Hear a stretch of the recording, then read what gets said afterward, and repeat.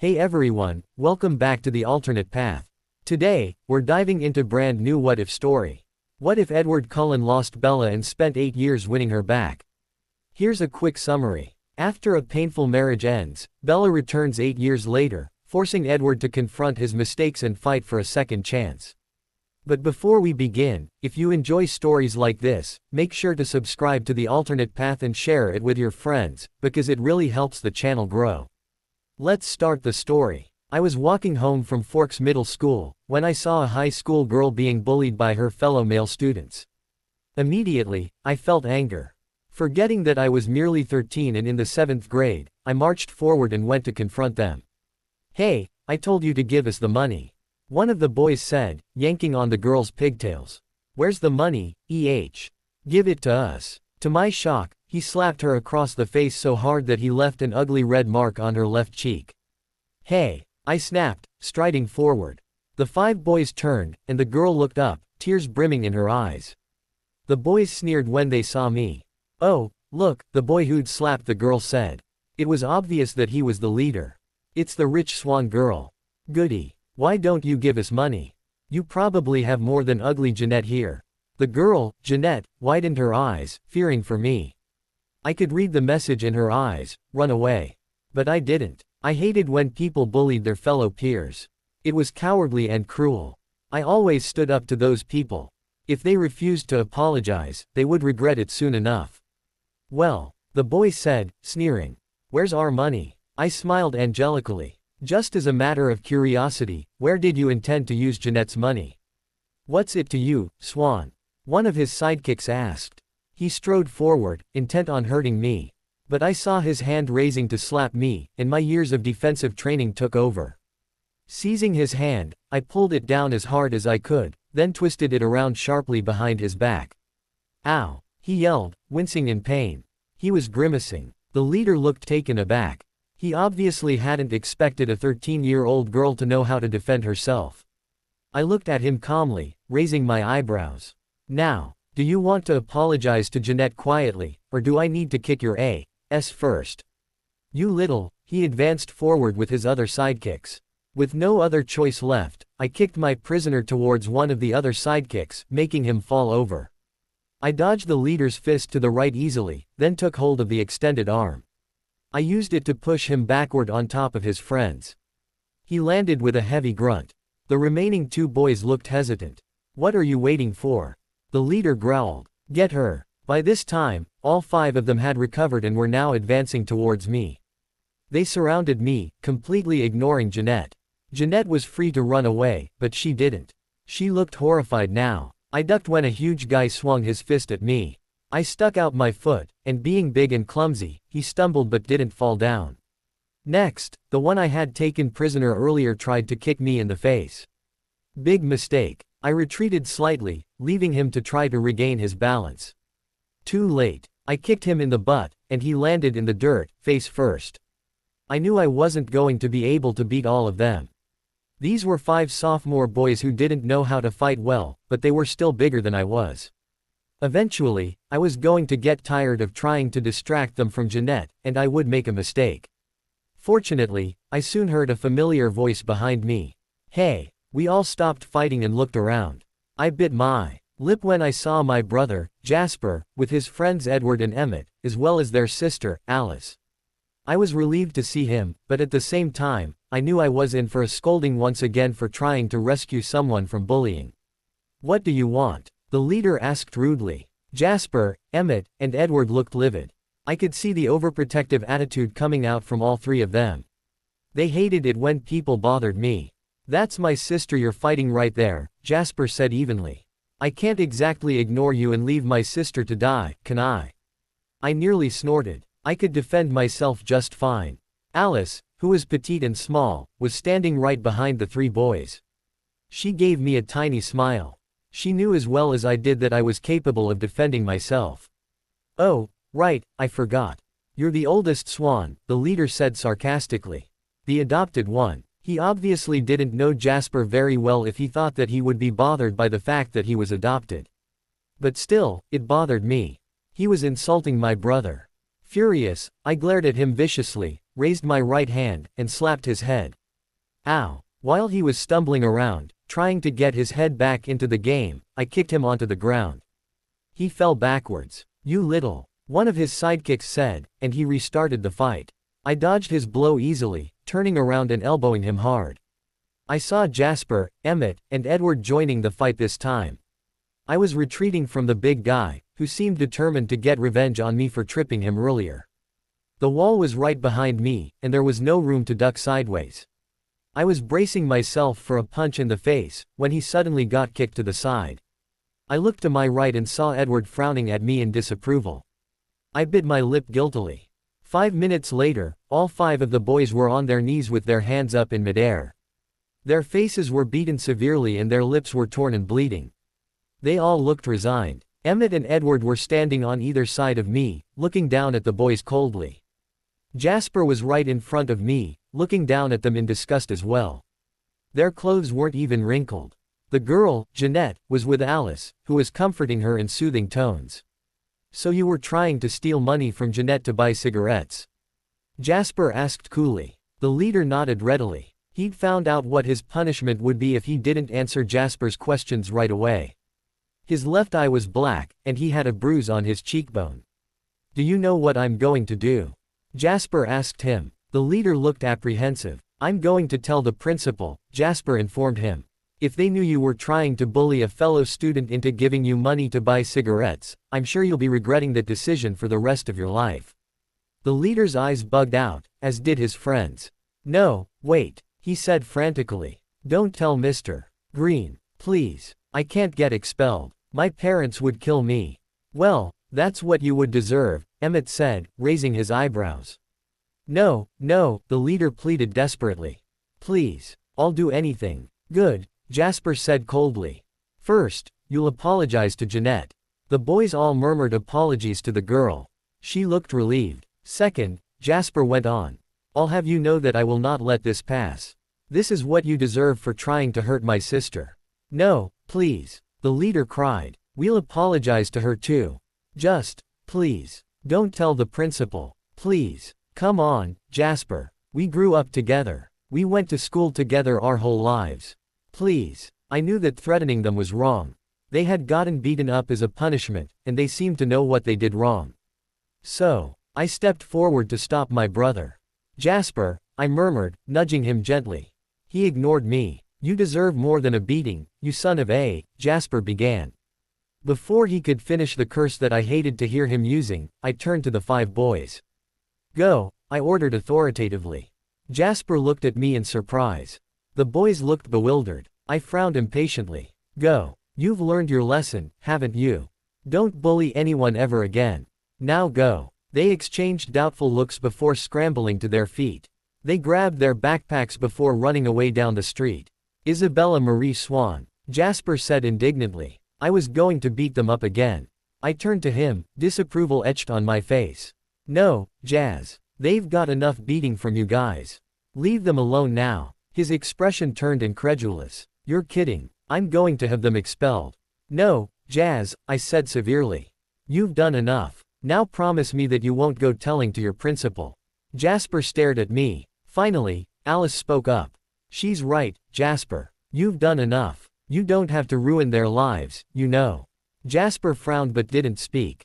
Emmett and Edward looked dissatisfied as well, but they didn't say anything. "Are you okay?" I asked the girl. Jeanette nodded. "Thanks for saving me. I thought I was going to die." She smiled. "You know, for a 7th grader, you've got guts." She picked up her backpack, then waved bye towards Alice and the others. "I'll see you guys tomorrow." She started her way down the street, leaving us alone. "Which reminds me," Jasper said sternly, turning to me. "What do you think you were doing all by yourself, young lady?" I bit my lip. Jasper placed his hands on his hips. "I thought I told you not to stand up to people bigger than you anymore. Especially not boys. Those guys could have beaten you up, Bella. What were you thinking? But they were going to hurt her." I defended myself. "Do you expect me to just walk away? You know I can't do that, Jazz." Jasper opened his mouth to retort, then closed it again. He glanced at Emmett and Edward, who looked amused now. "Ah, Come on, Jasper, Emmett said, striding forward and placing a hand on my shoulder. You know what kind of a person Bella is. She can't stand to see injustice. Cut her some slack. You have to admit, that was pretty brave of her. He turned to me. You did well today, Bella. I grinned. Thanks, Em. Jasper frowned at me. Getting into a fight is not something you should get complimented on, Isabella. I stuck my tongue out at him, then hid behind Emmett's huge body. Edward and Alice laughed at my immaturity. Jasper sighed. Oh, Bella, what am I going to do with you? I peeked out. You're not mad. He picked up my backpack, which I'd abandoned to fight the boys. He slung it over his shoulder before walking away alone towards our house. I glanced up at Emmett, worried. He smiled down at me warmly and reassuringly. I looked at Alice. She grinned at me. My eyes flickered to Edward. He was the only one with the same expression as Jasper. He merely stared at me with unreadable eyes. The way he looked at me was making me uncomfortable. He'd been looking at me strangely lately. I'd had a crush on Edward ever since I was young. I still liked him, but the way he studied me intently made me want to look down and blush, unlike the way I'd acted around him before. Emmett, Alice, and Edward Cullen were extremely close siblings. The Cullens in my family, the Swans, had been friends forever. We'd all grown up together, and we were extremely close. Our fathers, Carlisle and Charlie, were successful businessmen, owners of the biggest corporations in the world. Being rich did have its limits, though. Carlisle and Charlie were both in New York, working, while we were stuck here in this small town of Forks, Washington, going to school and entertaining our mothers, Renee and Esme. Emmett was now a senior, finishing up his high school education. Alice and Jasper were both juniors, and were struggling along with schoolwork. Edward was a freshman in high school, while I was the only one stuck in middle school, making me frustrated and impatient to grow up. Come on, Bells, Emmett said, taking my hand. Let's get you home. Do you think he's mad? I asked anxiously as we approached our house. No, Alice and Emmett chorused. Even if he acts stoic like that, we know he's really proud of you, Bella, Alice said. Because we're proud of you too. You did great today. I grinned. Thanks, Alice. She smiled. But if you keep doing this, I think you're really going to kill Jasper someday. I sighed. I know. Hey, guys, Renee, my mother, greeted us at the door. Why is Jasper like that? Did something happen? Of course not, Renee, Edward sighed, lying easily. He was good at that. Nothing like that. It was just a long day for all of us. He flashed her a reassuring grin. Renee smiled. That's too bad. He's upstairs, starting homework. Maybe you'd like to join him, Alice. She winked at her, making her blush. Sure, Renee, Alice said, embarrassed. She disappeared upstairs. I grinned. I knew that Alice and Jasper had liked each other ever since we were young. Neither of them would admit it, so we were always frustrated when we saw them hesitating to make a move. How's Esme? Renee asked Emmett and Edward. She's fine, Emmett answered. She's missing Carlisle, but, he shrugged. What can she do? He's a businessman, and is required to live in New York alone for work. What about you, Renee? Edward asked softly. Have you heard from Charlie? Her face fell, and she sighed. He's busy, I suppose. Being a businessman is no joke. She shook off her morose expression before smiling pleasantly again. Why don't you kids go upstairs and start your homework? I'll bring you something to eat. She disappeared into the kitchen. We trudged upstairs. I saw my backpack in front of my door. Jasper must have dropped it off. See you later, I said before disappearing inside my room. See ya, kid, Emmett said easily. Edward smiled at me wistfully before following his older brother into Jasper's room. And as I closed the door, I couldn't help wondering what made him smile like that. Jazzy? I asked, peeking inside the room. Emmett, Edward, Jasper, and Alice were all on their stomach on large floor of Jasper's huge room, with textbooks spread out in front of them and scribbling away. I could tell half of those books belonged to Alice and Jasper, who had so much homework these days. I felt bad asking my brother for help when he obviously was very busy. Still, Jasper looked up when he heard me calling him.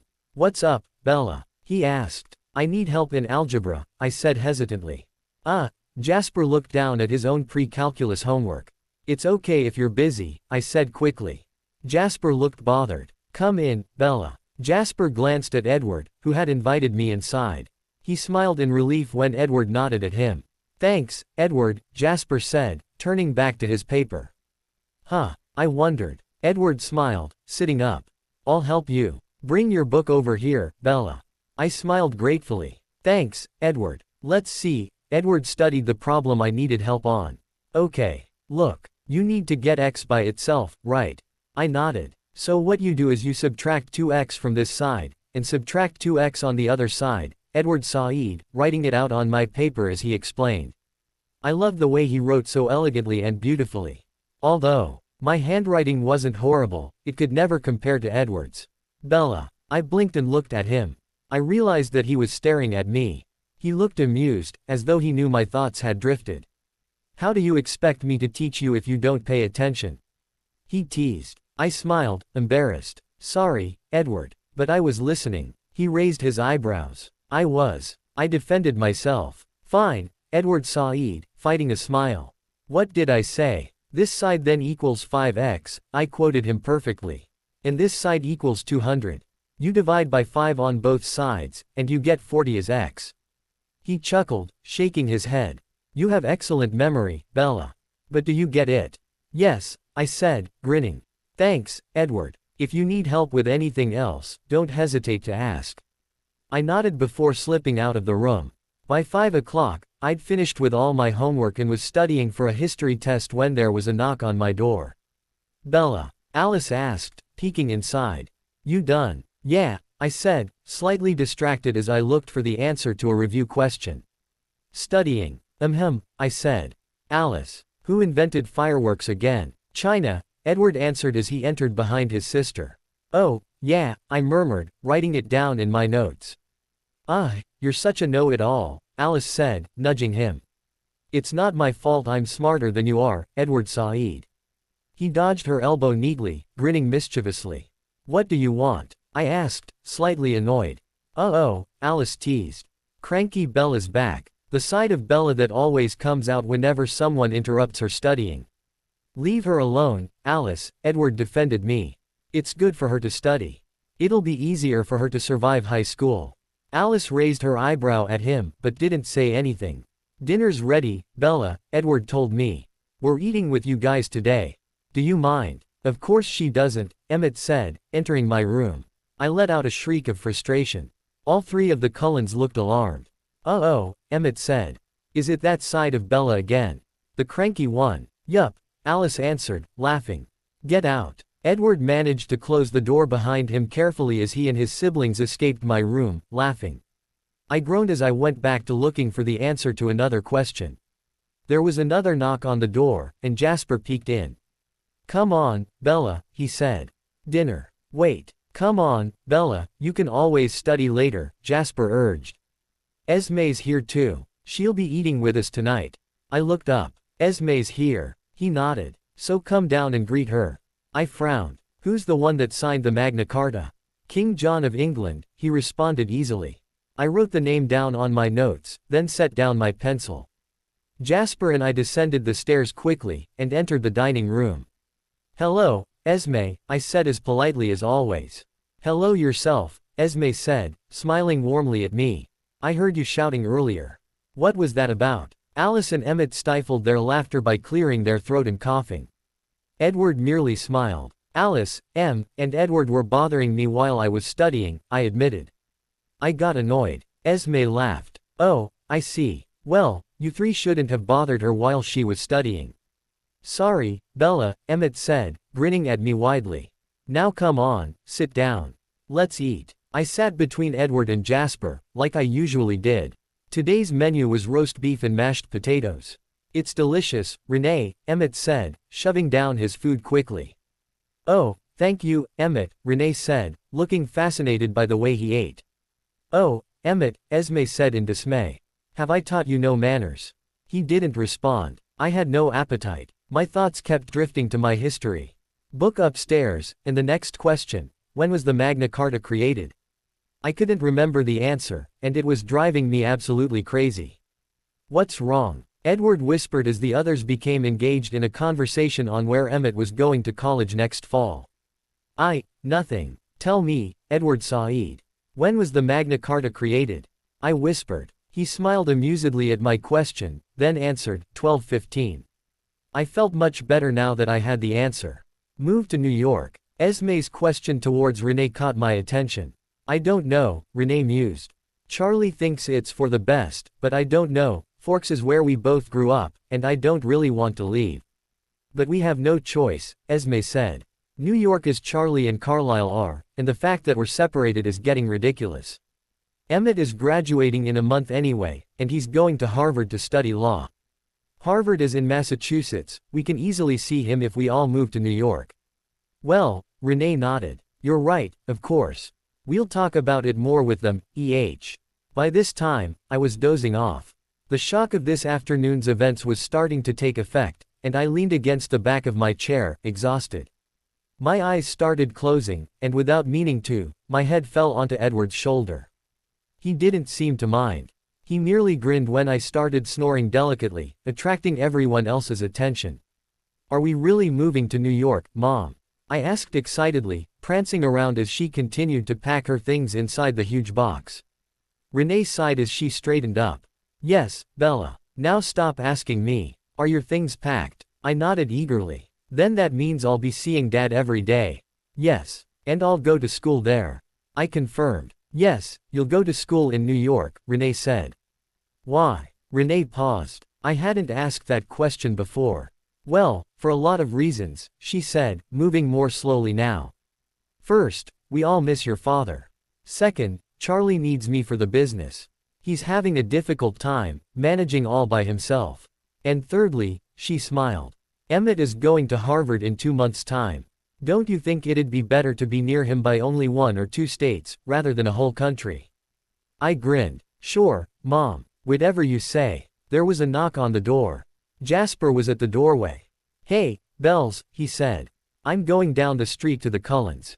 Do you want to come? Maybe Alice needs help with packing or something. Sure, Jazz, I said. Good, Renee said, relieved. I'll get more done with you two out of the house.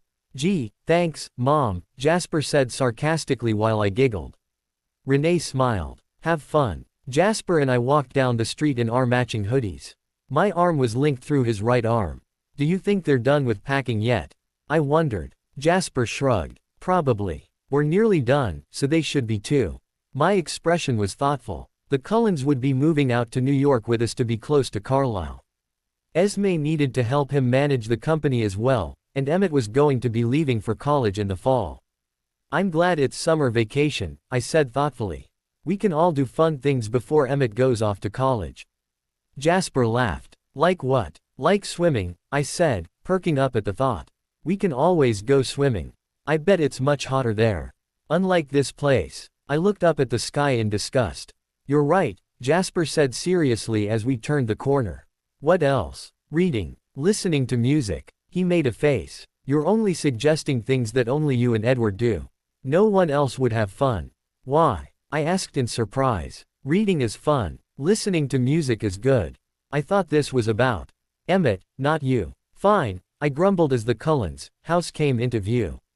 I'll kick M's ass on video games. Jasper laughed again. Hi, guys, Emmett greeted us. Brother-sister talk. He'd noticed my arm linked through Jasper's. I only did that when we were having thoughtful conversations. Sure, Jasper said, grinning. You guys done packing yet? Soon, Emmett mumbled. I'm done, and Alice is done, and Esme is nearly done, but you know Edward has tons of CDs and DVDs. And books. Always books. Why don't you go help him, Bella? Jasper asked suddenly. I frowned. Why? Emmett studied Jasper's abruptly mischievous face, then chimed in. That's a good idea. Go help him, Bells. I'm sure he'd like that.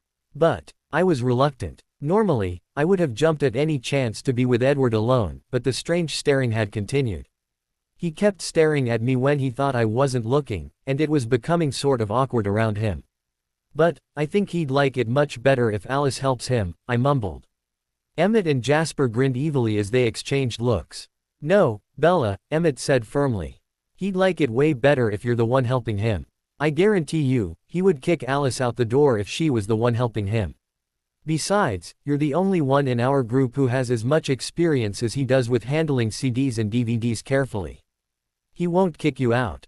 Well, I've tried, Alice said, joining us. He totally kicked me out the door when I nearly dropped his Debussy collection. Emmett and Jasper gave me a "I told you so" look. Alice grinned, already in on the plan. Fine, I grumbled, stomping inside. I could heard them sniggering behind me. I sighed as I climbed the stairs. I was in for another silent and awkward hour with Edward. It hadn't been so difficult when we were younger. But now that we were in that awkward phase of puberty, it was becoming increasingly harder to talk to each other without embarrassing ourselves. "Hi, Esme," I greeted her when I bumped into her on the second floor. "Oh, hello, Bella," Esme said warmly. "Are you and Jasper already done with packing?" "Yes," I said, nodding. "We came over to see how you were doing. Em and Jazz and Alice want me to help Edward pack." Esme looked bemused, and then comprehension dawned on her face. She knew something I didn't. "Oh, I see," she said knowingly. "Okay. Go ahead." I frowned in confusion when she walked past me to go downstairs. Sighing, I approached Edward's bedroom and knocked on the door. "Come in," he called. I opened the door and peeked in. His normally neat bedroom was now a mess. Boxes were everywhere, and books were stacked untidily near the bookcase. His clothes were already packed into his suitcases. The only things that weren't packed yet were his precious belongings of CDs, DVDs, and books. Edward looked up. "Bella." "Hi," I said nervously. Em and Jazz wanted me to come up here to help you. Alice told us that you kicked her out." Edward smiled. "Yeah, I did. She nearly dropped my Debussy collections. You can start where she left off." He pointed to the huge stack of CDs that were still sitting on the bookshelves. Relieved, I dragged an empty box near me and started packing his CDs inside. We worked in silence for a few minutes before he spoke. "So, you excited?" he asked, smiling as he taped one of the boxes. I smiled too. "Yeah, I miss Dad. But it'll be different," Edward pointed out. "You're going to have to make new friends. You're not worried about that?" I shrugged. "Not really. Besides, who cares if I can't make any friends? I still have you guys." "True." I closed the box and taped it. "Aren't you feeling sad? You won't be able to see Emmett for a while once he goes off to college." Edward shrugged. "It'll be nice to have control over the TV for a change." I laughed. "You hardly watch TV." "Only because Em hogs it all the time." I shook my head. "I know you're just saying that." "Oh, yeah?" Edward asked, his eyebrows raised. His smile looked playful. "Yeah," I retorted, now stacking his books into another box. "I know you, Edward. You're going to be pining for Em every night." He laughed. "As if." I sighed. "I'm going to miss him." Edward glanced at me. "Did you ever think about Alice and Jasper? We're only going to be seeing them for another year before they go off to college as well." I made a face. "Don't remind me. We still have another year. And then, you'll be all alone when I'm gone too." I bit my lip, now silent. Edward studied my reaction before grinning. "You're going to miss me, huh?" he teased. "Of course not," I said defensively. Sometimes, it felt like he was reading my mind. He saw through me easily. I bet he already knew that I liked him. But it was probably because we'd been together for a long time. "Somebody's getting defensive," Edward sighed, laughing. "Shut up," I mumbled. "It's just the thought of being all alone once Alice and Jasper are gone." His smile faded slightly. "You won't be alone, Bella," he promised. "I'll be here." I peeked at him. "Promise." "I promise." "Promise what?" Emmett asked, entering the room. "Promise to get married." He smiled mischievously. Edward rolled his eyes. "What are you doing here? If you're here to help me, then you might as well get out. You're just going to end up crashing all my CDs. You don't seem to mind having Bella here to help you," Emmett noticed. "No, because, unlike some people, she's careful." "Ooh la la," Alice teased as she entered after her oldest brother. "Looks like Edward likes having you around, Bella." Edward turned red. He turned away so that I couldn't see. "Shut up," he muttered. His siblings laughed. "Well, at least you got some of it done with Bella here," Alice snorted. "You do know we sent her up here on purpose. You'd never have gotten it done if you'd worked alone." "I know," Edward sighed, his face back to normal already. "Thanks for helping me, Bella." "Ah," Emmett muttered. Did you guys notice a certain feeling in the air ever since we were in elementary school? What feeling? I asked, sealing up the box. The feeling of love, Emmett said, mockingly dreamy. There are two possible couples in this group. Anyone notice that? He laughed as he dodged the pillows that were thrown in his way. Shut up. Alice and Edward chorused, both of them red. Jasper and I were blushing too. I couldn't stay here any longer. I'm going to go see if Esme needs any help, I muttered before escaping out the door. I could hear them calling after me and teasing, but I ignored them. I wasn't going back in there after they'd teased me about liking Edward. Emmett, Alice, and Jasper all knew that I'd had a crush on Edward ever since I was young. They were always teasing me for it, but I thought it wasn't very fair to him. After all, I was the only who liked him. It wasn't he who liked me. The thought was depressing. I was pretty pathetic for looking at one boy for years when he obviously didn't like me more than a friend or a sister. Esme, I asked, arriving in the kitchen. Do you need help? Esme turned around in surprise. She'd been wrapping glasses in newspaper to protect them before packing them. Are you done helping him already, Bella? I smiled sheepishly as I began tearing off the newspapers and handing them to her. Not really. They were teasing me, so I escaped. Esme chuckled. About what? I turned red. Nothing. The way Esme fought back a smile told me that she knew exactly what they'd been teasing me about. 4 years later. I had been dreading today for months. Starting from today, I was officially a loner. It was bad enough that Emmett had left, and then Alice and Jasper. Now, Edward was graduating from high school, leaving me as a junior this coming fall. I recalled Edward's promise that he'd made me so many years ago, in his room. He's promised that I wouldn't be alone once Alice and Jasper had gone. But now, he was breaking that promise. He was leaving himself. There was a loud pounding on my bedroom door. Are you done yet, Bella? Jasper called. It was summer vacation once more, and Emmett, Alice, and Jasper had come home from college about a week ago. Normally, they would have stayed at their own respective colleges even for summer vacation, studying, but they'd come especially for Edward's graduation. Nearly, I said, my voice cracking. Go away. Are you crying, Isabella? Jasper sounded appalled. No, I'm mad, I snapped. Now go away. The others knew exactly why I was mad. They thought it was extremely amusing that I considered myself a loner now, but I didn't find it very funny. Edward had laughed for a whole 10 minutes when I accused him of breaking his promise yesterday. I heard Jasper stomping away. I knew that he hated wearing suits for special occasions. He hated dressing up almost as much as I did. I looked at my reflection in the long mirror. I was wearing a white summer dress with matching flats. My hair was up in a ponytail as usual. I never decorated my hair. I didn't see what the point was. I always pulled it up into a ponytail when I went to school. Everything was perfect except for my expression. My lips were out in a pout, and I was frowning slightly. I tried to smile. I made a face when it came out as a grimace. Giving up, I picked up my bouquet for Edward and exited my bedroom. I trudged downstairs and found my parents, Charlie and Renee, as well as Jasper, waiting for me impatiently. What took you so long? Charlie grumbled. Dad, I said, grinning, staring at his tuxedo. You look nice. We're leaving for Japan right after the graduation, Renee informed us. We won't be back until next week. Okay. I nodded. Okay. So I'm stuck with Jazz for a whole week then.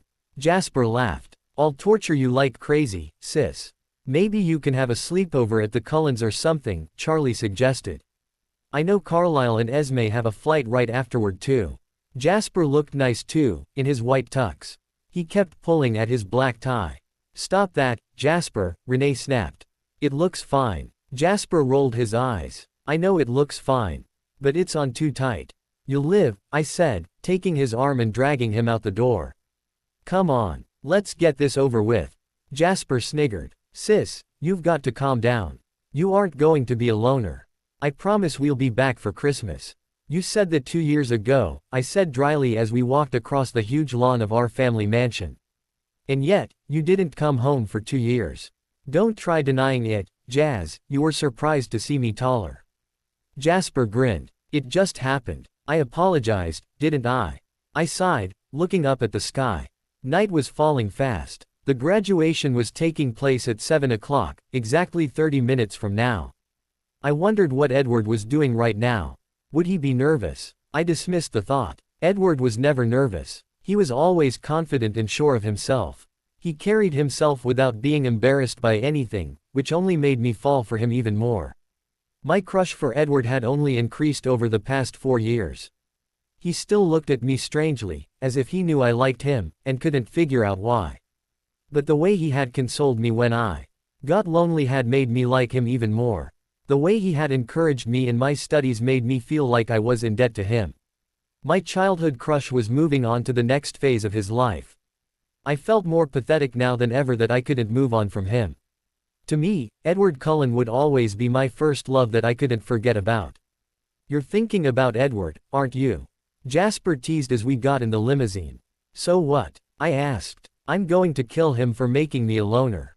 He laughed. I don't think that's what you were thinking about.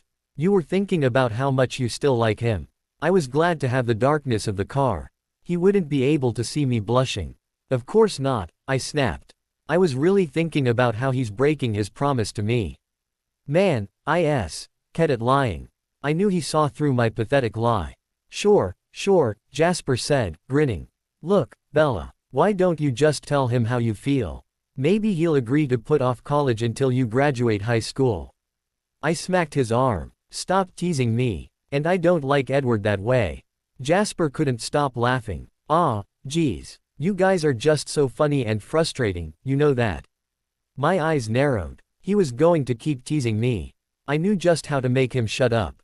So did you tell Alice yet? I asked innocently. He stopped laughing abruptly. What do you mean? He sounded nervous. Did you tell her that you love her? Jasper's eyes widened. What are you talking about? That's ridiculous. I smiled smugly. Yeah, if it's not true, then you don't mind if I tell Alice as a joke, do you? I'm sure she'll totally faint over what I tell her about you. Don't you dare, Isabella Marie Swan. Jasper said, panicking. If you tell her, I swear, I'm going to. If you don't want me to say anything to her, stop teasing me about Edward, I advised. Deal, Jasper agreed. He paused, then grinned again. But I notice that you don't deny it anymore, Bells. I sighed. You know anyways. What's the point of trying to hide it? He nodded. True. I notice that you don't deny it either, Jazzy. He pursed his lips. Like you said, what's the point? I nodded. True. We glanced at each other, then burst into laughter. When Charlie and Renee slid inside, we were still laughing uncontrollably. What is going on? Renee asked, staring. We merely shook our heads, trying to stop. All right, Johnny, Charlie sighed. Let's go. Johnny, our limo driver, grinned at us through the rearview mirror before starting the car. Will certainly be a day we will never forget, Edward Said, wrapping up his speech. He was the senior class valedictorian this year. It wasn't surprising, seeing how he was the smartest in the whole school. We will never forget what this school has done for us, he continued. Though we are letting go of this part of our lives and moving on to embrace the future, we will never forget. Thank you, Southview, for helping us create the very best part of our lives. And now, it is my greatest pleasure to present you, the senior class of 2002. As he finished his speech and the whole senior class stood up from their chairs, the large audience clapped like crazy as they got to their feet, whooping and whistling as they cheered for the valedictorian. I was among the cheering crowd, with Alice and Emmett on either side of me. I looked at them as I clapped. They looked so pleased and proud of their brother for achieving so much. I smiled sadly as I watched the seniors take off their cap and throwing it into the air. I saw Edward grinning happily, looking much more relaxed as he exchanged congratulations with his friends. He seemed relieved that everything was over. I realized that we were all growing up. Emmett, Alice, and Jasper were already adults, studying to have some guarantee of their future. And Edward was all grown up now too. It was safe to say that I was a junior in high school, although summer had just started.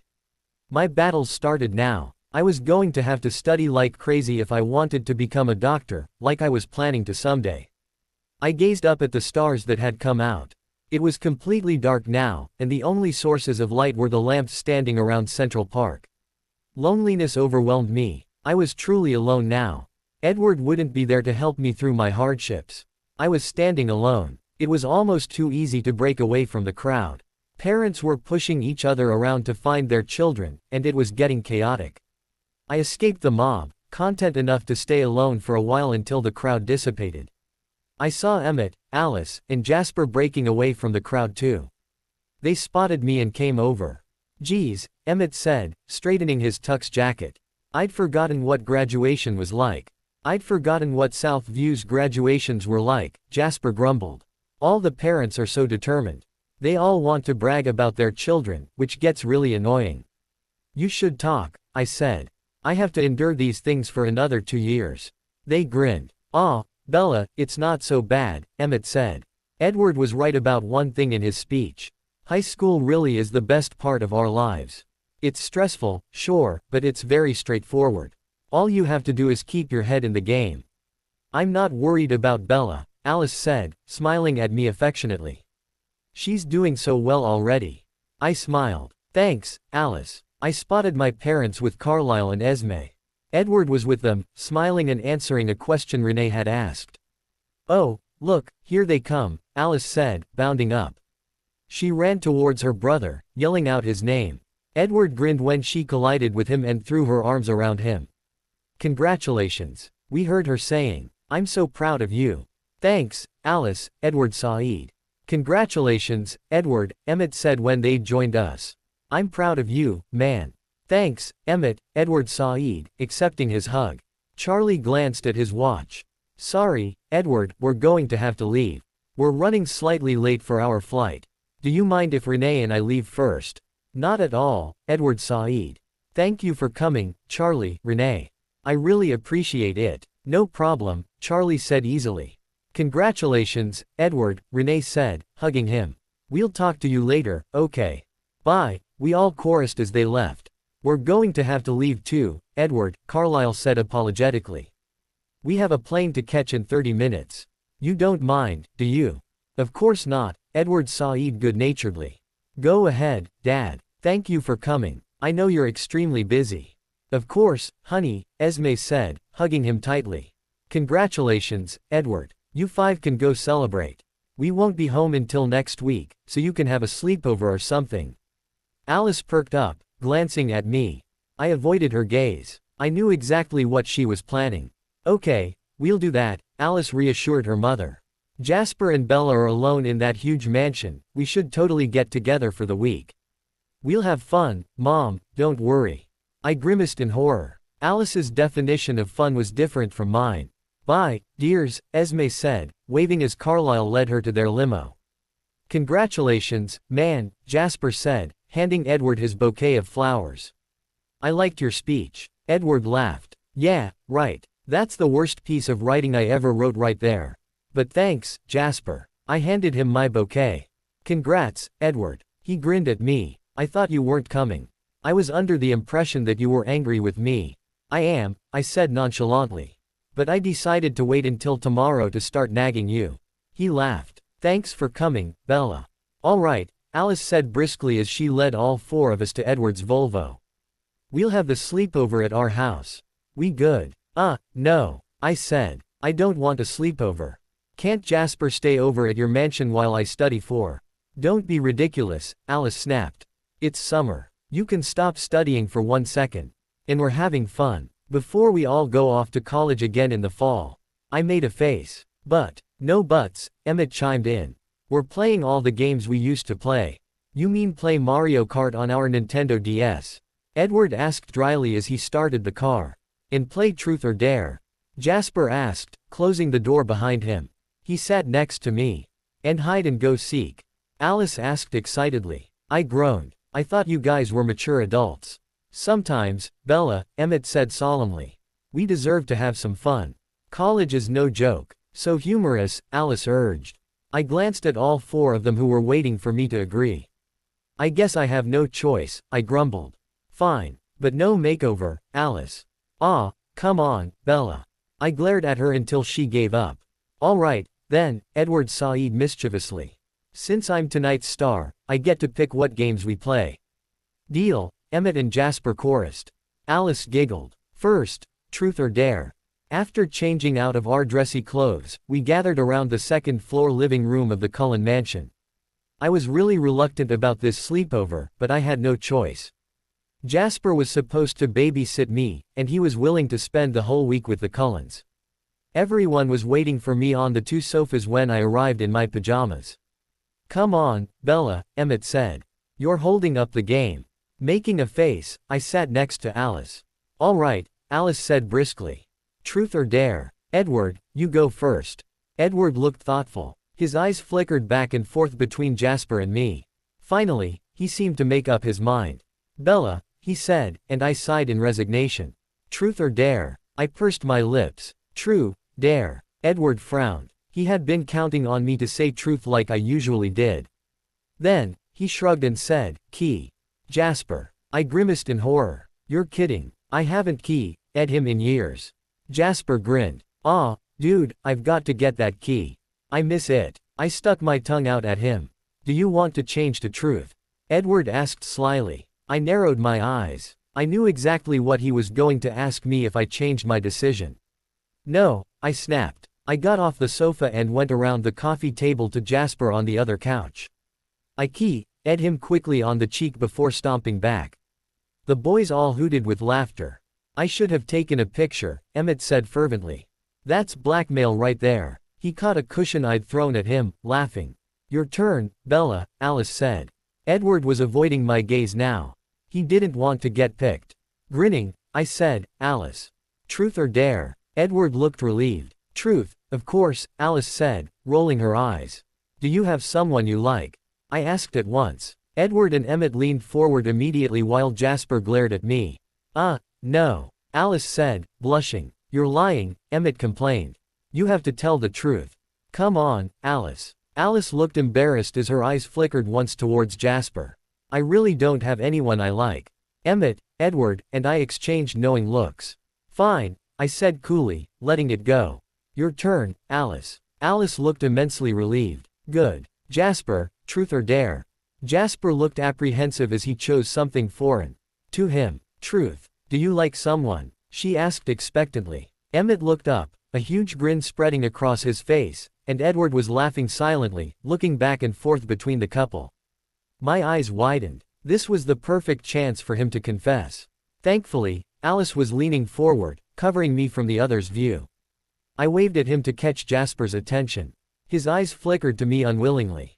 "Tell her," I mouthed frantically. "Now. Right now. Tell her now." Jasper looked terrified. "Not really." I exhaled sharply, incredulous.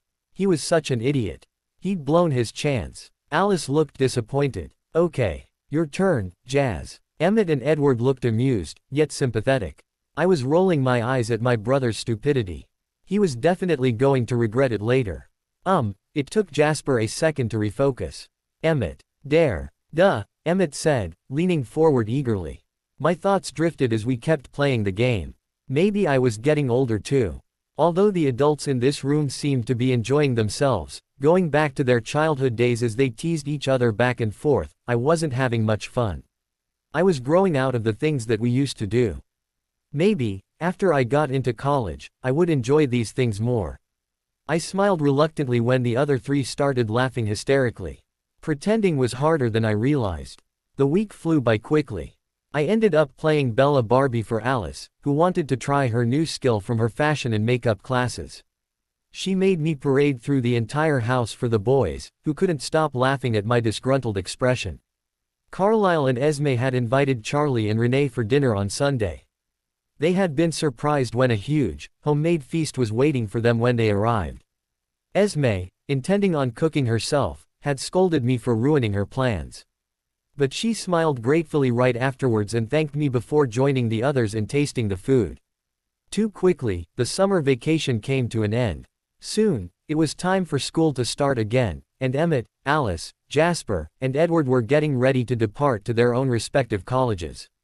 I was extremely cranky on the last day of summer vacation. While I was stuck in school tomorrow, the others were leaving to go back to their colleges. All through dinner, I was silent, merely picking at my food. I was trying not to think about being alone for who knew how long. Once they left, I didn't know when they were coming back to see me again. Our parents all seemed to feel the same way as I did, though they did their best not to show it. So, Edward, Charlie said conversationally. Harvard, Congratulations. Edward smiled. Thank you, Charlie. You must be so proud, Carlisle, Esme, Renee chimed in. First, Emmett, and now, even Edward's going to Harvard. That's great. Yes, well, Carlisle said. I wish one of them would have followed my footsteps and chosen medicine as their future, but, of course, they chose law instead. But he was grinning. He and Esme were in a good mood tonight, despite the fact that all of their children were going to be gone now. I still don't know how you can manage being a gynecologist and a businessman, Renee said. Of course, being brilliant, I bet it's not so hard, Carlisle. I'm flattered, Carlisle said, laughing. All the adults started laughing while I grimaced, not finding anything funny. Alice glanced at me suddenly as if she'd just remembered that I was there. She smiled sympathetically. From the corner of my eye, I saw her nudging Edward and Jasper, who were sitting on either side of her, and nodding towards me. I ignored her. Jasper glanced at me briefly before looking away, but Edward's gaze lingered on me for a long time. So, Alice, Renee said. Esme told me that you're thinking of going abroad to study. Oh, yes, Alice said, perking up. I was thinking maybe Paris. After all the famous designers were French. She sighed dreamily. Someday, I'm going to succeed in making my own brand. People from all over the world will know who I am. Emmett sniggered. Yeah, Alice. Good luck. Alice frowned at him. Wanna put your money where your big mouth is, Em? Emmett looked up from his plate. You're on 50. Well, let me see now, Charlie said mischievously, jumping into the bed eagerly. It'll be a few years before you succeed, Alice. If you truly think you're going to be successful, why don't you bet higher? Oh, Charlie, Renee chided. Stop encouraging the young folks. You're trying to live through them. Well, I might as well, Charlie said, chuckling. Carlisle smiled. That's a good idea. Since this is for a good purpose, I'm sure Esme will approve as well. What do you think, dear? Go ahead, Esme said easily. If it regards your futures, I have no problem with that. Fine, Emmett said. 100,000. Alice was smug. What's wrong with $1 million? Emmett looked surprised. You're quite sure of yourself, sis. I just know I'm going to succeed, Alice insisted. I can't explain it. It's like, I feel like I can see my own future. Edward choked on his sip of water. Alice looked cross. If you don't believe me, bet 1 million. You, too, Edward. I'll show you guys. Fine, Emmett said. You're on. You in, Edward. Edward shrugged, smiling good-naturedly. Why not? Where do you guys see yourself in 10 years? Carlisle asked suddenly. The room became silent as everyone thought. I see myself as the most successful businessman in the whole wide world, Charlie said.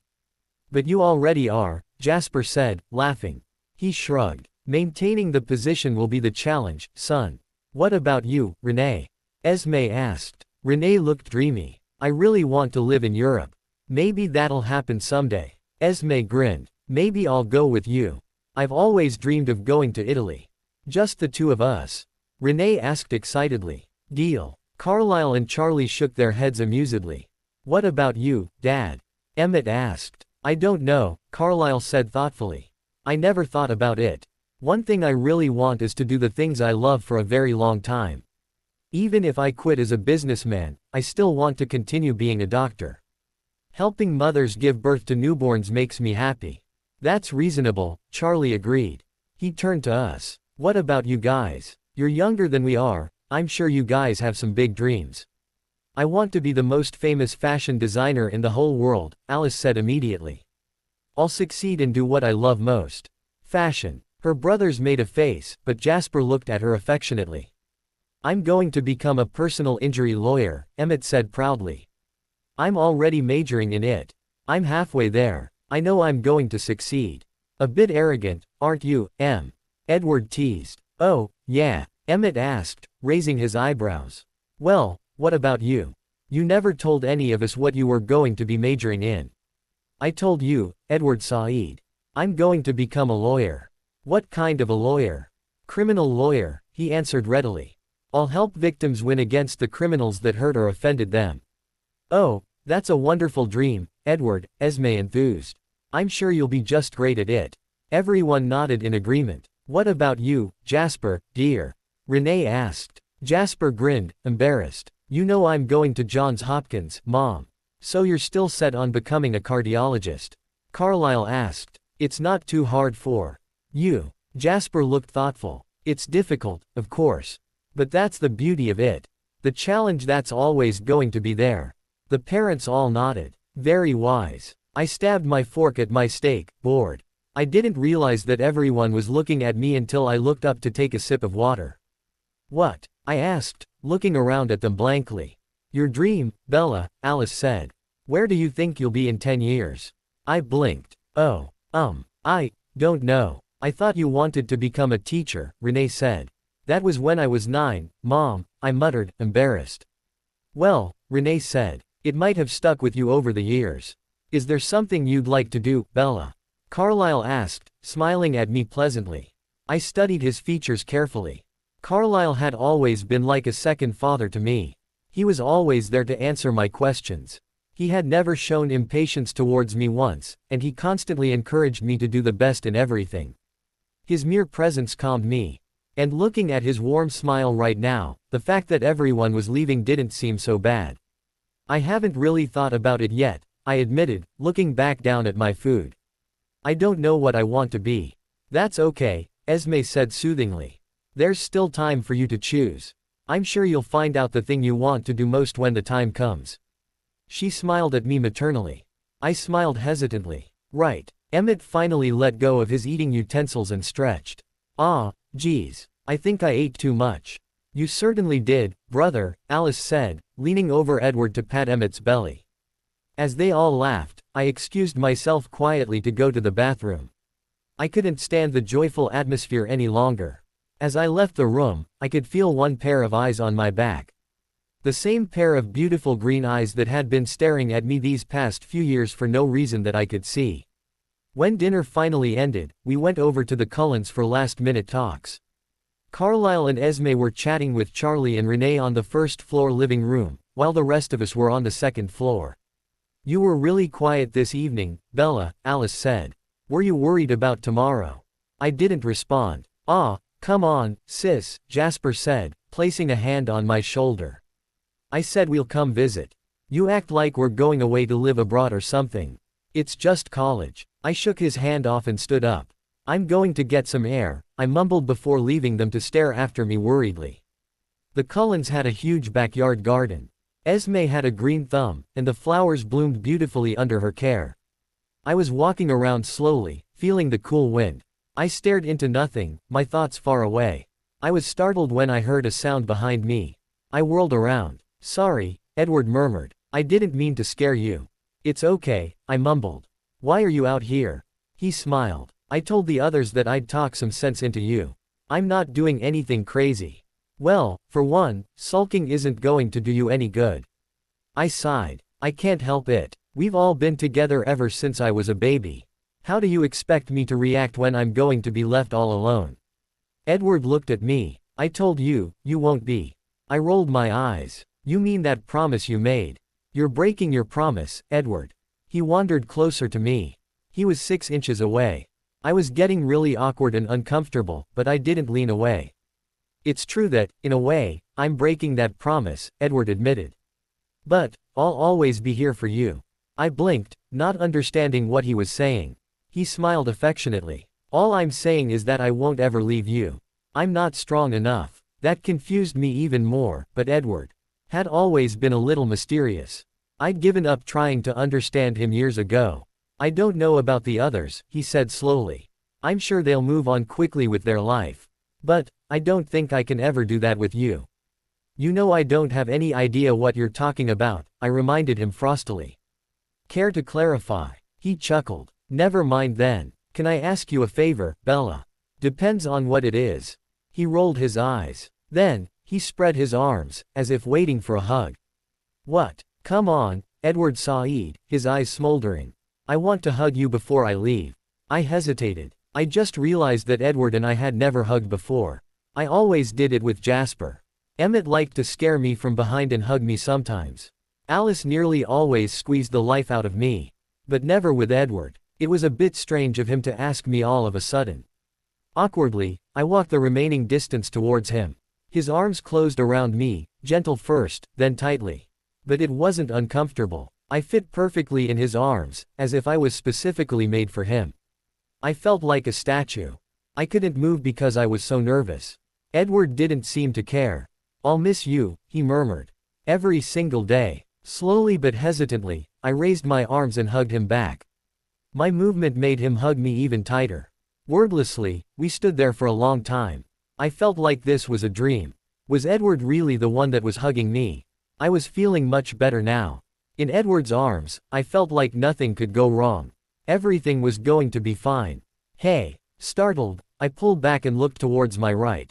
Edward, upon seeing whom it was, looked annoyed. "What are you two doing?" Emmett asked suspiciously. I could tell that I was blushing like crazy. "Hugging," Edward answered promptly without a trace of embarrassment. Emmett stared at him. Right. Edward glanced at me, his eyes amused now. I didn't meet his gaze. "Well, come on inside," Emmett said, retreating slowly, his eyes flickering back and forth between us. "Esme's made us a midnight snack." And he disappeared from view. "Come on," Edward sighed, taking my hand easily and dragging me away. I trailed him, bewildered. I couldn't help noticing the electric light current caused by our contact. It was making me dazed. The only thing I could think about was his warm hand in my cold ones that was making my palm tingle. 2 years later, I was getting really annoyed. What part of "we're over" did this guy not understand? Mike Newton kept babbling on about why we should be back together again as he drove me home. I'd told him that I'd drive myself home, but he'd insisted. And how could I say no when he looked at me so pleadingly? I'd felt so bad when I dumped him 3 weeks ago. The shock on his face. We'd just finished the last day of school before spring break. We were both seniors now, currently wrapping up our high school education. There was a reason why I was so excited about spring break this year. Emmett, Alice, Edward, and Jasper were all coming home for the next 2 weeks. They hadn't been able to get time off last year. I hadn't seen them in 2 years, and I was excited to spend some time with them. Of course, Alice had gone to Paris to study fashion abroad. She was totally into the fashion that she claimed to have forgotten all about coming home. Finally, Esme convinced her to come home for the short spring break to spend some time with the family. The only obstacle in the way of my excitement was this annoying boy sitting right next to me. I merely glared out the windshield as he droned on and on. I'd stopped listening about 5 minutes ago because he'd been repeating the same reasons over and over. This was getting out of hand. I was going to cut ties with him today. I wasn't going to let him ruin my spring vacation. He parked in front of my huge family mansion. As always, he looked up with the lust in his eyes, which reminded me of one of the reasons why he'd asked me out 2 years ago. There was that crush he'd had on me ever since freshman year, but there was also the money and family background that was involved. Swan and Cullen corporations had grown over the past 2 years. They now held the position of one of the top 5 biggest companies in the whole world. Being the daughter of Swan Corp had its advantages, but it was frustrating when your boyfriend only wanted to date you for your money. "So, Bella," Mike said, resuming his reasoning as we walked through the black gates and into the garden. "I think it's unfair that you just dumped me without any reason at all. I think we should get back together again." We paused about 50 yards from the front door. I sighed exasperatedly. "I told you why I broke up with you, Mike. I have no intentions of continuing a relationship if my boyfriend wants me for my money." "That's a misunderstanding," Mike protested. "I don't know what kind of rumors you've been listening to, but..." "And the fact that you were cheating on me was a rumor too?" I asked coldly. "Remember, Mike, I caught you on a date with Jessica that day in Soho. Don't try to deny it." Mike was panicking. "You know Jessica's been pestering me to go on a date with her ever since we started going out. I just wanted to get her out of the way. And the fact that you were obviously flirting with her?" I asked, taking out my phone discreetly and hiding it in my hand. I interlocked my fingers behind my back and inclined my head, merely making it look as though I was questioning him sternly. But really, I was fiddling with my phone to text my brother. "It's a misunderstanding," Mike said. You probably heard wrong or something. Mike, I said. I know what I saw, and I know what I heard. You were saying you loved her and you were telling her the real reason why you were dating me. As I was speaking, I was texting Jasper to come out and help me.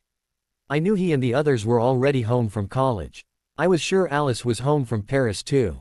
If he didn't come out and help me get rid of this guy soon, I was going to explode from frustration. I sent the message and hid my phone in my hand again before bringing my arms back around. I narrowed my eyes at Mike. Any more excuses? I asked coolly. Because I've got to go in now, and I want to be sure that you won't bother my spring break. Bella, give me another chance, Mike pleaded. I can't live without you. I took a deep breath, closing my eyes.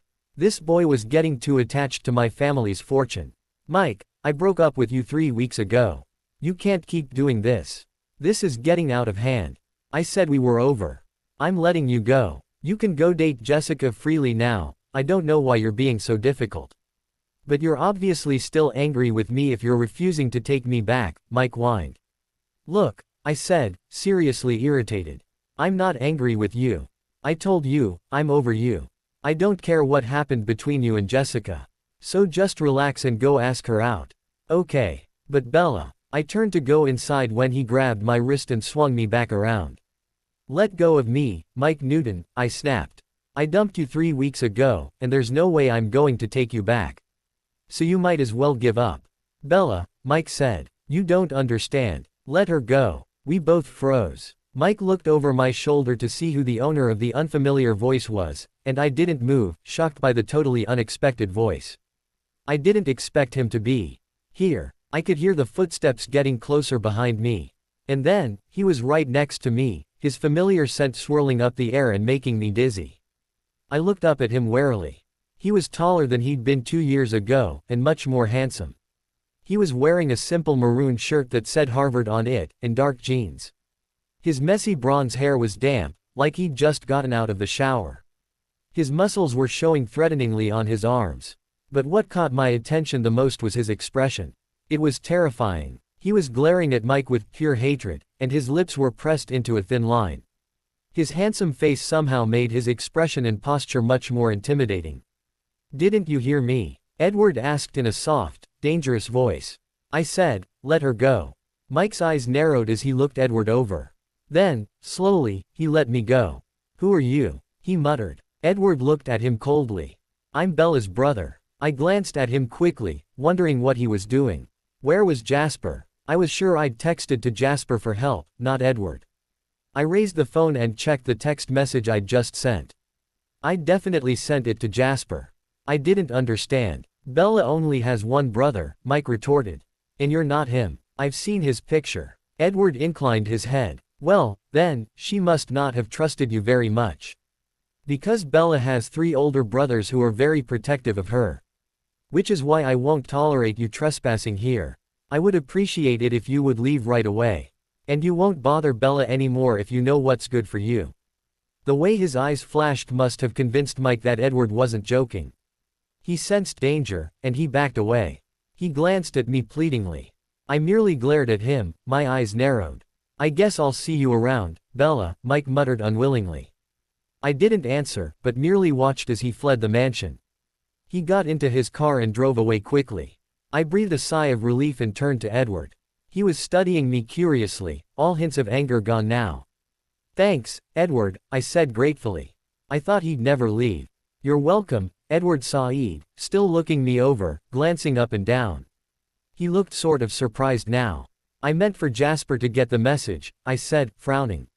He finally smiled. Jasper was in the shower. I took the message instead. You don't mind, do you? His beautiful green eyes smoldered.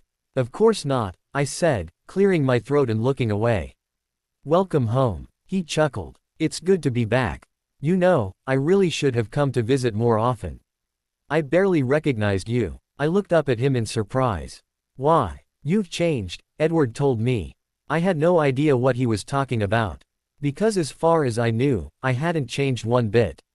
But before I could ask, he grinned widely and held out his arms.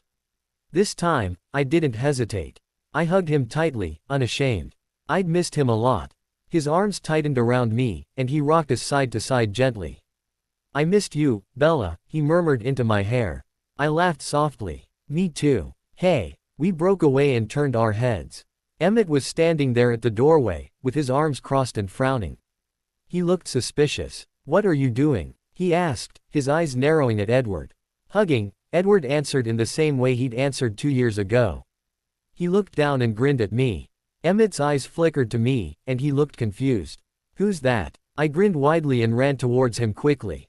He looked shocked when I threw my arms around him.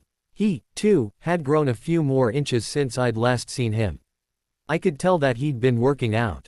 He was wearing the same shirt as Edward, though in white. Whoa. Hey, Emmett said, panicking. Who the hell are you? Frowning, I let go and looked up at him. What do you mean, who the hell am I? Emmett's eyes widened as he looked down at me. Then, hesitantly, he asked, Bella. Of course, who else? I snorted, backing up to see him better. Emmett's mouth dropped. You're kidding. What happened to that little kid that used to run around this place? I placed my hands on my hips and looked at him, mockingly indignant. Excuse me, when have I ever run around this place? Emmett laughed, still surprised. Geez, look what happens when you're not home for 2 years. You're a woman now, Bells. A woman. I blinked in confusion. Had I really changed that much? Emmett chuckled, ruffling my hair the way he used to do when we were younger. It's good to see you, kid. I grinned. You too, Em. Edward was right behind me again. I guess Esme was right, Em.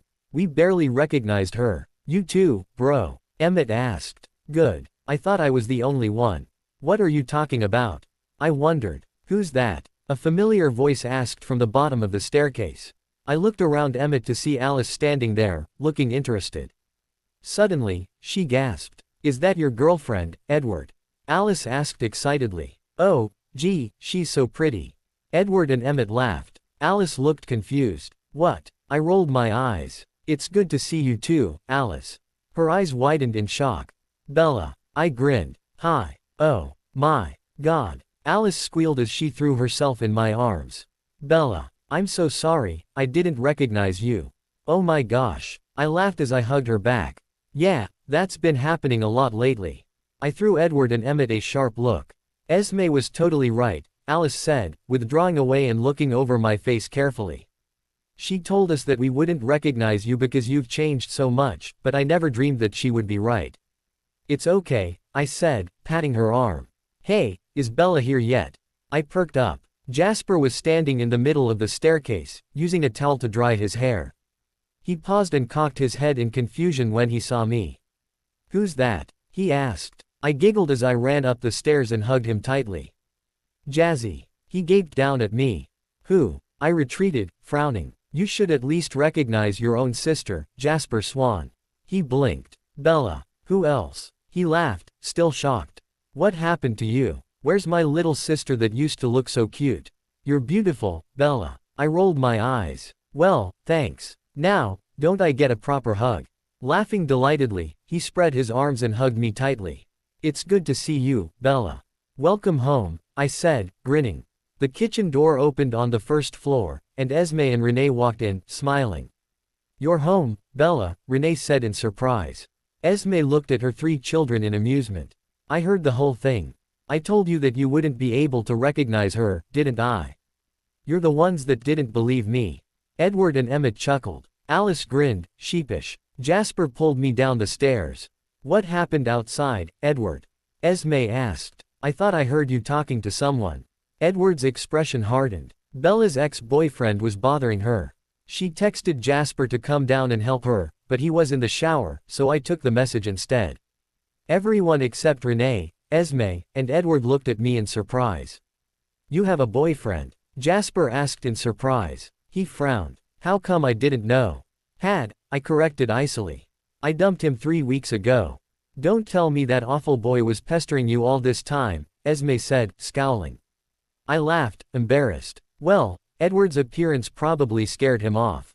Esme and Renee exchanged thoughtful looks. I knew that look. They were scheming something. But before I could ask, Esme changed the subject. So your spring break started, right, Bella? She asked. When I nodded, she said, that's great. The 5 of you can spend some time with each other. You haven't seen each other in years. I'll say, I said, scowling. You promised to come home for Christmas, Jasper. He chuckled. It just happened. Sorry, Bella. I perked up. I know. How about you all tell me about college? I'm sure you guys all have girlfriends, right? And Alice, you can tell me what happened in Paris. You must have a boyfriend now too, I fervently hoped that Edward didn't have someone, as my childhood crush hadn't disappeared. But still, acting nonchalant wouldn't give that fact away, would it? Alice said, blushing as she glanced at Jasper. I knew there was some juicy story involving this couple, so grinning evilly, I took both their hands and dragged them up the stairs. Emmett and Edward followed, laughing. Bella, Alice complained. Bella, Jasper protested. I pushed them down on a sofa next to each other and sat in the couch opposite to them. Spill. So you're together now, I shrieked. Oh, that's fantastic. Alice and Jasper smiled as they held hands. I can't believe it, I said, staring at them happily. How did you two manage that when Alice was in Paris? We confessed over the phone, of course, Alice answered. I wrinkled my nose. That wasn't very romantic. Since when were you a romanticist? Emmett teased. You're right, I said, laughing. I don't like love stories. But it's different with Alice and Jasper. Well, I'm happy for you two. Be good to each other. Thanks, Bella, Alice said, giggling. Jasper smiled, looking incredibly relieved at my wholehearted approval. What about you, Emmett? I asked. He shook his head, looking mockingly regretful. Nope, I'm still single. Who would take you? Alice joked. Hey, and you, Edward? Jasper asked. We haven't talked in months. A lot can happen in 6 months. Edward smiled. Single. Why? Alice asked, looking surprised. Yeah, Emmett chimed in. That's what I always ask him whenever I see him around the library at Harvard. He's like Prince Charming, and I'm telling you, all the girls follow him around, begging him for a date. He just cuts them off and refuse. What? Alice asked, incredulous. I bet there are a lot of pretty girls at Harvard. And they're all intelligent if they can get into an Ivy League. What's wrong with those girls? They're not my type, Edward sighed simply. I prefer brunettes. There were tons of brunettes that you refused to go out with, Edward, Emmett snorted. Brown eyes. They had brown eyes. They're all too tall. What is going on? Alice asked, her eyes narrowing. Do you have someone in mind, Edward Cullen? He smiled playfully. So what if I do? WHO. Emmett and Alice yelled at him. Edward actually jumped. He looked annoyed as he turned away to hide his grimace. Tell us, Alice demanded. We promise we won't tell the parents if you don't want us to. Do you really think I would tell you, nosy? Edward asked, rolling his eyes. I was frowning slightly. So he had someone that he liked. I felt pathetic again. Jasper was staring at the two of us, his eyes moving back and forth. Come on, Edward, Emmett urged. Spill. Is it someone I know? Is she from Harvard? Is she pretty? Is she smart? Is she studying law like we are? Edward stuck out his tongue at his siblings. Emmett and Alice looked frustrated. Oh, did I tell you about his ex-girlfriend? Emmett asked suddenly, as if he'd had a sudden thought. He was wearing a mischievous, knowing look on his face, like he had a hunch and wanted to confirm it. No, Alice said eagerly. Tell me. Edward frowned, his eyes flickering to me. Shut up, Emmett. Well, he dated her for, 3 months, Emmett said. They were pretty serious in my eyes. I've caught them together in his dorm when no one else was around. He has a single dorm room, so you can just imagine the possibilities. By this time, Alice had caught onto Emmett's little scheme. Jasper looked down, smiling. He knew too. Edward looked like he understood what his brother was doing as well, and he wasn't liking it. He kept glancing at me nervously. Oh, I see, Alice said, smiling evilly. So you still see her, Edward. Bring her over for dinner sometime. Edward glared at her. Stop it. Emmett and Alice both laughed. Why not? Emmett asked innocently. Ashley really was beautiful. Why did you break up with her? You know why, Edward snapped, his eyes narrowing. Why are you asking? I just want Alice and Bella and Jasper to hear it, of course, Emmett said in that same innocent tone. After all, they weren't there when it happened. Edward took a deep breath. She was getting too attached to me. There. Happy. Attached in what way? Emmett pressed. Edward looked like he could kill his brother any second. And I still didn't get what was really going on. Shut up, he said. Or I'll shut your mouth for you. Emmett shrugged. Fine, I found out what I wanted to know anyway. Edward shot his siblings a sour look. I swear I'm going to kill you guys someday. Alice trilled a long laugh. But it's so fun, teasing you. Edward laughed sarcastically. Bella, Jasper said suddenly. Will you go downstairs and find out if dinner's ready yet? Sure, Jasper, I said, confused by his sudden request. I rose and descended the stairs. I heard the others resume speaking, this time in much lower voices. Mom, Esme, I called as I entered the kitchen. Instead, I found Carlisle and Charlie talking in low voices as they chopped up vegetables for their wives. If the whole world saw that the most famous businessmen did normal things, they would totally laugh out loud. Oh, Bella, Charlie said, suddenly breaking off their conversation. Had a good day in school. Yeah, I said suspiciously. Why was everyone acting so strange? Bella, Carlisle greeted me, grinning. Hi, Carlisle, I said, smiling as I hopped onto the counter. When did you guys get home? A couple minutes ago, Charlie answered. The wives wanted us to chop this up while they went out to the market for some things. I realized that they were still wearing their suits. They'd merely taken off their suit jackets and rolled up their sleeves to do the chore. I stifled a laugh. I see. Jasper sent me down here to ask when dinner was going to be ready. Soon, Carlisle promised. Good, I'm starving, I said, hopping off. I turned to go back when Charlie called after me. There's a family meeting after dinner, he said. Go tell the others as well. Family meeting, I repeated. About what? You'll see, Charlie said mysteriously. He and Carlisle exchanged looks. The look they shared reminded me of Renee and Esme's exchange earlier. Okay, I said, before ascending the stairs again. What was going on? I paused when I heard the others' low voices. I didn't normally eavesdrop, but everyone's strange behavior was driving me crazy. I wanted to be in on something.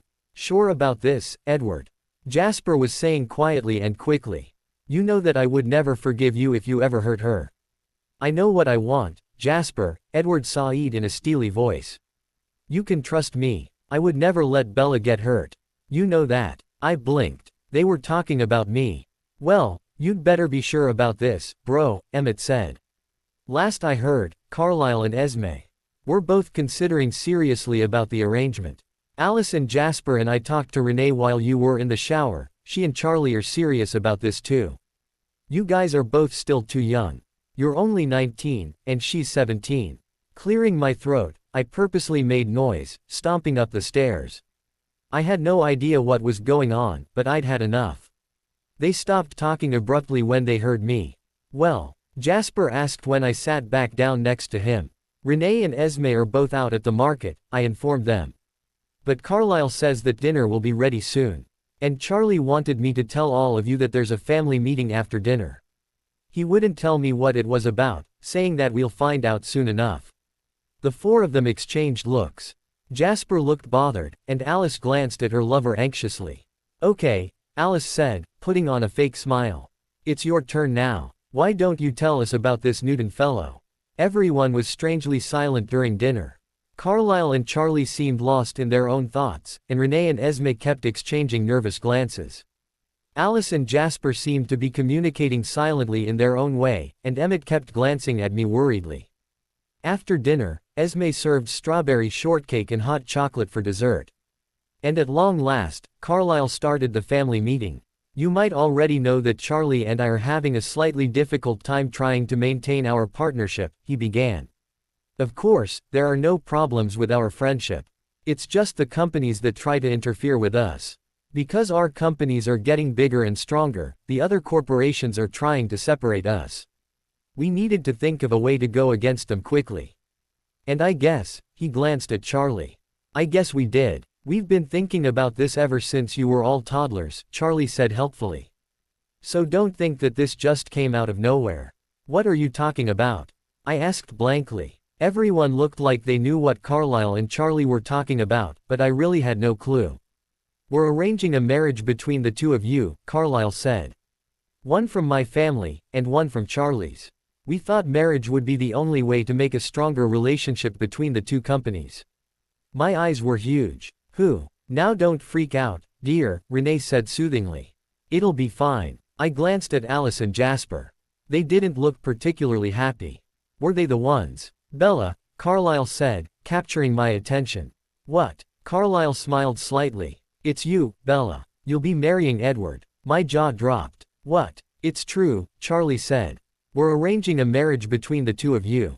This is purely for business, but we knew that you've liked each other ever since you two were young. We thought it was a good idea. Edward liked me. I turned to look at him. He was looking down at his cake, looking slightly embarrassed. I don't get it, I said, shocked. Why me? Why not these two? I pointed at Alice and Jasper. They're both 21. I'm barely 18. Is this even legal? Of course it is, Bella, Carlisle said patiently. We checked. And as you're turning 18 in a few months' time, it's perfectly legal. As for the question regarding us, Alice spoke up. We're not ready, Bella. We wanted to date for a few more years. For all you know, we might not work out. But you guys, she smiled. You guys are perfect. It's like you're meant for each other. Oh, isn't this so exciting? Esme gushed. I was getting overwhelmed. Married. Me. Wait, I interrupted. When is this happening? Well, everyone's on spring break, Charlie said. Why not next week when? Everyone can be here for the wedding. I stared at him. You're crazy. Why not? Alice asked. Well, for one, I said. You just dropped this bomb on me when I was totally unprepared. And second, marriage is a big thing. Alice and Jasper are afraid that they might not work out, but what about us? We're younger than they are. What makes you think that everything will turn out okay between us? We don't, Renee said, grinning. That's what makes it so exciting. We're taking a chance with you guys. We trust you on this. I stared at her before looking away, exasperated. If it bothers you that we knew that you guys liked each other, just think of it as business, Charlie suggested. Totally business stuff. I grimaced. Edward didn't seem to mind at all. Fine, I muttered. You'll do it. Alice perked up. Do I have a choice? No, Renee and Esme chorused before breaking into giggles. I rolled my eyes. May I be excused? Charlie nodded. Frowning, I rose from my seat and escaped the dining room. I fled up the stairs and locked myself in my room. I began hyperventilating. Married. To Edward. I was getting hysterical. I had to get a hold of myself. I tried to breathe evenly. But the more I thought about it, the sicker I became. I'd liked Edward, sure, but I'd never imagined myself married to him. Just the mere thought of it made me feel awkward and nervous. How pathetic I'd become. I sat morosely on the hammock in our garden. I was swinging lightly and slowly, deep in thought. It was dark now. It must be nearly 9 o'clock. The wind was blowing gently, but I wasn't cold. It was spring, and I could smell the light fragrance of the flowers that Renee had planted with the help of Esme. Only a day had passed since our families had dropped the wedding bomb. I still wasn't sure about this. I hadn't talked to Edward about it, too embarrassed to even make eye contact. Whenever he tried to speak to me, I merely escaped by making excuses. I had no idea what he'd been planning to say to me, but I was sure it was nothing pleasant. I had a feeling he was going to tell me that he didn't appreciate this either. And I would literally die. After all, Edward was my crush. He'd been my first love for a long time now, and if he told me that Charlie had been wrong, and that he didn't like me, I would die of embarrassment. Jasper had told me this afternoon that no one had ever died of embarrassment. I might just change history and be the first one who ever did die out of shame. Who gets married at 17? I wondered. And especially because your parents were forcing you to. I knew that Renee and Esme were getting ready for the wedding. They'd been busy all day, and I probably wouldn't be able to talk to anyone properly until after the wedding was over. To make matters worse, Alice had offered to help the women, which meant that the wedding was going to be huge. Luxurious, and everything would go exactly the way Alice wanted it to. If only this wasn't an arranged marriage. I probably wouldn't feel this pathetic then. What if Edward had really confessed to me? I probably would have accepted my fate gladly. What kind of a girl would refuse to spend her whole life with a glorious god like Edward? Sighing miserably at my luck, I gazed up at the sky. I could still see the clouds. There were no stars out tonight. The moon was full, but it was orange-red. I knew I must be seeing a lunar eclipse. Beautiful, isn't it? I blinked and planted my feet on the ground so the hammock would stop swinging. I gazed at the newcomer. It was Edward. Of course. He wouldn't let anything he wanted get away from him. If he wanted to talk to me, he would do anything to make that happen. A crooked smile played on his lips. His green eyes were warm and twinkled in the dim lights that were lit all around the garden. "Hi," I said glumly. "Am I not welcomed?" Edward asked playfully. "Are the others asleep?" I asked, frowning slightly. The Cullens were all sleeping over at our mansion tonight. Renee and Esme had said something about being under one house would be much more convenient to plan the wedding. I couldn't believe Charlie and Carlisle would agree to something like that. The four of them must be excited. Edward pursed his lips. "You're avoiding me." I looked away. "What did you expect?" "I didn't want that," Edward sighed reproachfully. "The least you could have done is give me a chance to talk to you. So that you could tell me that you don't want this." I guessed sullenly. "I already know. I don't need you to repeat it." Edward looked amused. "What makes you think that? Why else would you want to talk to me?" He smiled crookedly. "You're silly, Bella. You're jumping to the wrong conclusions. Didn't you hear what Charlie said?" "I heard perfectly well what he said," I grumbled, swinging the hammock again. "I'm getting married. At 17. "Not that," Edward sighed, leaning on the pole of the hammock. "About why they chose us. What are you talking about?" Edward gazed at me steadily. "You like me, Bella." I bit my lip, looking away from him carefully. How could he say that so calmly? It wasn't fair. "There's nothing to be embarrassed about," he said. "I already knew." "Of course you did," I muttered under my breath. Everyone knew. It wasn't much of a secret with Jazz and Alice and Em shouting it out all the time. Edward smiled. "Well, I guess so. But I was never annoyed with them for teasing us all the time." "Do you know why?" I shook my head. "Because without them shouting it out, I never would have guessed. I would have been discouraged a long time ago, and I would have given up on you." "On us." I stared at him. "What are you talking about?" "Charlie and the others was right, Bella," Edward told me. "I've liked you ever since we were young. You weren't the only one who had a childhood crush." He didn't look a bit embarrassed admitting it. My lips parted in shock. Why was he telling me this now? "I know it seems strange for me to confess to you right now, what with everything that's going on," Edward sighed, now gazing at the garden thoughtfully. "But that's just it. I'm doing this because all this is happening. We're getting married within a week, and it's all because we don't have a choice. It's an arranged marriage, and it's all for business. But I'm not satisfied with that, Bella." His eyes flickered back to me. "I won't get married to you because of something that we have no choice over. If we do get married, it'll be for a good reason." My heart sank. I knew it. He was going to break it off. He was going to tell me that he wasn't going to marry me. Edward smiled amusedly, as though he knew exactly what I was thinking about. Maybe the panic showed on my face. "Do you mind getting married to me, Bella?" he asked. "Even if it was for business, do you think you can live with me for the rest of your life?" I didn't understand what he was talking about. "Do you like me enough to marry me?" Edward clarified, speaking more slowly now. "Answer me honestly. Did I?" I asked myself. I thought carefully. I did feel very strongly about Edward. And if he were to be my husband, I thought I wouldn't regret marrying him. Ever. "Yes," I replied truthfully. And I blushed red. He smiled affectionately at me. "I believe you." My lips were pursed. He was going to say it now. He was going to say it. "I'm not going to break off the marriage, Bella," Edward sighed, as if he'd read my mind. "I'm not stupid. I feel the same way you do." My eyes flashed up to him in surprise. "But like I said," he said, "I'm not going to get married because our parents told us to. No, I'm doing this properly. And if we get married, it'll be because we want it." I blinked, wondering what he was doing as he slowly kneeled on one knee. I stared at him, bewildered. "Isabella Marie Swan," Edward sighed softly. Suddenly, there was a velvet box in his hands.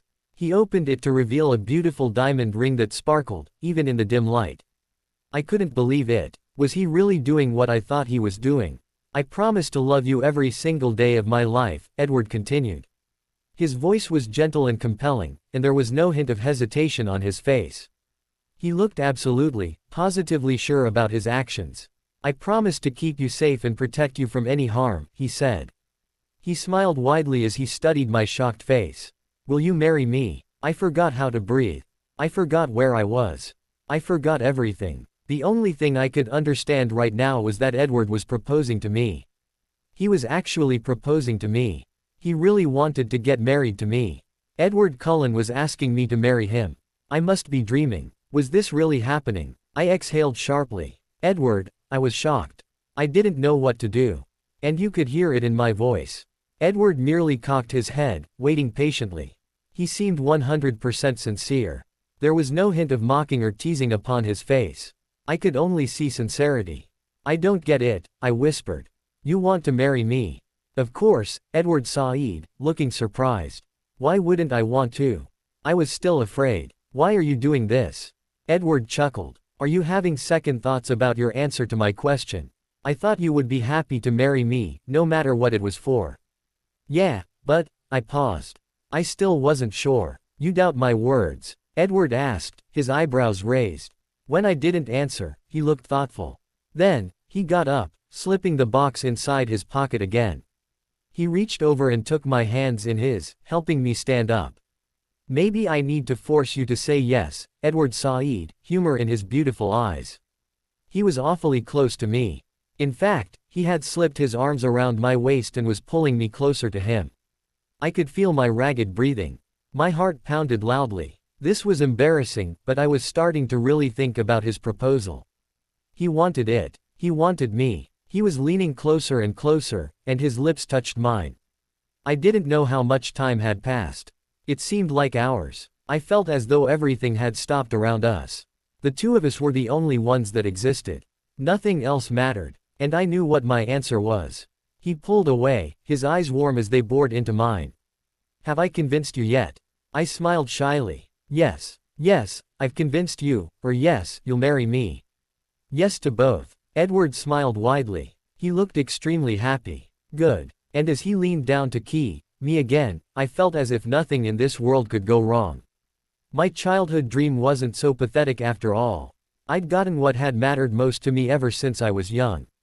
I'd gotten Edward. He was mine forever. Nothing would go wrong. I didn't know that the darkening orange moon was going to be an omen. When I woke up the next morning, I was cheerful. I lay in bed, staring up at the ceiling with a smile playing on my lips. I was the happiest girl in the whole universe. I raised my left hand and stared at the beautiful diamond ring on my ring finger. The ring was simple, yet intricate. It was a 2-ring set. The bottom one had exactly 9 small diamonds on it. The main ring on top had a bigger gem that stuck up slightly to emphasize itself, with 4 smaller diamonds on either side. It was the prettiest ring in the whole world. I was turning into one of those brides that were obsessed about bragging about their wedding. I had a perfect fiancé, a perfect wedding that was coming up next week, and a perfect diamond ring to finish the beautiful picture. My life was going to be absolutely perfect. Sighing happily, I rose out of bed. I headed to my bathroom and turned on the shower. The warm water relaxed my whole body, making me smile happily. When I got out, I saw my bed all made out, and the windows were open. I could smell bacon and flower fragrances from the garden. We must be eating breakfast outside today. I turned to the closet and slipped inside. My good mood failed immediately when I saw my clothes for the day. Alice had been in here too. She'd set out a silky, creamy blue summer dress with matching flats. It was not my style. It was certainly not the way I dressed. I didn't want Alice to get in the way of my good mood. At least she hadn't set out high heels. So shrugging, I put the dress on and slipped on the flats. I let my hair down as usual so that it could dry while I was eating breakfast. I skipped down the stairs. There seemed to be no one in the house. I glanced at the living room clock as I passed. I had slept in. It was already 9 o'clock. I hurried outside to the garden through the back door. Hi, Maggie. I greeted the maid, who was tidying the grand piano, humming merrily. The kindly, middle-aged woman who had been with us ever since I was in preschool, smiled at me brightly. Good morning, young mistress, she said. You seem to be in a fairly good mood. I thought you were sulking because of that arranged marriage. I grinned sheepishly. Well, it's not really much of an arranged marriage anymore. Maggie's eyes widened as the rays of sunlight shining through from the window caught the diamond. It sparkled brightly. A smile spread across her face. She winked at me. I laughed. Are they all outside? Yes, Maggie said, still smiling widely. They're having a pancake and bacon party in honor of the wedding. And I think they do not know the good news yet. Edward didn't tell them. I asked curiously. Why? Maggie shrugged. Why don't you go outside and tell them? I'm sure the mistresses would be especially delighted. I blushed as I backed away, embarrassed. See you later, Maggie. Have fun, she called as I ran outside. Hey, she's awake, Emmett called when he spotted me. He was cooking the bacon on the stone barbecue. Morning, Bella. Hi, Em, I said, taking a plate and holding out as he piled bacon on it. Not so much. Take it back. Emmett laughed. Go sit down, Bella. I wanna fatten you up. I stuck out my tongue at him as I passed. His loud laughter filled the air, but he glanced at me curiously, wondering why I was suddenly so cheerful. Morning, Bella, Jasper said, shoving pancake in his mouth. Alice slapped him on the back gently when he started coughing. Morning, I answered, setting down my plate and reaching over to pour him a cup of orange juice. Here, I handed it to him. Thanks, he said when he could finally breathe.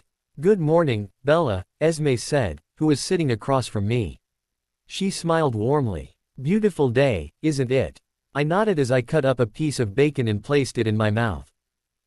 It's good. Why are you in such a good mood today? Alice asked as I piled 2 pancakes on my plate.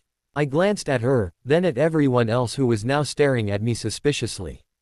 My eyes flickered back and forth between them, unable to think up an explanation.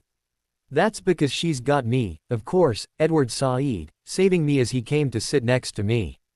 Good morning, Bella. He smiled my favorite crooked smile.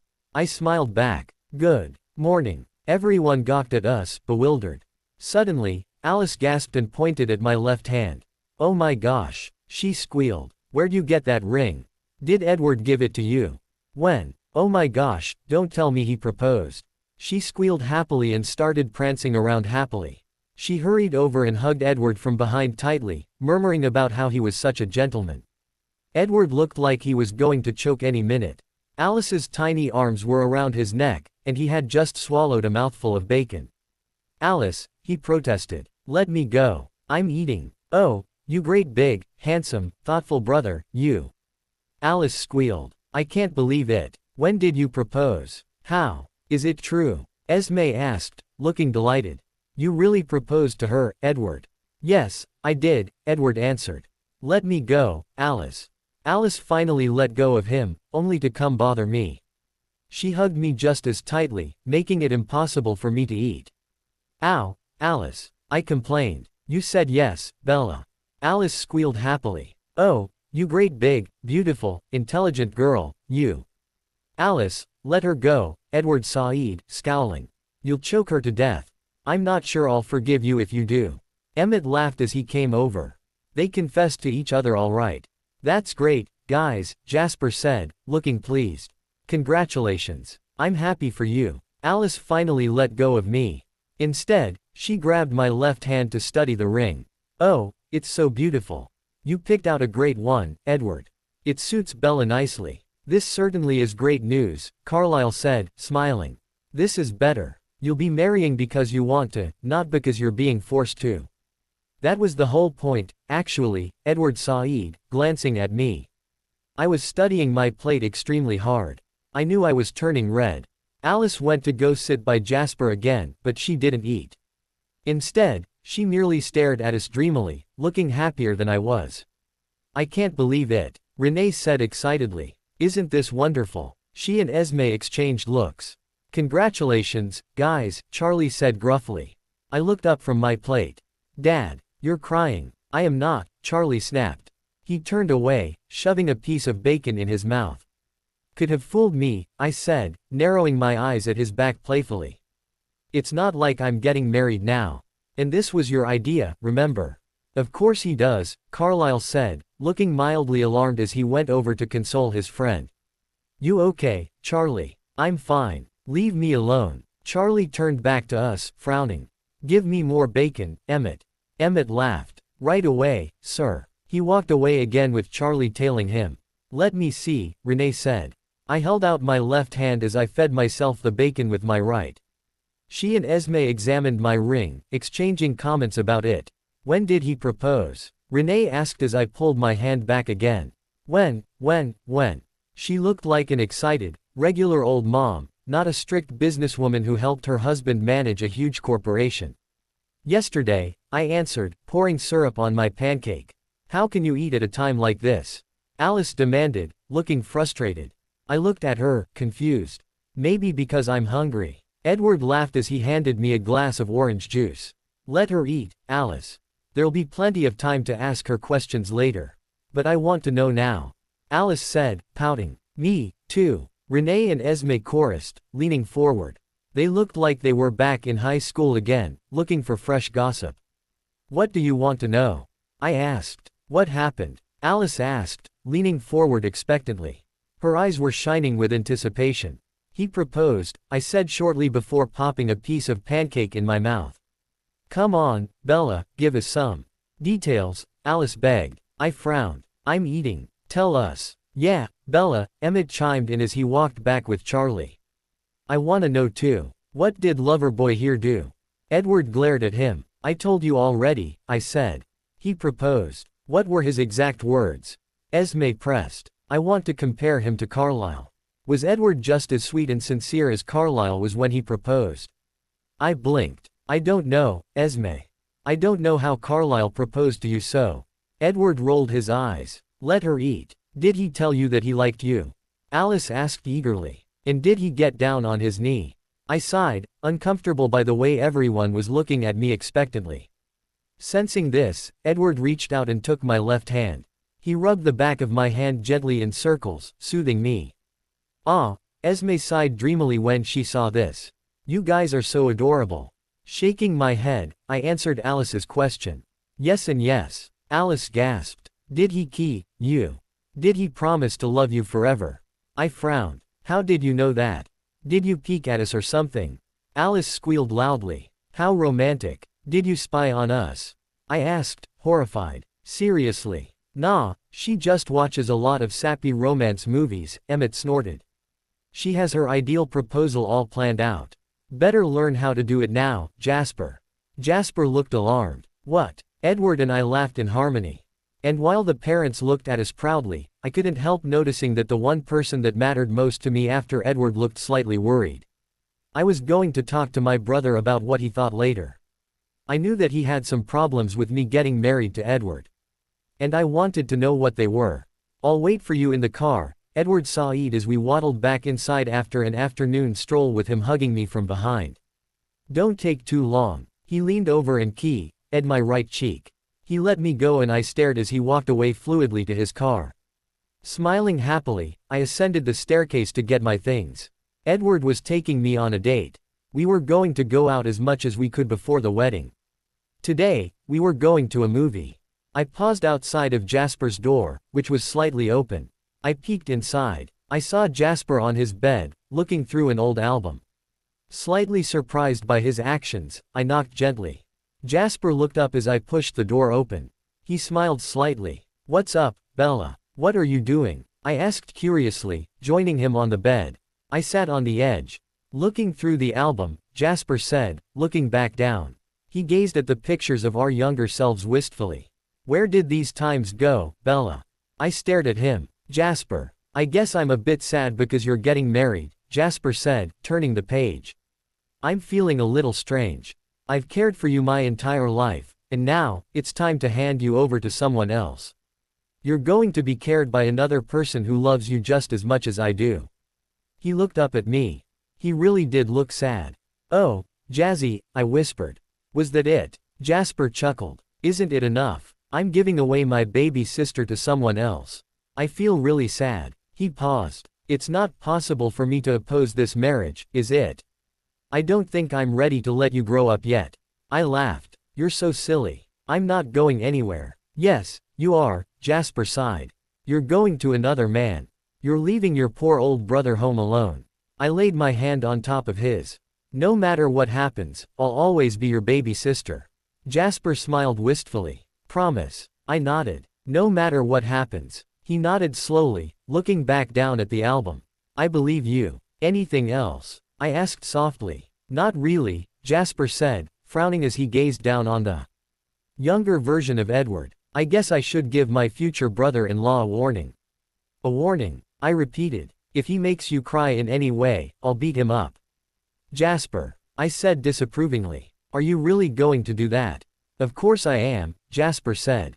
He's my friend, but my sister comes first before him. I shook my head incredulously.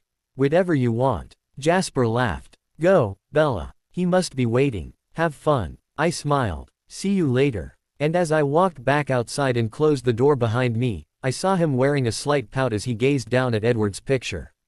Did you have fun tonight? Edward asked as we walked back to the mansion with our hands intertwined. I nodded. That was a good movie. He smiled. I'm glad. What should we do tomorrow? Anything you want, I thought. Let's go to an amusement park. I want to ride something scary. Why? Edward asked, looking surprised. You never did before. I want to test to see if I'm dreaming or not. It seems too good to be true that you're going to be with me forever. He chuckled. Silly. You're not dreaming. I smiled. We'll see. We entered the house. There was a conversation going on in the living room. We're home, I said. Carlisle, Charlie, Esme and Renee looked up. Alice and Emmett were there too. Hey, kids, Charlie greeted us. Had a nice time. I nodded eagerly. The movie was really good. The male actor's super hot. Edward nudged me, his eyes narrowed. I laughed. What? It's true. You would have loved him, Alice. Alice smiled. You're making the groom jealous, Bella. I shrugged lightly. He really was good looking. Edward sighed, shaking his head. I'm glad I proposed, or you would be seeing someone else as soon as you go back to school. All the men at the restaurant were staring at you tonight. Don't be silly. It's true. Esme smiled. I take it you already had dinner. We nodded. What are you doing? I asked. Planning the wedding, of course, Renee answered. We rented the wedding hall today. The cake, we already ordered of course. Oh, and we're going over the designs for the wedding invitations. Come here, Bella. Which one do you like? Edward, can I talk to you for a moment? We turned to see Jasper leaning casually on the wall behind us. His face was expressionless, but I knew exactly what he was planning to do. He'd really meant it when he said he was going to give Edward a warning. Sure, Jasper, Edward sighed, looking confused. He looked back at me. I'll be right back. He keyed me lightly before walking back up the stairs with Jasper. I joined the wedding planners and looked over the chosen wedding invitations. They were all too fancy for my liking, but Renee made me choose one. Esme mused, as they looked over the light pink design with beautiful flowers embroidered around the border. I like this one too. What do you think, Renee? It's perfect, Renee agreed. Alice. It's beautiful, Alice said, nodding in approval. But let's add a little more to it. Look at these options we can add into the design. She pointed to another catalog. I rolled my eyes. Simple is best, Alice. Ooh, I like this font, Renee gushed, pointing to a fancy script. None of them were listening to me. Emmett looked at me sympathetically. Just a few more days, Bella. I sighed. I don't know why you guys even ask me to choose. You don't listen to my opinion. Carlisle and Charlie were talking about the possibilities once Edward and I got married. The women were still gushing over the font styles for the writing. The TV was on, but no one was watching it. Emmett glanced at it, looking thoughtful as he stared at the silently moving figures on the screen. Wow, you're getting married. You'll really be my sister now. I mean, really. I guess so. Emmett brightened. Let's play a video game, Bella. You should be allowed to have some fun before you can get married and be responsible all the time. How about it? I grinned. You're on. An hour later, Edward and Jasper came back downstairs to find everyone busy in the living room.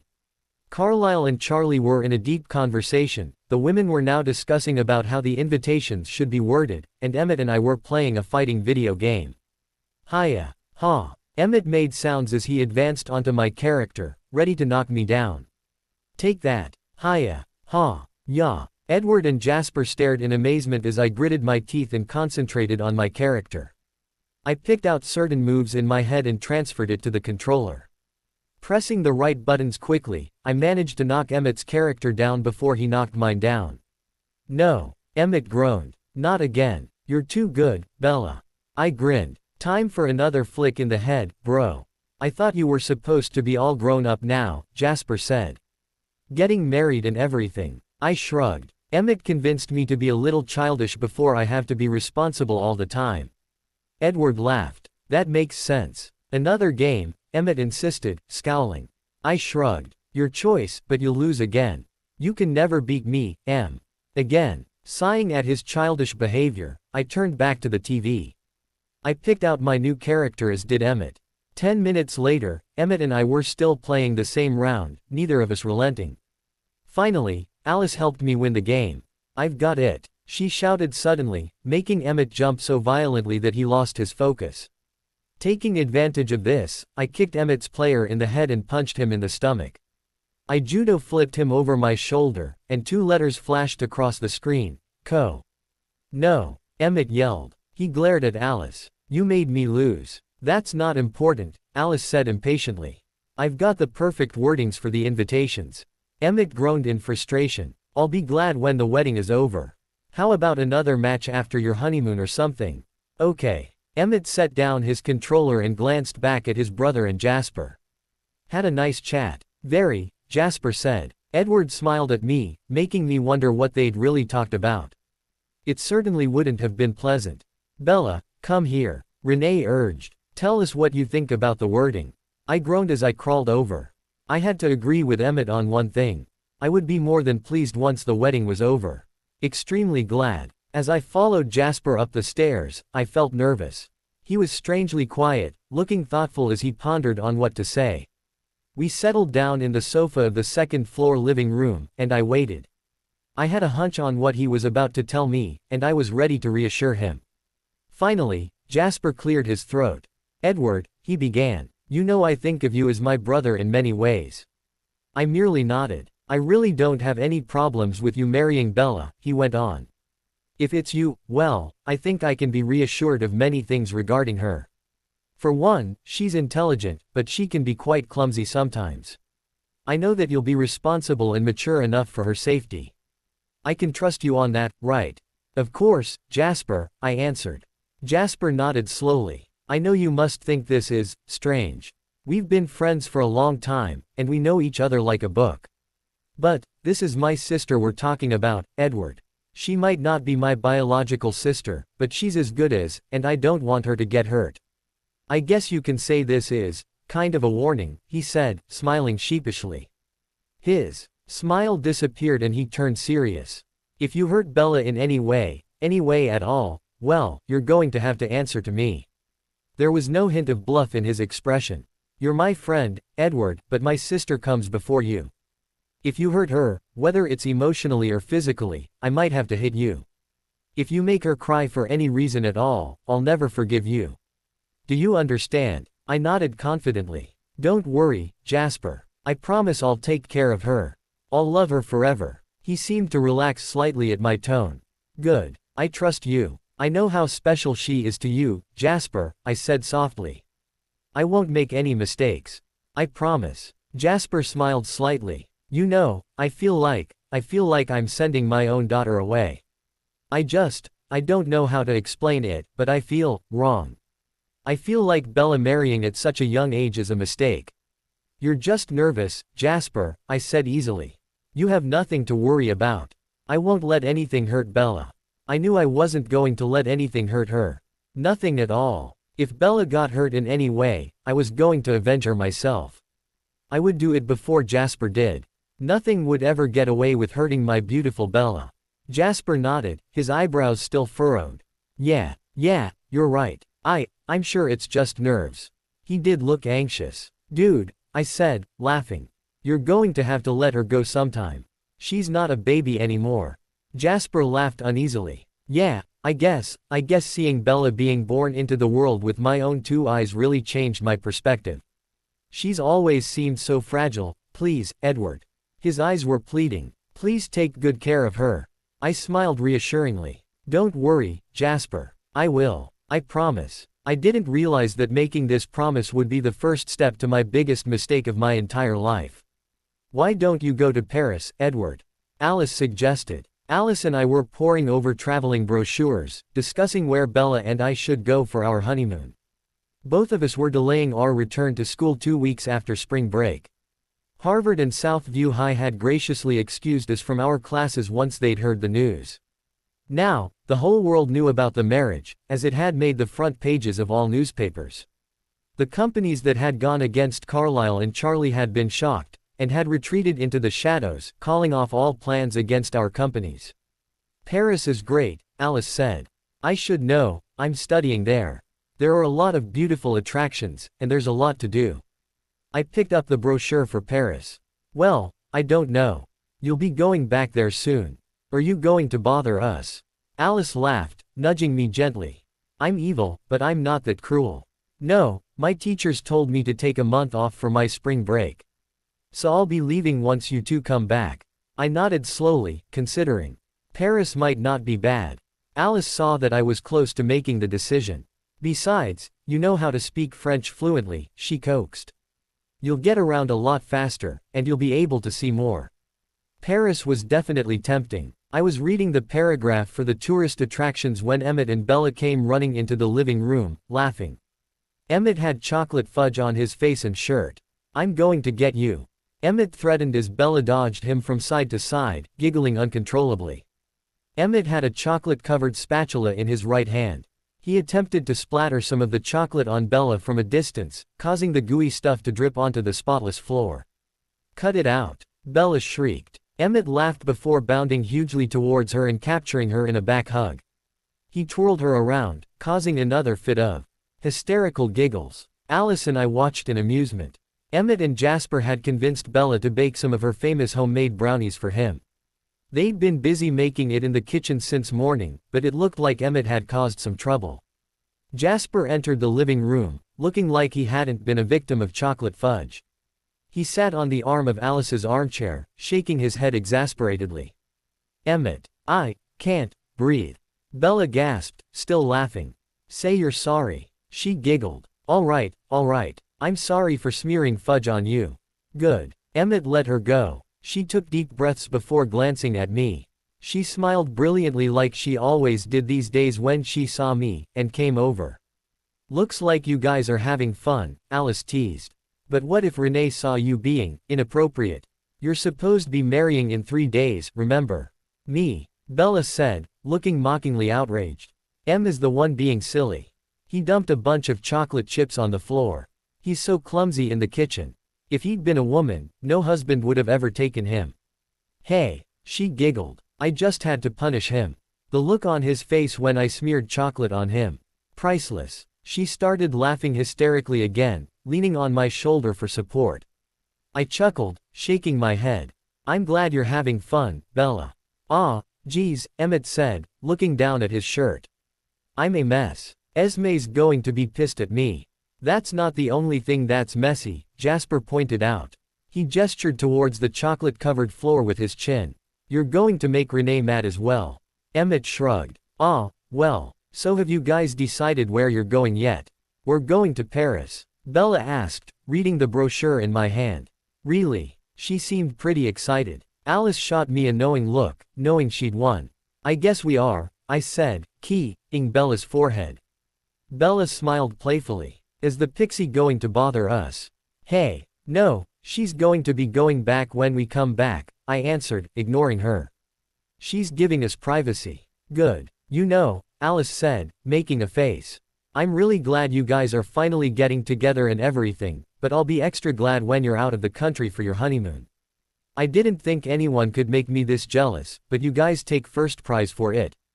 I've had enough of your lovey-dovey exchanges. Bella stuck out her tongue.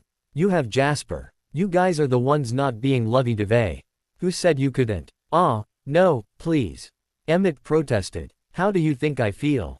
I'm the only single in this room. Whatever, Alice said dismissively. That's not important. What? Emmett said, outraged. So Paris, then? I asked Bella. She nodded. Well, I'm glad that's settled, Jasper said. You should make reservations now. I wonder if there are any seats by the window left. There will be, Alice said reassuringly. If you just let slip whose son you are. I rolled my eyes. They'll know without me telling them. They'll recognize me by my name. And be sure to change Bella's name to Cullen when you tell the man, Alice added as I dialed the phone number. I know, I said. Hello. Reservations, please. Yes, I'll wait. Suddenly, there was a shriek from the doorway. Renee was staring at the floor, looking horrified. What happened? She asked, looking like she was going to faint any moment. Renee hated it when there was something dirty on her floor. Emmett and Jasper exchanged looks, frozen. Emmett did it, Mom, Bella said immediately, grinning mischievously when he looked at her, his eyes wide. Esme appeared next to Renee. Renee, I think, Emmett.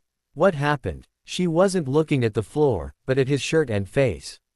She looked just as horrified. Emmett gulped. Hi. Bella bit her lip to stifle her laughter. Hello, I said as the man came back on again. Yes, 2 adults for first class. Mr. and Mrs. Edward Cullen. Oh, did you decide already? Renee asked excitedly, forgetting about the mess. Where are you going? Paris, Bella replied. Oh, how exciting. Esme gushed. I envy you. Bella smiled as I continued to talk to the man. We'll be leaving in the evening in 3 days, I said. Yes, please. Emmett Cullen, Esme said, turning back to the mess.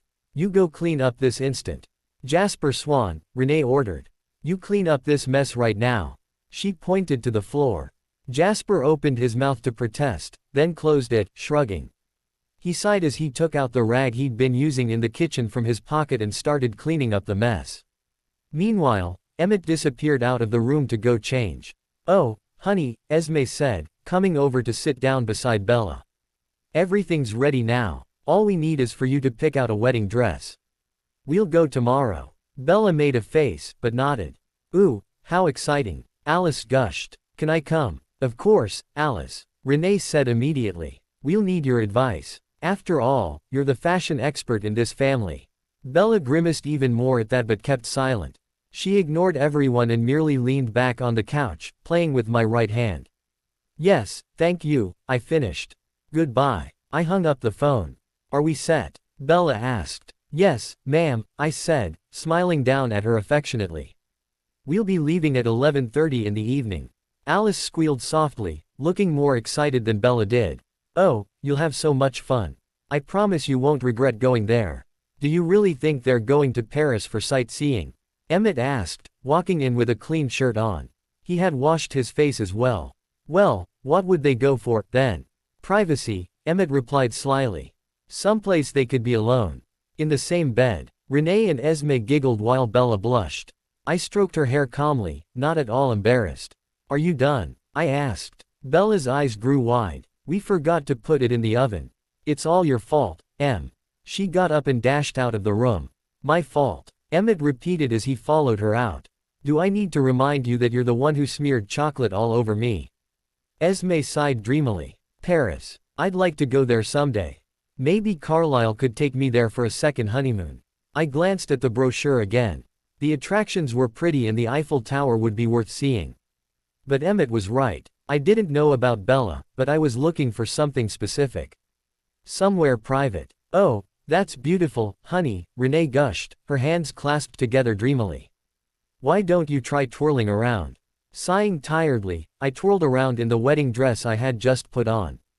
It was long and its designs were rather old-fashioned. Alice mused. It really does suit you better than the other ones. And it's just right for Edward too, old-fashioned, what do you think, Mom? Esme smiled. She looks beautiful in everything, I'm afraid I can't choose. Which one do you like best, Bella, dear? I couldn't stay mad at my future mother-in-law. Esme adored me. She was already treating me like her daughter, even more than before.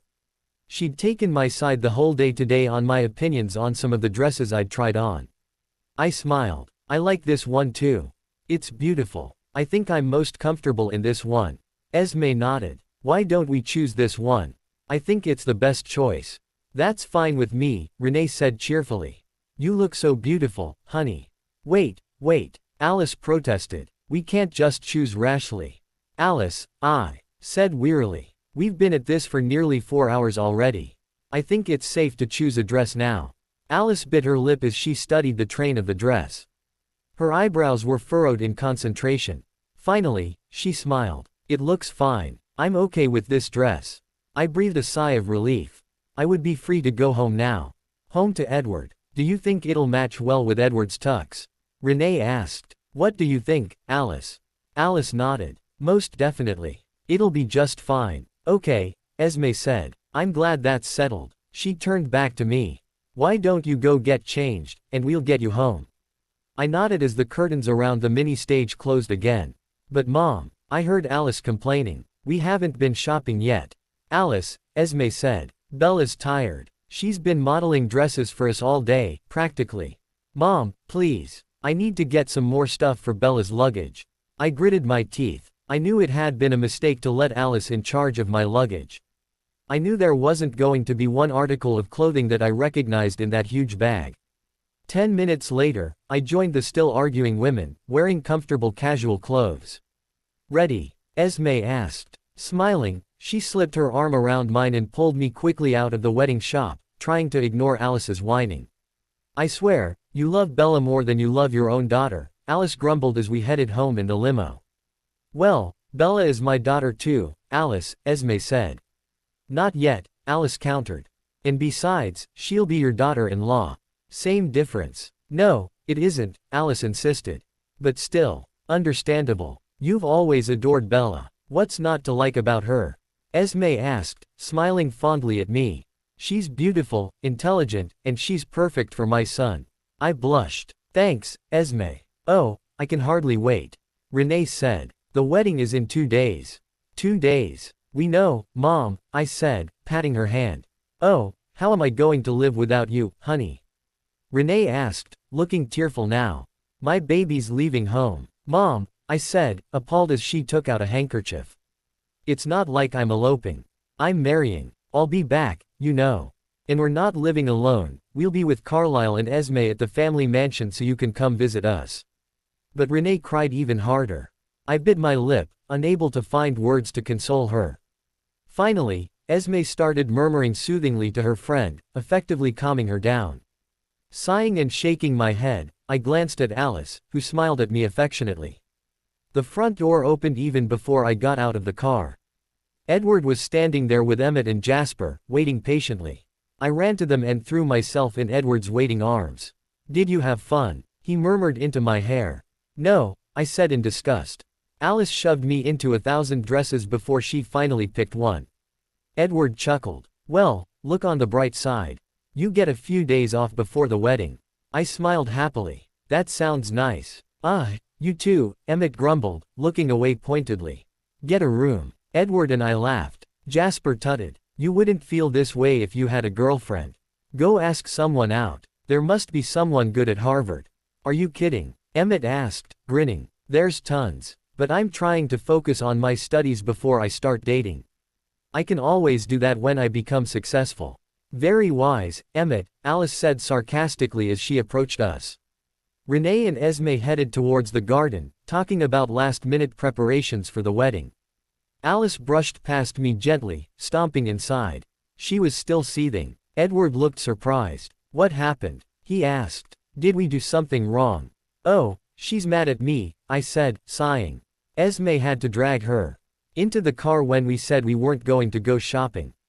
Edward chuckled. Typical Alice. Alice. Jasper called, walking away. Where are you? Go away. Came a faint reply from upstairs.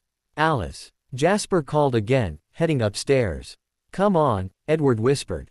Let's let Jasper deal with her, shall we? Where are you two going? Emmett asked suspiciously as we started walking towards the stairs. Do I need to remind you, Edward, that while I understand your needs as a man, you two are not married yet? I blushed. Edward rolled his eyes. I promise I won't touch her. Where are you going? Emmett repeated. To my bedroom, Edward sighed impatiently. Leave the door open. No. Leave it open, bro. Since when were you the responsible one? Open, Edward. Edward frowned in annoyance. I'll be glad when we leave this place and go to Paris. I swear, we need some privacy. Emmett grinned. Yes, I won't protest when you two are married. But until then, I must protect the virtue of my precious sister-in-law-to-be, shouldn't I? After all, she's not exactly legal yet. Go away, Edward muttered, pulling me away. I'm serious, Edward, Emmett called as we climbed the stairs. I'll let you close the door, but you'd better not lock it. Edward was muttering under his breath as we reached the second floor. I giggled, finding all this amusing. How can you laugh? Edward asked, frowning as he closed the bedroom door behind us.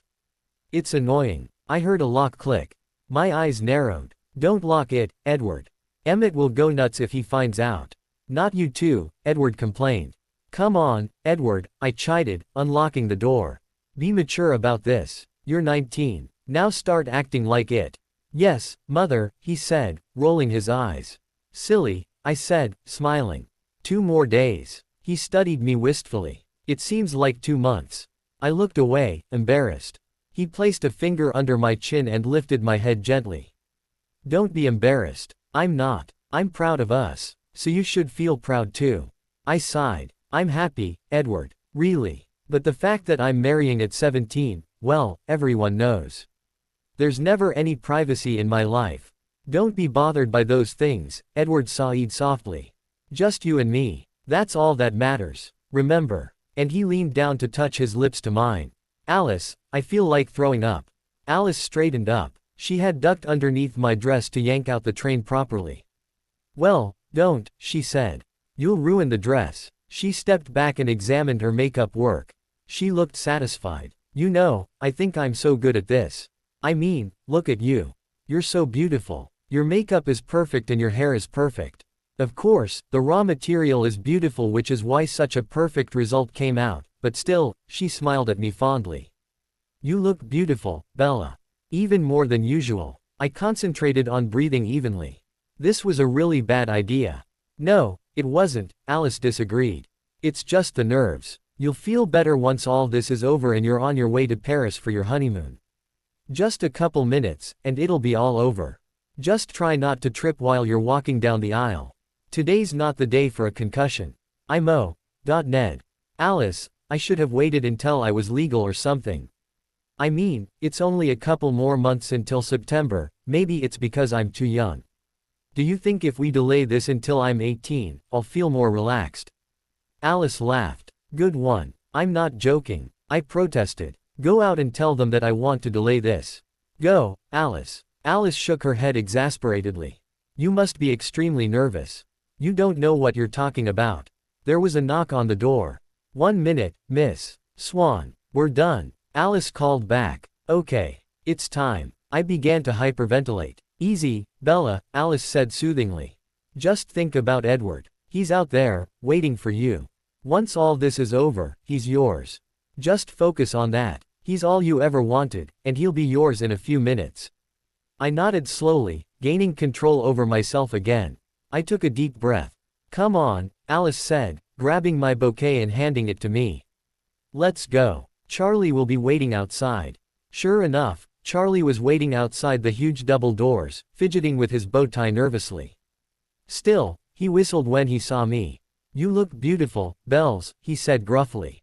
Great job, Alice. Alice grinned. I know. Remember, count to 5 and follow me down the aisle.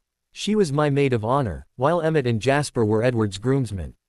Emmett was best man. Don't let me fall, Dad, I whispered as the double doors opened slowly. The music started playing, and the flower girls walked inside, throwing petals on the aisle. Don't worry, Charlie whispered back as Alice danced out. And then, we were walking too. I saw the large amount of guests all standing and smiling at me. Several men wolf whistled, causing silent giggles to break out here and there. But he was all I could see. Edward was right there in front of me, standing in front of the minister, smiling widely as Charlie and I approached. I saw Emmett and Jasper standing right behind him, and Alice had already arrived at her destination on Edward's other side. He looked so handsome with his smart, pure black tuxedo and bow tie. His beautiful green eyes stood out, and I could hear my friends murmuring about them as I passed their seat. The aisle was mercifully short. And soon, we were right in front of him. Charlie placed my hand on top of Edward's, entrusting me to him. And just like that, I was home. I was where I belonged. With Edward. Edward led me back to the minister. He began his speech, droning on and on in his boring, nasal tone. I tuned him out, choosing to think about my future life with Edward instead. Would it always be filled with happiness? Would we have a perfect marriage that only existed in fiction novels and movies? I heard Alice crying to my right, and Renee and Esme imitating her from my back. And I realized that I was crying too. I was taking a big step in life. I was all grown up. Finally, the minister came to the end of his speech, and it was time for me to say the bonding words. I do, I choked out. Renee and Esme seemed to sob harder at that. Edward's voice was loud and clear. The words rang through the huge hall. I do. I now declare you husband and wife, the minister said. You may key, the bride. And he closed the book, clearly satisfied with his day's work. I turned to him, my eyes shining with tears. He smiled in amusement as he wiped my tears away. He leaned down to key me. I didn't know how much time had passed. All I knew was that he was mine forever. The world was lost all around me like it usually was when Edward Ed me. Nothing else mattered. Finally, Edward withdrew, smirking. And we turned to face the crowd, who'd erupted into loud applause. I was crying again when Renee came running towards me. She hugged me tightly, practically wailing now, while Esme embraced Edward. Charlie was suddenly there as well, hugging me with Renee sandwiched in the middle. Carlisle, too, was embracing his son, smiling proudly as he did so. Charlie had to pull Renee away from me forcibly. He led her away from the crowd around us, consoling her in a soothing voice. Esme looked like she was in control of herself, but tears still streamed down her face as she embraced me lovingly. Be happy, she whispered. Thank you, Esme, I said, sniffling. Thank you, Bella. I grunted as Alice collided with me. She was sobbing. Congratulations, man, I heard Emmett say to his brother. I'm happy for you guys. Thank you, Edward Saeed, hugging his brother. Alice, Jasper urged. Let her go. Give me a chance to hug her, Alice pulled away, turning to Edward instead. Edward grunted as she nearly knocked him to the ground. Jasper smiled at me proudly. Beautiful, Bella. Really. And looking at my brother, I couldn't stop the fresh new tears that broke out. I fell into his open arms, and he hugged me tightly. Congratulations, he whispered. I love you, Bella. Always have, always will. I love you, too, Jazz. Finally, we were passed around through the crowd. Edward and I had to even greet people we didn't even know. They were guests on account of business. Charlie and Carlisle knew who they were, and that's all that mattered. We merely had to be polite. The party began right away. Everyone filed outside into the huge gardens of the wedding hall, and the music began to play. The smell of food and flowers filled the air, and there was talking and laughter in every corner. Edward and I had changed into less formal clothes. He was in a collared shirt now, with a gray vest over it. I was in a blue, silky dress that matched my heels and hairstyle. We were going around, greeting guests properly and thanking them for coming. It took nearly 2 hours to get the greetings done. And by this time, I was lightheaded with hunger. I pulled Edward gently to the refreshment table. He chuckled as I piled a bunch of fruit and salad onto my plate. Hungry? I nodded. Aren't you? I speared a melon and held it out. He ate it slowly, looking thoughtful as his gaze never left me. What? I asked, popping a baby tomato in my mouth. You were so beautiful tonight, Edward Saeed, smiling. It was hard to keep my eyes off of you, even for a little while. I rolled my eyes. You're a little biased, you know. I don't think so, Edward disagreed. Just look around at your friends. Even that Newton is looking at you in a way that I don't approve of. I should go beat him up. I laughed as I fed him a strawberry. Yeah, right, I'm serious. Sure, I chortled. When are we leaving? Impatient, are we? Edward asked in a sly voice. I shrugged. It's been so chaotic all day. I want to be alone with you now. I do too, Edward Saeed, smiling as he accepted a watermelon from me. Our flight isn't for another 4 hours. Be patient. We'll soon be on our way to the airport. I stroked his face. I love you, Edward. I love you, he answered without hesitation. He leaned down to me gently. Hey, cut that out. Go away, Edward muttered, ignoring his brother. I'm serious, Emmett grumbled. I feel like we're in Noah's Ark. Everybody's paired up. It's ridiculous. I'm the only single here. Congratulations, guys, Alice said, bounding up. Her makeup was flawless again. No one would have guessed that she'd been crying not 2 hours ago. Thanks, Alice, I said, leaning away from Edward and smiling at my new sister-in-law. And thank you for helping us plan the wedding. It's so beautiful. Alice smiled brightly. You're welcome. I'm glad you like it. Jasper, who had appeared with the other two, sighed, looking up at the darkening sky. I feel so depressed now. I laughed. Get married then. He made a face. Why don't you introduce me to your friends, Bella? Edward suggested. I looked at him. I did. You missed some of them. I shrugged. They looked busy earlier. Why don't we go now? He just wants to brag to that Newton guy, Alice said wisely. He wants to rub it in his face. This beautiful girl is all mine, so if you so much as make a move on her, I'll kill you. That's what he wants to say.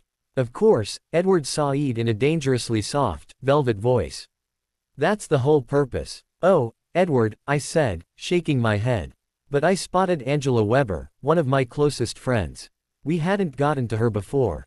Look, there's Angela. Let's go. I pulled him towards her. Angela. Angela looked up from her glass of sparkling water. She brightened when she saw me. Bella. We hugged tightly. Congratulations, she said sincerely. I'm happy for you. Thanks, Angela, I said. I noticed her glancing at Edward, looking curious. Oh, this is Edward. Edward, my best friend, Angela Weber. Hello, Angela, Edward sighed politely. It's nice to meet you. Pleasure, Angela said shyly. She looked pleasantly surprised. Wow, I think I know exactly why you decided to get married so early, Bella. He really is just as handsome as you said he was. I blushed.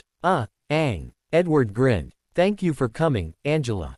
It was very nice of you to come support Bella. Of course, Angela said, smiling widely. I'll leave you two alone for a while, Edward whispered to me. I'll be close by, don't worry. He keyed my forehead lightly before walking away. I turned back to her. Thanks for coming, I really appreciate it. Of course, Angela said. Oh, Bella, he really is dreamy. I can understand now why you've had a crush on him for so long. I bit my lip. I know, right? I feel like I'm dreaming. How could he have liked me back? I shook my head. It's a mystery. You don't see yourself clearly, Angela chided. You're beautiful and intelligent, Bella. Edward would be a fool not to have married you.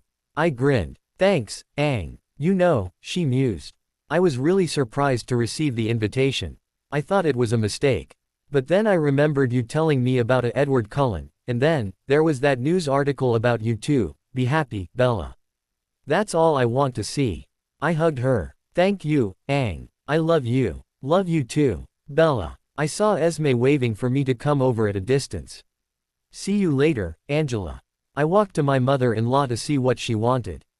And as I got closer, I saw that she wasn't alone. She was with Carlisle and a man that I'd never seen in my entire life. He was short and had a huge belly. This is Bella, our daughter-in-law, Esme said, proudly introducing me. Bella, this is a colleague of Carlisle's from the hospital.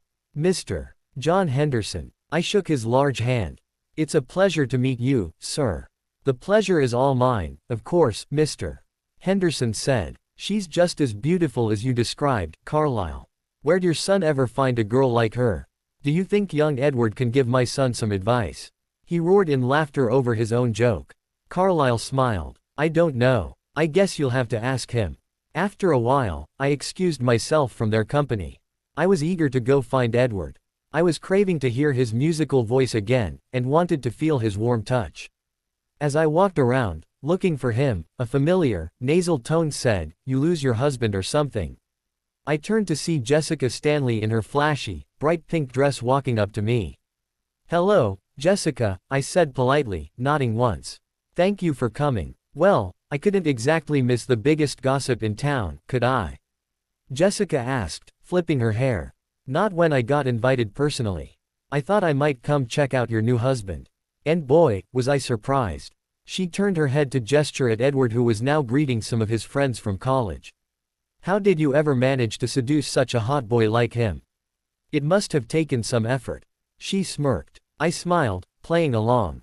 "No, it wasn't very hard at all. You see, I've known him for quite a long time. We've loved each other ever since we were young." Her smile faded ever so slightly. "I see. Well, you finally got what you wanted, but I should warn you to be careful. A hot boy who is not yet 20, she sighed, mockingly concerned. "I heard he goes to Harvard." I'm sure there are plenty of cute girls there, she sneered. You should never trust men. They come with the wind, and they leave when the sun rises. I wouldn't be surprised if he cheats on you within 6 months. I pursed my lips, angry now. Jessica, I would appreciate it if you would not insult Edward. He's not the type to do that. Jessica scoffed. Right. Remember my words when he does leave you. And when he does, give me a call. I promise I'll take you out to a movie and try my best to console you. Anyhow, congratulations. She grinned evilly before moving on. I just stood there, stunned. I couldn't get her words out of my head. They come with the wind, and they leave when the sun rises.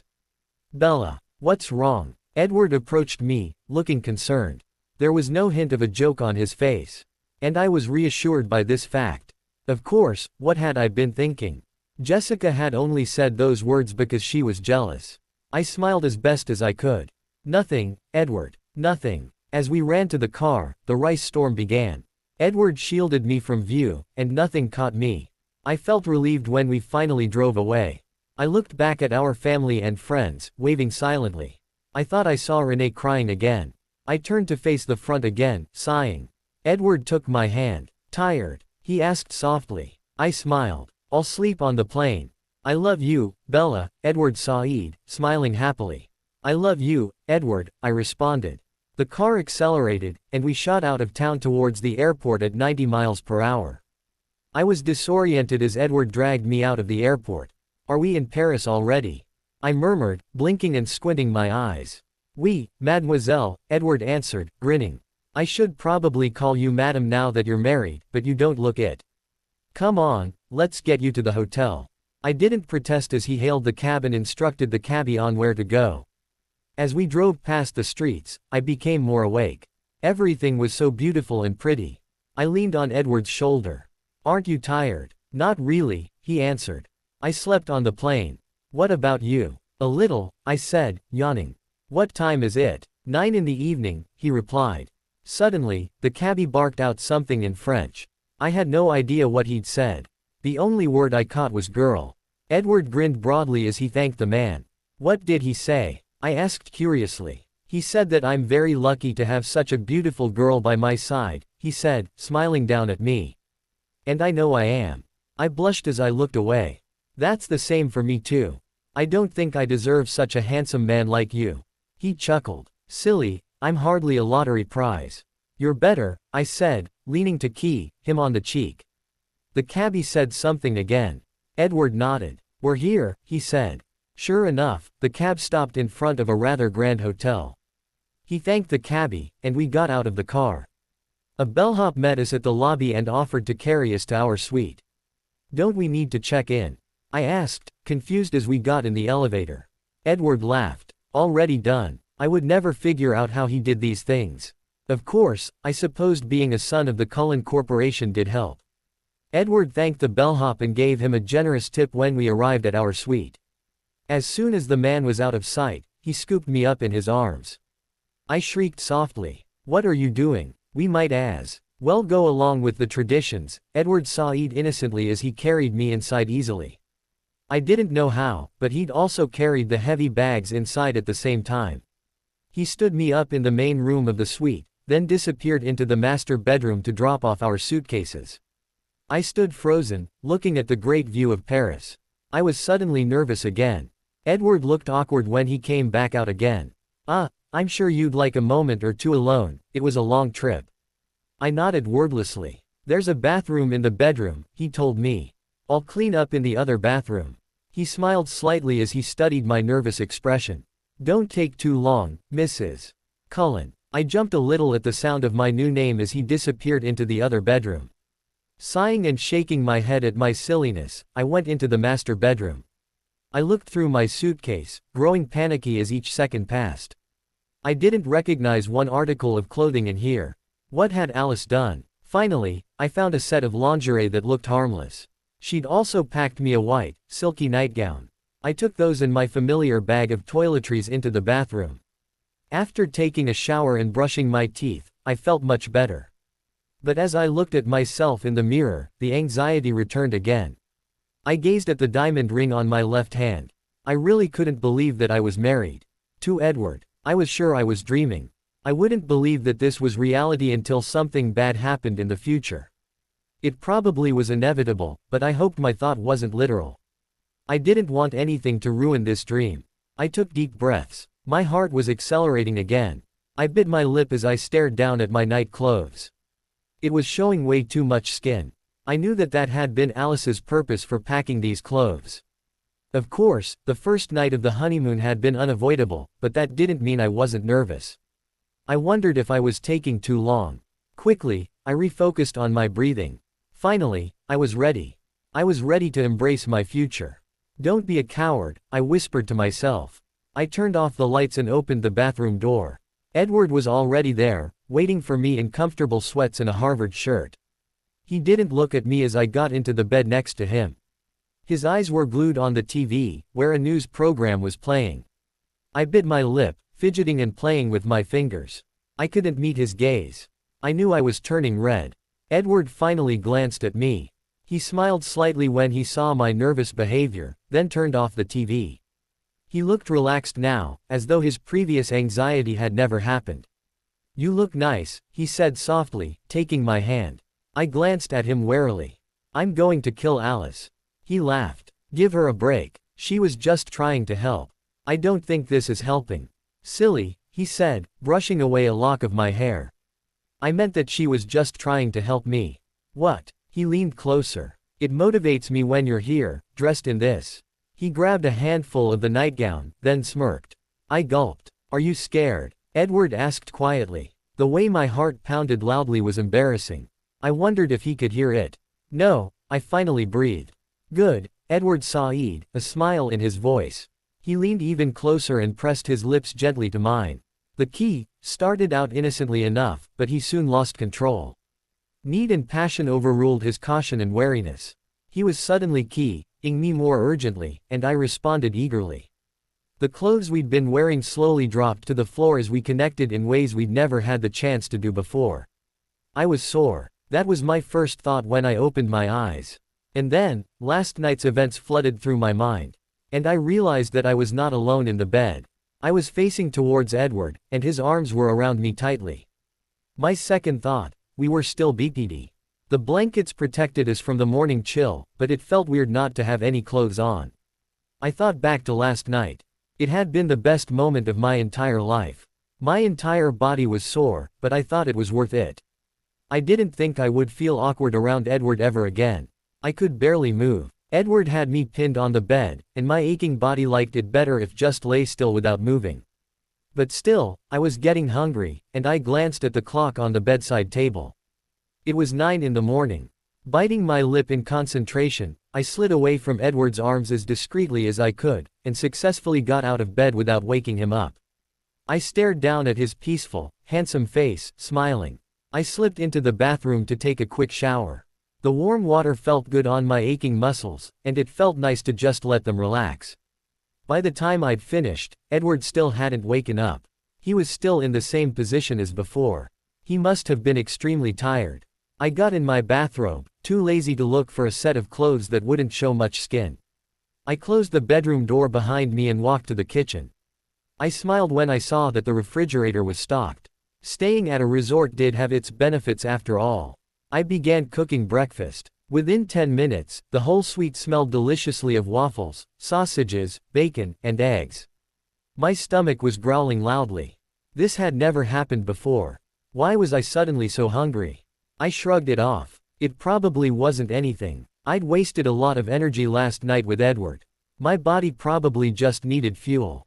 I was so busy concentrating on my work that I didn't notice Edward suddenly behind me. I turned to flip the eggs when I found him leaning against the counter casually, looking fresh and clean with his damp hair, staring at me with a smile on his lips. "Oh," I gasped, placing my hand on my chest. "You scared me." He chuckled. "Sorry. I didn't want to disturb you. You looked so cute with your lips pouting." I frowned. "I wasn't pouting." "Yes, you were," Edward sighed. "You tend to pout when you're concentrating hard on something. You never knew that, did you?" "No." I flipped the eggs over expertly. Edward smiled angelically. "Did you sleep well?" I smiled back at him. "Yes. Did you?" Last night was the best night of my life, he said simply, making me blush. I transferred the eggs and sausages onto the plates, then stacked piles of waffles on a separate plate. I set the table with Edward still watching me, pursing his lips. Are you trying to tempt me? He asked as we sat down at the dining table. What do you mean? Why didn't you wear regular clothes? Oh, I realized, looking down at my bathrobe. I'd forgotten I was wearing it. I was too hungry to look for decent clothes. I swear, the things Alice packed for me make me so tired. I'll find something later that doesn't show too much skin. Edward smiled as he ate a mouthful of sausages. I dug into my own plate, much too hungry to look at his reaction. He looked surprised. Hungry? He asked. I nodded. Edward mused. Maybe we overdid it last night. How do you feel? Sore, I answered, smiling sheepishly. But other than that, I feel fine. Edward's eyes didn't leave me once as we ate. I felt like a pig, shoving food in my mouth like I hadn't eaten for days. He frowned. You never ate so much in your entire life. Are you going to gain weight now that you're married? I laughed. Don't be silly. I'm just hungry, that's all. Well, where do you want to go? Edward asked, leaning back in his chair. He'd already finished with his portion of the meal. I shrugged. Anywhere. He mused. Why don't we go see the Eiffel Tower in the evening? The lights will be on, so it should be much prettier. We can always go visit the Louvre, or the Luxembourg Gardens. And I've always wanted to see the Notre Dame Cathedral. What do you say, Bella? I finished my plate. I set down my eating utensils and leaned back, finally satisfied. Edward looked amused. Did you even hear what I said? Of course I did, I said. I'm fine with all three. Do we go now? Well, Edward mused, smiling slyly. We can always stay inside, you know. I started laughing, but stopped abruptly when he was suddenly by my side. He picked me up easily and whisked me off towards the bedroom, silencing my protests with his lips. We barely saw Paris. The only attraction we did see was the Eiffel Tower in the evening.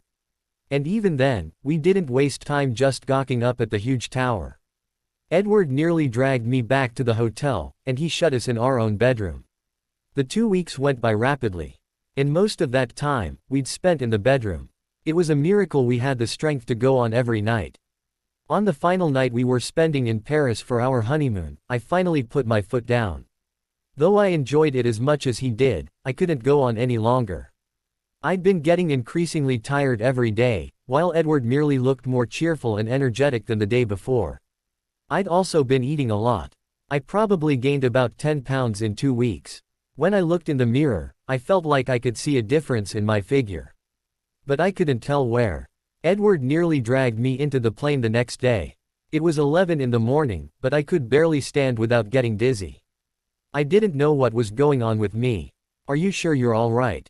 Edward asked in concern as the plane took off. I nodded, finally awake. I was fiddling with the small screen in front of me, looking through a list of movies. I feel fine now. I don't know why I felt so dizzy at the airport. I perked up when I found a movie that I'd wanted to watch for weeks now. So for nearly 3 hours, I entertained myself by watching the movie, then ate a huge plate of food for lunch. Edward merely looked amused now when I shoved food in my mouth like a conveyor belt. After lunch, I fell asleep again. I felt like I was going through the same routine every day. I was getting boring. It was a wonder that Edward was still staying with me. Several hours later, we were back in America. It was nearly 7 o'clock in the evening, and I had slept most of the time on the plane. But I was still so tired. I could barely keep my eyes open as Edward dragged me to the Cullens' family mansion where we would be living from now on. Edward, Esme cried delightedly as she opened the front door widely. Bella, welcome home. I'm so glad you're back. I can't believe, she blinked. What's the matter with Bella? Is she sick? She's just tired, Edward answered as we entered the house. She slept on the plane, but I guess she's just exhausted from the long trip. Hey, Edward, Emmett greeted us when we entered the living room. Bella, did you have a nice trip? Yeah, Paris was nice, Edward sighed, sitting me down on the couch. Bella, we're home. Open your eyes, love. Everyone's waiting for you. I stretched and opened my eyes halfway, blinded by the bright light. I yawned widely, and I blinked several times to focus. Sure enough, the Cullens were all looking at me amusedly. I smiled sheepishly. Sorry. I'm just really tired these days. I wonder why. Emmett asked sarcastically, grinning. Maybe you pushed her too hard, Edward. Alice giggled. I bet. Edward merely smiled. So how was Paris? Carlyle asked, smiling warmly.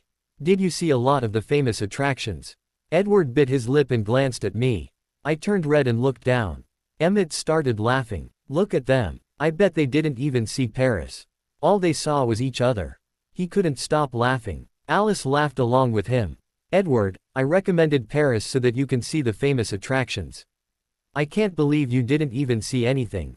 Didn't you see anything? Esme asked incredulously. Sure, I said, then paused. The Eiffel Tower. That's it. Isn't it enough? Edward asked innocently. After all, the tower is the symbol of Paris. We saw the main attraction, what more could we see? Carlyle and Esme started laughing along with Alice and Emmett. I couldn't even get embarrassed. I was too tired. I yawned again. I'm sorry, I said politely, but may I be excused? Of course, Carlyle said, nodding. You look exhausted. Your bedroom is all ready for you on the 3rd floor. Go ahead and get some sleep, Bella. I smiled gratefully. Thank you, Carlyle. I'm sorry. Good night, Esme. Good night, Bella, Esme said. Edward started getting up to escort me upstairs, but I shook my head. It's okay. Stay here. He smiled. Well, if you're sure. Good night, love. I waved half-heartedly as I walked away slowly, trying to maintain my balance. I trudged up the stairs like a sloth, hearing the voices resume talking in the living room. I found the only room on the 3rd floor that was decorated and entered. I barely had time to glance around the redecorated guest room before I collapsed onto the bed. I was asleep even before my head hit the pillow. I was attracting lots of attention at school. People were always coming up and asking how my trip had been, or offering their congratulations. Girls wanted to see my ring, and boys expressed their jealousy. It was really disturbing, especially since I hated to be the center of attention. But my friends were there to wave them off if I didn't want them to come near me. It's been, 2 months since you came back to school? Angela Weber asked me as we walked to Spanish together. I can't believe people still want to hear about Edward. How is he, by the way? I don't know, I said truthfully. I haven't seen him ever since we both returned to school. You know Harvard is in Massachusetts. Angela looked at me sympathetically. Doesn't he call? I shrugged morosely. Not really. He's busy, I suppose. Still, she said, frowning. I would have thought that he would call you every day. If he claims to love you like that. I laughed. You're such a good friend to worry for me, Ang. But I'm sure everything's fine. Don't worry. Angela glanced at me, trying to smile, but still looking concerned. Yeah, you're right, of course. Edward wouldn't forget about you. I smiled back, but I wasn't convinced on the inside. I had reassured Angela, but I was getting worried myself. I knew that Edward wasn't the type to forget things easily. And I would think that if he knew that he had a wife now, he would call home more often. It wasn't just me. Emmett and Jasper had both returned to school as well, but Alice was still here. She had been due back at Paris 2 weeks ago, but she felt guilty just leaving me at the Cullens' mansion all alone. After all, Edward wasn't calling to keep me company with his voice. Alice shared my concerns. She also knew that this wasn't Edward. He wasn't sloppy or forgetful. She was getting worried. With a pang, I realized that Alice was gone too. She was finally returning to Paris today, at my urging. I was alone again. Bella, Angela asked. Are you okay? I nodded quickly. I'm fine. I just remembered that Alice is gone today. Oh, she said, sympathetically as we entered the classroom. You'll be all alone in that huge house. Maybe you should go live in Massachusetts with your husband or something. I laughed as we sat down together at our table. Don't be silly. I miss Edward, but that doesn't mean I'm going to be separated from you, Ang. Angela grinned. I'm glad. And you know that I didn't mean that literally, right? I laughed again. Don't worry, Ang. I won't leave you. Good. As the Spanish teacher began our lesson for the day, my thoughts wandered back to Edward. I missed him. I was busy studying for the calculus final tomorrow when my cell phone rang. I glanced at the caller ID quickly, hoping it was Edward.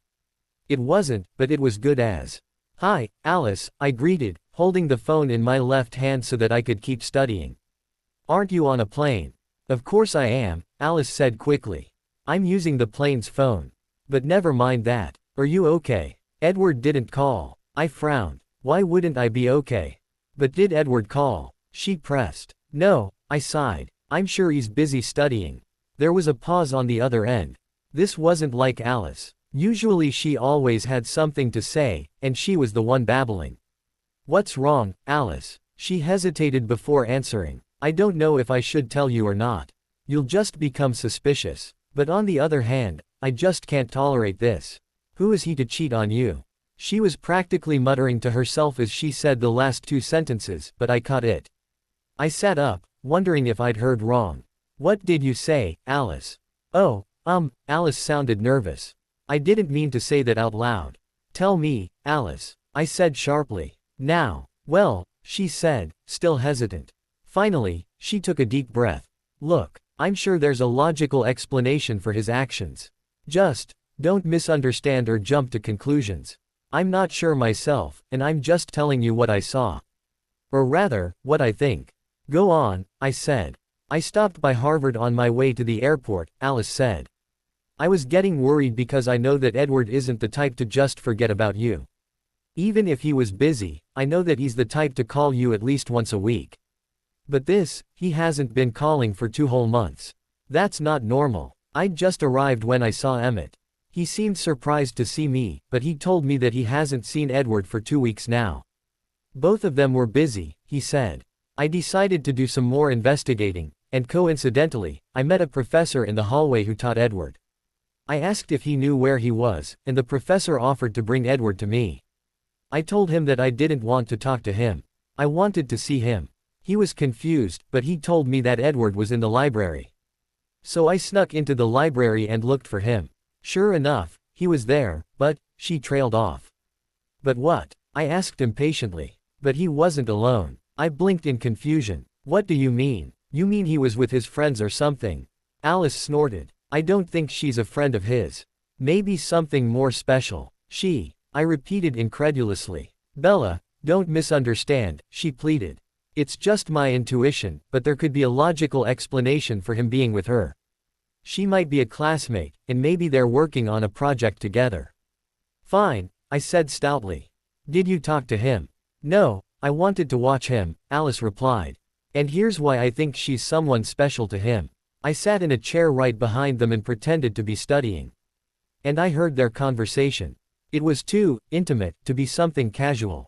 It was something people would discuss if they were dating. I exhaled sharply. Are you sure it was Edward? I'm positive. I couldn't believe it. No, I refused to believe it. Edward wouldn't do that. He was the most honest, most loyal person I knew. He wouldn't be unfaithful to his own wife. Not when he got married to her only a few weeks ago. I was angry with Alice for telling me lies.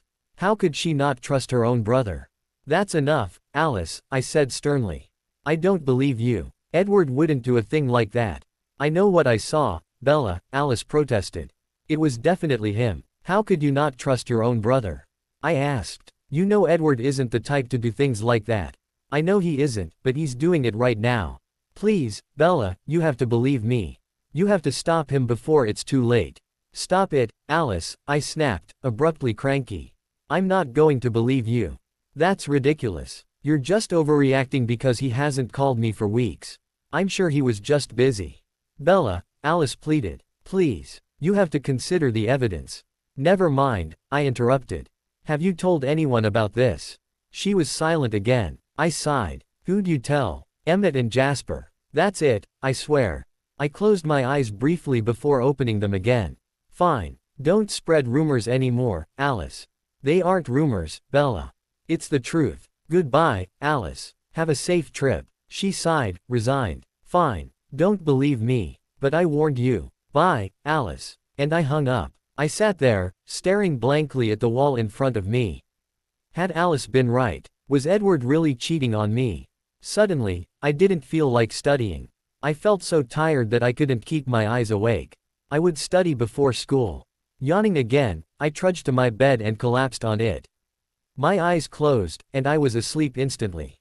Bella. It was Alice, calling for me frantically, but I couldn't see her. Where was she? Alice. I called. Where are you? You have to stop him, Bella.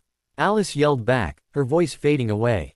You have to convince him to stop seeing her. I couldn't hear her anymore. What had she meant by that? I looked around. I was at a familiar place that Emmett had shown to me in pictures before. It was Harvard. I was standing on top of a huge staircase. I shuddered when I looked down. The ground was so far away that I felt dizzy. If I fell down the stairs. I turned to find another exit, only to find a pretty young woman scowling at me heavily. I'll do what I want, she said. I frowned, confused. What? But out of our business, Swan. She said. You won't be a Cullen much longer. I will. Can't you see? I've seduced him. He doesn't love you anymore. I saw Edward behind her. He was staring at me with frightened eyes. Bella, he whispered softly. I couldn't take my eyes off of him. While I was distracted, the girl pushed me forcefully, and I was tumbling down the long stairs. After what seemed like eternity, I was finally at the base of the steps. There was a pain in my abdomen. I looked down. To my shock, my stomach was swollen and blood was dripping from between my legs. The pain got worse. I started screaming. I woke with a jolt. Cold sweat beaded my forehead, and I was panting like I'd just run 100 miles. The sky was getting light already. The sunlight was peering weakly through the windows. I stared up at the ceiling of my room, trying to catch my breath. I realized that there were tears in my eyes. The dream had seemed so real. I'd been dreaming strange dreams ever since our honeymoon. But this one was so vivid. And it gave me something slightly shocking to think about. I remembered one specific detail from the dream while others just faded away. My stomach. It had been swollen as if I'd been. It couldn't be. It just wasn't possible. I thought back to my strange behavior in the past 2 months. I'd been eating like a pig, and had had cravings for sour things lately. I realized that I'd been cranky to Alice and Carlisle and Esme, not to mention to Renee and Charlie. I got tired easily, and dreamt strange dreams. When I woke up, I would still feel exhausted, like I hadn't slept for days. All the symptoms were there. Except, had I gotten through my menstruation in the last 2 months? No, I realized. I started counting, but I couldn't concentrate. Finally, I got up from bed and picked up my calendar that had been sitting on my desk. And I counted properly. I was nearly 2 months late. Panic attack. I started breathing heavily again. It couldn't be. No way. If it was true, then that meant that I had gotten that way on my honeymoon. I'd been so stressed and occupied with schoolwork that I'd completely forgotten about my monthly cycle. There was only one way to know for sure. I was in a rush now. I hurried to the bathroom and took a quick shower. I glanced at the long mirror as I was dressing. Was I imagining things, or did my stomach look slightly different? Frowning, I dressed in jeans, a boring shirt, and threw on a hoodie to cover my lopsided stomach, feeling self-conscious.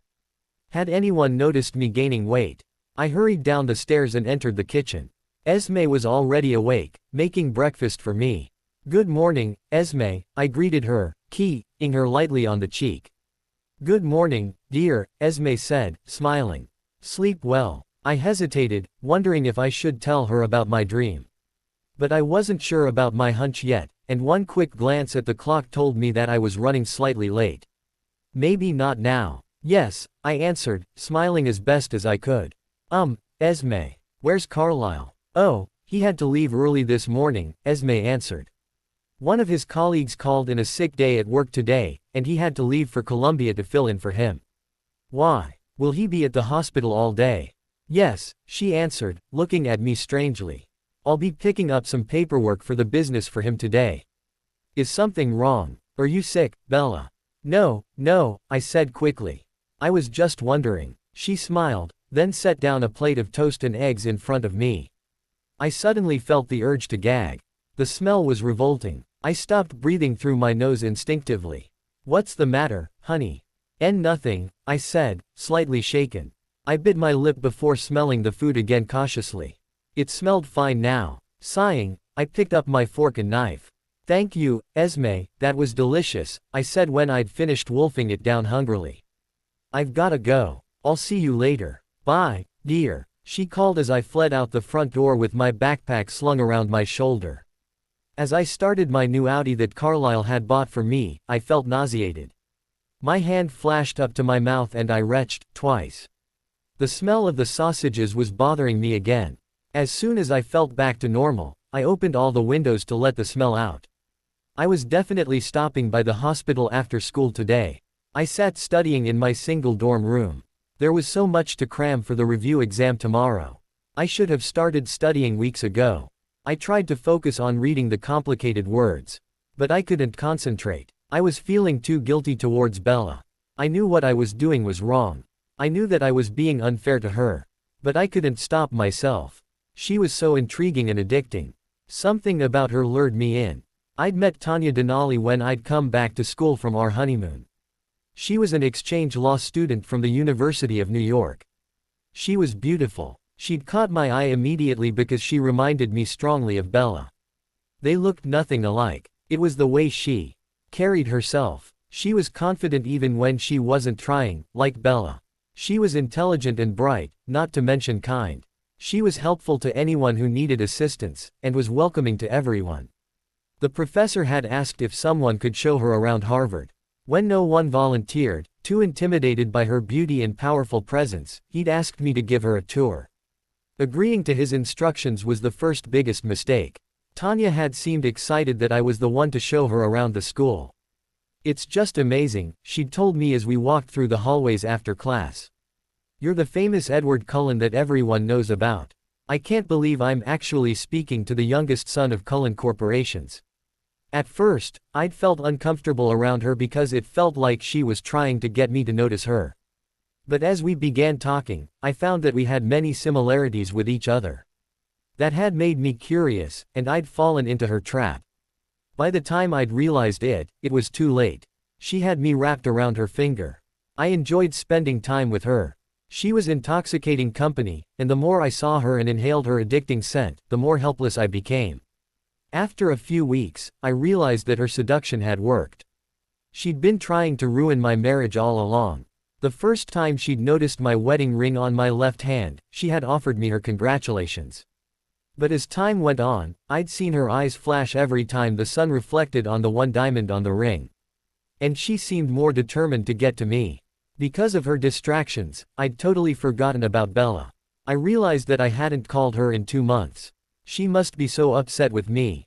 I reached for my cell phone to call her right now, suddenly finding that I had to hear her voice. My eyes focused on the clock on my desk, and I realized that it was too late.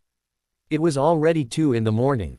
She would be asleep. I promised myself that I would call her soon as I put away the phone.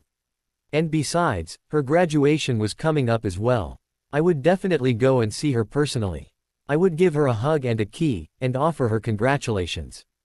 I turned back to the thick book and picked up my pencil. If I wanted to ace that exam tomorrow, I'd better place Bella and Tanya out of my head and start studying. I walked into the gynecology and obstetrics department of Columbia Medical Center, nervous. Everyone that I'd passed on the way here had given me an odd look, as though they were seeing a celebrity.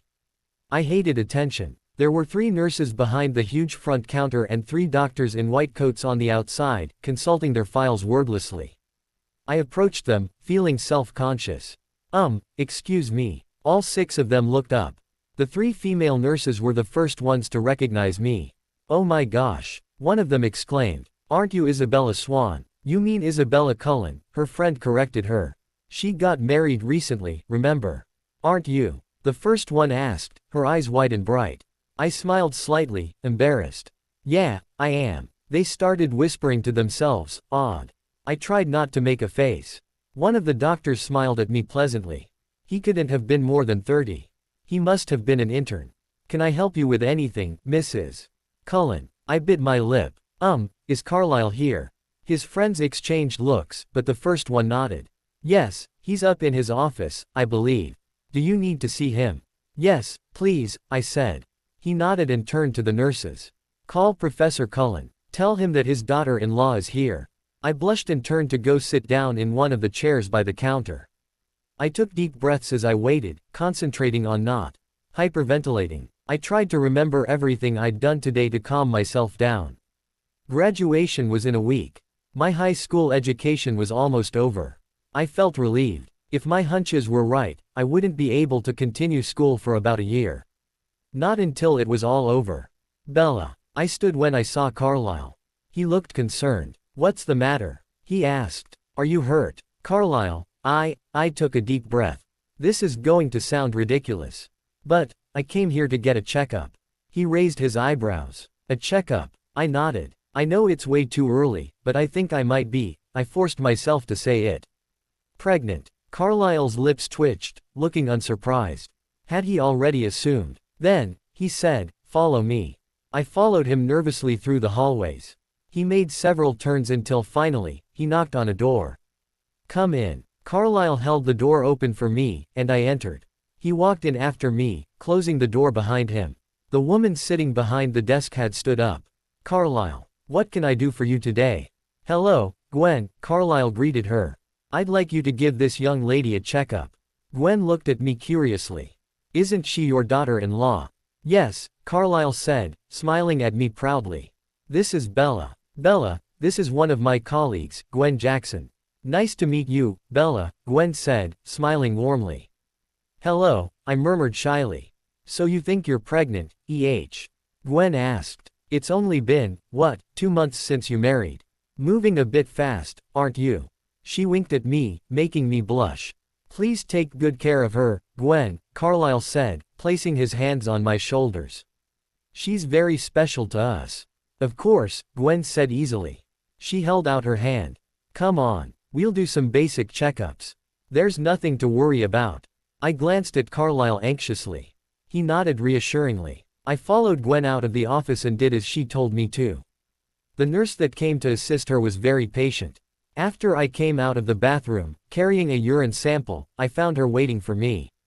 Dr. Jackson is waiting for you in that room over there, the nurse said helpfully, pointing the room out. She'll check the ultrasound now. I nodded and went inside the room. Sure enough, Gwen was waiting there. I want you to lie down here, she said, patting the bed. And raise your shirt. I winced slightly when she applied the cold gel on my stomach and rubbed gently. Her eyes were glued to the screen as her hand moved around my lower abdomen, searching. Finally, she took away the camera and gave me a paper towel to wipe the gel away. Wait for me in my office, Bella, Gwen told me as she went out. I'll be right with you. Had my hunch been incorrect? No, I was positive. I was sure. I jumped slightly when Gwen and Carlisle re-entered the office. Carlisle sat next to me while Gwen took her place behind her desk. Well, what have we got, Gwen?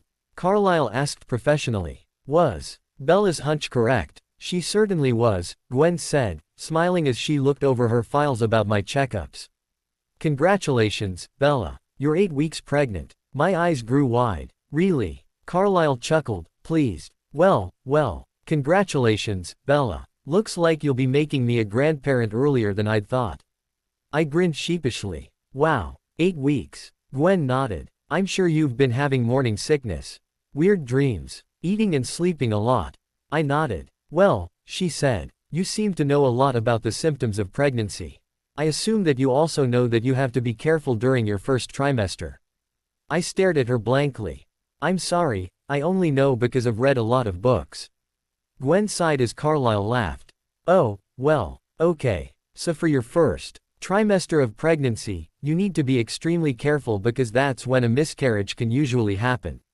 You're in your second month, so you'll need to be careful for another month or so. We good? I nodded. You'll need to make weekly visits until I say otherwise, she continued. Your next visit will be on Saturday. Remember not to eat salty food or anything that makes you feel nauseated. You'll have a lot of cravings for sour things, but don't try to fight it. It's because you'll constantly be feeling a bit like you're having indigestion. I nodded again, more happily this time. A smile played around my lips. Get lots of rest and avoid anything stressful. Eat things that you crave, and don't overexcite yourself. We clear? Yes. Okay, then, Gwen said, grinning. I'm going to let you go now. I'm sure you're itching to go tell your hubby. I will see you next Saturday, Bella. I stood. Thank you, Drive, Jackson. She smiled as Carlisle and I exited her office. I was lost in thought as he escorted me back out of the university hospital. What are you thinking about? Carlisle asked curiously as we arrived at my Audi. Wondering how to tell Edward. He winked. I smiled slightly. No, I'd actually been thinking about what Alice had told me. If Edward really was cheating. No, he couldn't be. I trusted my husband. I wasn't going to get suspicious. Do you think Edward will pick up if I call him? I asked. Carlyle looked thoughtful. I don't know. He might have classes, but why don't you try? You've got to tell him sometime. He grinned suddenly. Esme is going to be so happy. Why don't you head on home and tell her the good news? Ask her to make you anything you want for dinner. I laughed. Oh, Carlyle, what time are you coming home? I don't know yet. I'll call you and let you know. I nodded. Thank you, Carlyle. You should go in. I'm sorry for bothering you. No, Carlyle said dismissively. You brought good news to our family. You can't call that bothersome. Drive safely, Bella. I'll see you later. Bye, I called as he walked back inside. He waved. I sighed happily as I started the car. I touched my lower belly gently, smiling. It was so fascinating. There was a new life growing inside of me. It felt strange, yet, I felt giddy. I made sure to drive slowly and carefully. Esme was waiting for me at the front door worriedly. Where have you been? She asked when I approached her. You're usually home by 4. I was getting worried. It's nearly 6. Sorry, Esme, I said, smiling. I was at the hospital. Her eyes grew wide. The hospital? Why? Are you sick, honey? No, I said quickly as we walked back inside. I wanted to get a checkup. I talked to Carlyle and he introduced me to his colleague, Gwen Jackson. She'll be my gynecologist from now on. Gynecologist, Esme said slowly. I turned to face her, a huge grin on my face. Oh, Bella, Esme cried excitedly. Are you telling me that you're pregnant? I nodded happily. 8 weeks already. Isn't it amazing? 8 weeks. Esme gasped. You must have gotten pregnant when you were on your honeymoon. Oh, how exciting, a honeymoon baby. I laughed. Have you told Edward yet? She asked brightly. Not yet, I admitted. I wasn't sure if he'd answer or not. Oh, go ahead, she said happily. Meanwhile, I'll make dinner. What do you want, Bella, darling? Oh, I don't care. Come on, Bella, she begged. I'll make anything for you. What do you want to eat? I thought for a moment. I feel like roast beef tonight. With mashed potatoes. All right, then, Esme said. I'll go shopping at the market, and I'll stop by Charlie and Renee's to tell them the good news. Is that okay, honey? Will you be okay here? All by yourself? I nodded. Of course. Be careful. I handed her the keys to the Audi, and she took it before disappearing into the kitchen to make her shopping list. I entered my room, feeling unbelievably happy. I was pregnant with Edward's baby. It was inside of me, warming my insides. After some hesitation, I called Edward. I wasn't surprised when he didn't pick up. I redialed and held the phone to my ear. Still nothing. I bit my lip, wondering what to do. Then, I dialed a new number. Hello. Emmett answered his phone almost immediately.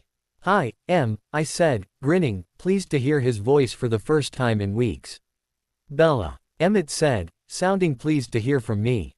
What's up? How's everything back at home? Everything's fine, I said. More than fine, actually. I'll tell you in a minute. Have you talked to Edward lately? Not really, he said. I barely see him these days. We're both busy, you know. I'm not disturbing you or anything, am I? I asked worriedly. No, Emmett said quickly. I was actually just taking a break from studying. My brain hurts. I laughed. What about Edward? I called him, but he isn't picking up. Yeah, I heard from Alice, he said, a little darkly now. She said that Eddie hasn't called you in 2 months. I'm going to kick his butt the next time I see him. That idiot. I'm sure he's busy, I said half-heartedly. Then, I remembered my good news, and nearly gushed in excitement. Guess what, Emmett? I went to the hospital today and they told me. The hospital? He interrupted, concerned. Why, are you sick? Well, no, I said. Not technically. Well, we're going to have a new addition to our family, Emmett. It was silent. Then, he said incredulously, you're not. I laughed. Yeah, I'm pregnant. Emmett whooped softly. Wow, Bella. That's big. Congratulations. How old is the kid? It isn't the kid yet, Em, I said, rolling my eyes. And it's 8 weeks old. He whistled. Honeymoon baby, EH. Well, geez, I can't believe Edward didn't pick up when you obviously called to give him the good news. I'm sure he's at his dorm right now, studying. He's got a huge review exam in 2 hours, I'll go tell him myself. Was Carlisle and Esme thrilled? Of course, I said, giggling. Esme was nearly prancing around in excitement. She's making me roast beef and mashed potatoes for dinner. Lucky. I know. Well, I should go. I want to tell Eddie the good news. Say, your graduation's coming up. Edward and I are coming up to see it, so don't worry. We'll make it in time. We're all planning to come home for summer. I perked up. Bring a big bouquet of flowers, Em. He laughed. All right, I'll talk to you later, Bella. Remember, be careful. I will. Bye. I felt better. I hadn't been able to tell him personally, but at least Edward would know soon. I decided to call Jasper next. Like Emmett, he answered almost immediately. Hi, Bells, he greeted me cheerily. What's up? Jazzy, guess what? I'm pregnant. What? Did I hear you wrong or something? I heard you say that you were pregnant. Correct me if I'm wrong. I laughed as I told him about my day. He sounded pleased that he was going to become an uncle. Congratulations, Bella, Jasper said. Wow, pregnant. That's big. Looks like you'll have to delay going to college for a year. But I think it'll be worth it, I said happily. I'm so incredibly happy right now. I feel like flying. Did you tell Edward yet? My smile faded slightly. He didn't pick up. Emmett's telling him for me. Jasper was quiet before he finally answered. I see. Well, I'm sure Edward will call you soon. Don't worry too much. And you know we're coming home for summer break, right? I'll see you for your graduation, sis. Take care of yourself till then. I will. Bye, Jazz. After I hung up, I retreated into my thoughts. I was happy to be pregnant, to have Edward's child inside of me. Though I did not know much about this new life inside of me, I did know one important thing. From now on, this child would be my life. The baby was special to me. I couldn't imagine my life without it. I would protect my baby no matter what happened, and I wouldn't let anything happen to it. Even if it meant that I would have to give up my own life. I had been studying ever since I'd gotten up at 8 in the morning. It was now nearly 2 o'clock. I had another hour left before my exam, and I needed to cram as much as I could. Tanya had called on me earlier. I'd sent her away, not because I didn't want to see her, but because I had to study. She'd understood and had left me alone. I'd promised to meet her later in her single dorm room. Suddenly, there was a knock on my door. I jumped slightly, startled. I glanced back, distracted. Come in, it's unlocked, I called, turning back to my books quickly. Hey, bro. It was Emmett. Emmett, I said, annoyed as I scribbled frantically on my notes. I have an exam in an hour. I know, Emmett said, sitting down on my bed. But I have some good news. How come you didn't pick up your phone? Bella called you about 10 minutes ago. Huh. I glanced at my phone. Sure enough, I had one missed call from the most important person in my life. Oh, shit. I had it on silent. Why'd she call me? I told you, Emmett said, grinning suddenly. It's good news. Congrats, man. Looks like you'll be a father. I blinked. What? I'm telling you that Bella is pregnant, you idiot, Emmett said, rolling his eyes. She says it's been 8 weeks already. She just found out today though. She must have gotten pregnant on your honeymoon. I was speechless. I couldn't think straight. He guffawed. Say something. I know you're happy and all, but don't you think you should call her back? She's been pretty depressed lately because you've neglected to call her. I immediately felt guilty again. Because I knew that I had cheated on her. Oh, I murmured to myself, filled with remorse. And I knew I had to end this. I had fooled around with another woman because I had been lonely without Bella by my side. But now that the responsibility of becoming a father had been handed to me, I knew that I couldn't continue this. I would have to break it up with Tanya tonight. Hey, you okay, man? Emmett asked. Yeah, I answered quickly. I'm fine. He looked at me strangely. Do you have anything to tell me? I stared at him. It was as if he already knew. Alice was here yesterday, he said, his eyes narrowing. Looking for you. She was getting frustrated because you haven't been calling Bella frequently. She said that she was going to see what you were up to. My breathing stopped. Oh, no. What time did she come here? I asked as casually as I could, as if I was merely curious. Around 11 in the morning. Why? 11. I'd been at the library with Tanya at that time. We'd been discussing things that a married man should not have. Had Alice heard me? Had she seen with me Tanya? Hey, Emmett said, frowning as he bit his lip. Look, maybe Alice is jumping to conclusions. And you know her, she loves to spread rumors. She might have seen wrong, but I still want to trust you. You're my brother, I wouldn't want to be suspicious of my own bro. But, he sighed, fixing his eyes on me. You're married, man. You've got to stop playing around. Yes, he knew. Alice had seen me with Tanya, and she'd even heard our conversation.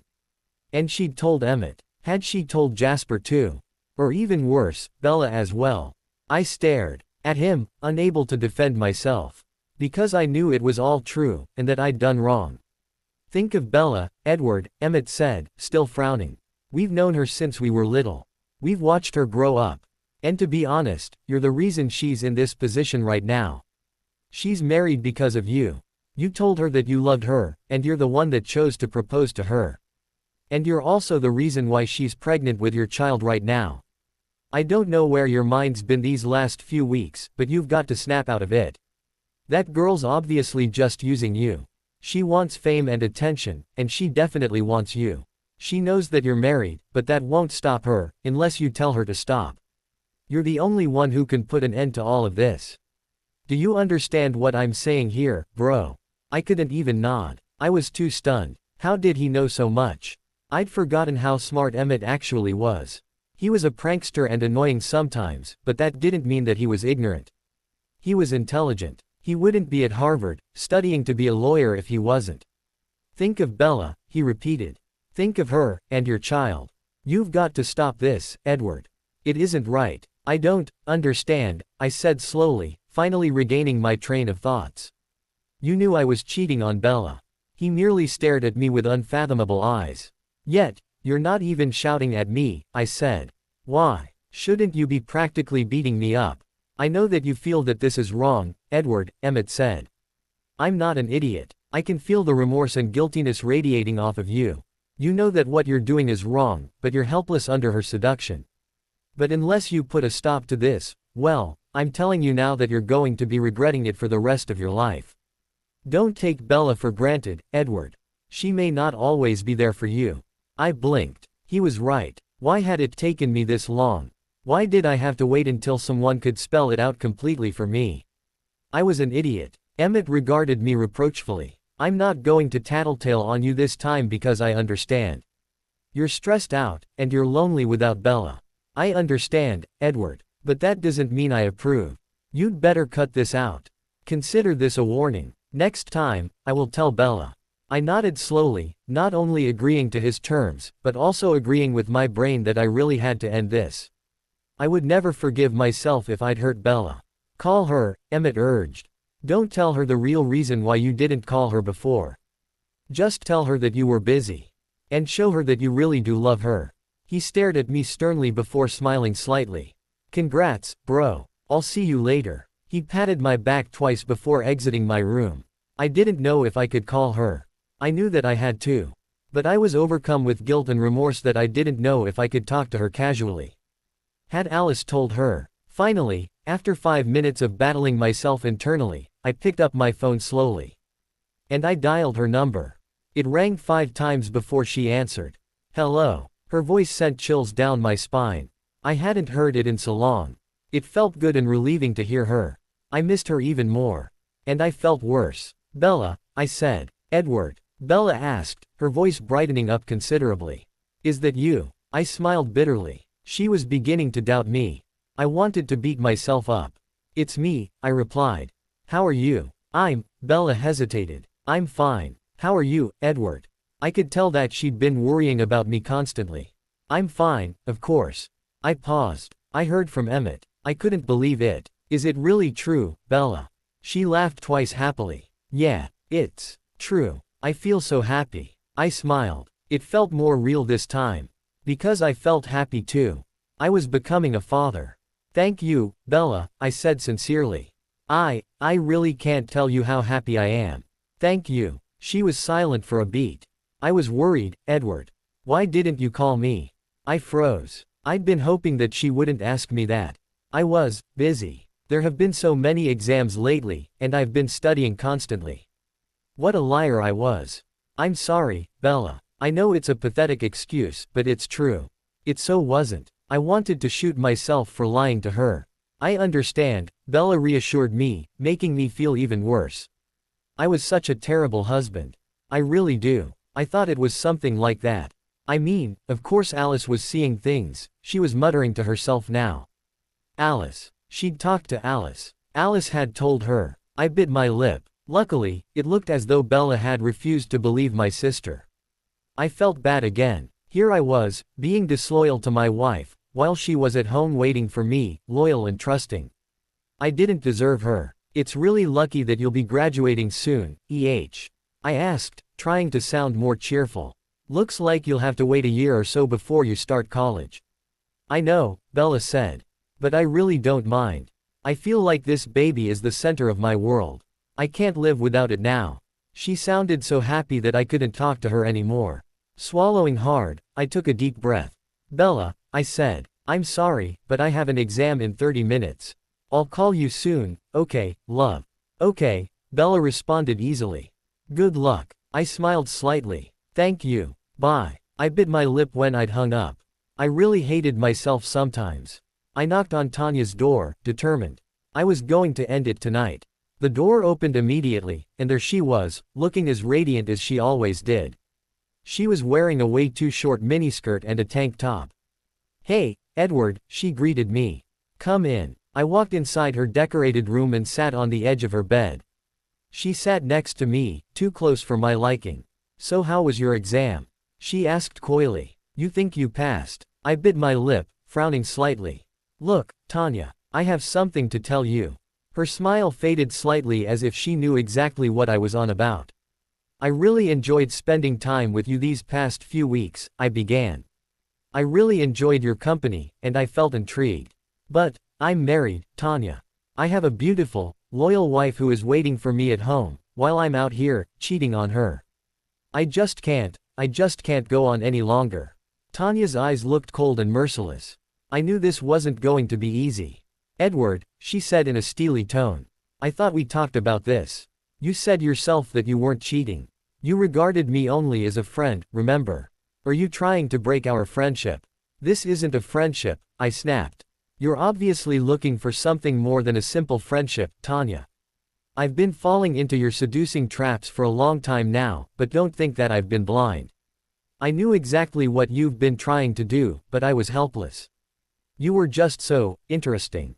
I looked at her pleadingly. Let's stop this, Tanya. Don't do this to me anymore. Don't confuse me any longer. Tanya wasn't giving up. No, I already told you earlier, didn't I? I like you, Edward. No, maybe more than like. I swear, I can love you way more than your wife can. She's barely 18. She's still young. How do you know that she won't run off with another man? She won't run off, I said. She's not the type to do that. Besides, I took a deep breath. There's another reason why I'm doing this right now, Tanya. I've been feeling guilty for a while, but I feel even more compelled to end this right now. Because Bella's pregnant with my child, Tanya. I can't do this to her.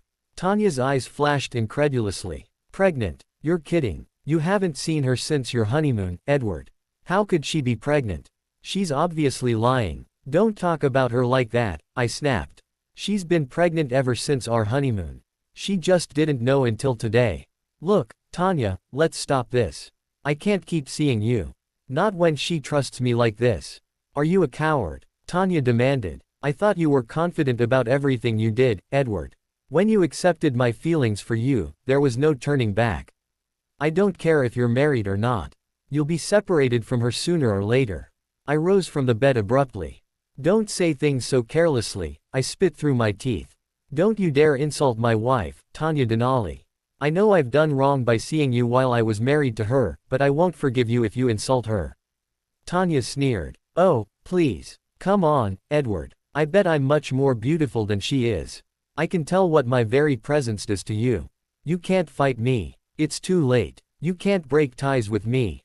I stared into her icy blue eyes, and realized that she was right. I was in too deep. Even now, even as she insulted my Bella, I couldn't bring myself to end things completely with her. I was trapped. Edward, Tanya coaxed in a pleading voice. It was too intoxicating. Her every move was done perfectly. She had me completely wrapped around her finger. Don't do this. Forget about her. Forget that guilty feeling. Just think about me. I'm here. She's not. Forget about her. And look at me. She was standing now too, gazing into my eyes. I felt sluggish. It was like I was hypnotized. I couldn't think straight. And then, she leaned in and her lips met mine. I couldn't help myself. My brain controlled my body while my heart was screaming no. Need overruled my better judgment, and I pulled her closer in resignation, keying her more deeply.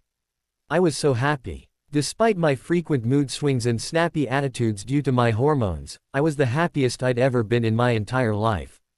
I was happier than when I'd gotten married to Edward. My appetite and cravings increased every day, and Esme had to keep humoring me by preparing me food that I wanted to eat. Luckily, she didn't mind, and adored taking care of me. My parents had been thrilled when they'd heard the news about my pregnancy from Esme. They were hoping it would be a boy, while Carlisle and Esme didn't really seem to care, as long as we were both healthy. I personally preferred a girl. Alice had been thrilled. She nearly got back on a plane to see me, but I managed to convince her to stay there, at least until graduation. Angela had been pleasantly surprised. Like everyone, she expressed her relief that we would soon be graduating. If we weren't, I would be stumbling around, looking like an idiot with my stomach swollen. They wouldn't allow me to attend school anyway. In fact, the whole school was buzzing with the news. No, strike that. The whole world knew now, and several businessmen had even called Carlisle and Charlie to offer them congratulations. I'd decided to forget the whole story that Alice had told me. After all, Edward had called me, hadn't he? He'd sounded distracted, mainly because he was so busy studying. I'd felt so bad for being suspicious of him even for 1 second. He wouldn't do that to me. He'd even promised to come to my graduation. I would have told him to stay there and study, but I hadn't, for selfish reasons. His dreams to become a lawyer were important, but I missed him. I wanted to see him. It was finally the last week of school. Graduation was on Friday, and Southview High School was extremely chaotic and busy, getting ready for the big ceremony in Central Park. I parked my beautiful Audi in my usual parking space on Monday. Then, glancing down at my stomach, I stroked it gently, smiling, imagining my baby in there. Someone knocked gently on my window, startling me. It was Angela. Smiling at your baby again. She teased when I got out of the car. I smiled sheepishly. I can't help it. I wish it would be out already. I wanna see her. Angela laughed as we walked into the buildings. How do you know it's a her? I shrugged. It's my preference, of course. So, she said as we walked together to English. When's the gang coming back home? Wednesday, I replied. They're getting 2 weeks off for summer, and then, they have to go back to study. It must be hard, having a husband who has to study all the time. I nodded. True. But still, I'm not alone anymore. I grinned at her, touching my stomach gently. She rolled her eyes. I never thought you'd be so happy being pregnant. You're barely 18. Don't you have any doubts? Hardly, I said as we entered the classroom and took our place in the back of the room. I know I can be a good mother to the kid. At that moment, the bell rang, and everyone sat down. Mr. Bertie came in, scowling heavily.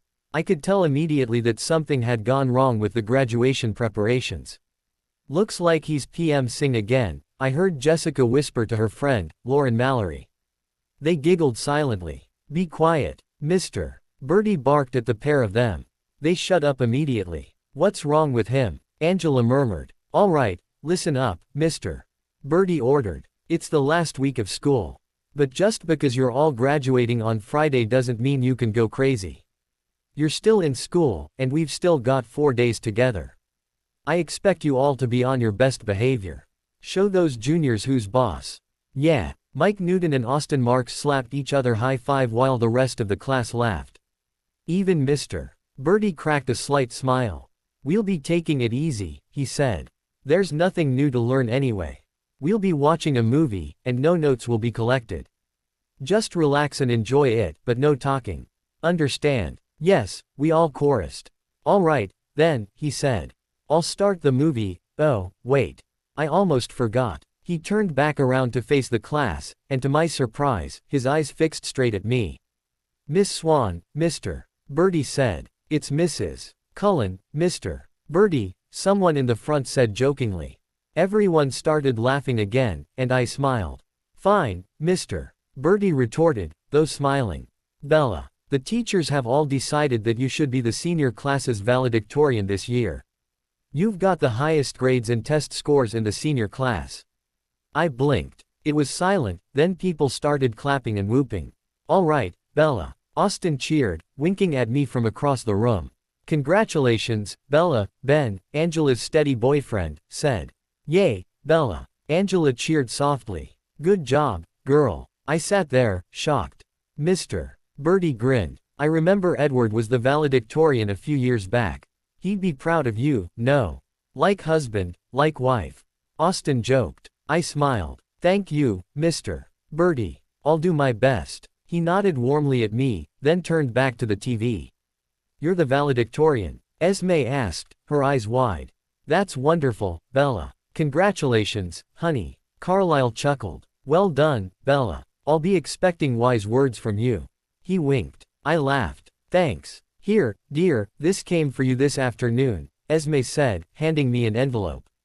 For me? I frowned, then glanced at the address.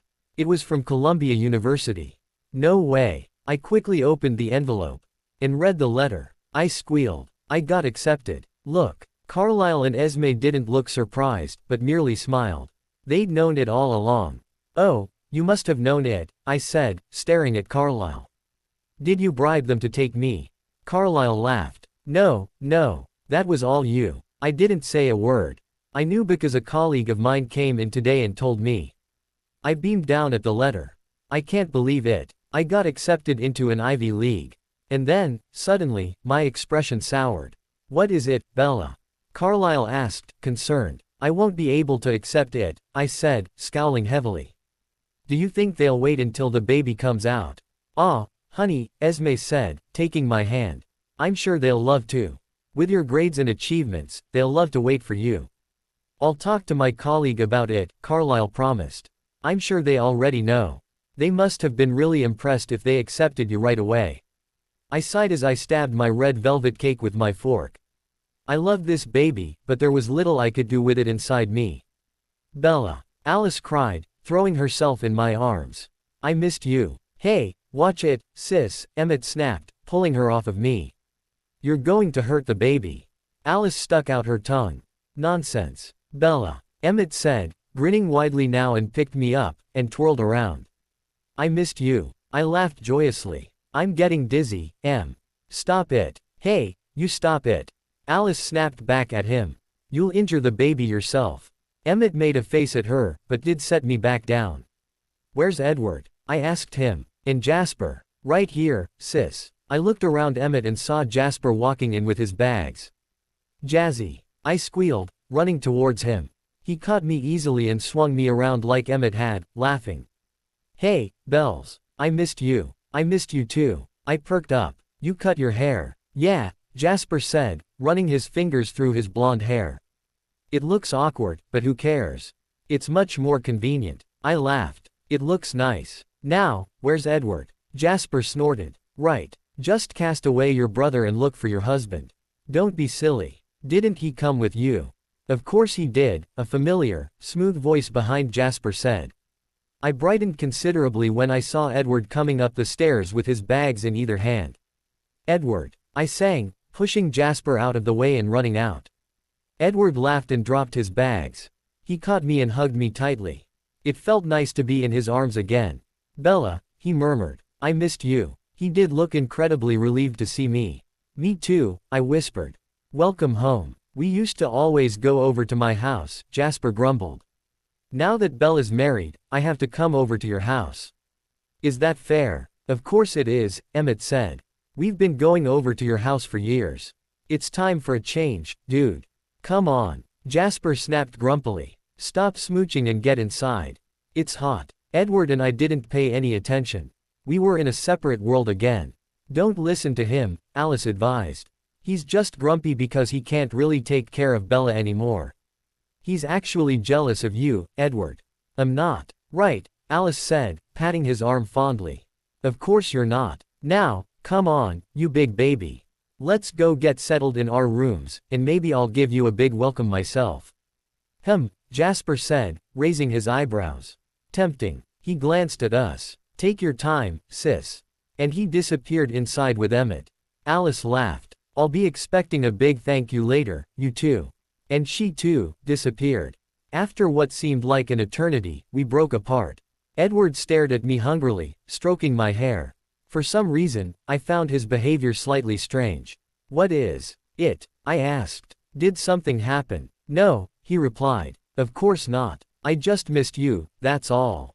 But his green eyes looked too innocent, and I couldn't bring myself to trust his answer. But as he was home after a long time, I didn't want to start anything. So I merely let it go. Come on, I said, smiling, dragging him up to the front door. Let's go inside. We found the three of them munching on Esme's brownies that I'd asked her to make 2 hours ago. Emmett and Jasper had eaten half of the batch already. Hey, I snapped, abruptly cranky. I let go of Edward's hand and went over to them. Stop hogging. I want to eat them too, you know. Emmett pouted while Jasper chuckled. Alice giggled. You're pregnant, all right, she said. Your hormones are making you cranky. Don't antagonize her, you three, Esme chided, emerging from behind the refrigerator. She set down 3 juice boxes in front of them. She's very sensitive these days. And don't worry, Bella. I have another batch for you in the oven. I knew they would eat all of it. She winked at me. I smiled, already over my brief fit of anger. Thanks, Esme. Edward chuckled and placed his arm around my shoulders. He glanced down at my belly and touched it gently. I still can't believe it. I smiled up at him. I can't either. I'm still adjusting actually. It kind of KS to crave sour things. Do you know how sour lemo can be? Let me see, Emmett said, standing up from his barstool. His face fell. You can't even see a bump. Jasper started laughing while Alice rolled her eyes. You won't be able to see the bump until at least 3 months, you idiot. Oh, Emmett said. So another month, then.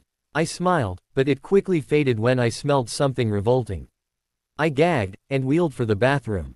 Bella. Edward called in alarm, following me. I retched once I reached the bathroom. The smell was horrible. Bella. Edward sighed, leaning over me in concern. Are you okay? Go away, Ned. It's just morning sickness. Not likely, Bella, he said anxiously. Does this happen a lot? Carlisle says it'll fade, I sighed. I felt better now. Oh, Bella, I'm so sorry. Esme said when we re-entered the kitchen. I was frying up some mackerel for dinner, and... It's fine, Esme, I said reassuringly. It smells good now. Weird, Emmett commented as he stuffed another brownie in his mouth. Pregnancy is dangerous, I see. I laughed. You have no idea. Really? Can you feel the baby? Alice asked eagerly. I shrugged, sitting down on a barstool with Edward. I reached for a brownie. Flutters, sometimes. It doesn't kick me yet, luckily. What does it feel like? Jasper asked curiously. It feels like I have butterflies flying around in my stomach, I answered. This is good, Esme. Oh, thank you, dear. So you're graduating, Edward sighed, nudging me slightly. That's big, Bella. Aren't you excited? I snorted. Excited? Sure, I guess. If you think having to work on a speech on the last week of school is exciting. A speech, he repeated. What for? Bella's the valedictorian this year, Esme said proudly. Isn't it wonderful? Seriously. Alice shrieked, startling me. I scowled at her. Wow, Bella, Jasper said, smiling proudly. Congrats. That's great. Gee, that's scary, Emmett muttered. First, Edward. Now you. Congratulations, Bella, Edward sighed, looking impressed. I'm proud of you. Thank you. Then, I frowned. Carlisle should be home by now. And he is. Carlisle walked up to us, looking happy. Welcome back, all of you. Ah, brownies. He reached for one. Hi, Carlisle, I said, grinning at him. How was work? Dead slow, he answered. How was school? Dead slow, I echoed his words. But on the bright side, we finished editing my speech for graduation. I'm glad that's over. Let's hear it, Alice said, perking up. Let's not, I snapped. You'll hear it on Friday. But she shut up when she saw my expression. Wow, Emmett said, amazed. I wish you were pregnant all the time. No one can make Alice shut up like that. I'll make it all up once the baby's out, Alice promised, pouting. Edward chuckled. He turned to Carlisle. When can we know the gender of the baby, Dad? Usually at 4 or 5 months, Carlisle replied, reaching for a second brownie. So in Bella's case, soon. I wish it was a boy, Emmett said wistfully. I'd teach him to play football and how to act cool. Seduce girls, you know. Boy, Jasper agreed. Girl, Alice said dreamily. I'd love to dress her up. I hadn't thought of that. Shuddering, I said, I think I changed my mind about wanting a girl. I wouldn't want to stress her out with the fashion. Alice stuck her tongue out at me. Hey, I learned tons of new stuff during the last few weeks. I want to try it out. Not on my daughter, you won't, I said, narrowing my eyes. She smirked. Try me. All right, you too, Edward sighed, laughing. Everyone glanced at him. Well, what about you, Edward? Emmett asked. What do you want, a boy or a girl? I don't care, he answered. As long it's healthy, I'm fine. Dinner's almost ready, Esme said, snatching a third brownie from Carlisle's hand. No more brownies. Shoo. One more, Mom, Emmett pleaded. Please. Go humor your sister-in-law. She's been awfully cranky lately. I smiled sheepishly. Sorry. I felt another flutter in my stomach. Hey, I felt it again. The flutter? Emmett asked, distracted. Seriously. Esme winked at me. Why don't you go ask her how she's been doing? She got several acceptances from colleges, you know. Really? Alice asked as we left the kitchen. Anywhere good. I got an acceptance letter from Columbia on Monday, I said mildly. Johns Hopkins and NYU on Tuesday. Harvard today. Edward perked up. Harvard. It'd be nice to go to school together again. I sighed. I don't know if they'd wait for me or not. I obviously can't go to school for about a year. Edward's expression flickered slightly. I wondered what he was thinking about. Johns Hopkins, Jasper disagreed. Bella should be with her brother, not with her husband. He's a bad influence on her. He smirked when Edward frowned at him. She should come with me to Paris. Paris. The three boys chorused. We've already been there, Edward sighed, scowling. You barely saw anything, Alice countered. Besides, maybe if she studied fashion, she would appreciate it more. I shook my head vigorously. I'm definitely not going there. As we all laughed and talked, I felt like we were going back in time. It all felt normal, like none of us were a couple. There were no pregnancy involved, or any lovey-dovey situations. It felt nice to just relax and enjoy the moment. I was nervous, and the constant flutters my baby gave now and then weren't helping either. I shrugged into my graduation gown and pulled on my cap. I straightened it slightly, then fixed my stylish hairstyle that Alice had done for me. She'd insisted on curling it, and I'd relented, knowing that it was a losing battle. She'd even applied makeup on my face, making me look like a clown. I had my valedictorian speech all memorized and ready to go.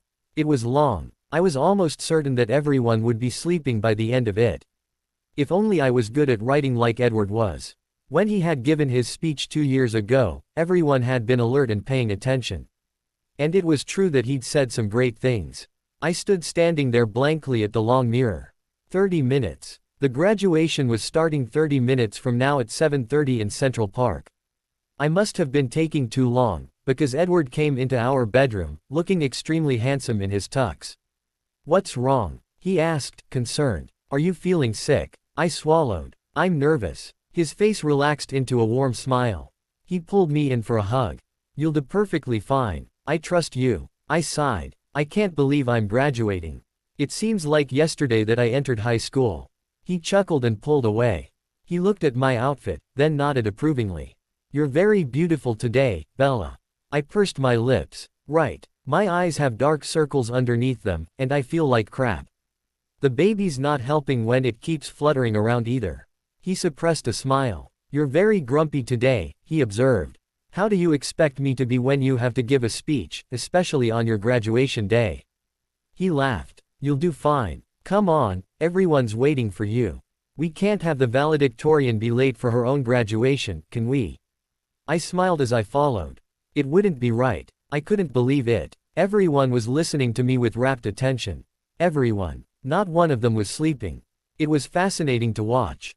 Do not believe that our road is coming to an end, I was saying.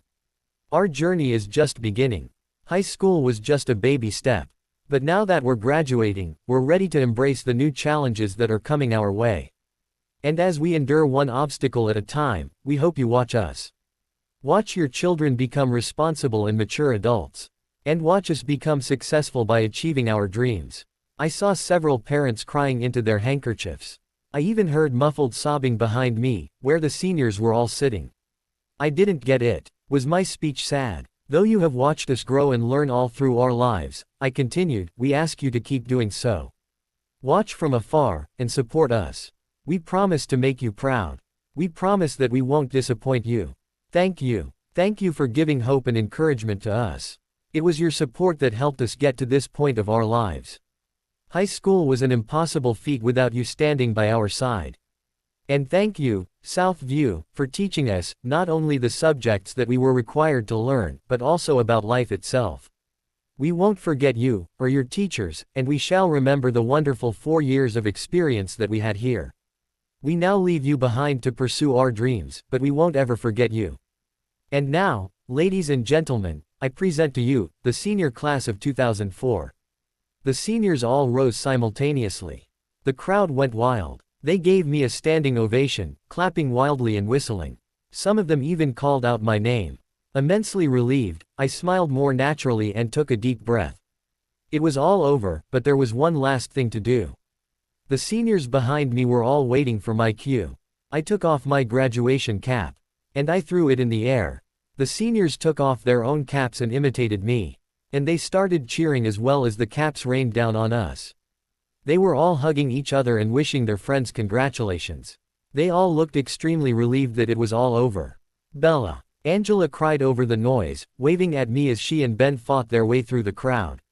Bella. Grinning widely, I jumped off the podium and ran towards them. Ang. Her arms wrapped around me tightly, and I hugged her back. Angela was crying. I can't believe it's all over. She said happily. We're college students now. Congratulations, Ang, I said warmly. You did it. Congrats yourself, she said, laughing as she wiped her eyes. You did great. You made me cry. Why'd you write such a great speech? I laughed as I gave Ben a high five. Congrats, Ben. Congrats, Bella, he said, now hugging me gently. Hope we keep in touch. Of course. I fought my way across the crowd with Angela, looking for our other friends. I didn't know how long I'd been gone from my family, but I knew that they were waiting for me somewhere away from the crowd. I'd said goodbye to everyone and had just gotten out of the mob. I spotted my family, standing away from the huge crowd. I made to go join them, but at the edge of the huge group, I was intercepted, yet again. Bella, come over to my house for the graduation party. Austin Marks said. He'd always been very kind to me, and had never tried to make a move on me, though I knew that he'd always wanted to. He'd always been very courteous, unlike his friend, Mike. I was sorry that I wouldn't be able to see him anymore. Thanks, Austin, but I can't, I said politely. The family is waiting. Thanks for inviting me though. Ah, come on, Bella, Austin said, pouting and making me laugh. We won't ever see each other anymore. I wanted to spend some more time with you, and maybe get a picture. I mean, you're the Bella Cullen. Where else am I going to find someone who's as popular and well-known as you? I'm flattered, I said warmly, patting his arm. Thanks for being such a great friend to me, Austin. I'll miss you. Same, Bella. Hey, do you mind if we take a picture? I laughed at his persistence. Sure, why not? And he took out a digital camera. He placed his arm around me as a friendly gesture, and he and I both smiled at the camera. The flash went off, and he let me go. Hey, it came out nicely, he said in satisfaction. That'll be something to show my grandkids. Granddad and Isabella Swan Cullen. I laughed. Moving a bit fast, aren't you? We've just graduated. Austin grinned. Sure. Gotta think about the future. I really liked your speech by the way. Very inspirational. Congratulations, Bella. Be happy with Edward. Thanks, Austin, I said, hugging him. Congrats yourself. Bye. See ya. I spotted my family waiting for me about 100 yards away under a tree. Hi, I said brightly when I was a few feet away from them. Edward was the first one to reach me. He wrapped his arms around me and murmured, "Congratulations, love. I'm so proud of you." "Thanks," I said, hugging him back. "Bella." Alice cried as she hugged me next. I could tell that she'd been crying. "I'm so proud of you. Congratulations." "Oh, I'm going to cry again. My mascara." I laughed as she retreated, getting out her mirror to look at her eyes.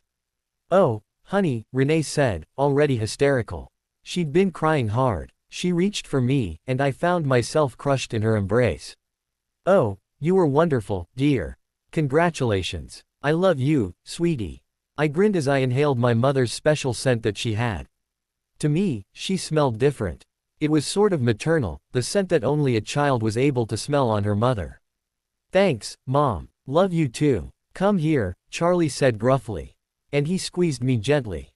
"Congratulations, Bella. I'm proud of you." "Thanks, Dad." "Congratulations, darling," Esme said warmly. "I'm so proud of you." Carlisle nodded. "I loved your speech. Very thoughtful and influential." "Congratulations, Bella." I hugged them both, thanking them for coming. And I finally turned to my brothers. Emmett grinned widely. "Double high five, sis." And he held out both hands. I slapped it, then simultaneously, we wrapped our arms around each other. "Congrats, Bells," he said proudly. "I'm glad to have you as my sister." "Thanks, Em." I could feel the tears starting to form. And when I looked at Jasper, I just couldn't help it. I burst into tears as my brother reached for me. "Hey," Jasper whispered, rubbing my arm gently. "It's okay. It's all over. I'm so proud of you, Bella. So proud." "I love you, Jazzy," I whispered. "So much." I guess it was just my hormones. Or maybe the stress and pressure of me being married at 17. Though I was happy having Edward as my husband, I sometimes felt self-conscious as I realized that maybe I'd married too early. Whatever it was, it all just broke down. With Jasper, there was no need to hide anything. He understood. I couldn't stop the waterworks. It just kept spilling out of my eyes, and soon, I was hyperventilating. "Easy, Bella," Jasper said, chuckling. "Easy now. Take deep breaths. Good girl. You'll ruin all your makeup," Alice chided gently. "Come on, Bella. It's all over." Edward was watching me with a small, sad smile on his lips. He looked remorseful, and at the same time, he looked tormented. I wondered why. I was still crying as Jasper escorted me back to the car. And he slid into the back with me, his arms still around me. "Shish," he murmured soothingly. "It's okay. It's all over." I finally got a grip on myself as we arrived back at the Cullen mansion. "We're spending the night here," Renee announced. "We thought you might like us around for your graduation." I sniffled. "Thanks, Mom." "Carlisle, you and I've gotta talk business," Charlie said gruffly as he threw an arm around his friend and led him towards the front door. Carlisle looked confused. "But we already did this morning." "Come on," Charlie snapped. They disappeared inside. "Don't mind him," Renee said, laughing. "Your father's very emotional right now. He's very proud of you, Bella." I smiled fondly at the thought of my father. "I know." Esme sighed. "Poor Carlisle. He'll be forced to humor your father for a few minutes." I watched as Renee and Esme walked inside, chatting in light tones. Edward was by my side again. He took my hand and pulled me towards the front door. The others followed silently. "No more tears," he teased softly. I smiled. I don't know why I cried like that. It was just seeing Jasper there, maybe it's just my hormones or something. "No, Bella," Edward sighed quietly. "It was your brother. Even though I'm your husband and I'm here to love you, there are some things that I can't fill in. Some things that only Jasper will be able to do." "I understand." I glanced at him. "You're right," I mused. "I never thought of it that way." "Well, I feel so special," Jasper said from behind me. He was sarcastic again. "Oh, stop being such a pessimist," Alice said, laughing. "You know you approve of Bella and Edward, why are you being so sarcastic? You would feel like this too if you just had your sister taken from you by some guy." "Some guy?" Edward turned around and frowned at him, mockingly indignant. "Some guy." Jasper grinned. "Look, man, I'm supposed to give you a hard time. That's what older brothers do to their baby sister's husband. I'm not a baby, I said, indignant. Do you call a married, pregnant woman a baby? Jasper looked mildly surprised. I forgot you're pregnant for a moment. Huh, that's weird. You actually have a baby in you. I rolled my eyes as we stepped into the brightly lit mansion. Very mature, Jasper. So, Emmett said. He'd been watching the whole exchange rather amusedly. Why break the tradition? How about we play the old games? Truth or dare, anyone? That's no fun, Alice disagreed. We're all together now. There won't be anything to tease about. Then, her eyes lit up and she clapped her hands. I know. Board games. Board games. Emmett repeated, shocked. Who plays board games these days?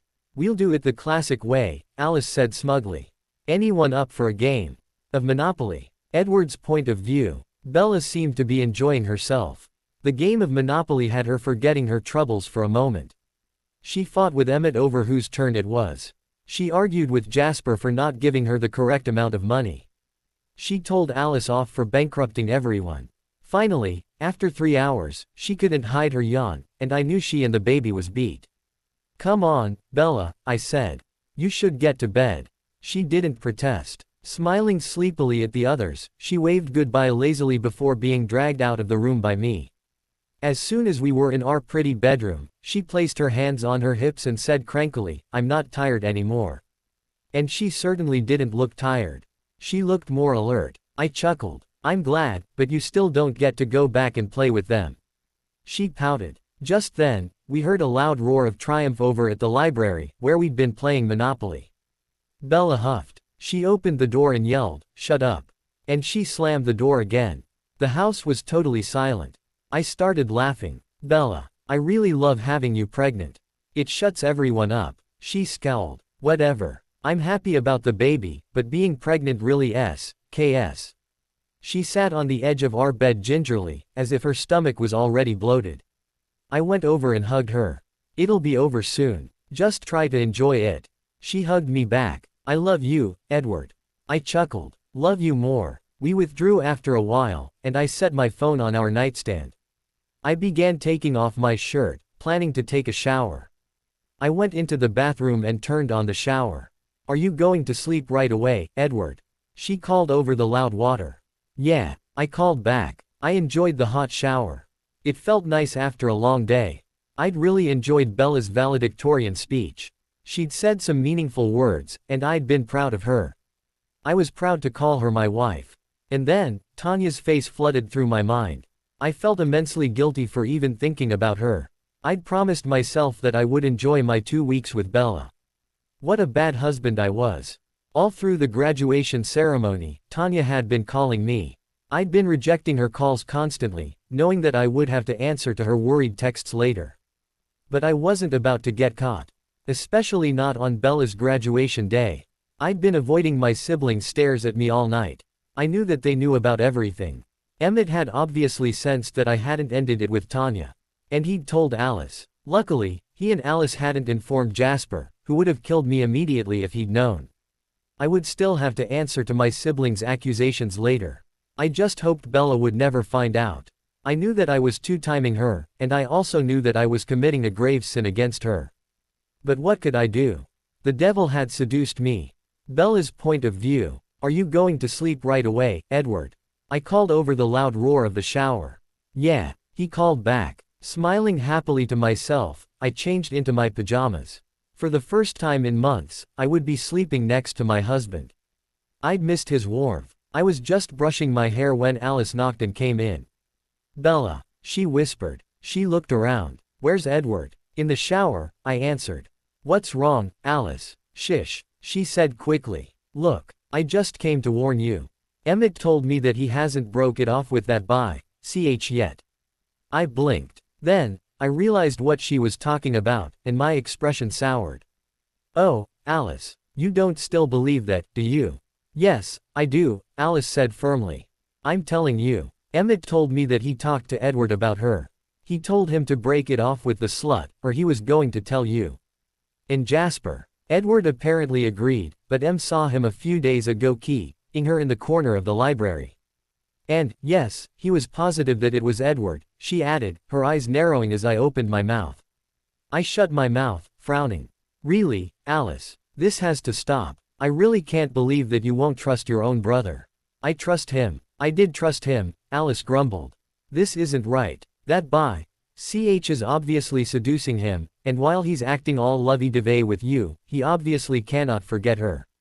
He's two-timing you, Bella. Please, you have to listen to me this time. This is serious. I frowned at her. She's right, Bella, Emmett said, coming in quietly. He shut the door, afraid that Jasper would hear. Jasper's in the shower. We came to warn you while he's not around. Look, Bella, I know what I saw, and I know what I heard. Even though he didn't admit it with his own mouth, I saw his expression. And I know him like a book. I stared at him, wide-eyed. Why were they doing this to me? I trusted them, and I knew them. I knew that they wouldn't be doing this to me without a good reason. He was feeling guilty about this, but he can't help it, Emmett continued quietly. He can't help himself right now. I saw what that CH was doing to him. She's brainwashing him to make it seem as though she was better than you were. Edward was trying to break it off with her constantly before we found out you were pregnant. I suppose we have to give him credit for doing that. But once I told him that you were pregnant with his child, he looked like he came back to his senses. I warned him, threatened him, and told him to break it off. I think he tried, but he shook his head helplessly. That girl's good. She convinced him somehow to forget the idea of breaking up with her, and now, he can't forget about her. He's in too deep. I exhaled sharply, disbelieving. Emmett and Alice wouldn't tell on their own brother without a good reason. They loved Edward and cared for him. They were doing this for a good reason. A good reason. But why couldn't I believe them? I trusted him. I loved him. I loved Edward. I would do anything for him.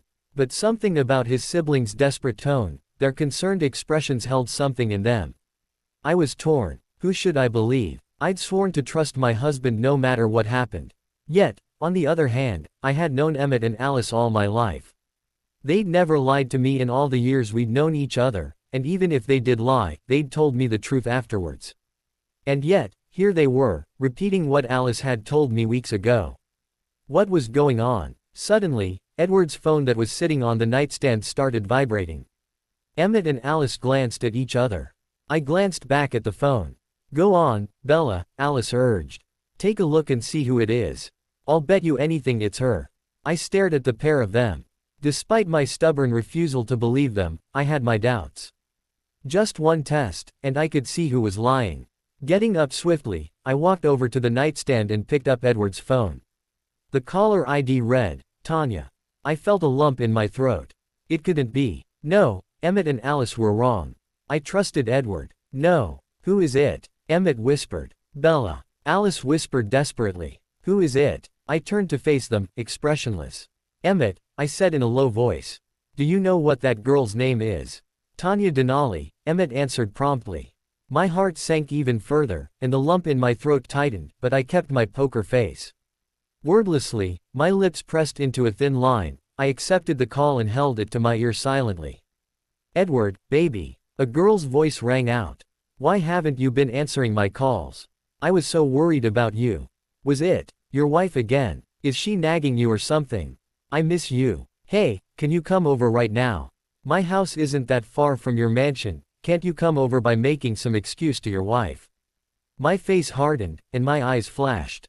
Baby, she asked. What's wrong? Why aren't you answering? Silently, I ended the call. I went into call history and deleted the recent call. Then, I set it back down on the nightstand, positioning it just like it had been earlier. And I turned to face the other two again, who were looking alarmed by my terrifying expression. Bella. Alice whispered, rushing forward and hugging me tightly. I'm so sorry. Emmett merely stared at me, his eyes tortured. I could feel the sobs racking through my body, but I fought to keep control. I couldn't afford to lose it now. The shower had stopped running in the background, and Edward would be coming out soon. Biting my lip and swallowing the lump, I took a deep breath. You were right, I whispered. You were telling the truth. He was cheating on me all this time. What are you going to do? Emmett asked in a low voice. I closed my eyes briefly before opening them again. My hand jumped to my precious baby. What should I do now? Go, I whispered brokenly. Go. Edward can't find you here. He certainly can't know that I know. You two keep quiet to Jasper, do you understand? They nodded readily. I'm going to handle this myself, I said determinedly. So leave it to me. Don't do anything rash. Don't let Edward know that I know either. I'm going to catch him at it. Their eyes were wide. Emmett opened his mouth to say something, but the locks to the bathroom door clicked. With surprising speed, Emmett and Alice slid out of the room, closing the door quietly just as Edward opened the bathroom door. I turned away quickly, arranging my face so that he wouldn't suspect anything. I still couldn't believe it. If it really was true, then he was giving me the best graduation present ever. The best anyone could ever get. I knew my life was becoming too perfect. He smiled when he saw me, and he hugged me from behind. My beautiful wife, he drawled. I tried not to grimace. After all, I had to act like nothing had happened. Come on, I grumbled like I was tired. Let's get to bed. He chuckled and watched as I lay down on the wall side of the bed. Good night, Bella. I merely grunted, facing the wall. I didn't have the confidence to look at him straight in the eyes. He got into bed next to me, and I could sense that his back was to me too. He turned off the bright lamp and the room was suddenly engulfed in darkness.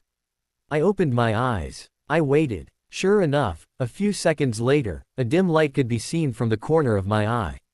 I turned slightly and watched as he turned down the volume to silent. And then, he was texting someone. I closed my eyes and turned back to face the wall. A tear escaped from the corner of my eye that was closest to the pillow. My heart felt like it was breaking into pieces. It was shattering into small little pieces. I gripped the blanket in my fists and squeezed. I bit my bottom lip to keep myself from bursting into tears. Bella's point of view. When I woke up the next morning, I realized that it was too early. The light in the window was still dark, and I knew that it must be around 6 o'clock. But last night's events flooded through my mind, and I couldn't fall back asleep. I took a deep breath to clear the lump in my throat. I had to take action. I couldn't afford to break down. I needed to find out if Edward really was cheating on me. That phone call from the girl was nothing. I still couldn't believe anything without further proof. And I was going to get proof. I was going to clear this before my daughter could be born. I would never allow her to live in this environment. I was going to provide her with the best situations possible, and eliminating a cheating father would be the first step. If he was really cheating, I would put a stop to that. I got up carefully and stared at Edward's peaceful face. How could he sleep through all this? Had he really even loved me? Or had that all been just talk? And what about all those times he'd told me that he loved me? Had that all been a joke too? Had marriage been such a light matter to him? Was I not important to him? Was he just toying with me? Did he really think that I was nothing compared to that girl? I looked away before I could start crying. I had to remain strong. For myself. For my baby. I got up quietly and went into the bathroom. 10 minutes later, I came out, freshly showered and dressed. After another glance at my husband, I slipped out of the room quietly with my phone in my hand. As I walked down the stairs carefully, I looked at my phone and saw that it was only 6:30. That meant that I was the first one up. I had beaten even Esme, who always got up precisely at 7 to make breakfast. For the first time, I wasn't hungry. I actually felt sick. It had nothing to do with morning sickness or the flutters in my stomach. It had to do with my husband cheating on me. I walked out into the gardens and into the cool morning breeze. The wind felt nice against my skin, and I settled down on the comfortable hammock bed. I swung back and forth lightly, my face devoid of any expression. What did I have to do? For a long time, I sat there, swinging and thinking. What was the best choice for us? What did I want to do? Did I want to confront Edward? Did I want to tell Jasper and let him handle everything? I quickly threw away the last option. This was our business. Although I was always thankful for my brother's help, I knew that I had to be responsible now. I had to handle my own problems. Finally, I decided on the safest choice. I wanted to find out more about Edward and Tanya's relationship. How deep were they? When had this all started? And who was this girl that was trying to take my husband away from me? Who would be the best man for the job? I knew I couldn't have Emmett or Jasper doing it. They would be busy with their studies, and I didn't want them to be worried about me. I was no pushover. Bella? Alice asked, breaking my reverie. She walked over to me and joined me on the hammock. What are you thinking about? How long have you been up? Since 6:30, I said honestly. I couldn't sleep. Well, it's 7:30 now, Alice said, studying me worriedly. What have you been thinking about? I sighed as I leaned my head back on the cushions. I was wondering what to do, actually. I was asking myself what the best choice for me was right now. What are you going to do? She asked. What did you decide? My mouth twisted. I'm going to find more evidence. What? This isn't enough to confront him, I said determinedly. I'll gather more evidence and spring it on him. I'll make him confess and apologize. I won't give birth to my child when her father is cheating on her mother. I'll end all this before the baby comes. Bella, Alice whispered. She stroked my hair gently. I'm so sorry. If I could do anything at all to help you. Maybe, I said, smiling bitterly. But not yet. Just don't tell Jasper. He'll flip when he hears what's going on. Alice and I were lost in our own thoughts. We were both startled when Esme called us in 10 minutes later for breakfast. Carlisle, I asked innocently as we all ate breakfast together in the huge dining room.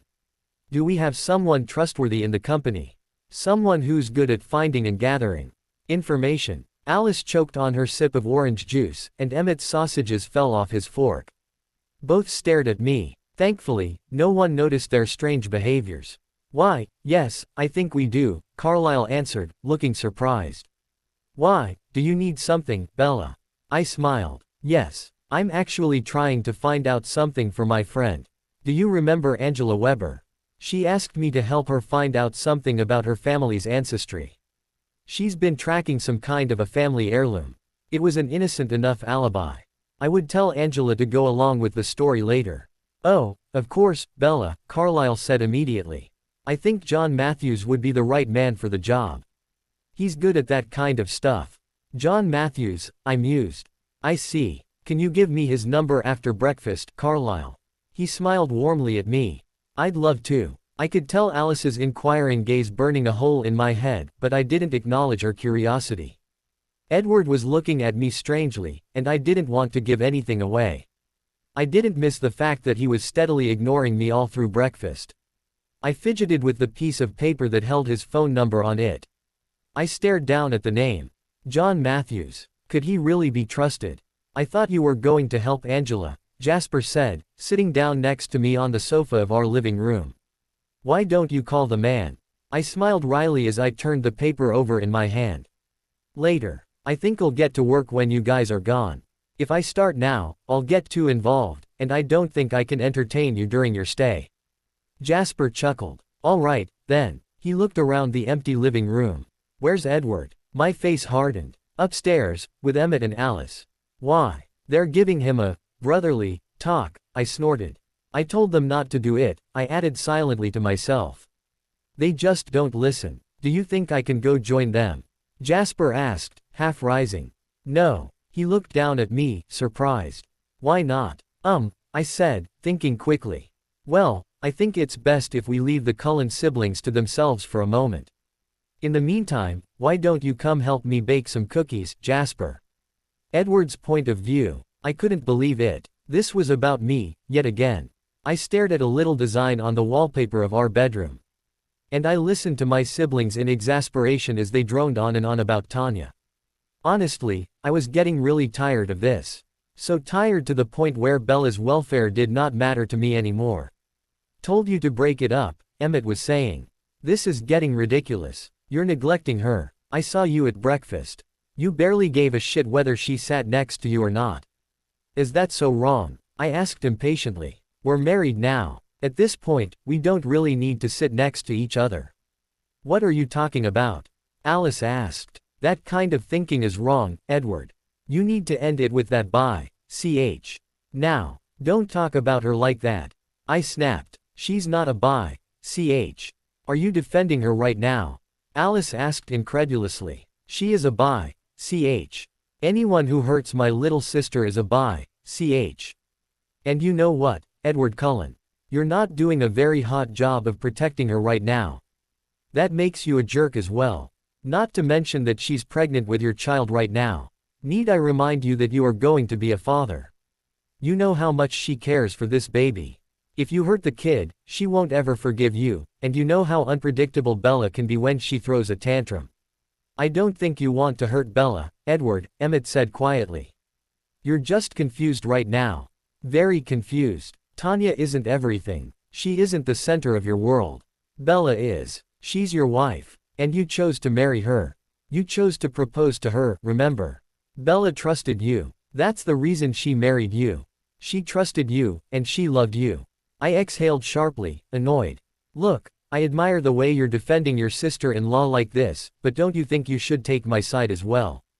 I'm your brother. And this isn't permanent or anything. I can break it off anytime I want. It's my choice. Doesn't look like it, Emmett shot right back. You've tried to break it off many times before. If you could break it off anytime you want, then why are you still with that slut? Bella's always going to be there, I snapped. All right, she's married to me. She can't go anywhere. Why can't you two understand that? And why can't you understand that she's not always going to be there? Alice asked, her voice rising with every word. Don't take her for granted, Edward. When you think that she'll be there for you, there's a good chance that she might not be. Especially when you're betraying her like this. She rose and stomped out of the bedroom. I stared at her, stunned. She'd said the exact same thing as Emmett had said at Harvard. Don't take her for granted. What was this, a freak show? She's turning you bad, Emmett observed. She's a bad influence on you, bro. Just remember you're changing, bratty behavior when Bella decides to leave you. And on that note, he rose and exited the bedroom himself, shutting the door behind him quietly. Their words didn't scare me, but I felt sluggish. What had been going on? I had always gotten along well with my siblings. I'd always felt compelled to listen to them. But what was this? I couldn't feel that way anymore. I felt annoyed that they were trying to control me. Tanya wasn't a and she wasn't a slut. She was a perfectly nice girl who kept me company while I was away. Emmett and Alice had been wrong. I could break it off anytime I wanted to. I just didn't choose to. I was right, and they were wrong. Bella would always be there, one step behind me. She was my wife, and she had no other choice. What else could she do? What else was she capable of doing to stop me? Absolutely nothing. There was nothing that could stop me right now. Bella's point of view. I was miserable. There was really no other word for it. In the past 2 weeks, Edward had barely paid attention to me. He was constantly going out alone, and I knew he was leaving me to go see Tanya. I grew increasingly quiet and stoic. Carlisle and Esme were starting to notice something was wrong, and even Jasper was starting to look suspicious. Meanwhile, my baby bump was starting to show. And Edward didn't even say anything. I didn't even think he noticed. Emmett and Alice were always there for me, though. They encouraged me to take action, whatever I was planning. It was true that I hadn't called John Matthews yet. I was waiting until all of them were gone. But it was Edward who changed my mind. He announced that he was leaving for Harvard 3 days earlier than he'd planned. He claimed that he had to study, or he'll fail his next exam. Emmett, Alice, and Jasper, not to mention Carlisle and Esme, all stared at me for a reaction. Instead, I merely told him to go. They'd all looked surprised. This was just perfect. I could start my plan as soon as he left. And he did. He left within an hour of announcing that he was leaving. He flew away into Tanya's waiting arms. Why'd you let him leave? Alice burst out. I glared at her. Carlisle and Esme were on the first floor, but Jasper was still here. Oops, Alice said, covering her mouth. Jasper's eyes narrowed as he leaned forward. So something is going on. Tell me, what is it? I didn't answer. Damn it, Bella. Jasper snapped. I'm not an idiot. I knew there was something going on. I just didn't know what. Now that the cat's out of the bag, I think it's time I knew what's going on. I looked at him, but I didn't say anything. Instead, I merely touched my baby bump gently. I wasn't going to be the one to tell him. As long as Alice was the one that spilled the beans, she was going to tell him. Jasper could tell that I wasn't going to open my mouth. He turned to Alice. You tell me. Well, I'm not going to be involved, Emmett muttered. He started to get up, but Jasper pulled him back. Yes, you are, he snapped. You two obviously know what's going on. I know that Bella's not going to tell me, so you're going to. We won't tell you a word, Emmett said, raising his chin arrogantly. Oh, what's the point? Alice sighed. He already found out anyway. I got up slowly. And I walked out of my bedroom and went downstairs. I didn't want to see his reaction. I sat on the sofa in the empty living room. And I took out the piece of paper and my phone. I dialed the number and held the phone to my ear. John Matthews, he answered on the second ring. Hello, Mr. Matthews, I said. This is Bella Cullen. Ah, yes, Mrs. Cullen, he said. The president told me that you might call. What is it that you need, ma'am? Carlyle says that you're very good at finding out information. I inquired. Please forgive my lack of modesty, but yes, I am. It's my job, actually, here at Cullen Corporations. Excellent, I said. I have a job for you. Do you think you can come over to the mansion right away? Or is today not a good day for you? No, ma'am, Mr. Matthews said. I'll be right over. Good. Then I'll see you soon. As soon as I'd hung up, there was a loud crash upstairs. Startled, I whirled around, clutching my stomach. Jasper came charging down the stairs, looking half mad. He'd heard everything. Jasper, I said, alarmed. I quickly stepped in his path as he made to run past me towards the front door. Move, Bella. Jasper growled. I'm going to kill that bastard. Jasper. Emmett and Alice came running into the room. They stopped dead when they saw the Swan siblings having a staring contest. No, I said calmly. You'll stay right where you are. Jasper's eyes widened. You've got to be kidding. That guy is cheating on you, and you want me to just stay still. Calm down, Jasper. Calm down. He nearly roared. How can I calm down? How can I be calm when he's breaking his promise to me? Emmett and Alice merely gaped at him in shock, never having seen him lose control before. But I kept my poker face. His reaction was to be expected. The kitchen door opened, and Carlyle and Esme came rushing in, alarmed by the loud voices. What's going on? Carlyle asked, concerned. Are you two having a fight? Carlyle, Jasper growled, turning to him. Edward is. Edward's gone, I interrupted swiftly. He's left already. We know that, Esme said. But what was with the raised voices, Jasper? Edward. No, Jasper Swan, I said sharply. I forbid you to tell them. Jasper turned to me incredulously. You're kidding. They have to know. They have to know what a jerk their son is. What? Esme gasped. Jasper. What? Carlyle looked grim. He knew Jasper. He knew that my brother wasn't the type to make statements without a good reason. He was a reasonable man. Jasper, Carlyle said calmly. What do you mean? Are you talking about Emmett? Emmett. Jasper repeated, sneering. No, I'm talking about your youngest son, the one that asked my sister to marry him. The one that is my brother-in-law, and the one who is currently cheating on my sister. Esme gasped again, her hand flying up to her chest. Jasper, what are you saying? Even Carlyle lost his calm composure now. He looked shocked by my brother's statement. I closed my eyes in despair. I told you not to tell them, Jasper. I told you. Oh, what's the point, Bella? Alice burst out impatiently. The cat's out of the bag now anyways. She walked forward briskly, stopping next to her lover. Mom, Dad, you need to listen carefully. We're going to tell you something really important. It might affect all our lives, especially Bella's. Esme looked like she was about to faint. Edward, what? I don't. Jasper was glaring ferociously at the pair of them. He was breathing hard, furious. Emmett and I were the only ones who were calm. He took control quickly. Why don't you sit down? He suggested. This may take a while. And, I'm pretty sure you'll be shocked. Carlyle glanced at his wife, who was already hyperventilating. Perhaps you're right, he decided. He led Esme to a white sofa across from where I was sitting. They sat down, and Alice sat next to me gracefully. Emmett trudged over, sighing deeply and sat in the only armchair in the room. Jasper and I were still standing. Jasper, I murmured. Sit down. He stayed frozen. Finally, I took his elbow gently and dragged him to my other side. I forced him to sit down, and he collapsed on it heavily. I sat down slowly. Now, Carlyle said, regaining his calm composure. What did Jasper mean about Edward cheating on Bella, Alice? Surely, it's not true. Alice began telling her story. She told them everything. What she saw at Harvard, and how she'd told Emmett. Then, Emmett jumped in and told them how he'd warned Edward, but he didn't stop. He told them about what happened the night I found out. The reason he announced that he was leaving early was because of her, Emmett finished. It's all true. Edward's cheating on Bella, and it's been going on for several months now. Esme was rubbing her temples with her eyes closed, looking like she was still in denial. Carlyle looked grim, and he stared blankly at the coffee table. How could he do this? Esme murmured to herself. I don't believe it. I just don't. I can't. Perhaps you're wrong.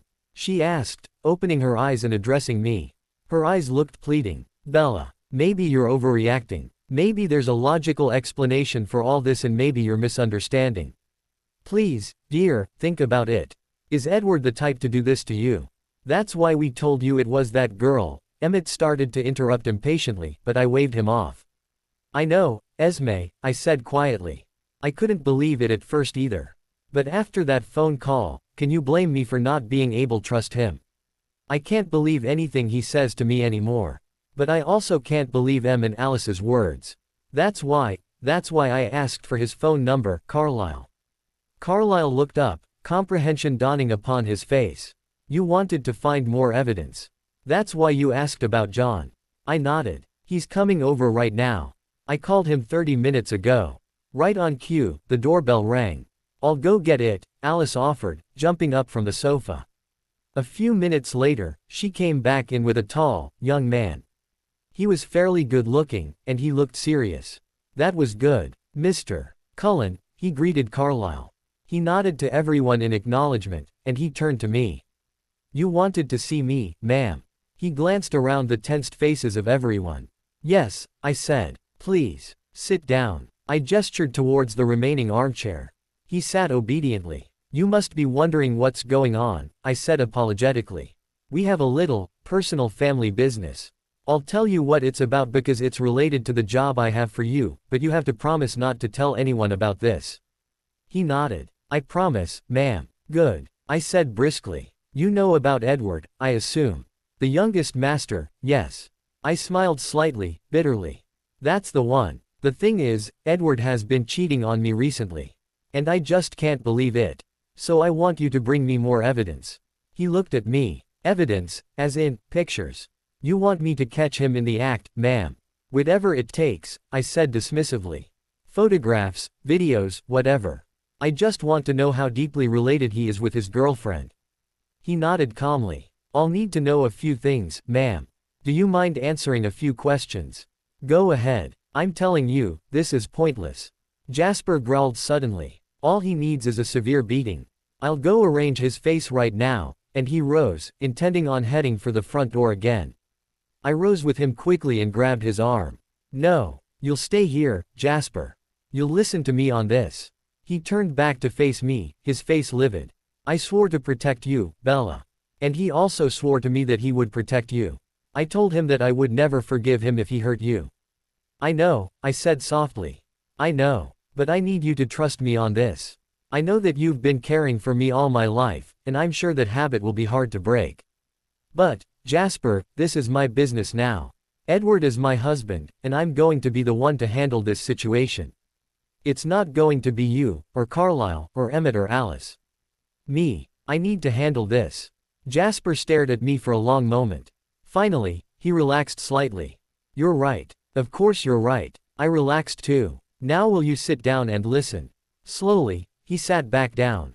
I copied him and turned my attention to John Matthews, who'd been waiting patiently. I'm sorry, Mr. Matthews, I said politely. Go on. He smiled slightly. There's no need for formalities, ma'am. You can call me John. After all, it looks like I'll be working with you for a long time. I smiled. John, then, go ahead and ask your questions. He had a notepad and a pen in his hand. What is the name of this girl you spoke of? Tanya Denali, I answered. Do you know anything about her? I glanced at Emmett. She's in the same year as Edward at Harvard, he said helpfully. She's an exchange law student. She came to Harvard when Edward came back to school after his honeymoon. John wrote it down quickly. Anything else? Not that I know of. Very well, John said. I shall inform you on a regular basis. I'll call you when I have a lead, ma'am. I smiled. Thank you, John. I really appreciate you doing this for me. Remember, don't tell anyone. He rose to leave. I won't tell a soul. He bowed slightly, and walked out of the room quickly. So you'll get evidence first, Jasper said slowly. And then what will you do? Confront him, I said simply. I won't have my child growing in an unhealthy environment where her father cheats on her mother. Maybe this had been a bad idea. For one, my plan didn't make me feel any better. Every piece of news that John brought me about Edward and Tanya just made me feel worse. Been neglecting his studies lately, John was saying. He spends so much time with Miss Denali that he has even missed classes. And, I'm sorry to say, that once he goes inside her dormitory, he doesn't come out until the next morning. Also, it looks like a group of students have leaked the information to the press. So this scandal will be on the front page on tomorrow's morning paper.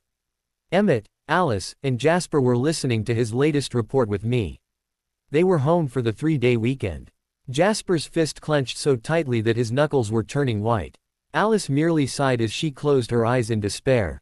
Emmett remained motionless. John passed me several photographs he had taken the last few weeks. I took them and glanced through them briefly. There were pictures of them at the university's library, and even around campus. They didn't really seem to care if they caught cheating. The last picture showed them in a cafe. They seemed really cozy as they held hands and laughed. But what really made my face harden was the fact that Edward was no longer wearing his wedding ring on his left hand. His hands were bare. My hand that held the photograph started shaking. I clenched the photograph and it wrinkled as it became crushed in my hand. I closed my eyes briefly, then reopened them. The others were watching me, wondering what had made me so angry. Jasper, stone-faced, reached over and plucked the little ball from my hand. He unwrapped it and stared at the picture. He seemed to understand what had made me so angry after a while, and finally, he crumpled it back up into a little ball. Anything else? I asked calmly. Somehow, my voice sounded dangerous. Maybe it was the hormones. I think that's all, ma'am, John answered. I'll continue to watch them. Are there any more specific requests you'd like me to? No, I said. I'll call you if I do. You may leave, John. Thank you. He bowed respectfully before disappearing. Alice and Emmett had been looking through the photographs in disbelief. How can he do this to you? Alice burst out. This is getting ridiculous. I'm going over to Harvard to give him a piece of my mind. She literally started to get up, only to be stopped by Jasper. No, Alice, Jasper said. We promised that we'd let Bella handle all of this. I trust her, and so should you. Alice hesitated, then sank back down in her seat. Jasper turned to me. Are you going to keep staying home like this? You've been at this for months now. Are you planning to confront him at all? I leaned over to yank the photographs out of Emmett's hand with difficulty. My bump was really showing, and it was getting hard to move around or breathe. At 6 months, my baby girl was growing healthy and strong inside of me. Soon, Jazz, I promised. I grabbed the lighter on the coffee table in front of us. I looked through the photographs, selecting only the ones that would prove that he was having an affair. I held the abandoned photographs over the fire, burning them with a casual expression on my face. You don't seem upset at all, Jasper said incredulously. Or are you just pretending? I cocked my head as I stared at the burning pictures in my hand. I'm getting used to all this, in fact. It's easier to pretend, for Carlisle and Esme's sake. I tossed the burning photographs inside an ashtray. You've been gathering a lot of information the last 4 months, Emmett said. What do you know so far? I shrugged. Well, I know that Tanya hasn't gotten pregnant so far. That's something. I laughed bitterly. Has he called at all? Alice asked, a little desperate. No. You're driving me crazy, Bella, Jasper growled. Why can't you just go confront him right now? Because there's no real catalyst, I replied calmly. I promise if there's something that makes me really angry, I'll go over to kick his ass. Do you want me to show you something really sickening? Emmett asked in a low voice. I looked at him. He sighed as he dug into his pocket for something. Whatever it was small. I saw Edward a couple days ago, he said. I noticed that he wasn't wearing his wedding ring anymore, so I asked him why.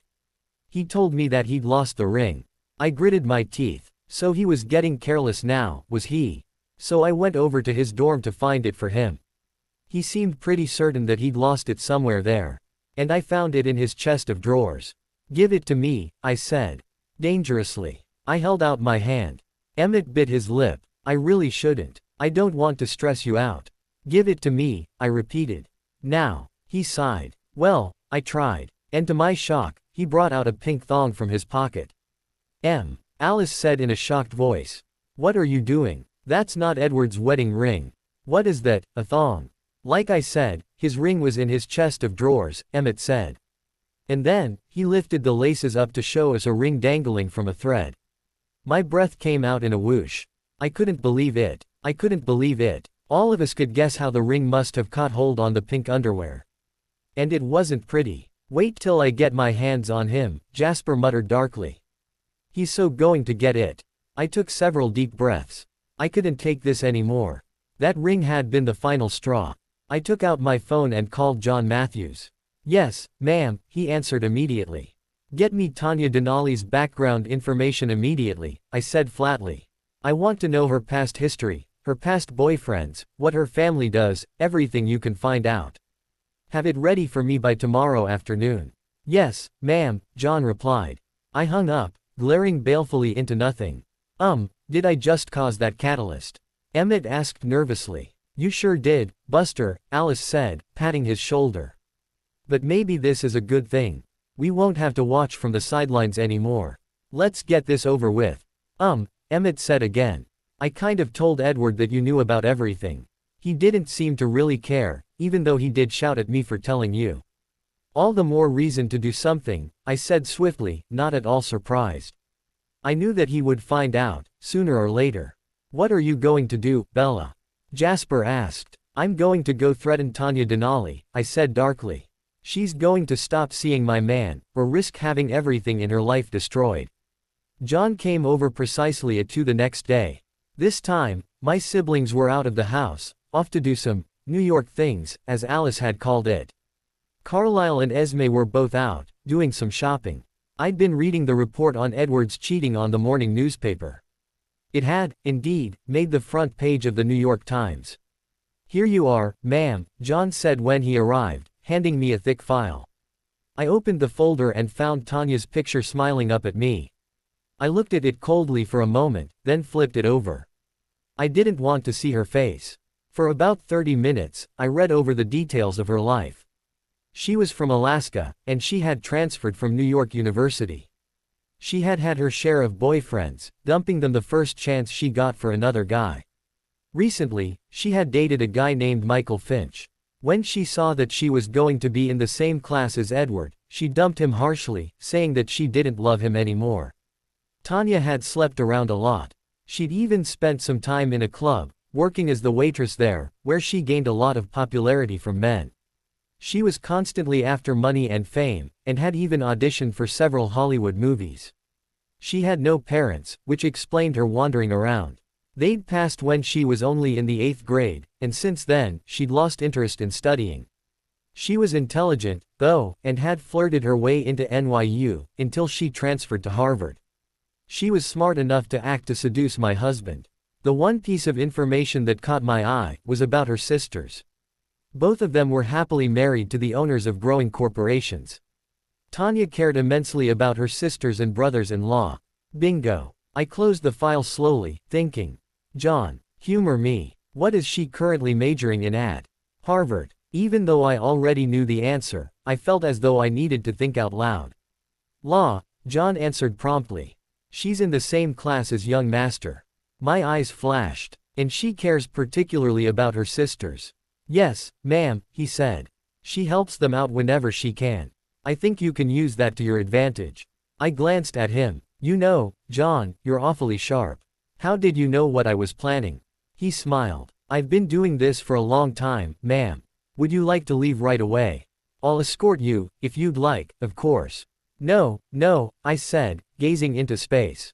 Tomorrow, I think. But I'll need some help getting there. I obviously won't be able to drive there myself. Would you like to start early? I looked at him, smiling gratefully. What would I do without you, John? I'll see you tomorrow morning at 10 o'clock. He bowed, then left without another word. I would finally be able to talk to her myself. I would tell her to stop seeing my husband. I'll tell her who Edward belonged to. Me. I was quiet throughout the whole ride. Twice, we stopped on our way to Harvard. We had to, so that I could get out to stretch my legs. My baby girl was getting so big, that I had to be careful. One slip of my clumsiness, and I could lose her. Are we nearly there, John? I asked impatiently. Nearly, ma'am. Good. As I looked out the window, I thought back to the day I'd found out the gender of my baby. Though I knew that Edward was cheating on me, I'd been extremely happy to find out that I'd gotten what I wanted. A beautiful baby girl. At least something was going right in my life. I'd thought long and hard for a suitable name. After hours of researching, I realized that nothing was going to work for my baby. I wanted something pretty and unique. Clashing my two mothers' names together, I'd come up with the name Renesmee. It was such a beautiful name to me. It was music in my ears. Everyone else had agreed with me. When they talked to my little girl, they called her Renesmee. And the coolest thing was, she responded back by kicking my stomach lightly. The thought about my Renesmee had me more determined. Everything would end today. I was going to get her back, the ideal father for her, and she was going to have the most perfect childhood.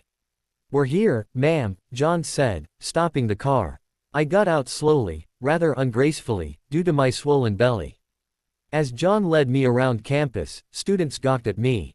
They seemed to recognize me, and they looked nervous. They'd heard about Edward's cheating scandal. People watched me as I passed. I supposed I was a bit conspicuous with my swollen body. But I didn't care. I had only one goal in mind, and I was determined to see it through.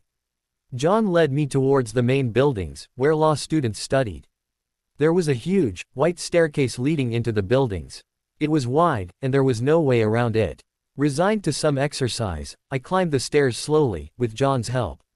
I was gasping for air by the time we reached the top. Why were the 113 stairs necessary? They were practically designed to kill someone. A pregnant woman who'd come to shout at her husband. Please stay here, ma'am, John said in a low voice.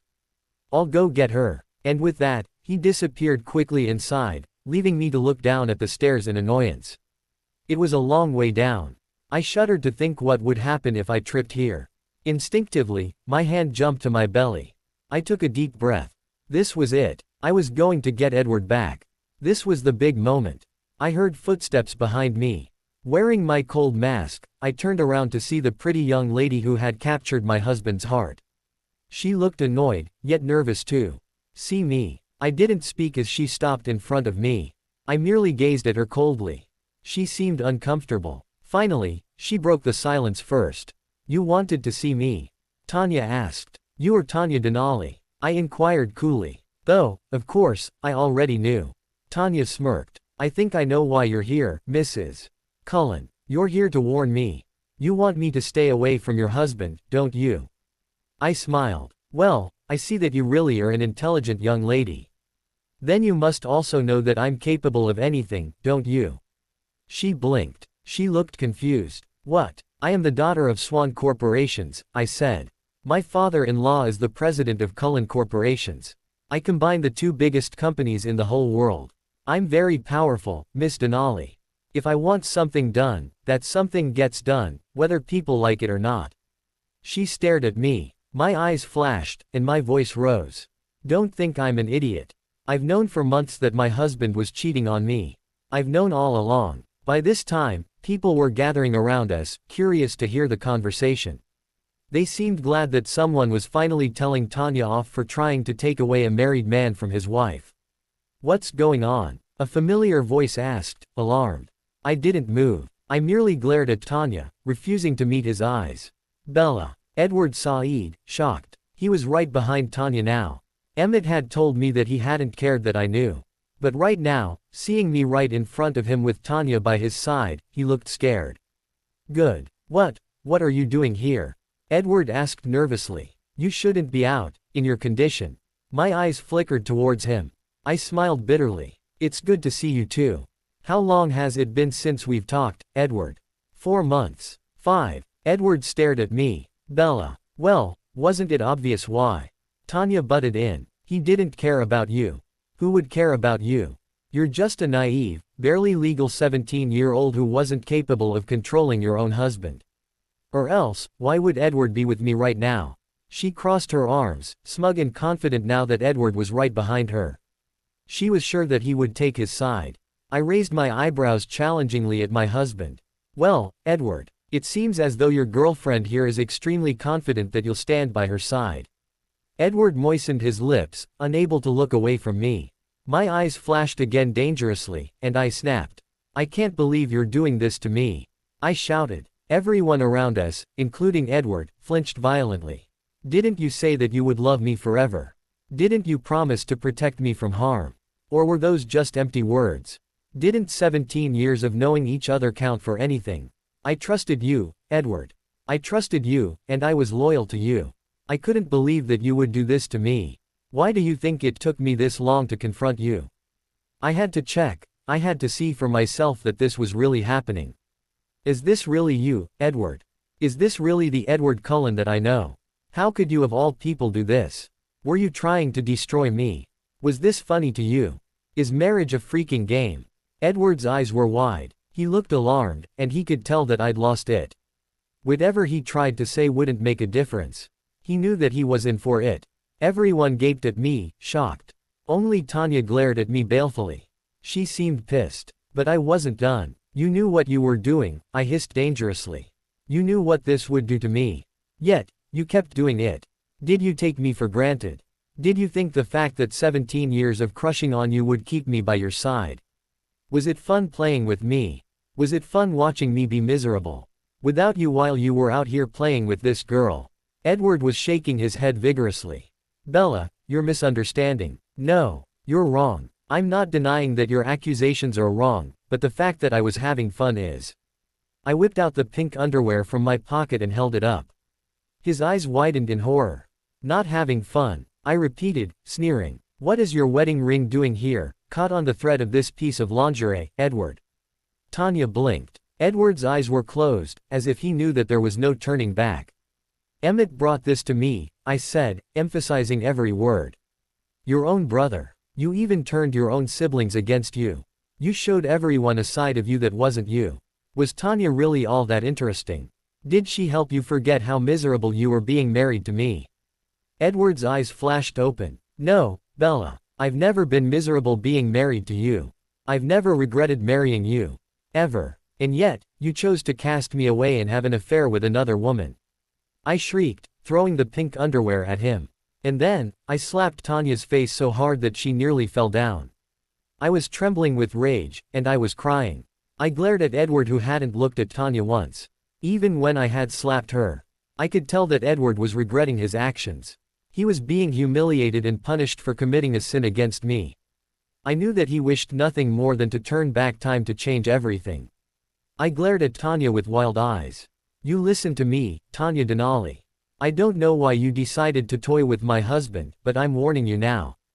If you continue to see him, I will personally make sure that your whole family is destroyed. Her eyes widened as she clutched one hand to her reddening cheek. What? She choked out. I told you, I said. I'm capable of anything. Finding out your family background was a piece of cake. I don't really care about your parents, as they're not with you anymore, but what were their names again? Ah, yes. I held up a picture of her sisters. Tanya gasped in horror. Kate and Irina, was it? I asked, raising my eyebrows. I'm told that they're happily married to currently rising businessmen. Well, Tanya, I can assure you that if you continue to see my husband, your brothers-in-law will fail in their business, and I can also guarantee that your sisters will suffer the most. I threw the picture at her. Need I say more? Edward stared at me, wide-eyed. Bella, don't do this. Blame me. I was the one who did wrong. Why are you threatening Tanya? My eyes flashed to him. Defend her all you want, you bastard. But that won't make me change my mind. Tanya seemed to recover from her shock. Slowly, she lowered her hand from her cheek, and she glared at me, this time, with new determination. You think you can just threaten me like this? She asked icily. There's a reason why I'm the biggest girl in school. She sneered. We'll see who's talking after this. And then, she pushed me. Hard. I shrieked in horror. But it was too late. I was already rolling down the long staircase. There were cries of alarm above me, and there were even people calling my name. But I couldn't focus anymore. I kept rolling down, unable to stop myself. I was getting dizzy and my head hit the stone staircases more than once. And then, suddenly, I stopped. I realized vaguely that I was at the base of the staircase. I was glad the dizziness had stopped, but then, there was a new kind of pain in my abdomen. Gasping for breath, I looked down. Blood was oozing quickly from between my legs and was surrounding me. The pain in my stomach was getting worse, and I realized, with a jolt, that my baby was dying. There was an abrupt, sickening pain at the lower part of my stomach. The pain was nothing like I'd ever experienced before. It was pure agony. I screamed. I clutched my stomach as I tried to protect my baby in vain. Bella. Edward was suddenly right next to me, his handsome face horrified. And then, John was there too, on my other side, yelling at the students to call an ambulance. I couldn't stop screaming. The pain was bewildering me, and I didn't know what was going on. All I knew was this: the nightmare that I'd had before I'd found out that I was pregnant was actually coming true. My baby kicked my stomach again, as she tried to tell me that she was in trouble. She kicked me again, this time, so hard that I shrieked out in pain. Bella. Edward tried to soothe me. It's going to be all right. Bella, stay with me. There was another sharp pain in the bottom of my baby bump. This time, it was so painful, that I gave another short, terrible scream before blacking out. I was in pain. That was the first thing I noticed. I had the sense that I'd been out for a long time. My body was stiff when I tried to move, and my head hurt. Slowly, I opened my eyes and blinked. I was in a room that I didn't recognize. Bella. A familiar voice next to me whispered. Can you hear me? I turned my head towards my left. Jasper was sitting by my bed, holding my hand. He looked so worried. Jasper, I murmured, dazed by the pain. Oh, Bella, Jasper sighed in relief. You gave me such a scare. How are you feeling? Blinking, I realized that there were more people behind him. It took me a while because of my splitting headache, but I saw that my whole family was there, looking extremely concerned. There was a woman who was sobbing quietly. Mom, I stated. Jasper glanced behind him, then moved out of the way so that Renee could take his place. She took my hand gently, as if afraid to hurt me. Oh, Bella. Renee sobbed. You scared me so much. Do you have any idea how worried I was when I heard the news? I didn't know what she was talking about. I was extremely slow today. Where am I? I wondered dully. You're in the hospital, Bella, Carlisle said, stepping forward. You've had quite an accident. I stared at him. What was he talking about? And then, I realized that something was wrong. My stomach was too flat. I gasped. What? Renee asked frantically. Are you hurting? Where, honey? Where? I pushed away her hand and struggled to straighten up into a sitting position. There were 2 needles in my left hand that made it difficult, but I succeeded. Breathing hard, I demanded, where's my baby? Everyone froze. Then, they glanced at each other uncertainly. Is my baby all right? I asked desperately. Is she out? How is she? Is she okay? Bella, Jasper whispered, looking pained. I stared at him, wide-eyed. Why were they all hesitating? Couldn't they understand how desperate I was for news right now? Bella, Carlisle said quietly. Your baby is gone. You've had a miscarriage. My heart stopped. What? I couldn't breathe. I merely stared at my father-in-law in bewilderment. Why was he telling me such a lie? See, Carlisle, I stuttered. Why are you lying to me? Is it bad? Is that why you're lying to me? Because it's impossible. You know it's not possible. How can my baby be gone? You were pushed down the stairs, Carlisle said, his expression grim. You rolled down the entire way, and your weight practically crushed her. I'm sorry, Bella, but it's true. You've had a miscarriage. I started hyperventilating. It couldn't be true. It just couldn't. Oh, Bella, Alice whispered, tears in her eyes. I couldn't see anything. There were tears in my eyes, blurring everything. It couldn't be true. It wasn't true. Tell me you're lying, I demanded feebly. Carlisle, tell me. Carlisle's head lowered. I'm sorry, Bella. My breathing just got faster. It couldn't be true. No, my baby. She couldn't just be gone. She'd been everything to me. She had been my reason for enduring during the last 4 months. My reason for living. Without her, I would have given up on Edward months ago. She had been my whole life. I'd sworn to do anything for her, which was the reason why I'd vowed to make things right with Edward again. She'd been my everything. And now, she was gone. How was I going to live? I started shaking my head vigorously. No, no, I began murmuring, softly first, then louder. No, no, no. I finally screamed. No, I finally lost it. I began crying hysterically, shaking my head violently. I had to. I couldn't do this. I couldn't believe it. I was denying the truth. I screamed and grabbed my hair. I was finally going insane. My family was getting alarmed. Renee tried to restrain me, and even Esme joined in pleadingly. Alice started crying harder, and Jasper's face hardened. I saw Emmett's face, torn from watching his sister break down, and my father, Charlie, couldn't look at me. His eyes were trained onto the ground. I grabbed objects that were around me and began throwing them. Cups, pitchers, metal trays, get-well cards, flowers, vases. No, Bella, Alice cried, joining in the struggle in trying to calm me down. She tried to stop me from trying to rip the needles away from my arm. I succeeded in ripping it away from my skin and threw it down on the floor. I tried to get out of bed, but Alice was ready for me this time. She grabbed both of my wrists and held it securely. Bella, she whispered. Bella, you need to calm down. Shish, it's going to be all right. My shoulders sagged and leaned on her shoulder, sobbing hysterically. My baby, Alice, my baby. I know, she whispered. I know, Bella. Believe me, I know. Renee and Esme were crying silently as they watched me. Carlisle and Charlie looked unusually grave as they avoided looking at me, and Emmett and Jasper were stone-faced as they stared at me. I realized who was missing. The one who had made all this happen. The one who was responsible for my baby's death. Edward was standing in the corner of the room, away from the rest of the family. He stared at me with agony-filled eyes with regret etched on every inch of his face.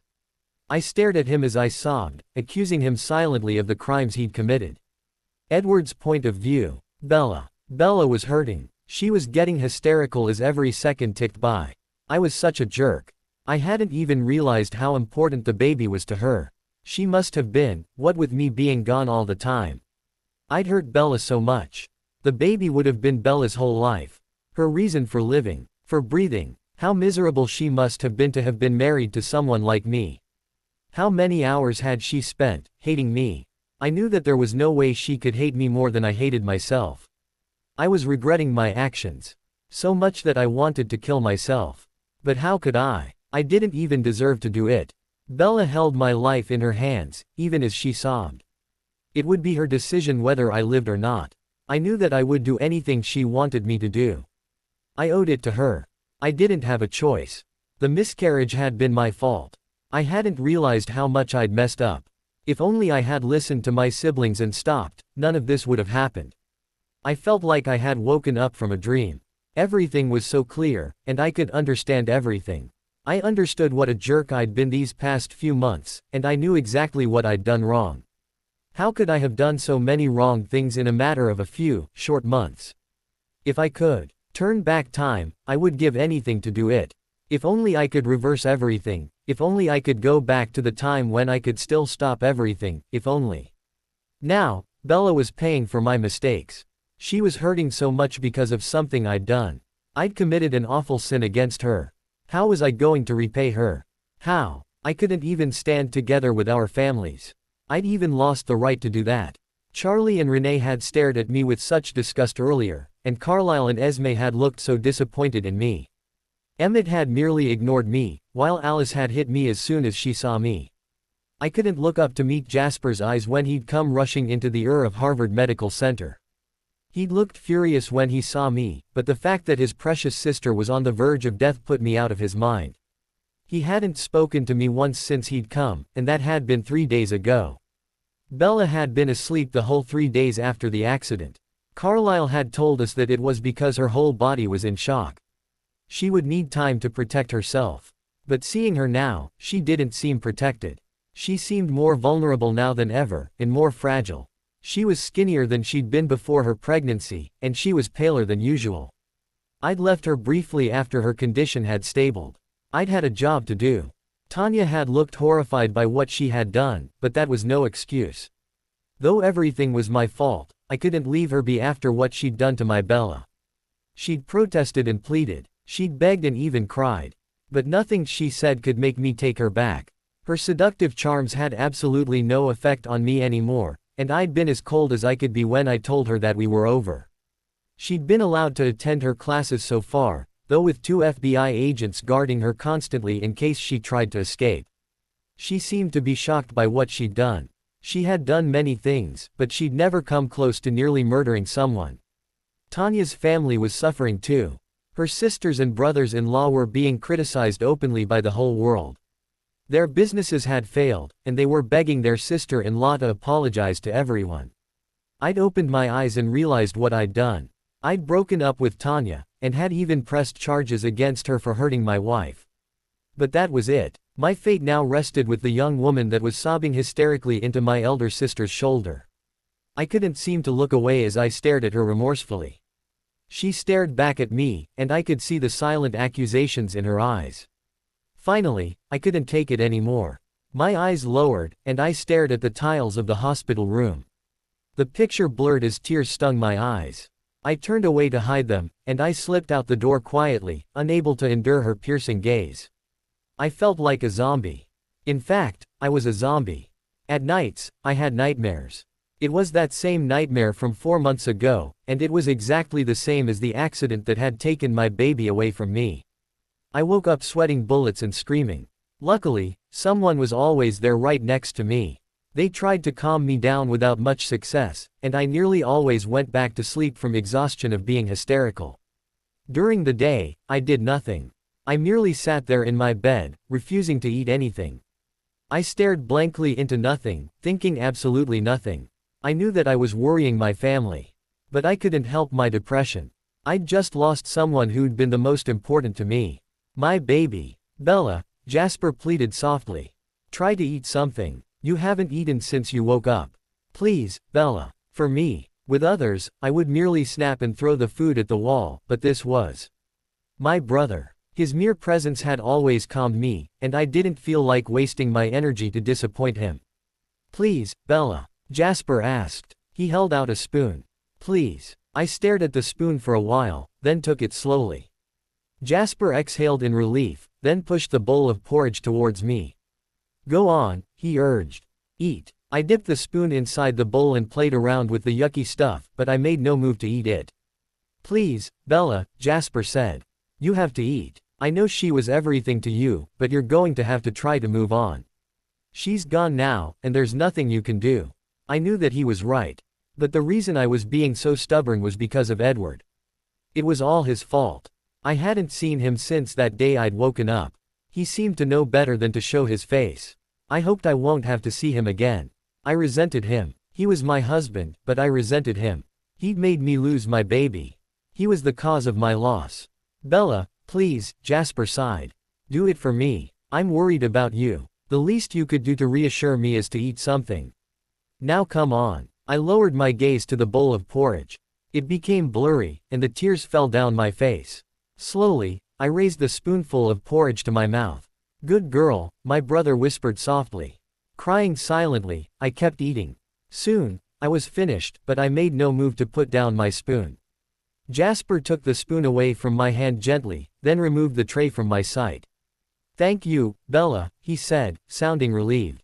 He brushed away the tears from my cheeks. I love you. I finally broke down. I began sobbing again, and he hugged me tightly. I was glad that I, at least, had him. Jasper would always be on my side, no matter what. Everyone seemed pretty relieved that I'd started to eat again. Though I still stared into nothing and my nightmares continued, at least I wasn't looking so painfully thin anymore. I'd heard what had happened with Tanya and Edward. It didn't make me feel any better. I should have been jumping up and down joyfully. But instead, I merely lay back down silently, and closed my eyes. I didn't know what Edward was doing these days. I didn't see him, and no one brought him up. They knew that I didn't want to hear even his name. Jasper seemed thoughtful as he spent many hours in silence by my side. He stared into my haunted eyes, and he didn't say anything at all. He was different than the others, who urged me to try to move on and focus on getting better. Emmett, who was always cheerful, looked down these days as well. Though he tried to be his usual self for my sake, he wasn't succeeding very well. He made jokes when he visited me, trying to make me laugh. Alice brought me fresh flowers every time she visited. She tried to get me to talk to her, but I merely stared ahead blankly, not hearing anything. Charlie and Renee were nearly always quiet, afraid of setting me off. Carlisle and Esme were apologizing for Edward, and persuading me to give him another chance. I was lying down, staring at the ceiling with Alice at my side, when Jasper came in with a huge envelope in his hand. Alice stood up to greet him, then froze. She stared at the object in her lover's hand in horror. "Jasper," she breathed, shaking her head slowly. "You can't be serious. I thought you were joking." "Alice," Jasper said calmly, though his voice was steely. "Will you please step outside for a moment?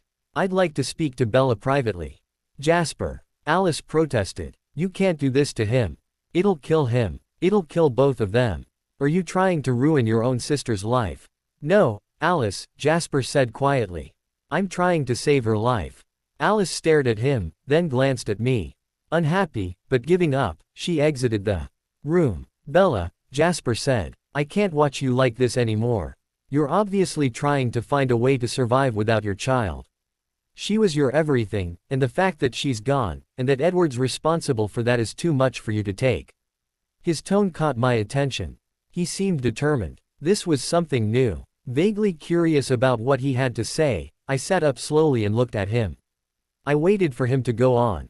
"I decided to help you find a way to live," Jasper said. "If Edward's the only thing in your way of coping with your baby's death, then I'm going to make sure that he's out of the picture." I stared at him, and for the first time in weeks, I spoke. "What do you mean?" My voice sounded dead. He stared at me for a moment. Then, he laid down the huge envelope on my lap. I took the envelope and opened it. I slid the documents out of its pocket and stared at it in shock. I turned to look at Jasper, my mouth slightly parted. "It's an option I'm providing you with, Bella," Jasper said. "I'm not forcing you to do it. This is your choice. I'm merely offering you alternatives." "Jasper," I whispered. I hadn't realized that there was this option. I hadn't even considered it. "Funny. I want you happy, Bella," Jasper said firmly. "That's all I want from you. Nothing more. And I trust you to make the right choice for yourself." He rose, and he left the room. I was still stunned as I stared at the documents. I couldn't believe that Jasper would even consider this. All for my happiness. "Jasper, why did you do that?" I heard Emmett outside the door. "You can't honestly want this for your own sister. You can't do this to Edward," Alice said, sounding like she was crying. "You know he loves her. This was just a mistake. You can see that he regrets hurting Bella. It's obvious that he'll do so much better if she gives him another chance. Why couldn't you just wait, Jasper?" "How do you expect me to just wait?" Jasper asked impatiently. "She's my sister. I can't watch her be unhappy like this. And yes, if it'll help her survive, if it'll help her cope with her loss, I would do anything for her. Hell, I would even die for her. And this is nothing compared to all that. I gave her the option, but it's her choice. If she wants to survive without Edward." "Jasper," Alice whispered. "No. My sister comes first before my friend," Jasper said quietly. "She's my first priority." I heard footsteps walking away. Alice made a choking sound as she started sobbing, while Emmett tried to comfort her. "Edward," she sobbed. "Why? Why?" I closed my eyes, letting the tears fall from my face freely. Did I have to go this far? Was I desperate enough to go through with this option Jasper had provided me? I heard Emmett and Alice's voice fading away, and I knew that no one was around my room. I opened my eyes, having come up with the easiest solution. I slid the documents back inside the envelope and placed it in the drawer of my bedside table. Then, quietly, I yanked the needles from my arm and got out of bed. I walked outside to the corridor. No one was in sight. It was almost too easy. I walked up the stairs slowly, in no hurry at all. Finally, I reached my destination. The roof. I walked to the edge of the building. And I stared down at the ground for a long time. I laughed bitterly to myself. How had I come to this? When had I become so suicidal? But really, this was the easiest. I didn't know how long I'd been gone. But apparently, it had been enough to alert the entire hospital about my disappearance. Pretty soon, a crowd of doctors and nurses, and even patients had gathered below on the ground. They shouted for me to stop. They waved their arms and called my name to gain my attention. I saw my family. Pushing through the crowd, Their eyes grew wide and fearful when they recognized me on the roof. There were footsteps right behind me. But I didn't acknowledge it. Bella. Edward sighed desperately, stopping a few feet away from me. Don't do this, Bella. Don't, I'm sorry. It's all my fault. You can hate me all you want, and you can even tell me to go kill myself, but you can't do this. Bella, please, come here. It was so painful, hearing his voice. The agony ripped through my chest, reminding me of my loss. I'd lost so many things because of this young man. So many precious things that have been lost, so many, that I didn't want to live anymore. I took a breath of fresh air. I closed my eyes. Hopefully, one good jump would end all of this, end all my pain and suffering. I leaned forward, my eyes still closed, and then, I was falling. Bella. His voice echoed in my head. It was the one voice that I'd hoped never to hear again. The resentment was still there, even in hell. I turned on my heels and ran. I ran away quickly, away from the voice. I didn't want to face him. But suddenly, he was right there in front of me. I was running too fast to stop myself quickly, and I tumbled into his open arms. I struggled violently, but it was no use. He was too strong for me. Bella, please listen. He pleaded desperately. I'm sorry. I know I did wrong. Please listen. Bella. No. I succeeded in escaping his arms, and I turned to leave. He caught hold of my wrist and swung me back around to face his handsome face. Bella, he whispered, pulling me closer. Forgive me. He leaned closer, intending on pulling his lips over mine. And I realized that I couldn't move. I couldn't escape his embrace or his key. Ellipsis. I was trapped. The worst thing about his key was that it was intoxicating. He was keying me with such passion and familiarity that it was hard to pull away. Instead, I just melted in his arms, and I let him key me. Gaining confidence by my weakness, he tightened his arms around me and crushed my body to his. I felt safe and warm in his embrace, but I also knew this was wrong. Everyone had been wrong. We hadn't been made for each other. We weren't fated to go through life with each other. It had just been a silly crush that had started all this. The crush had been the first mistake. The next mistake was marriage. And the others, he'd made it himself. He had killed our baby. The affair. He was going to have to live with that mistake for the rest of his life. Life with the guilt. Mistakes were ruining my life. Just touching him felt like I was betraying my baby. I was double-crossing her. The thought of my poor little child was enough to help me regain my senses. I ripped myself away from him, and he looked hurt. No, Bella, he whispered as I ran away. He fell to his knees as he reached for me. Tears fell down his face silently. Don't leave me. As the distance between us increased, his voice just became louder. He was no longer in sight, but his voice echoed all around me. Bella, don't leave, I love you. I jerked awake, panting hard like I'd just run the marathon. Cold sweat covered my face, and my heart was racing. Bella. I stared up at the now familiar ceiling. I'd seen it too many times before. What was this? Hadn't I jumped from the hospital rooftop? Hadn't I committed suicide? Wasn't I supposed to be dead? But here I was, perfectly fine, lying down in my comfortable bed in the hospital. How pathetic. My intended suicide had failed. Bella, can you hear me? I turned my head slowly to face Alice.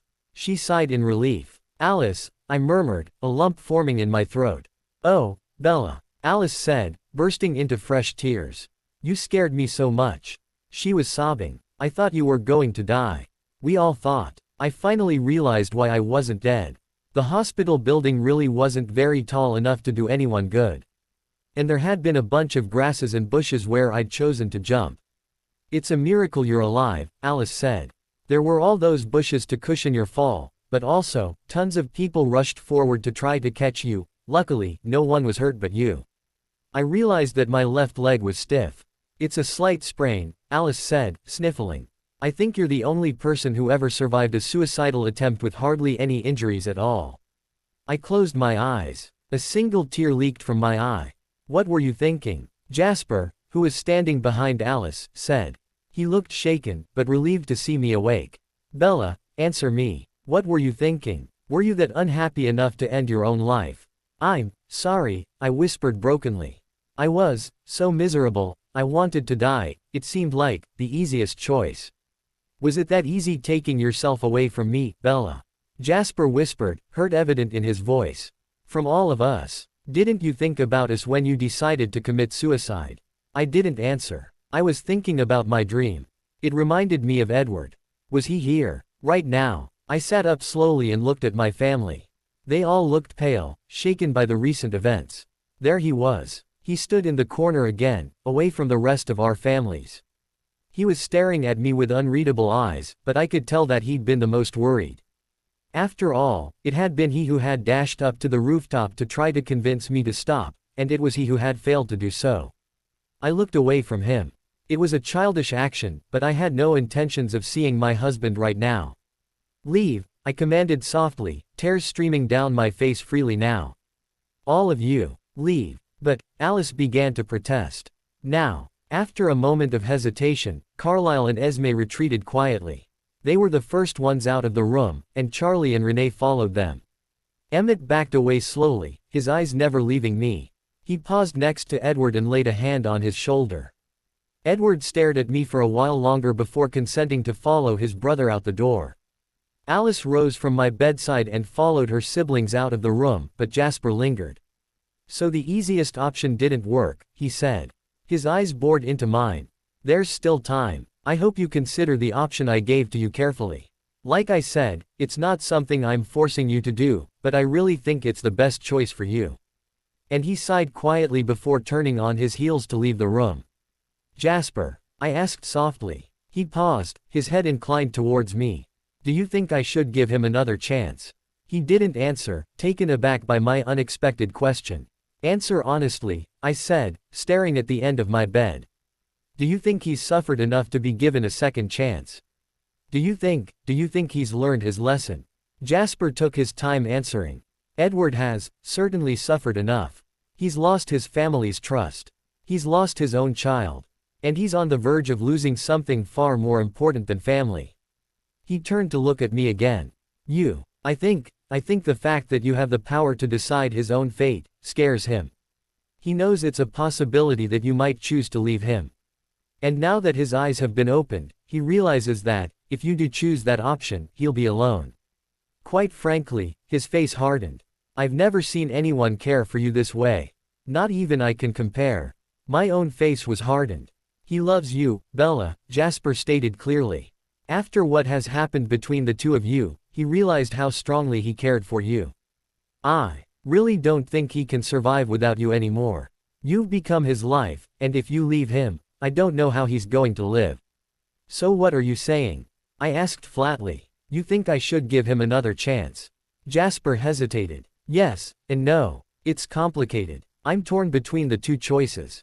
Edward has betrayed you. He broke his promise to me about never letting anything harm you. Therefore, as his brother-in-law, I say no.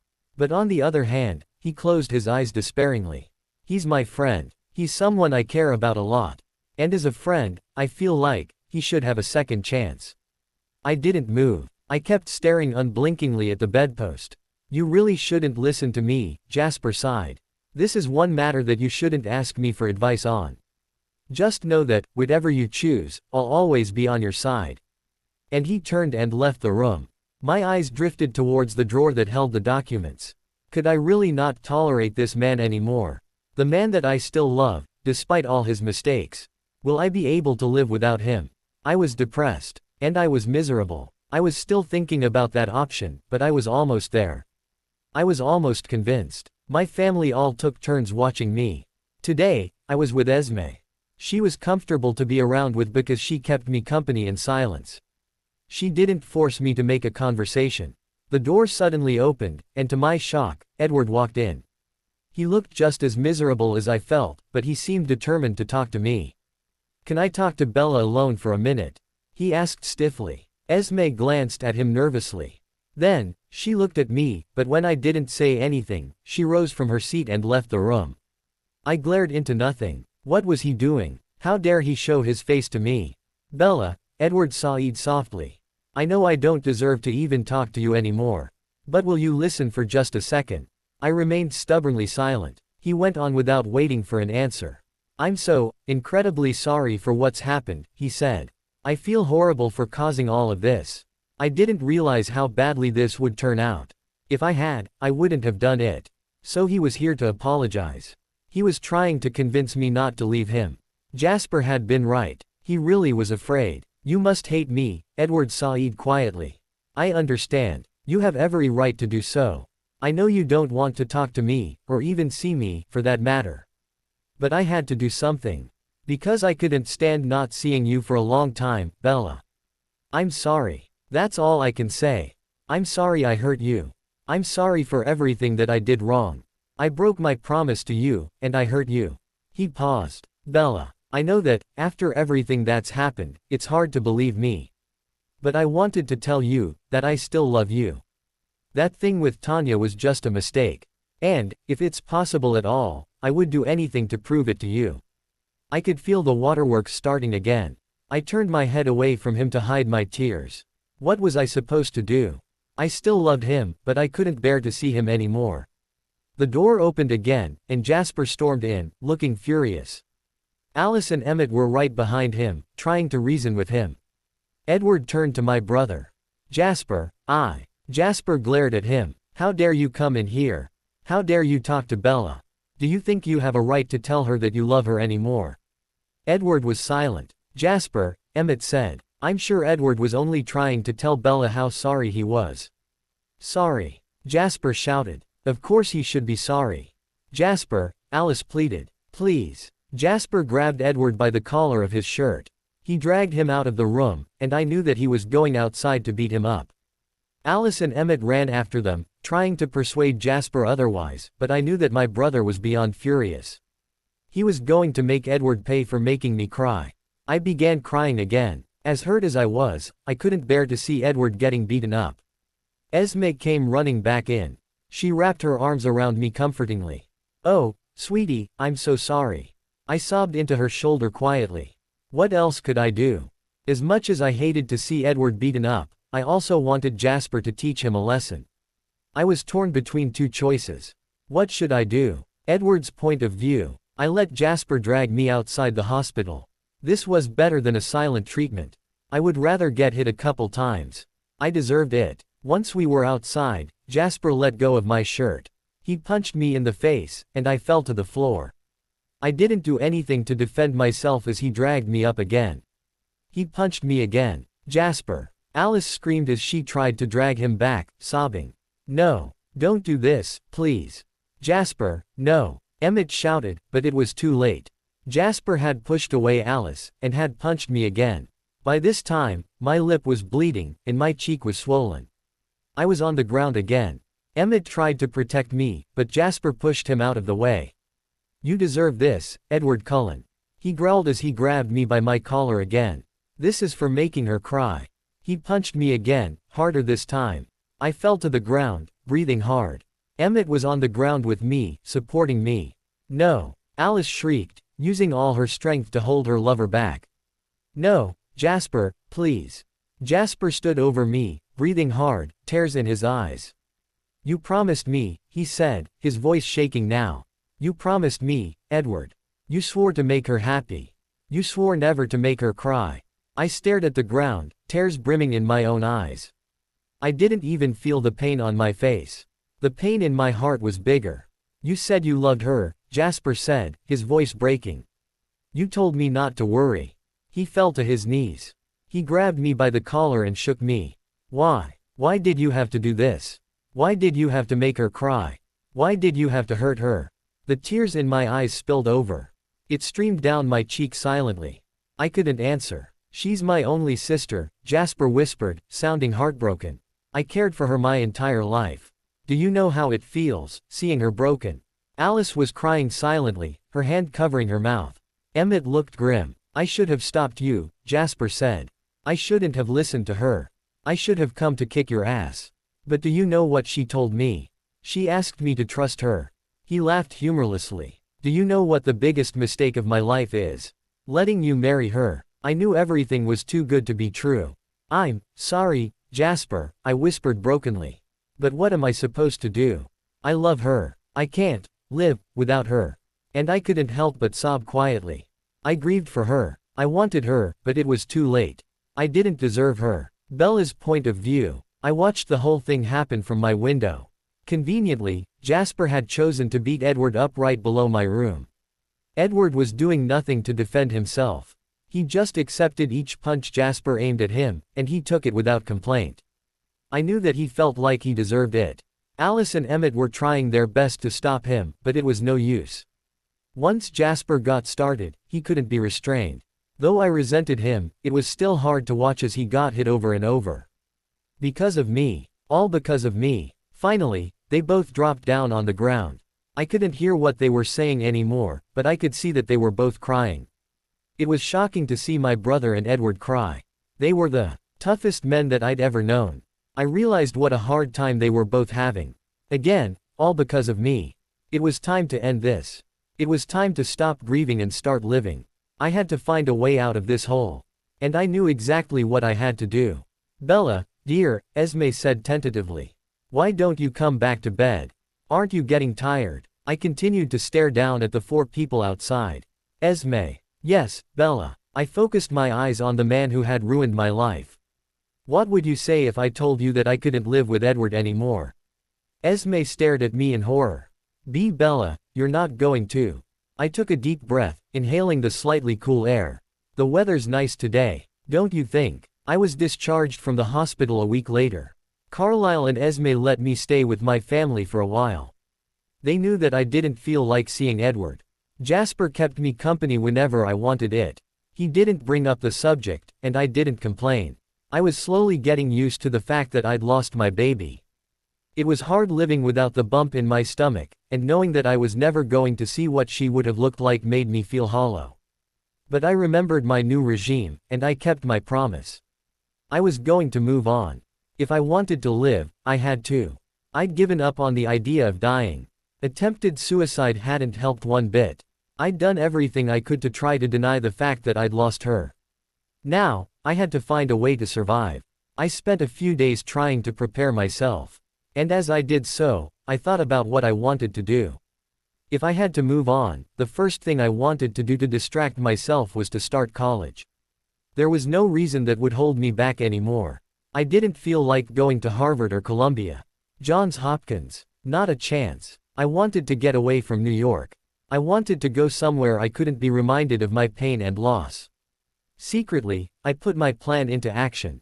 Though I knew it was late, I sent in a college application to the University of California in Los Angeles. I'd decided on what I wanted to be, and UCLA had a wonderful medical program. To my surprise, they replied quickly. With my grades and accomplishments, they had agreed to accept me as their pre-med student.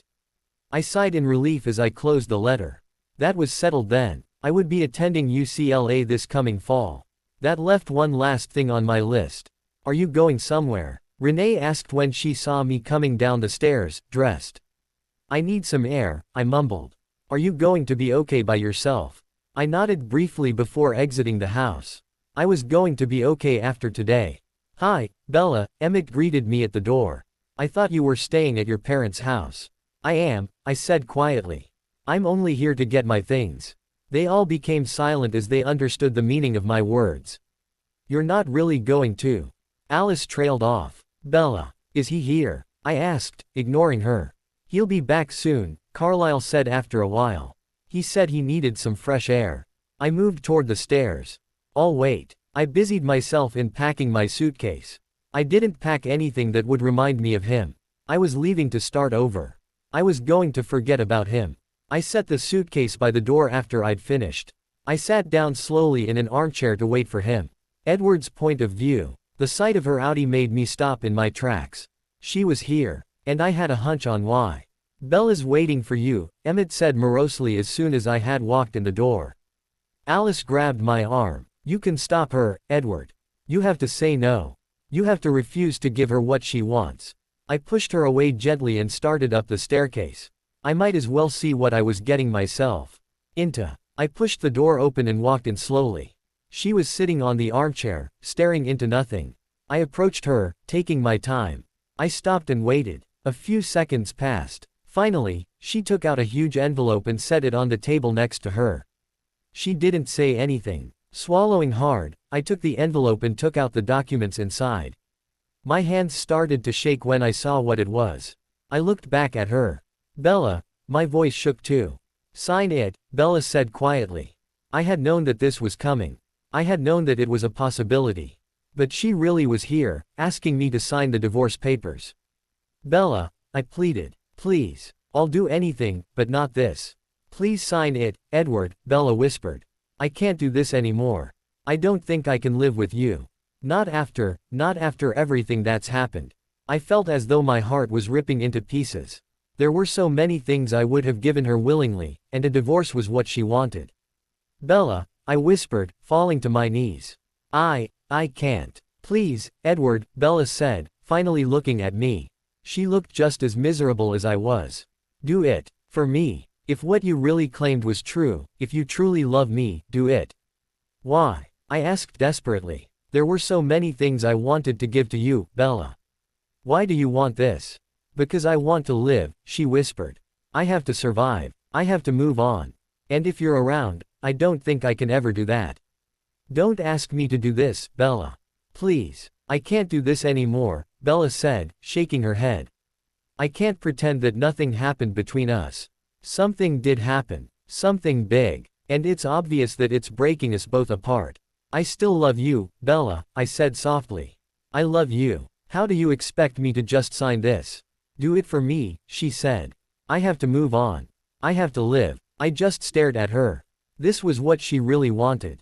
I could see it in her eyes. She wanted it. But how could I give it to her? She was my life. I could never love anyone else but her.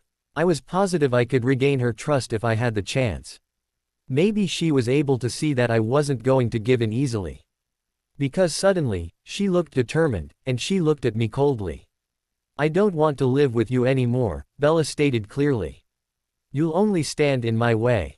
I don't, she took a deep breath. I don't love you anymore. Her words pierced through my heart. It hurt more than I cared to admit. You don't love me. I breathed. No. I knew she was doing this to make me sign it. She knew it was the only way to convince me. And she was right. She was lying. I knew it. She still loved me. I could see it. But she was also determined to move on. Without me. And how could I hold her back, when I didn't deserve to anymore? I closed my eyes briefly before reopening them. If this is what you want. It is. Slowly, I took the pen she offered me. Laying the papers flat on the table, I signed my name on the appropriate line. And just like that, the divorce papers were ready. I stared at it, feeling numb. Why? How could I do this? I still loved her. Yet, I was letting her go. Bella slid the papers back in the envelope and rose. I'll try to settle this as quickly as possible. It'll be better for both of us. She walked away, then paused. She walked back slowly and stopped in front of me. And she took off the double rings from her left hand and placed it on the table. I'm sorry, Edward, she said quietly. She walked away again, this time without another glance. She picked up her suitcase and left our bedroom. I felt like I couldn't breathe. The pain in my chest was growing. I stared at the rings I'd given her when I'd proposed. Alice suddenly burst into the room. She started punching every inch of me. She was crying again. How could you sign it? Why did you do it? Why? She fell on the floor next to me, sobbing her heart out. Edward, why? Emmett, Carlisle, and Esme were at the doorway, watching us. I heard Esme crying quietly as well. How could I refuse? I asked quietly, feeling hollow. I was still staring at the rings blankly. This is all I can do for her now. I don't deserve to hold her back. I heard the Audi driving away. And as a single tear spilled over and streaked down my cheek silently, I knew this was reality. It was really happening to me. The love of my life was gone. Bella's point of view. I was crying silently as I drove away. The look on his face when I had taken off the rings had nearly killed me. He looked so miserable. This was the best choice for the both of us. We both needed time away from each other. We had to start over without each other. We were never meant to be. I tried to get a grip. After all, I was driving. I didn't want another trip to the hospital. When I walked in through the door, Renee and Charlie looked alarmed. They both looked bewildered, but Jasper understood. He held out his arms, and I threw myself in his arms, finally sobbing my heart out. You did it, Jasper whispered, rubbing my back. You did it. Edward, I cried. Edward. I went to bed early. It was the only way I could stop crying. Jasper stayed with me until I fell asleep. I was glad that he was there for me. I was lucky to have him. He must have told Renee and Charlie about the divorce while I was asleep. I expected them to try to convince me, but they didn't say a word when I came down for breakfast the next morning. I guess they knew it was a lost battle. The next few months were chaotic. I didn't see Edward once, while his siblings came over a couple times to try to convince me not to file for divorce. During that time, I got ready to move out all the way across the country. And, of course, I was concentrating on speeding up the divorce. Money worked wonders. At the end of the 3-month period, it was done. We were finally divorced. It was over. I'd thought I would cry when it was finalized. But I didn't. Instead, I feel unbelievably refreshed and satisfied. I was ready to move on. Edward didn't talk to me once when we came out of the court. I didn't either. I had no reason to. We were perfect strangers now. The timing was perfect too. I was leaving in 3 days. I would be able to leave my past and start with a clean slate in California. I was eager to forget everything that happened to me in New York. I'd decided to become a gynecologist. My baby had made up my mind. I didn't want other people to lose their babies. I wanted to help them give birth. I was going to follow my ex-father-in-law's footsteps. Don't leave, Alice whined as I did my last-minute checkup on my luggage. How could you leave like this? Don't you feel guilty at all? I mean, have you seen what Edward's like these days?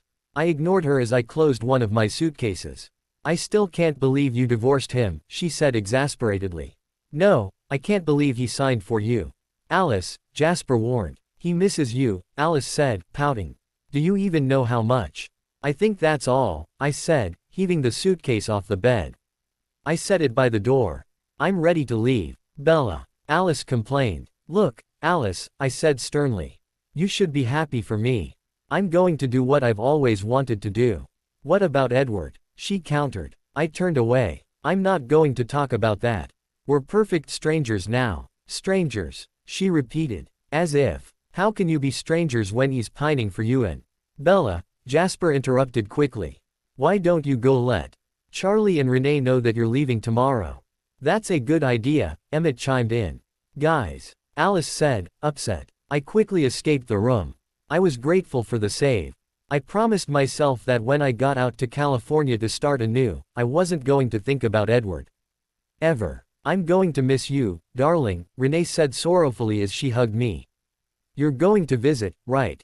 I laughed uncomfortably. I'll try. Charlie hugged me next. Be safe. You remember all those martial arts movements you learned, right? Yes, I do, I promised. I'll use it when necessary. Good. Charlie backed away, looking satisfied. Jasper was last, and he was the hardest to say goodbye to. We stared at each other for a few moments before he spread his arms. Taking a deep breath and smiling, I hugged him. I breathed in his safe, brotherly smell for the last time. I love you, Bella, Jasper mumbled. Don't forget that. Never, I murmured. Love you, too, Jazzy. He leaned away and grabbed my shoulders. He looked at me, mockingly stern. If you don't call, I'm going to go down to California myself. Do you understand? I laughed slightly. Yes, sir. Jasper nodded, still staring at me like he was trying to memorize my face. Be safe. And try to forget everything that's happened. Remember, you're starting new. From this moment on, you're a new person. Okay, I agreed. You should go, darling, Renee advised. Your plane will leave in 30 minutes. Go inside. I nodded as I hitched up my carry-on bag on my shoulder. I gripped my passport and plane ticket tighter in my hand. I love you, Bella. Renee called as I walked away. Call me when you get in. I waved over my shoulders, about to go inside the gates. Wait. Startled, I turned around and braced myself just in time. Oof. I grunted. Don't leave, Bella. Alice was sobbing again. Her tiny arms were gripping me tightly. Please. What am I supposed to do when you leave? Go back to Paris, of course, I said, chuckling as I patted her back. Love you, Alice. She pulled away, pouting. I can't believe you're abandoning me like this. I'm not. I'll call you, Alice. Emmett was watching us interact. He was wearing a sad smile. Emmett, I said, smiling. I embraced him tightly. My big brother. He chuckled, his voice deep. Be safe, Bella. And keep in touch. I'll be looking for news about your success. I laughed as I pulled away. I felt teary again, but I tried not to cry for their sake. Listen, Bella, Emmett said hesitantly. We know you don't want to hear it, but we still thought you should know. We tried to get him to come, but he was so stubborn. I stared into space, a slight, sad smile on my lips. That's okay. I think that might be for the best. A clean break is better. Sorry, Bella, Alice said. But you know how he is. He's totally convinced that you won't want him here. I took a deep breath. It's okay. Really. I changed the subject. Now I really have to go. I'll call you guys as often as I can. Good luck in your studies. They nodded, waving as I walked away. I handed the man my passport and ticket. He checked it briefly before handing it back to me, nodding. I looked back one last time. My family was further away from Alice and Emmett, but they waved. Alice tried her best to smile, and Emmett looked wistful. I turned to go, when I heard another familiar voice shout, "Wait." I froze for a couple seconds, then turned back. He was running toward me, looking desperate. His eyes were pleading me to wait, and I could tell that he was going to try to convince me to stay. But I hadn't had enough time to forget what had happened between us. So forcing myself to be cold, I turned around without another glance and walked right in through the gates. And I knew there was no turning back anymore. Edward's point of view. Are you really not going to go, Edward Cullen? Alice demanded. Your wife is leaving. The love of your life is leaving to go study all the way across the country. You may never even see her again. Are you still not going to go? I stayed silent, staring out the window. Fine, Alice sniffed. It's your fault. You're the one who is choosing to let her leave. Don't cry about it later when she's gone. Come on, Emmett. She stomped out of the room, her nose high in the air at my stubbornness. Come on, bro, Emmett said. Don't regret it later. Come say goodbye to her properly. Or you'll regret it for the rest of your life. And he followed Alice out of the bedroom. I heard the car outside start and fade away. I didn't know how long I was sitting there, thinking. Suddenly, I was desperate. I needed to see her again. I needed to see her beautiful face again. I needed to see the sight of her. I needed it like air to breathe. Rising from my seat abruptly, I grabbed my jacket that was hanging on a chair and ran down the stairs. Edward, where are you going? Esme called, alarmed by my sudden departure. Edward, Carlyle asked, concerned. I need to see her, I said breathlessly. I need to stop her. I can't let her leave. Esme looked hopeful again, while Carlyle smiled slightly, as if he'd known this was going to happen all along. Go ahead, son, Carlyle said softly. I hope you catch her. Thanks, I whispered as I ran out the door. I stepped on the accelerator, going almost in the maximum speed. Would I make it in time? Would I be able to see her? Would I be able to convince her to stay? I knew that I had made a terrible mistake in letting her go without a proper fight. I shouldn't have signed those papers. I had been regretting it ever since she left me. And I was about to make another mistake, yet again. I was about to let her leave me, possibly forever. Why couldn't I learn from my mistakes? Mistakes, mistakes. They followed me everywhere. I skidded to a halt when I arrived at the airport. Ironically, there was a parking space right next to Emmett's Jeep. I got out quickly, and ran as fast as I could, searching. And then, I saw them. I'd recognize my siblings anywhere. They were waving goodbye. I saw her. I felt like everything was slowing down. Nothing in the world mattered but her. Her mahogany, long hair cascaded down to the small of her back gently. She was turning to leave. No, wait, I shouted desperately. Alice and Emmett turned at the sound of my voice, and they looked shocked. But a split second later, they were silently urging me to hurry. Bella hesitated at the threshold of the gates, and she turned around slowly. She definitely saw me. She saw me running towards her. For a split second, her face showed fear and uncertainty. She was afraid of what would happen if I stopped her. And then, her lips pressed into a thin line, and she turned back around. She was going to leave. Everything was moving at regular speed now. And she was walking inside. No, I breathed. I was too late. The doors closed, and there was no reversing everything. I was too late. I stopped next to Emmett, panting hard and staring at the door disbelievingly. I couldn't believe it. I was too late. The last ounce of hope that I'd felt was now gone. My heart felt empty again. Hollow. My love was gone, and my whole world seemed to change. Everything spiraled downward, and suddenly, nothing seemed to have a purpose. Why was I living anymore? Why was I even here? How was I supposed to live without her? How could I survive this agony? Edward, Alice whispered, reaching for me. I'm sorry, man, Emmett said quietly. It was too close to be true. I had been so close. But I'd literally let her slip through my fingers. There was no turning back. A bitter laugh escaped my lips. Once, twice, and 3 times. My siblings looked alarmed, staring at me like I had finally gone insane. I kept laughing quietly, my gaze lowering to the ground. This was unbelievable. How had I let this happen? Tears stung my face. The picture in front of me blurred. My laughs turned to racking sobs. And I couldn't stand it any longer. I yelled out in defiance and frustration.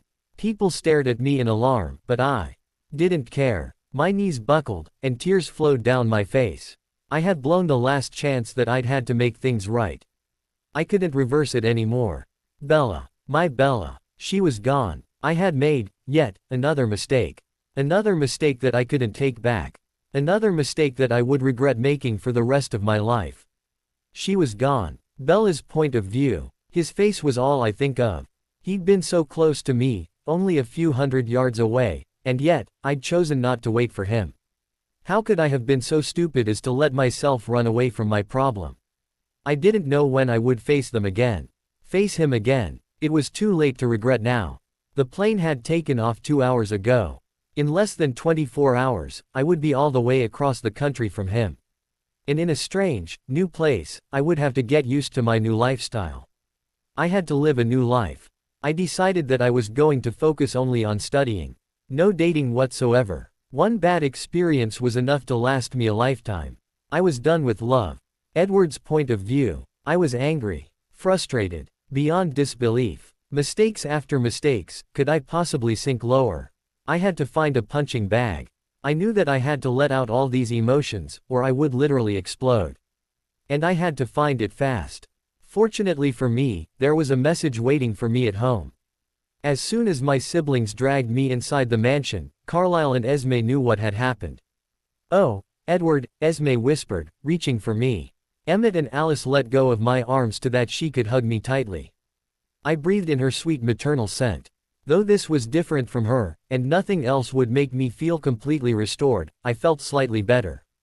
I'm sorry, son, Carlisle said quietly. He was expressionless, but I knew that he was pitying me. Pitying me for the mistakes I'd made. But on the other hand, he was leaving me be so that he could fulfill his duty as my father. He wanted me to learn and experience heartaches, no matter how cruel they were. I didn't reply. I'd stopped crying yelling about half an hour ago, and if I heard another peep out of me, I was going to start again. You have a message, honey, Esme said tentatively as she let go of me. It's from that girl. Well, not specifically her, but the law office. My eyes showed a slight flicker of light. Edward? Alice asked worriedly. My suddenly deadly expression must have alarmed her. Are you okay? Here was my answer. My punching bag. I was going to take my anger out on Tanya Denali. Even though everything was my fault, I was going to give myself a moment of satisfaction by blaming all of this on someone who should actually be sharing it with me. I walked past everyone and went straight to a pad that was waiting for me on a table. I took out my phone and dialed the number. I was going to give Tanya a piece of my grief and anger in a way that she will never forget. 30 minutes later, I was sitting next to Tanya in a law office. Her lawyer's office. My lawyer was also sitting next to me. There were a couple police officers outside as well. Tanya looked absolutely terrified of me. She flinched every time I moved.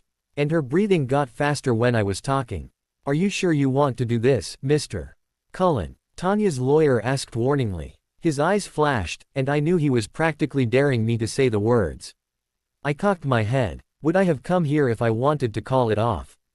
You're being quite arrogant, I dare say, he said, his eyes narrowing. You have your own faults in this, if I may remind you. I haven't forgotten, I cut off flatly and coldly. I can never forget my mistakes from this point onward. Do you know where I've just come from? The airport. I've just seen my now ex-wife leave New York without so much of a backward glance toward me. Do you know how disgusted and angry I am with myself? Tanya bit her lip. She looked on the verge of tears. Her lawyer looked taken aback. Why, I don't. Why don't we get to the lawsuit? I asked coolly. I've told you repeatedly that Miss Denali cannot afford to pay the fines, Mr. Cullen. And yet, she seems to have enough money to pay you to do this, I countered. Tanya gave a dry sob. Edward. I ignored her. The lawyer looked uncomfortable. He glanced at my lawyer, then seemed to tremble slightly under his stern gaze. I'm afraid we are at an impasse, he said. Edward, please, Tanya sobbed. I can't afford to pay anything. My brothers-in-law have all suffered from this, and my sisters, please, Edward. Fine, then, I said coldly. Do you want to go live in a cell for a couple years instead? She gasped. Edward, how can you do this to me? After all, didn't those few months of being together count for anything? It didn't, I replied. Because I lost someone who is more important than my own life because of it. Her lawyer looked pale. I don't know what I can do. Fine, Tanya shrieked at him. Fine. She rose from her seat, agitated and hysterical. Do anything. Anything you want. I'll do whatever you want me to do. It's better than living every day like this with a guilty conscience weighing on my shoulders. I'd rather pay for my crimes, and although I can never forget, it'd be better. But believe me, Edward, she begged, turning to me. I really do feel extremely sorry towards Bella. I've been regretting my actions ever since that day, and I'm willing to pay any consequence for it. Please, Edward. I rose too. Then go ahead. Rot in jail for a few years. I faced her and looked at her straight in the eye. We'll see if you've learned your lesson after your service. It'll teach you to think twice before seducing a married man. I just hope you remind yourself every day that you've cost me the woman that I love, and my unborn child. And leaving my lawyer behind to talk matters over, I left the office briskly without any hesitation or waver in my steps. Despite the fact that I'd just closed our relationship firmly and coldly, I couldn't help but feel even more miserable. The punching bag hadn't helped one bit. 8 years later. Bella's point of view. Bella. I heard my professor calling frantically, running around the gynecology and obstetrics division. Have you seen Drive? Swan. Anyone? Frowning, I finished washing my hands in the sink and hurried out of the OR. What could be so serious? I'm here, Professor. Oh, thank goodness, she said, grabbing me and starting to run. I know you just came out of surgery, but honestly, we need all the help we can get. What is it? I asked, now running voluntarily. It's a mother with heart disease, she replied. We need to get that baby out of her right now so the cardiologists can take over. I sighed internally. I really hated patients like these. Why couldn't I be a gynecologist who helped only to give birth? But no, I had to deal with mothers who had hundreds of different diseases. It really was quite frustrating and stressful. We reached the bedside. I checked her stomach, touching it gently. How long? 7.5 months, Doc, one of the interns answered. You think it's safe for surgery? That's what incubators are for, Tommy, I said dismissively. Go get an OR right away. He dashed off to fulfill his task. Get him out, the mother rasped. She gripped my wrist tightly. You have to get him out. We'll do our best, ma'am, my professor reassured her. You can trust Drive. Swan, she's one of the best. My heart swelled at the compliment. I was proud of myself for being her best student. She had helped me so much in medical school. We got a room, Drive. Swan. The intern called from across the room. I nodded towards the other interns and we started wheeling the bed to the OR. And though I was exhausted, I braced myself for another operation. Sighing, I plopped down onto the lounge room sofa. I was half dead from exhaustion. Long day, huh? One of my colleagues, Sharon Brown, asked sympathetically. She was sitting on the table, shopping online for clothes on her laptop. Don't even mention it, I groaned, my eyes closed. I opened one eye and peeked at the site she was on. What site is that? Those clothes are really pretty. Have you never gone on Fashionista? Sharon asked incredulously. I thought the designer was your sister-in-law. I rolled my eyes as I sat up. Listen, I learned a long time ago that it's best to just stay friends with her, not consent to be her Barbie. Well, come here, Sharon urged, turning back to the screen. She's got some wonderful stuff out. And they're on a spring sale. You know, she's really getting herself known. Did you know that she opened her 100th branch up in Scotland? Isn't that awesome? I smiled as I remembered her vow to become the most famous fashion designer in the whole world. I walked up behind Sharon and glanced at all the clothes. They really were pretty. Ooh, look, Sharon said, suddenly excited. I think she named this purse after you. It's called Labella. It's beautiful. I frowned. You're kidding. Let me see. She wasn't joking. There was a huge, pretty, light pink bag with its name embroidered in fancy cursive on one of the pockets. Wow, I said, impressed. She got better. I remember when she used to cry when she messed up on one specific design. Sharon looked at me crossly. You know, it's really strange to hear you talk about the Alice Cullen like that.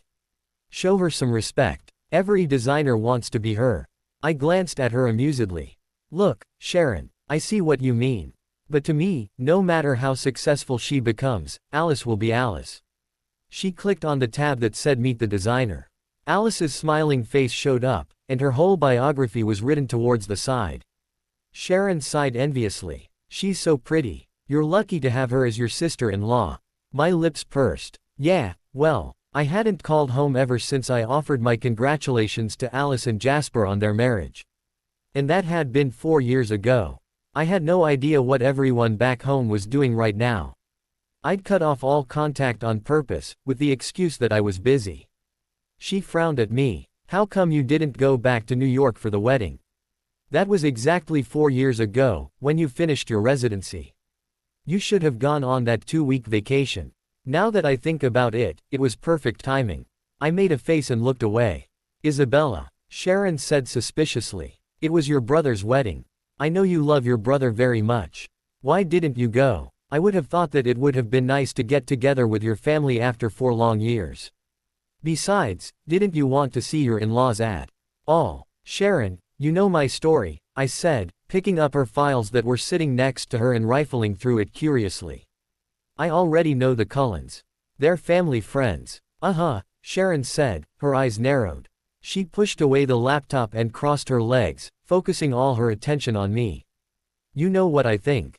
What? You didn't go because you didn't want to see your ex. I looked up, my eyebrows raised. What makes you think that? It's obvious, Sharon said, shrugging. I mean, the whole world knows how devastated you were 8 years ago when that event happened. You divorced him and never looked back. And you didn't want to see him again because you still love him and you can't forget about him. I'm right, aren't I? I laughed sarcastically. You're so smart, Sharon. I can never fool you.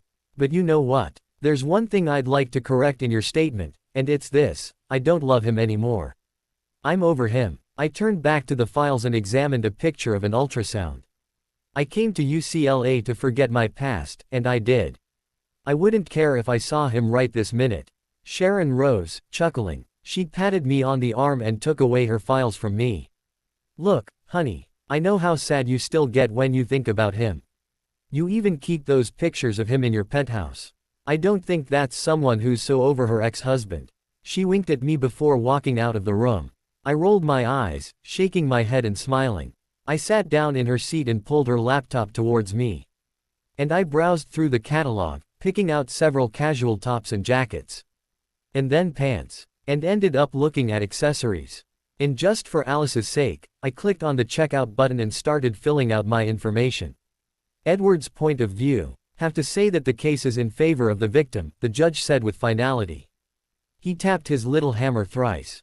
Court case adjourned. Taking a deep breath, I stood up and started packing as the jury started talking and moving out of the room. Mr. Cullen. I looked up at my client. She looked frightened, as if she did not know what was going on. Yes, Ms. Gray. I asked kindly. Did I win? She asked. I smiled. You sure did. Congratulations. You did it. Her face relaxed into a relieved smile. No, you did it. Thank you, Mr. Cullen, thank you. Thank you so much for helping me win the case. It's what I'm here for, Ms. Gray, I said, closing the briefcase. It's no problem at all. It was my pleasure to help you. She looked extremely happy. She was almost skipping to the door. Just mail the bill to me. I'll be glad to pay you any sum for all your hard work. Goodbye, Ms. Gray, I called, but she was already out the door. Shaking my head and smiling amusedly, I heaved my briefcase off the desk. I started walking out the door, taking out my phone to see if I'd missed any calls. Emmett had called me about 30 minutes ago. Curious to see what he wanted, I called him back as I walked back to my car. I dialed his number and sat patiently in the car before turning on the engine. Hello. What's up, Em? Oh, hey, Emmett said. How'd the case go? Did you win? I grinned. What do you think? He chuckled. That's my little bro. Always winning, never losing. How'd your case go? I asked. Dude, Emmett said proudly. I wouldn't be the Emmett Cullen if I hadn't won. This one was a piece of cake. I rolled my eyes at his lack of modesty. Whatever. So Alice wanted me to call you and inform you about dinner tonight, he said. What dinner? Oh, maybe we didn't tell you. Rosalie wanted to see all of us tonight. She's been complaining about how all of my siblings are so busy and she couldn't see us. Jasper's coming too. You up to it? Well, that depends, I said slyly. On what? On what Esme is making for dessert, of course. Emmett started laughing. Okay. I'll tell her to make an extra dessert cake for her favorite son. I laughed silently. You sound a bit bitter, man. You okay? I'm going to be fine, Emmett said, playing along. He was mockingly heartbroken right now. I'll just sit here, oldest son, with his fiancée. When I get married, I'll still be all alone. I laughed again. What time is dinner? In an hour, he replied. Oh, hey, Alice and Jazz are here already. You'd better hurry home, man. See you in a bit. I started the car and pulled out of the parking space. I drove quickly as usual to our family mansion instead of going straight to my own penthouse. I hadn't visited my parents and siblings in a few weeks, and I was rather looking forward to seeing them again. I parked behind Alice's Porsche and got out. As soon as I walked into the house, I could smell the aroma of a delicious roast beef. Smells good, I said, grinning widely as I entered the kitchen. Everyone was already there. Esme, Rosalie, and Alice were cooking, while Carlisle, Emmett, and Jasper were leaning against the counter, talking. Edward, Alice squealed, and she ran towards me. Hiya, Pixie, I said, keying her forehead and hugging her back. How are you? It was a rhetorical question, as I already knew she was thriving in her business right now, but she answered it anyway. Thrilled, she gushed. Today, I had the most wonderful customer ever. She never bought anything in all those years of my fashion career, but she finally came through. She's so thoughtful as always. That hasn't changed at all. Guess how many outfits she bought? Alice skipped back over to the girl and resumed her job of mixing the eggs. Emmett shrugged. 3. No, Alice said, throwing him a disgusted look. At first, she was looking at tops and jackets, and then, she started shopping for pants too. And she also bought tons of purses and hats and accessories. She bought over 100 outfits. That's over $1 million right there. Rich chick, Emmett snorted. Esme frowned. That's great news, but, who is it, dear? Some friend of yours. Alice started to answer, but then she glanced at me suddenly, as if she'd just realized that I was there. No one. I frowned as I drank a glass of water. Go ahead, Alice. You can't just tell everyone about it and then just shut up. Who is it? Well, what, is it one of your friends that we all hate? Jasper asked. No, Alice said, biting her lip. Never mind. Just forget I ever said anything. Just pretend that I was babbling nonsense as usual. Alice, Rosalie nudged her playfully. How bad can it be? Who is it? Well, she's not bad, Alice said, glancing at me nervously again. It's just that I'm afraid everything is going to get tense, especially with him around. She gestured towards me with her chin. Me? I asked in surprise, lowering my cup slightly. What? I trailed off. I knew that look on her face. She wore that expression whenever she was talking about her. I knew who had bought so many clothes at one time after all. It was so, her. She was always thinking of others. My face hardened and I looked away. Alice realized that I had caught onto it and quickly tried to change the subject. Edward, why don't you go change or something? She asked hastily. Dinner will be ready in 30 minutes. Go shower. I nodded stiffly and set down my glass. I walked out of the kitchen, and as soon the door shut behind me, I heard Jasper ask, "Why is he acting like that?" "Oh, isn't it obvious?" Alice snapped. "I was talking about your sister. She's the one that bought all those clothes," and I got so excited that I totally forgot how Edward usually reacts when we talk about her. She sighed. "It's my mistake, and I shouldn't have said anything, but, well," he caught on. "Oh," Emmett said, understanding. "Well, did she leave her phone number?" "She cut off all contact from us 4 years ago. I want to know how she's doing." "No," Alice said regretfully. "That's the first thing I checked because that's required information when you're filling out the bill online. I did see a number, and I dialed it, but it was just the hospital's number. I asked to talk to her, but as usual, the nurse refused to, making the excuse that, Dr. Swan was in surgery." I could hear the quotes in her tone. She sighed. "If you ask me, she told everyone not to transfer the calls. I mean, it happened 8 years ago, and she claimed to have forgotten the incident after 2 years, but I don't know why she's avoiding us." Without meaning to, my hands tightened into fists like they usually did when the subject came up. I had never gotten over what happened 8 years ago. It still haunted me, and I could never forgive myself for the foolish mistakes that I'd made. In such a short amount of time, I had made so many mistakes. I had cheated on her and caused her to lose our child. I had also made the mistake of signing those divorce papers without putting up much of a fight, and I had let her slip through my fingers when I'd had the chance to stop her. So many mistakes in such a short amount of time, and I could never forgive or forget. And I never will. I missed her like crazy. I missed the sound of her voice and laughter, and I missed seeing her beautiful face. I hadn't heard from her for 4 years, and I was growing slightly paranoid from the lack of news. I knew that she had successfully become a gynecologist, but beyond that, I didn't know. She hadn't even come to Alice and Jasper's wedding 4 years ago, which I'd found both surprising and disappointing. I'd been looking forward to seeing her again. "I miss her," Esme murmured. "She was always like a second daughter to me, and when she finally got to be my daughter, the whole thing lasted for only about 6 months. We probably shouldn't have let her go to California. If I'd known that she would neglect to keep in touch, I would have gotten down on my knees and begged her not to go. I would have pleaded her to give Edward a second chance." "Esme, please," Carlyle cautioned. "Oh, what's the point?" Alice asked impatiently. "We all know that he hasn't moved on. He's still hanging onto her like a pathetic moron." "It's pathetic, but at least we understand why he can't move on," Emmett said wisely. "And we don't blame him at all, do we?" Jasper was quiet. He and I had gradually built up our relationship again strictly as friends, and we both avoided talking about the incident. It was like the punching and crying never happened. But nothing we did could change the fact that we both did remember. Nothing could change that fact. I walked to our bedroom that was still there.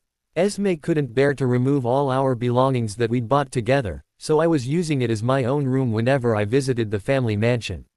I plopped my briefcase down on an armchair and loosened my tie. Being a criminal lawyer was difficult, but I enjoyed it. It had been my dream, and I had studied hard after she'd left to achieve it. It was the only thing I'd had left to look forward to in my life. Exhausted, I draped my tie on the armchair and lay down on the huge, king-sized bed. I lay sprawled on the bed for a few minutes, feeling extremely comfortable. But of course, my thoughts wandered, yet again, to her. I reached in my pocket and pulled out something that I always carried with me.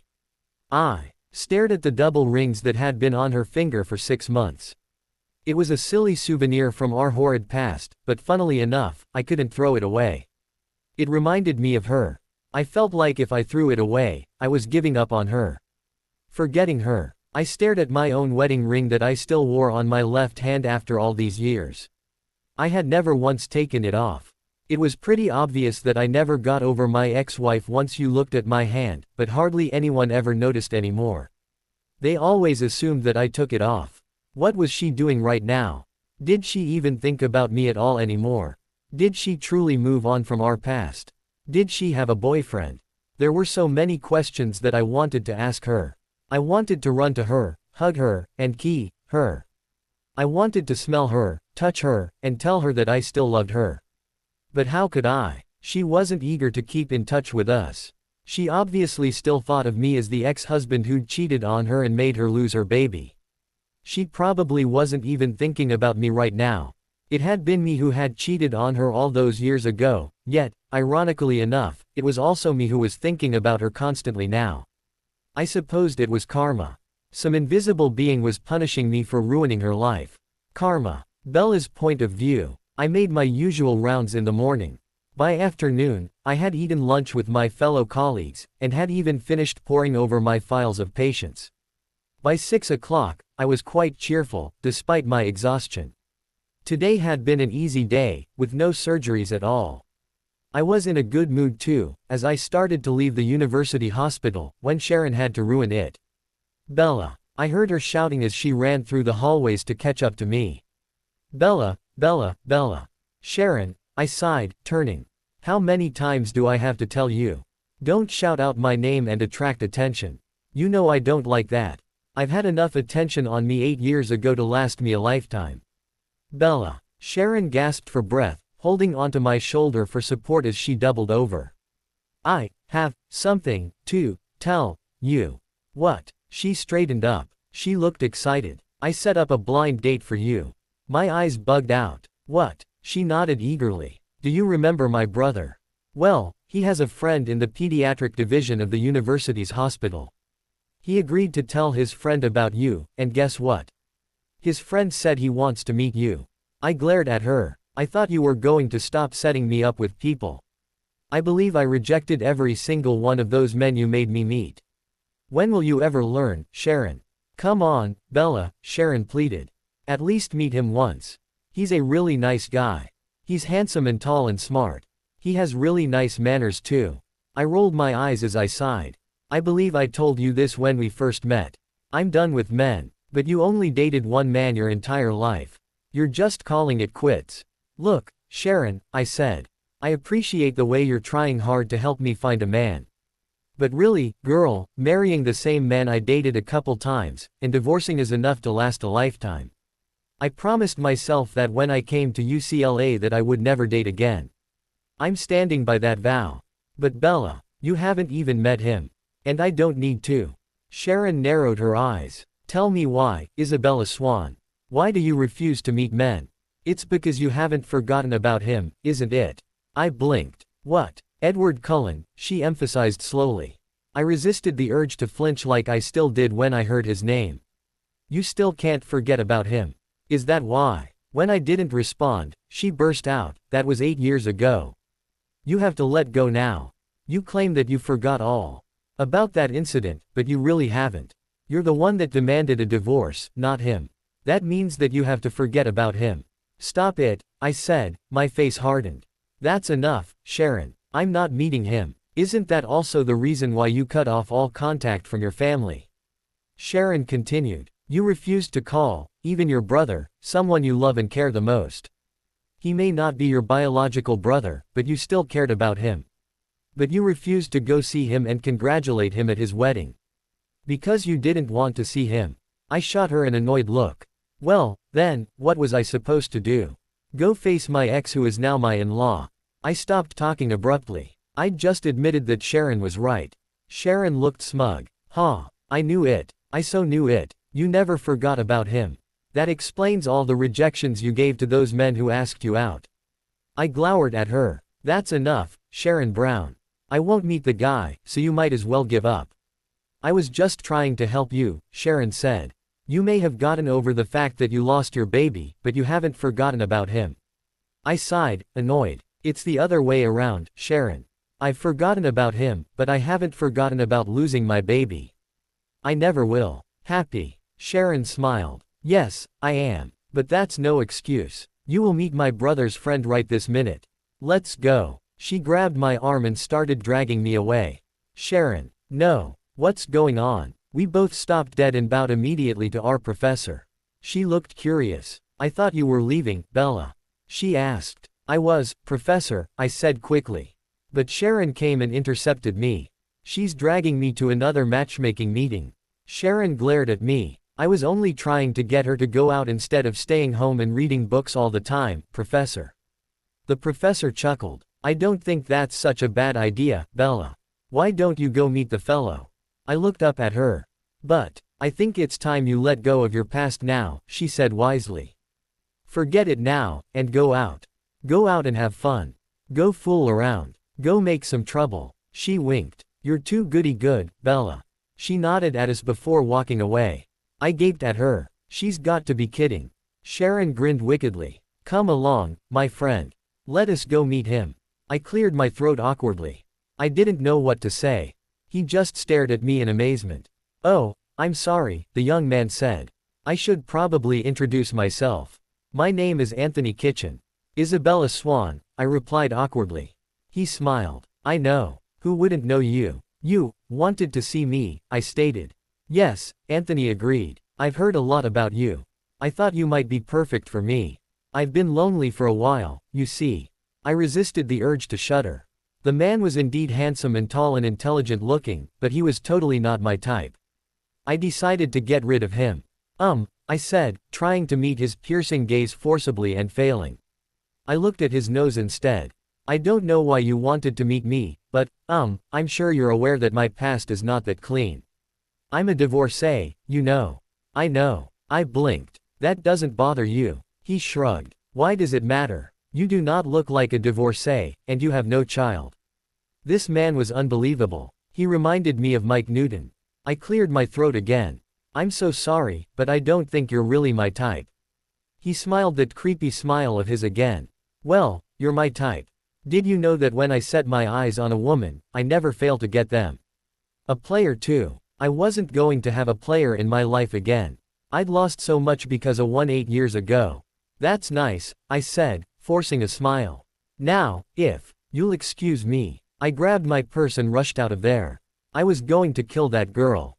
Bella. Sharon called from behind a pillar outside. She waved to me. I marched over to her. I started hitting every spot I could with my purse. Ow, Bella, Sharon said, trying to dodge my attacks. Why, what happened? What happened? I repeated, my hands on my hips. A nice guy. Seriously. I met the guy because you went through so much trouble for me to set it up. But that guy is too much. That man is a player, Sharon. Sharon looked shocked. How do you know that? He wouldn't have told you that. I huffed. Excuse me. I dealt with players in my past. I divorced one. I know it when I see one. Sharon laughed. Edward wasn't a player. Oh, come now, she added when I flinched. Your ex was a one-time thing. It was a mistake. Whatever. I looked at her sternly. Sharon Brown, if you ever try matchmaking with me again, I will never speak to you again. Sharon looked disappointed. All right, I promise. I'm going home. Sighing tiredly, I turned on my heels and left her there. She looked crestfallen, but then, from the corner of my eyes, I saw her perk up and dash away. She had another idea, I was sure. And as I got into my car, I hoped I would never have to see that awful guy again. Edward's point of view. I walked into the cozy cafe, looking for my brother. This was an odd sort of place to meet. Why did he want to meet here? Edward. I turned my head and saw Emmett waving at me. There was an unfamiliar young woman sitting across from him. I walked towards them. Emmett. I sat down next to him and stared at the young woman who smiled at me pleasantly. What's up? He went on without waiting for an answer. I want you to meet someone. This is Violet Parker. Violet, my brother, Edward. My eyes narrowed. I realized, too late, what he was trying to do to me. Again. Emmett, I started to protest. He stood up hastily. Why don't you get to know each other? He leaned down to hiss in my ear, don't run away.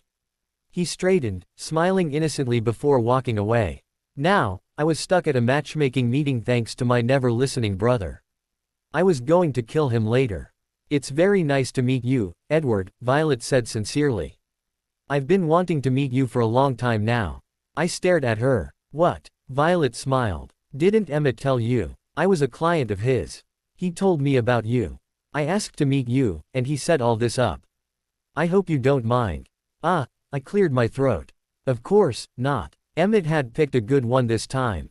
All the other girls I'd met had been strangely giggly and rather shallow. But Violet Parker seemed, not only intelligent, but also very nice and pretty. How was I supposed to get rid of her now? Violet studied me. Forgive me if I'm going too far on our first meeting, but you really are very handsome. I've seen you on newspapers, and even in the frame on Emmett's desk in his office, but you look better in real life. How old are you? I'm 27. Violet laughed once, sounding embarrassed. Wow, maybe I should have checked your age before I asked to meet you. You're younger than I am. I'm 30. I couldn't think of anything to say. I had never met an older woman before. She was so damn nice about everything. How was I supposed to escape? Emmett told me you're a lawyer too. Violet asked. What kind of a lawyer? Criminal lawyer, I said reluctantly. I felt as though I was being rude, so I asked, and what do you do? I'm a high school AP biology teacher, Violet answered brightly.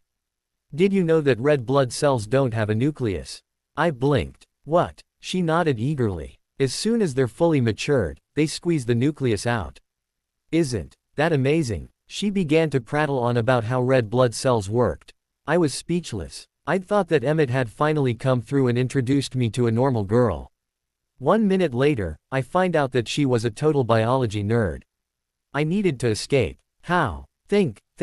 I got out my phone discreetly from my pocket and hid it underneath the table. I fiddled with it until I found a random ringtone on my list. I tapped it, and it began to ring. Sorry, I apologized. I held the phone to my ear and pretended to be taking a call. Hello. What? When? Okay, I'll be there. Bye. I slipped the phone inside my pocket and stood up. I'm sorry. I have to go. It's an emergency, and I need to be there. Sorry. But, Violet started to say, but I was already out the door. I breathed a sigh of relief as I got inside my car and locked it. I shuddered delicately as I backed out of the parking space. When I saw that brother of mine, I was going to beat the hell out of him. I was playing the piano while staring at the row of picture frames on my glass showcase.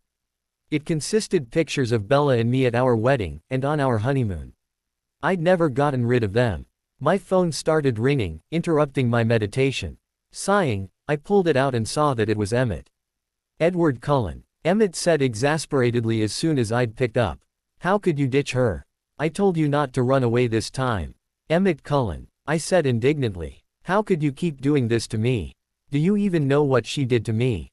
She treated me with a full lecture on how red blood cells work. Is that normal? Emmett started laughing. Oh, damn, I forgot to warn you about her. She does tend to wander away from the situation and start spouting random information about biology. Sorry, man. I sighed. I told you not to set me up again. You know that I'm just going to reject all of them. Edward, Emmett protested. You have to move on. Bella's not going to come back to you. You guys ended when she left New York 8 years ago. I flinched as the truth of the words hit me. Emmett, you can't keep doing this to me. Look, bro, he said. This really wasn't my fault. I told Rosalie about Violet, and she's the one that persuaded me to do it. Alice backed her up, and I had no choice. I swear, I took your side. I told them that you wouldn't like it, but they insisted. And, he gulped. You know how scary Rose can be. I sighed again. How can you be afraid of your own fiancé? He sighed too. Ah, well, at least you're alive. Do you want me to come over tonight? How about a few drinks with Jasper? No girls. I smiled. I'd like that. Do you think Jazz will come though?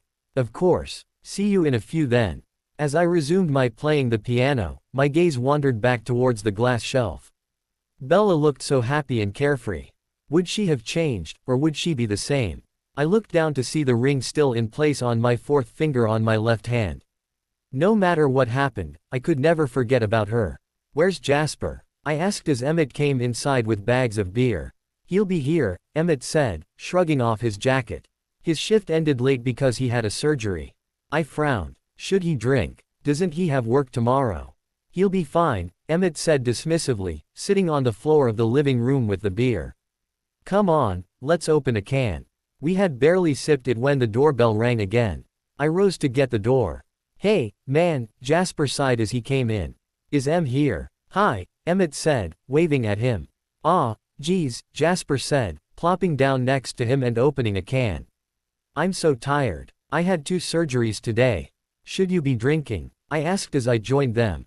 No, Jasper said, laughing. But who cares? A cardiologist should have an off day too. He laughed again, sipping his beer. The next few hours, we talked about our jobs and personal life. Emmett was having trouble with a certain case right now, but he was lucky to have Rosalie with him. Jasper had just seen a patient die under his care. He looked especially down today. I heard you escaped again, Jasper said, raising his eyebrow. His eyes flickered to my ring. Why? I shrugged, not bothering to hide my hand. He knew anyway. You should have seen her. She's so nice and pretty, but then, she starts spouting random facts about red blood cells. Jasper smiled amusedly. That's too bad. Emmett burped loudly. He staggered to his feet, slightly drunk. I'll be right back, he announced dramatically before trudging to the bathroom. I shook my head. Typical Emmett. He was always the one to get drunk first. Jasper and I had more tolerance. We weren't a bit drunk right now. Jasper's eyes flickered to my glass shelf. Do you miss her, Edward? My gaze lowered slowly. I knew I had no right to face Jasper when it came to Bella. I'd failed to keep my promise. He sighed. I miss her. She hasn't called in 4 years. I haven't seen her in 8. He paused. You know, when I was adopted by Charlie and Renee many years ago, I had no idea that I would gain a younger sister that I would care about for the rest of my life. I never once thought she was annoying. She was someone I would never get tired of. She still is. I swallowed. I was adopted because they thought they were infertile, he continued. She was someone that was born at the last minute. Charlie and Renee weren't going to have her, you know. I heard them talking about an abortion because Renee was afraid. It was the first time with a baby in her own body, but when they saw me lonely, they decided to keep her. And that's when I decided that I was going to protect my sister no matter what happened. I couldn't look at him. I'd heard the story millions of times, but I was never tired of it. It was the way Bella had been born into the world. Jasper looked like he was in a trance as he stared at a picture of Bella laughing happily. I dropped the name, Swan, and I made my real last name mine so that I could carry on my family's lineage. So technically, I'm not related to her anymore. But I can't give up that brotherly responsibility that I've always had. Do you know why? I didn't answer. I've never seen her so broken, he whispered. I could never forget that expression on her face after she got your signature on the divorce papers. How could I disregard her when I know how fragile she is? He lowered his gaze from the shelf. He looked at me. I know how much you still love her, Edward. Though I still blame you for that incident 8 years ago, I don't hate you. I've grown to understand your actions, and I forgave you a long time ago. He paused. I trust you know what I'm talking about. I looked up at him. You're saying that I should move on. Jasper smiled slightly. I feel as though I may have stood in your way all this time. You were always afraid that I was still angry with you. And that guilt was part of the reason why you never moved on. But I think 8 years of self-punishment is enough. You should forget about Bella now, and move on with your life. Jasper, I'm sure she's moved on as well, Edward, Jasper said firmly. You can't keep waiting. I'm sure she's dating tons of men now, and perhaps she's even considering remarrying. The point is, you two are history now. There's no reason to keep dwelling in the past. He nodded towards the pictures. You should put those away as well. You don't understand, Jasper, I said quietly. I can't. It's not just the guilt that's keeping me from moving on. It's her. I still love her. Jasper looked thoughtful. Love is irrational, he agreed. But I'm sure Bella would want you to move on as well, Edward. It broke my heart to hear him saying this. But it didn't matter that I'd gotten Jasper's reassurance that I could move on. I didn't have any intention to do so anyway. Bella's point of view, Sharon's points about my family in New York made me homesick. I began thinking about my past childhood and teenage years everywhere, despite my best intentions on not to. After all, if my mind was somewhere else during a surgery, I could kill a patient. Although the end of my teenage years hadn't been very pleasant, it, too, were memories, and I couldn't help but look back at it. It was fascinating to realize many things that I hadn't taken into account before. For example, that lunar eclipse on the night Edward had proposed to me. The moon had been orange. That was abnormal. Then, there was that warning Jessica Stanley had given me. They come with the wind, and they leave when the sun rises. As much as I hated to admit it, she'd been right. But I guess he had tried to come back, I just hadn't let him. Reluctant as I was to return home, as I would meet Edward inevitably, I missed New York. I missed my parents, and I missed my brother. I wanted to see my friends from school, and most of all, I missed the Cullens. With the exception of one. My homesickness grew every day, and perhaps it was evident on my face. My usual cheerfulness and enthusiasm disappeared little by little, and several of my colleagues expressed concern. I merely told them that it was just the cold weather that had me down. After all, winter was approaching. But to my chagrin, even my usually quite absent-minded professor noticed. "You okay, Bella?" she asked. "You're a bit distracted these days." "Huh?" I asked, startled as I looked up from my clipboard. "Oh, I looked back at my paper glumly. "I'm fine. Sharon seemed to think you were homesick," she commented casually, twirling her pen.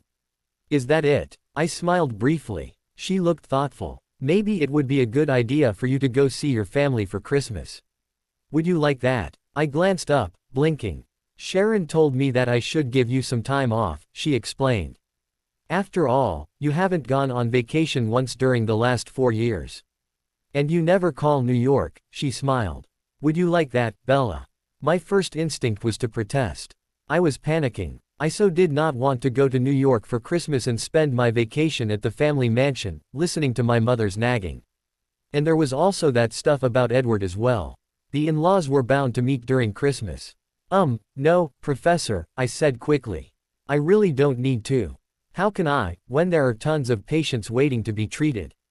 "Nonsense," she said briskly. Great. My protests had made up her mind. There was no turning back now. "We can handle it. Go spend some time with your family. I'm sure they're also curious about you, you haven't talked to them in years. I'll give you some time off, and you can go and have fun." "I really don't mind working over the holidays, Professor," I said helplessly. One last ounce of effort on trying to change her mind.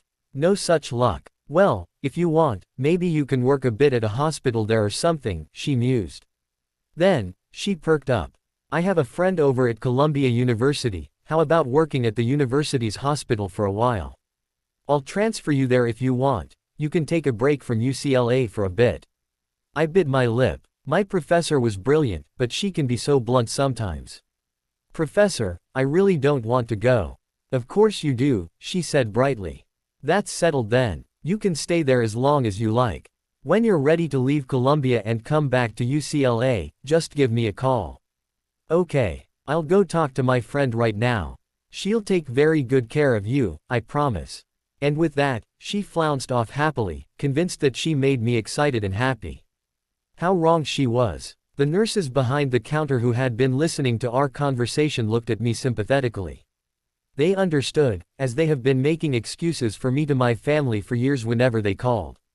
Sighing, I placed the clipboard on the counter. Grabbing a pen from my lab coat's pocket, I signed my name so violently that I made a small hole on the paper. "Sorry," I mumbled, handing it to one of the nurses. She smiled understandingly. "It's fine." Luckily, none of them said anything about returning to New York. "Bella." Sharon was rushing towards me excitedly. I glared at her. "Why did you tell her that?" She grinned, catching on quickly. "She gave you the holidays off then. Great. You'll go see your family now." "She's practically forcing me to go home," I grumbled. "Thanks a lot, Nosy. I thought I told you to butt out when it comes to my affairs." "I promised not to do any more matchmaking," she corrected. "So when are you leaving?" "I don't know," I said miserably. "I'll be staying in New York for a bit, she's transferring me to Columbia University." Sharon's jaw dropped. "What? You're transferring?" She looked upset. "I'll be back soon," I reassured her. "There's no way I'm staying in that." I took a deep breath. "I'm coming home as soon as I can get away from my parents. I promise." She looked happy again. "Good. I'll see you later, okay, Bella. My brother wants to eat lunch together." She waved goodbye as she skipped away. Sometimes, Sharon reminded me so much of Alice. It was probably why she was such a good friend of mine. I was making my rounds, and I stopped to talk to one mother who had had C-section to give birth to her baby. "How are you feeling today, Mrs. Johnson?" I asked kindly, making notes of her progress on my paper. "Do you feel any pain at all?" "Nope, Mrs. Johnson said cheerfully. "I'm perfect. Can't I go home?" I chuckled. I believe your surgery was 2 days ago. Not yet. She grinned down at her baby, stroking his cheek softly. I've decided to name her Isabella, she said proudly. After the doctor who saved my daughter's life. I blinked. Wow. No one had ever named their daughter after me before. She looked up, smiling. What do you think? Fits, doesn't it? Finally, I smiled warmly. I think it's just right for her. Thank you, Mrs. Johnson. It means so much to me. She laughed. It's nothing. I really am very thankful to you. It's the least I can do. But why do you seem so down today? She asked, suddenly concerned. You're always so cheerful. I smiled briefly but did not reply. I looked down at my clipboard to add a note. Did something happen? She pressed. I sighed. My professor is sending me home for Christmas. I gave her a wry smile. And you probably don't want to, Mrs. Johnson realized, catching on quickly. She was a sharp woman. I chuckled, embarrassed. Not really. I mean, there's a part of me that wants to go home and see everyone, but, I shrugged lightly.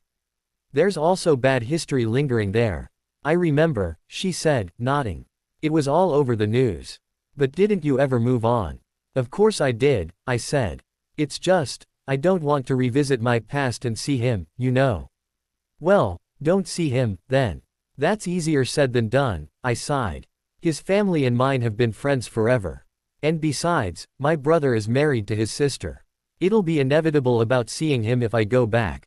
Her expression softened. She drew her baby closer to her before asking tentatively, what did it feel like, losing the baby? I smiled bitterly. Hell. She nodded in agreement. I bet. I can't imagine losing little Isabella. She looked down, smiling adoringly at her daughter. I watched mother and daughter for a while wistfully. If Edward hadn't made those mistakes and caused the miscarriage, would I have been able to hold my baby like Mrs. Johnson did? Even after 8 years had passed, I still missed her. I still had that hollow feeling inside of my stomach sometimes. Finally, I gave myself a mental shake before resuming back to my papers. When my professor burst into the room. I've got it all set. She chirped brightly. My friend said she'll be delighted to take you under her wing for as long as you want. Let's see now, next week is Christmas, and today is Saturday, you can leave tomorrow if you want. Better make reservations now. It's the holidays. Professor, I scowled. You're going to New York to see your family? Mrs. Johnson asked. Wow, that's great. I'm not going, Professor, I said. Of course you are, she said absently. You'll have lots of fun. Take lots of pictures, and be sure to show them to me when you get back. Go pack now. Leaving me with my mouth open, she flounced back out again. Mrs. Johnson smiled. This is a great opportunity for you. You should go, drive. Swan. Forget about what happened in the past. Close your eyes and just follow your heart, not your smart brain. She winked. I stared at her for a while. Finally, I smiled. Maybe you're right. Maybe I do need a vacation from this place. Thanks, Mrs. Johnson. She nodded. You should go now. You'll be busy, packing and making reservations for a flight. Suddenly eager to get out of this place, I quickly said goodbye to her and wished her luck with her daughter. I ran out of the room, throwing my lab coat to one of the nurses as I passed her, and took out my phone as I dashed to my car. Hello, I asked as I started the engine. Reservations, please. First class, non-stop to New York. Tomorrow, if possible. I don't care how much it's going to cost, just get me a seat. I was finally back in New York. I'd forgotten that it snowed in the city during winter. The whiteness covered everything. I'd lived in California for so long that I'd nearly forgotten what New York looked like. Either that, or I just hadn't let myself think about it. It was fascinating to look at the things that I'd loved about my home as the taxi driver drove me around Soho. Where to, miss? The old driver asked. He'd totally recognized me when I'd gotten inside of his cab, but he'd promised not to tell anyone. Charlie had bought a huge mansion for me 4 years ago under my name, in case of an emergency. I supposed this was the time to use it. I instructed the driver on where to go, then settled back once more to see the Christmas decorations around the shops. Here we are, he said, pulling up in front of the mansion. The mansion, too, was decorated with Christmas lights. I wondered who had decorated it. It reminded me of our family mansion. It seemed to be made out of stone, and the front yard was massive. The entrance to the garden could be seen from here, and I saw orange trees, and snow covering the grass. Beautiful. Do you mind waiting here for about 10 minutes, sir? I asked him. I have to go somewhere after I drop off my luggage. Go ahead, he answered, waving his hand. I'll wait here. I grinned. Thank you. I got out and pulled my 2 suitcases from the back of the cab. I dragged it inside the mansion. I chose a random room that was the most beautiful, and, without pausing to look at anything, set down my bags inside the big closet. I changed into more warm and casual, comfortable clothes, and grabbed a random purse. I put my phone and wallet inside the bag as I ran downstairs again. Thank you for waiting, sir, I said gratefully. No problem, he said easily. Where to? Columbia University Medical Center, I answered. My professor had told me go see her friend as soon as I'd arrived in New York. She wanted to see me and discuss necessary information with me before I started working after the holidays. I was also thinking about visiting Jasper. He was a cardiothoracic surgeon at the university's hospital as well. We're here, the driver announced. I gave him the correct amount of money and a generous tip. Thank you so much. Have a safe trip back. He chuckled. Bye, young lady. Good luck. I walked inside and found the place warm and cozy. Since I'd already been here 8 years ago, I already knew where the gynecology and obstetrics division was located. There were 3 nurses behind the front counter, and 2 interns outside, discussing something about a recent surgery. Hello, I said pleasantly.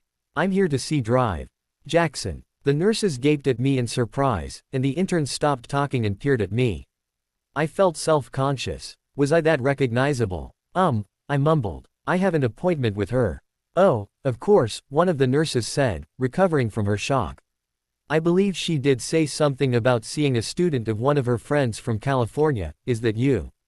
I smiled briefly. That's me. Well, long time no see, Bella.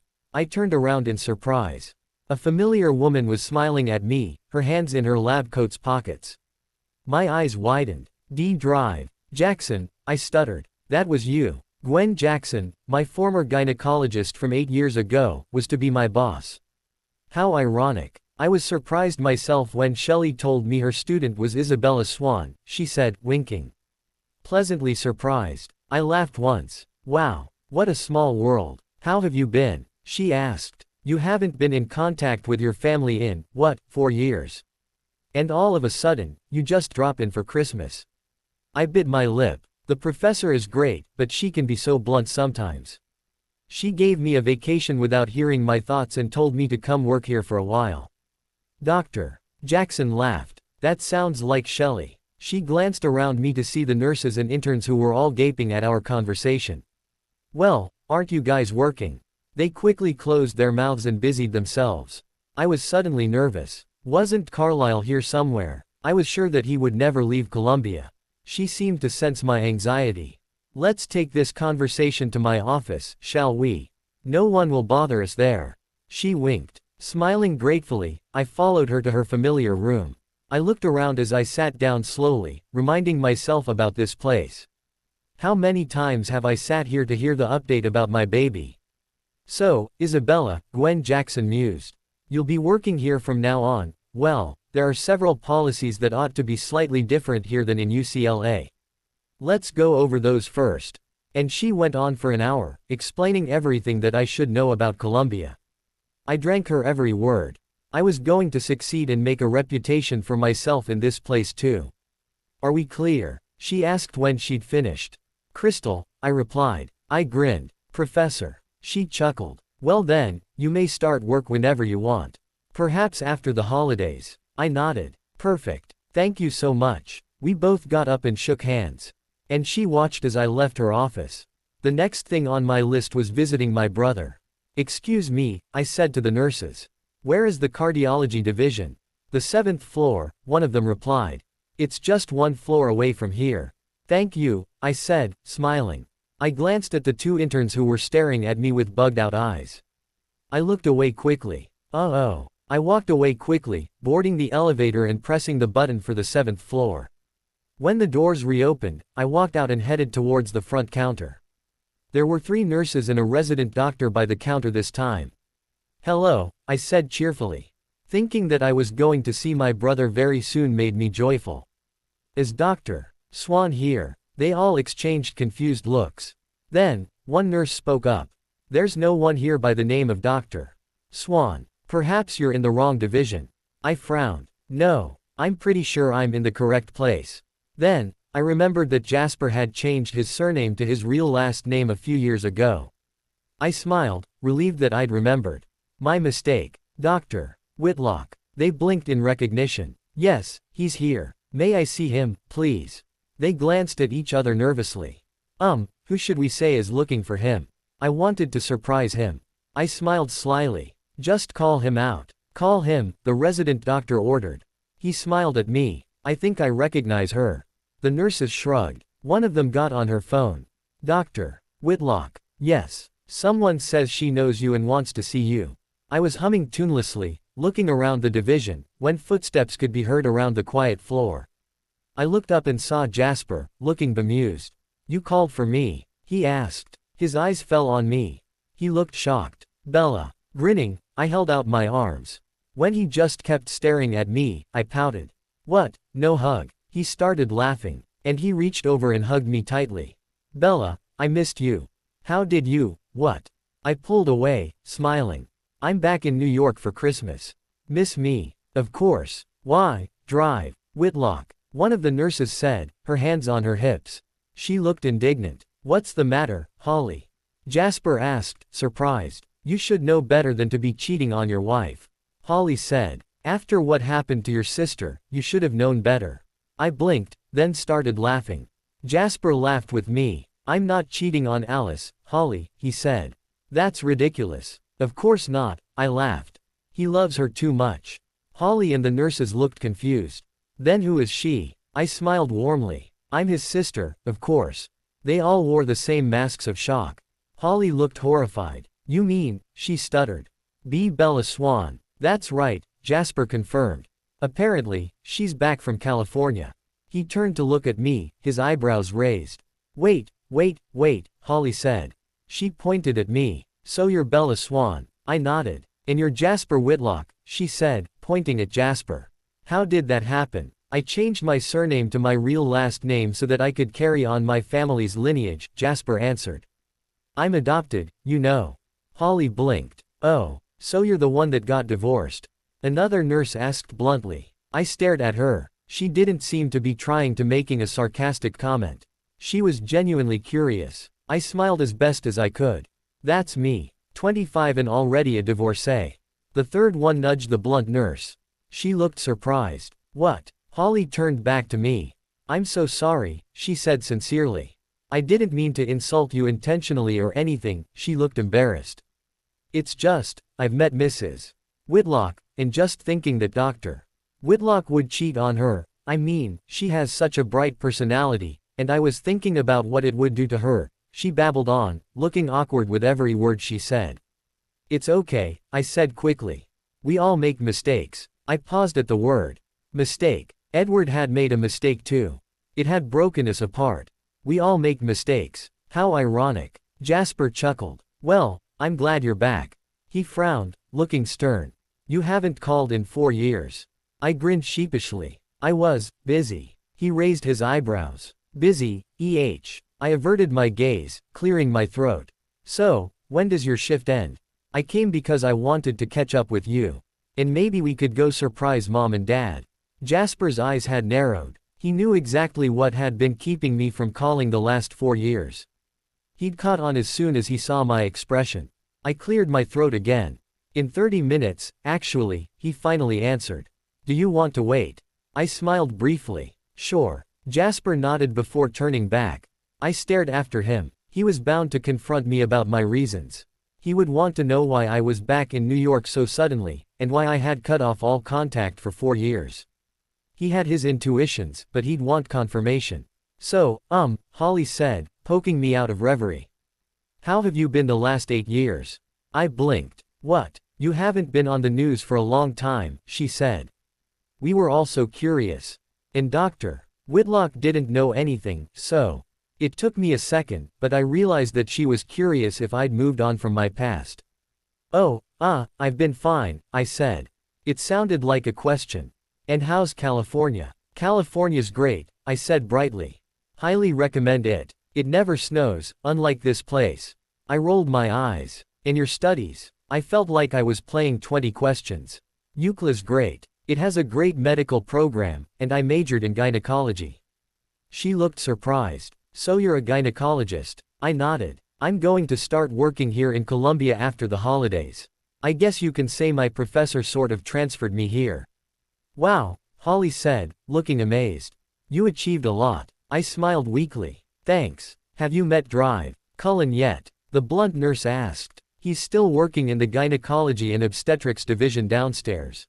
Wouldn't it be awkward working with Al? She winced. Holly had obviously stepped on her toe. I felt awkward. No, I haven't met him yet. I was just curious, the nurse said defensively when Holly glared at her.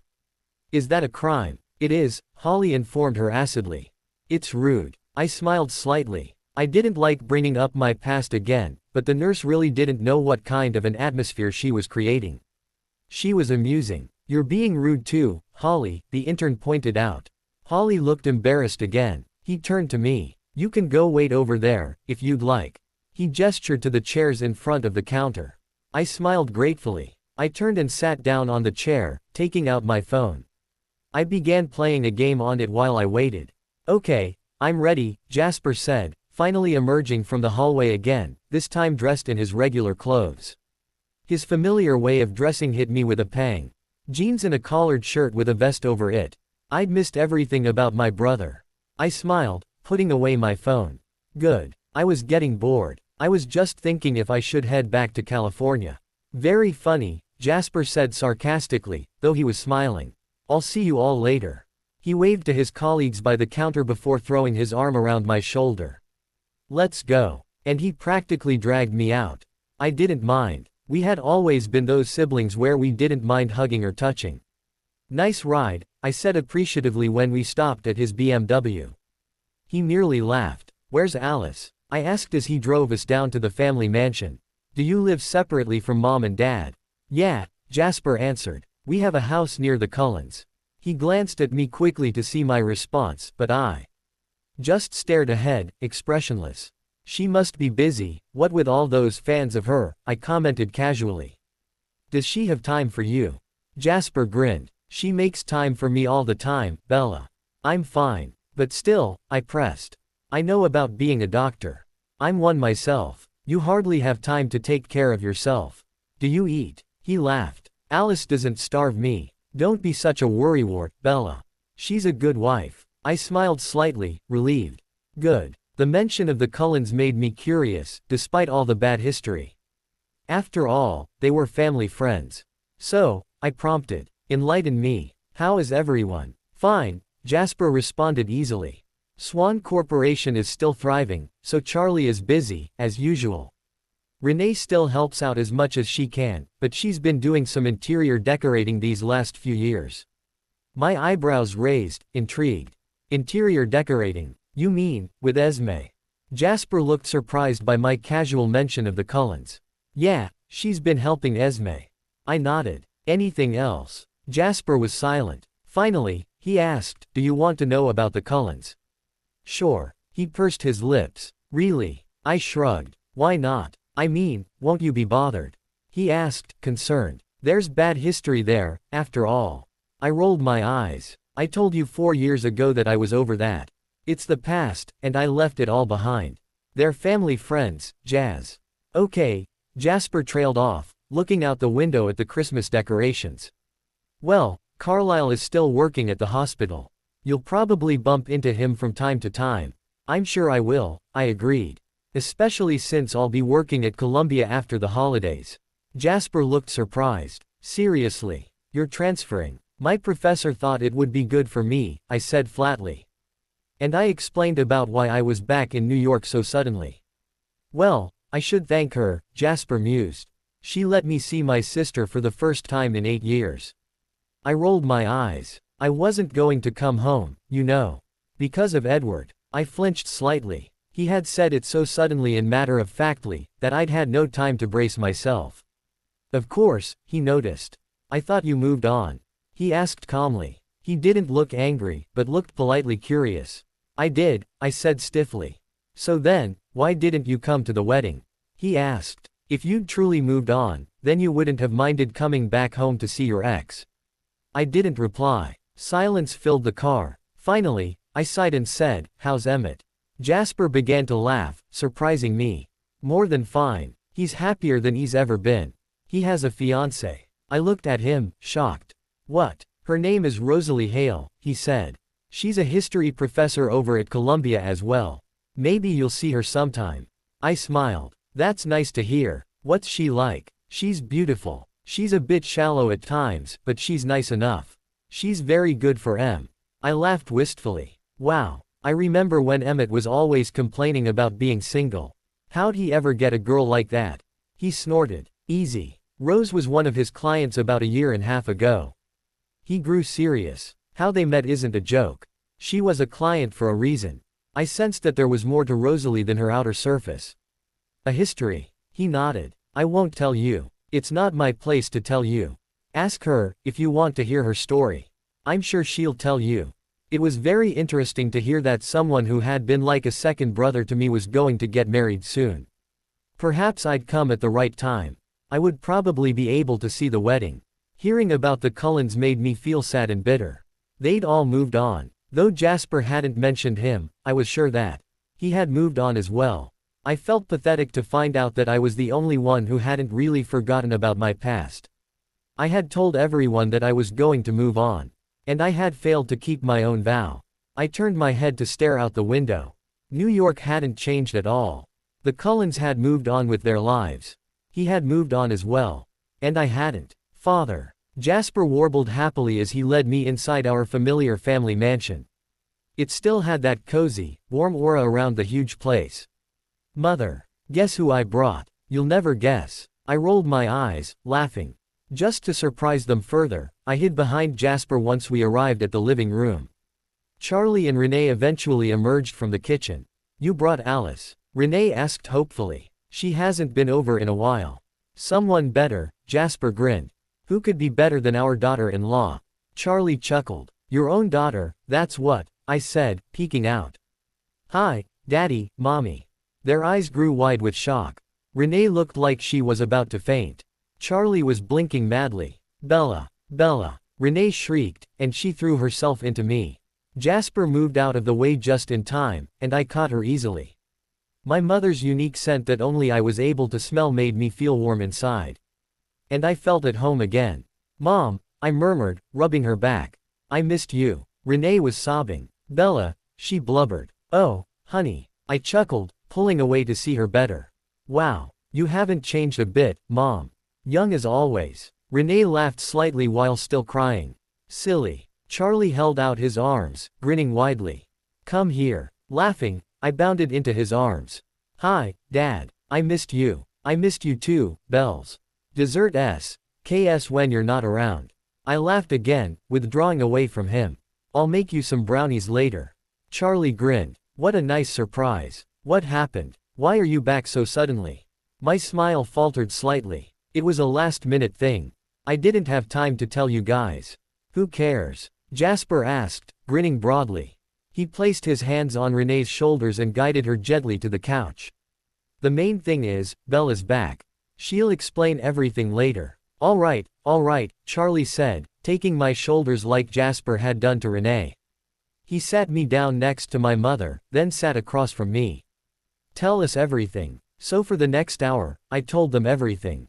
They accepted my excuse of not being able to call because I was busy, though they did seem a bit suspicious. They were also delighted to find out that I was staying after the holidays. But this is perfect. Renee gushed. You can spend Christmas with us, and we'll still be able to see you, even after the holidays. You should really spend some time with all of us. You know, make up for the last 8 years of not seeing each other. I smiled. Sure, Mom. Have you seen Carlisle yet? Charlie asked. You told us that you stopped by the hospital to see your new mentor. I felt awkward as we neared the touchy subject. Not yet. They glanced at each other.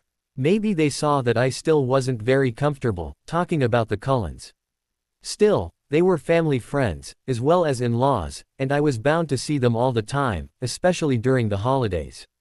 I decided that I might as well forget the awkwardness and act as though that incident 8 years ago had not happened. "So, Mom," I said. "Jasper told me that you're helping Esme with interior decorating." Charlie and Renee both looked surprised by my casual mention of one of the Cullens. Jasper glanced at me strangely. Yeah," Renee said. "It's really quite interesting. Esme tells me that I've got a bit of talent." She returned to her perky self. I smiled. "That's great. I'm glad you found yourself a hobby." "Well," Charlie said hesitantly. "Does Alice know you're back?" "No, she doesn't," I answered casually. "No one else knows but you guys. And I would appreciate it if you would keep it that way, at least for a while." "Why?" Renee asked, surprised. "They would be delighted to hear that you're back. They'd come running over here to see you." I smiled gently. "I'm sure they will. But I'd like to surprise them. I'm assuming that you'll be spending Christmas with the Cullens."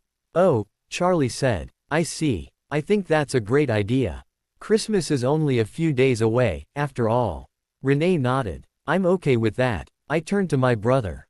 "Jasper, you have to promise not to tell Alice. She'll go babbling to her family about this." Jasper chuckled. "Oh, I know. I promise." I grinned. "Good. Well, then, I hope you don't mind me rushing off like this." I rose. All three of them looked surprised. "You're leaving already?" Renee asked, disappointed. "I have my own house, Mom," I reminded her. "I'll sleep there during my stay in New York." "I'm okay with that," Charlie said. "But why so suddenly? We haven't seen you in 8 years, Bella."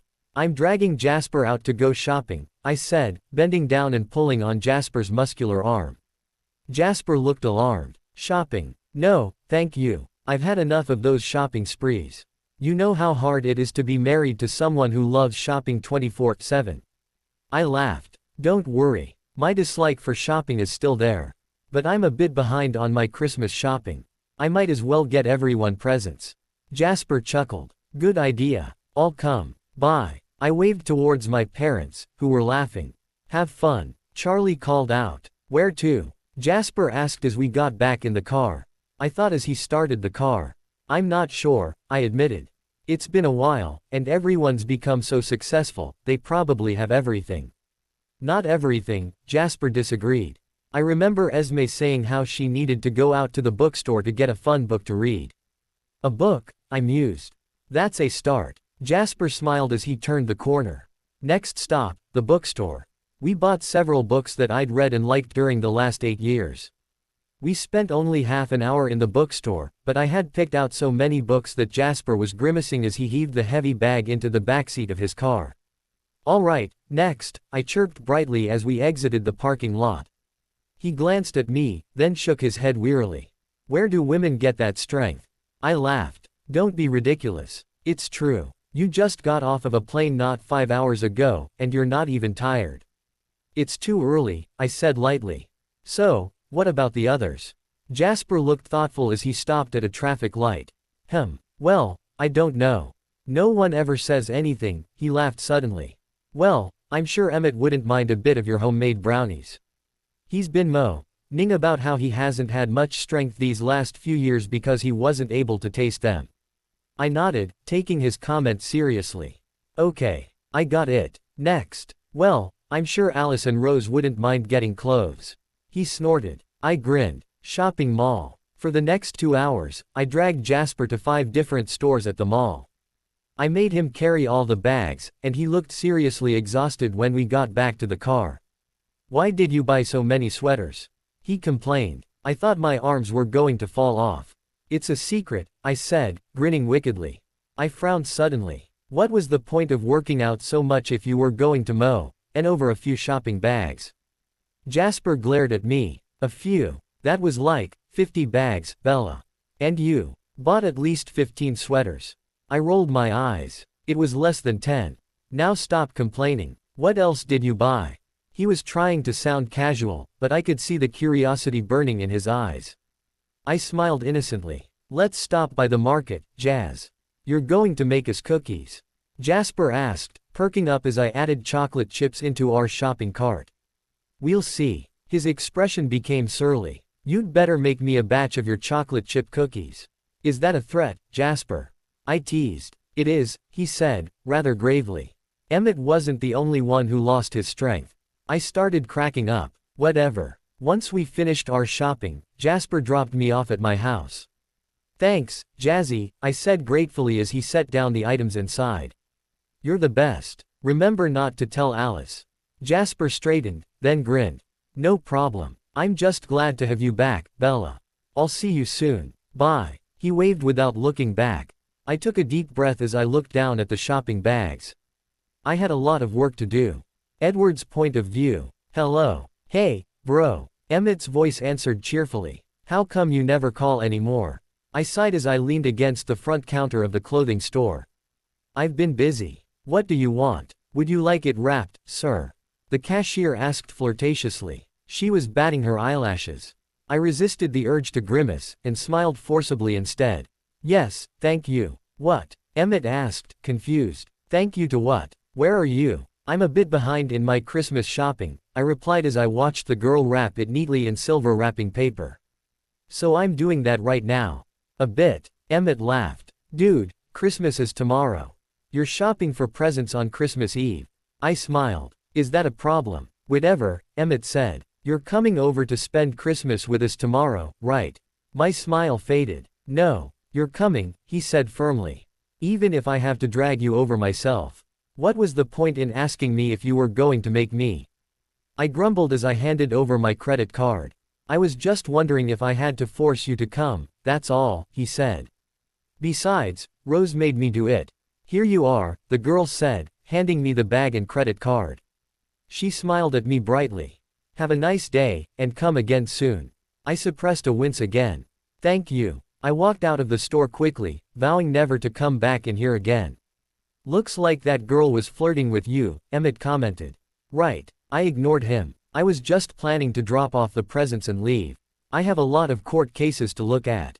You can spend one day with your family, he said dismissively.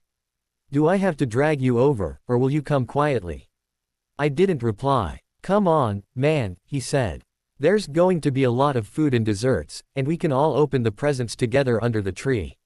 Like old times. Besides, everyone's going to be there, unlike last Christmas, when no one had time to come. You can live without me. Edward Cullen, Emmett began in a warning tone. What's the point anyway? I asked, my voice lowering. Not everyone's going to be there. Emmett knew exactly whom I meant. I'm sure, she's busy. And she's all the way across the country. She can't exactly come to join us overnight. I sighed. Is there any point in arguing? No. Will you come? I pressed my lips together and closed my eyes briefly. I really didn't want to do this. Where? Over at the Swans, Emmett answered happily. We're spending the whole day together, so come early. Around 8, maybe. The Swan Mansion. Even worse. I did not want to spend a day at the place where she was raised. Especially if she wasn't going to be. There. I'll be there, I said in resignation. Good, Emmett said, pleased. We'll have fun, I promise. See you tomorrow, Edward. I merely grunted before hanging up. I sighed as I entered a joke shop. I paused when I saw a owned wig and a princess get up. I grinned. Would Emmett like his Christmas present? I set aside the huge bag that contained everyone's presents and finally sank into bed. I felt exhausted. Christmas Eve or not, it was the same to me as any other day. Before I turned out the lights, I glanced at my bedside table to see the twin rings. Like always, I stared at it wistfully before sighing. Would I ever see her again? Was she planning on never coming back? Jasper was probably right. I should move on. Too much time had passed for me to make any difference in our rocky past. She was gone. Yet, why did I feel so pained to even think about forgetting about her? I felt as if I had been waiting for something these past 8 years. Something that was totally separate from wanting her back in my life. I still remembered those words she had said to me as we went our separate ways. It still haunted me in my dreams, making it even more impossible to forget. But I was just relieved by the fact that I could still hear her voice and see her face, even in my dreams. Otherwise, I would have gone insane from the fact that I needed to see her. Tonight, I felt different, somehow. Looking at the twin rings that once belonged to her, I felt as though she was closer to me. Of course, that was a bunch of nonsense. She was all the way across the country, and there was no way for her to get here overnight. Then, why did I feel so warm and comforted inside, when she wasn't even near New York? I trudged out of bed reluctantly and turned on the shower. I really didn't want to go over to the Swans, but I supposed it was inevitable.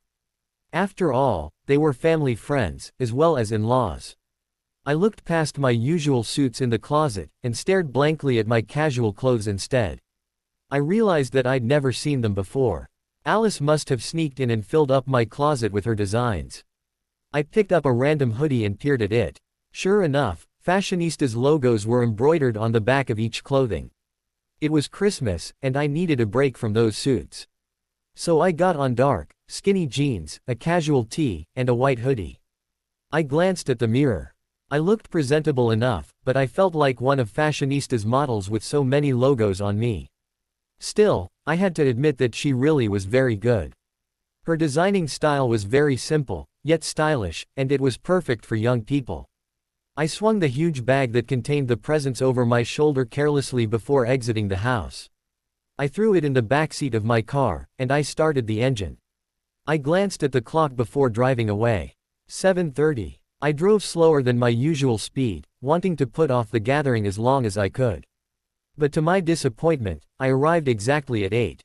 Sighing as I parked next to Alice's familiar Porsche, I got out and dragged the huge bag with me. I felt like Santa Claus. Judging from the cars, everyone else was already here. Of course, though on time, I was still the late one. The front door was unlocked. I let myself in and heard low voices coming from the living room. The whole mansion smelled of delicious aromas of food. "Did you hear something?" I heard Alice ask suddenly.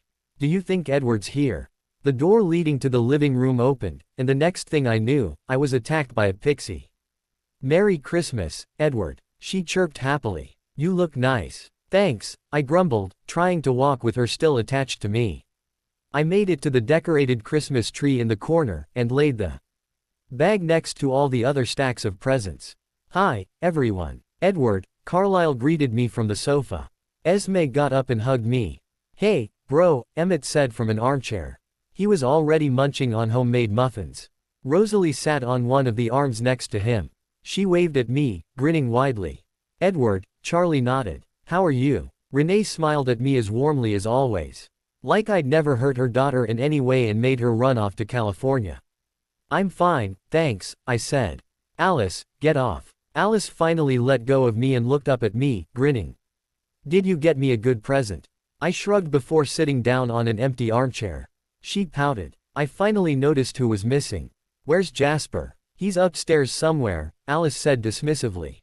"He claims he has a big surprise for everyone, but I bet it's just a load of wine for the Christmas dinner tonight."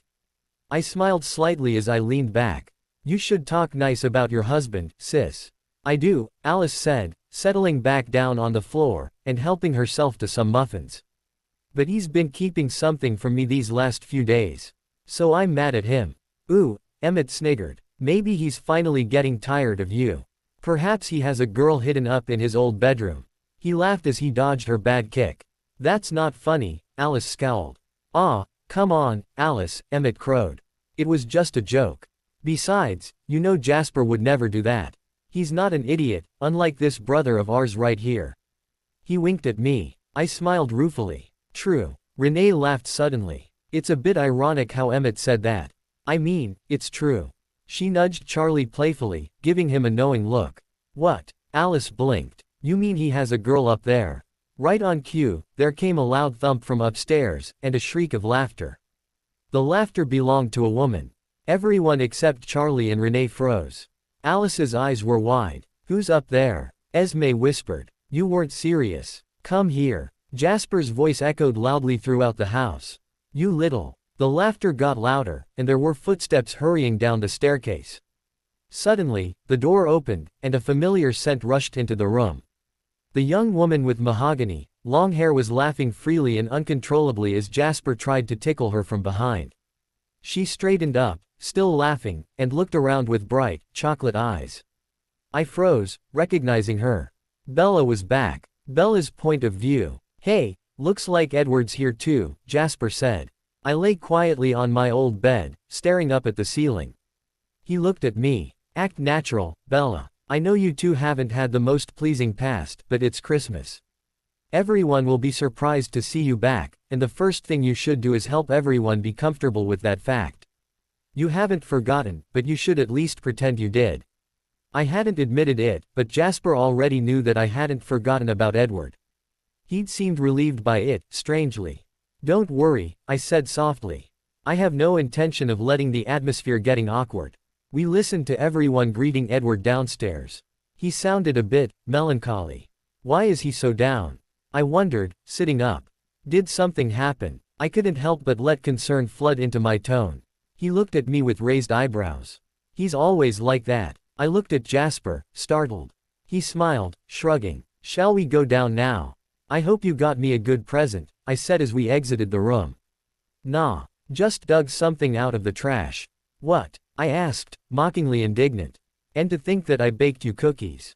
I'm taking it all back. What? Jasper's eyes grew wide, then narrowed. Never. He began tickling me. I shrieked with laughter, loudly, and my writhing made thumps on the floor. Stop. I rushed down the staircase, laughing. Come here, you little. He caught my waist just as we reached the first floor, and I fought my way across to get the living room door. The room on the other side of the wall had gotten quiet. I opened the door a bit too suddenly, and we stumbled into the room, still laughing. Jasper's grip on me tightened to help me straighten, and I did, looking up. Ironically, the first person I saw was Edward. He hadn't changed a bit. His green eyes were wide as he stared at me in shock. Not wanting to be noticed staring at him for too long, my eyes slid away from him to Emmett and Alice, who were gaping at me in shock. There was a beautiful, blonde young woman blinking at me in surprise. Hi, I announced brightly. Long time no see. Carlisle and Esme's jaws had dropped. Hi, honey, Renee said, perfectly relaxed as she sipped her coffee. Did you have a nice talk upstairs with Jasper? Sure, I said, grinning. I looked back at the Cullens. What? No welcome hug. Bella, Esme whispered in shock. You're back, Bella. Alice screamed, and she ran towards me. I caught her and hugged her tight, breathing in her homey scent. Oh, Bella, you're back. I can't believe it. Hey, Alice, I chuckled, keying her forehead. How are you? She pulled away, and I saw that she was crying. Bella, silly, I said, wiping away her tears and laughing. It's just me. Just you. Alice asked incredulously. It's you. You're back. Hey, move over, you pixie, Emmett barked out. Alice turned to stick her tongue out at him, but did as he asked. I found myself crushed by Emmett's bare hug. Bells. His loud voice boomed out. I missed you. I laughed and hugged him tightly. I missed you too, Em. Now let me go, you're crushing me. He let me go, grinning widely. His familiar, huge grin, it was as if nothing had changed. Carlisle and Esme, too, had gotten up. Esme was smiling, but she had tears in her eyes as well.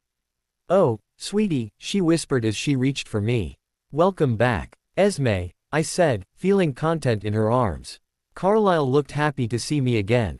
He squeezed my shoulders gently, and I felt comforted. Welcome back, Bella. Thanks, I said, laughing slightly. What happened? Emmett asked once Carlisle had let go of me. You're back in New York so suddenly. I don't. I grinned playfully. I came to spend Christmas with you guys, of course. Merry Christmas. Everyone chuckled at my bright tone. Is this what you've been keeping from me, Jasper Whitlock? Alice demanded. You could have told me that Bella was back.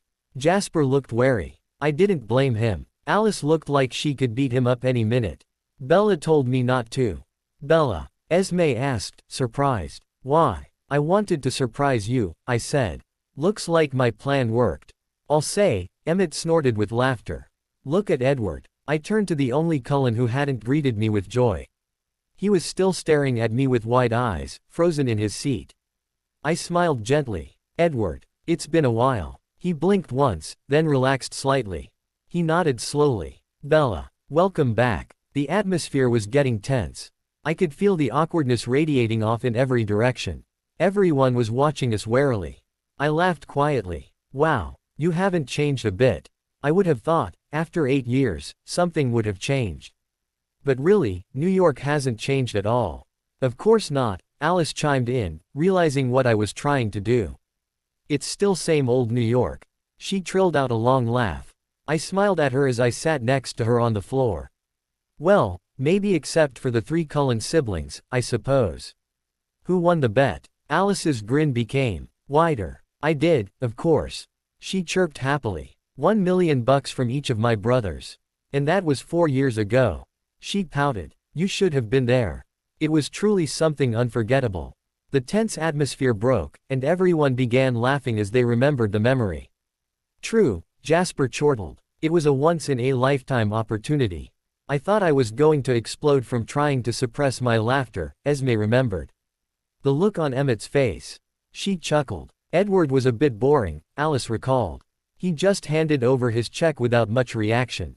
I think he agreed to the bet knowing that I would succeed. I smiled amusedly. I'm sorry I missed it. I would have taken some pictures. Oh, we've got some, Renee said brightly. I'll show you later. Emmett looked disgruntled. Whatever. I gained that million back within 3 months of becoming a successful lawyer. I bet, I said lightly. I read it in the newspaper. You and Edward made the front pages quite often. Edward had leaned back into his chair. He was listening to our conversation quietly, still staring at me. I tried not to act like I'd noticed. But it was hard to ignore that strange, pained look on his face. I thought he'd moved on. Was he still feeling guilty? I glanced at Emmett, then remembered the beautiful bee, next to him. She was smiling at me while I stared at her in fascination. Hi, I said, smiling warmly. You must be Rosalie. Rosalie laughed. Yes. I rose to my knees and held out my hand. It's nice to meet you. She shook my hand. Very nice to know you. Everyone's talked a lot about you. Really? I asked. Hope they didn't talk about anything bad. I raised my eyebrows at Emmett, who averted his gaze, suddenly finding his muffin interesting. Rosalie shook her head, finding my reaction amusing. No, they were all good things. In fact, I was just beginning to wonder if there'd been anything bad about you at all. You sounded so perfect. I'm flattered, I said, grinning. It was awkward at first, but as the hours passed, I felt more comfortable. It was easier to have Edward there as the minutes ticked by. I found Rosalie and Emmett extremely amusing. But the way interacted was a bit painfully familiar, because it reminded me of how Edward and I had acted before our wedding. Carlyle glanced at his watch. It's nearly 11. Shall we open presents? Ooh, Emmett said excitedly. You sound like a monkey, Alice snapped. Act more mature in front of your fiancé. She's going to think she's marrying a pig. I already know I'm marrying a pig, Rosalie said dismissively. It's fine. I started cracking up. Do you always act like that? Sure, she said, shrugging. I already know what kind of a man he is. I have a hard future ahead of me, Bella. I think you'll like your fiancé, Em, I said, looking at her with respect. You've picked a good woman. Oh, thank you. Emmett grumbled as he crawled towards the tree. You women are always picking on me. Come on, are we opening presents or not? Jasper asked impatiently, joining Emmett. We all gathered under the tree, and for a few minutes, there were lots of arguing and scuffling over the presents. Hey, that's mine, Alice protested. Give it back, Edward. No, it isn't, Edward disagreed, laughing for the first time. Look, it has my name on it. Alice frowned. Go away. She pushed him out of the way and continued to look for her own. Where's mine? Edward laughed silently when he opened his present from his brother. It was a small music box that had a picture of him and Emmett making silly faces back when they were younger. The picture twirled once, then closed, and another picture came up. His smile faded when he saw it. Abruptly, he closed it. I was the only one who noticed. I wondered what had made him close it so suddenly like that. Here, Bella, Jasper said, handing me a small box. Yours. Mine, I asked, surprised. I hadn't expected anything. You should have told us that you were coming, Esme said regretfully. We would have gotten you something nice. I laughed. Don't be silly, Esme. I looked back at the little box and opened it. My eyes widened. It was a set of car keys. Jazz, you didn't. Jasper grinned. Outside. A grin spread slowly on my face, and I stood up quickly, startling the others. Where are you going? Alice asked. I ran outside and stopped dead when I saw a beautiful new Audi waiting for me on the curb. I could have sworn that it hadn't been there when I'd arrived. I giggled, pleasantly surprised. I skipped back inside happily. Thank you, Jasper, I sang, throwing my arms around his neck, choking him from behind. You're choking me, Bella. I kissed him on the cheek, refusing to let him go. You're the best brother in the whole wide world. Love you. You see this, Alice? Jasper asked, grinning. You should appreciate me like my little sis does. Alice laughed. I do. Except a wife's love is different from a sister's love. What did he get you? A beautiful new Audi, I said proudly. It's so pretty. Hey, Emmett said, frowning. This is all I got.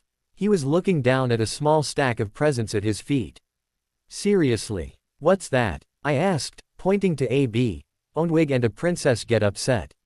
Who gave you that? Edward, Emmett said, grinning broadly. He put on the wig and struck a pose. What do you think? Jasper and I started cracking up. Everyone joined in, even Edward, finding Emmett ridiculous. That's hilarious. Rosalie gasped for air. Oh, you should totally wear that at our wedding. What? Emmett asked, frowning. I think I look pretty hot. Thanks, man. Edward reached over and bumped his fist against Emmett's. Suits you, bro. But seriously, Emmett said, taking off the wig. This is all I got. I blinked, then remembered my own huge bag of presents back upstairs. Oh, wait, I said, letting go of Jasper and hurrying back out. 2 minutes later, I dragged in a huge bag of presents into the room. Dig in. I'm not going to hand it out. Mine, Jasper said triumphantly, successfully digging out a tin can of homemade cookies. Emmett's eyes grew round. Where are my brownies? He pushed Jasper out of the way roughly and began digging into the bag like an insane man. Hey, watch it, Jasper said, slapping him on the back. He took a bite of his cookies. Yum, delicious. Huh, Emmett said proudly, waving another tin can of brownies that had his name on it. He immediately got one out and began munching on it. Yum. Give me one, you pig, Alice said, slapping his hand away. She placed a brownie in her mouth. Hey, it's mine, you pixie, Emmett protested, crawling away and shielding the can protectively. Get your own. Alice scowled. Whatever. Mine. She'd finally found a huge box wrapped in golden paper. She shrieked when she saw what it was. A Louis Vuitton bag. It's so beautiful. Thank you, Bella. Hey, Carlisle said, having wrapped his own present. Look at this Christmas sweater. It's perfect. Thank you, Bella. He put it on immediately. I laughed. It suits you, Carlisle. I'm glad. Here, I added, digging into the huge bag. I got you all sweaters. You pigs, there are more presents for you in here. Here, I threw him his huge present, and he caught it neatly.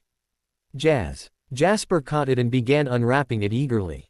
Thank you, Bella, Esme said, looking over the stack of books that I'd gotten her.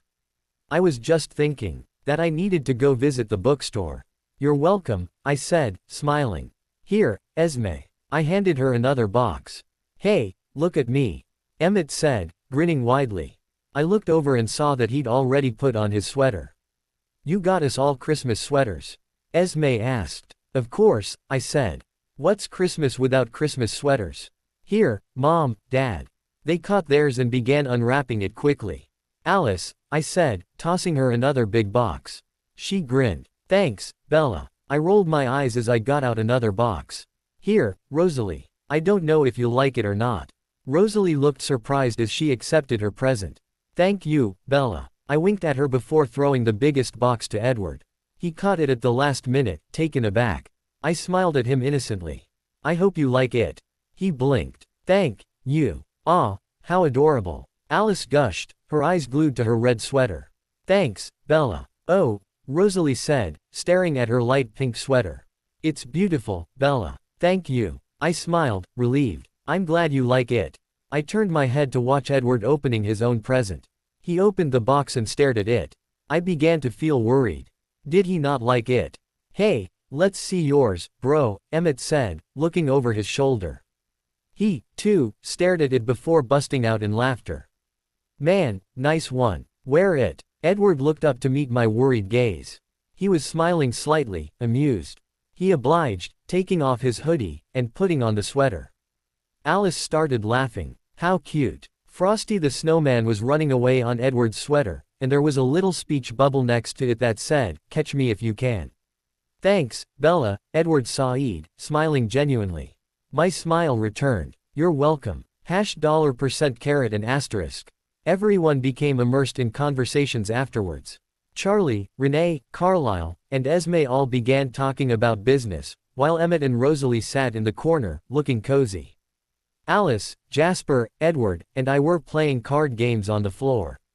"BS," Alice said suddenly, startling Jasper and me.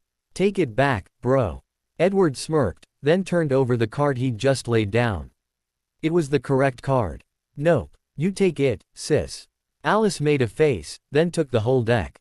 Jasper laughed. "Looks like Alice is going to be losing this game." "Shut up," she mumbled. "Can we play something else?" "ISK at this game." "It's 7:30, Carlisle said, capturing everyone's attention. "Shall we head to the dining room for Christmas dinner?" "Woo," Emmett whooped, jumping to his feet.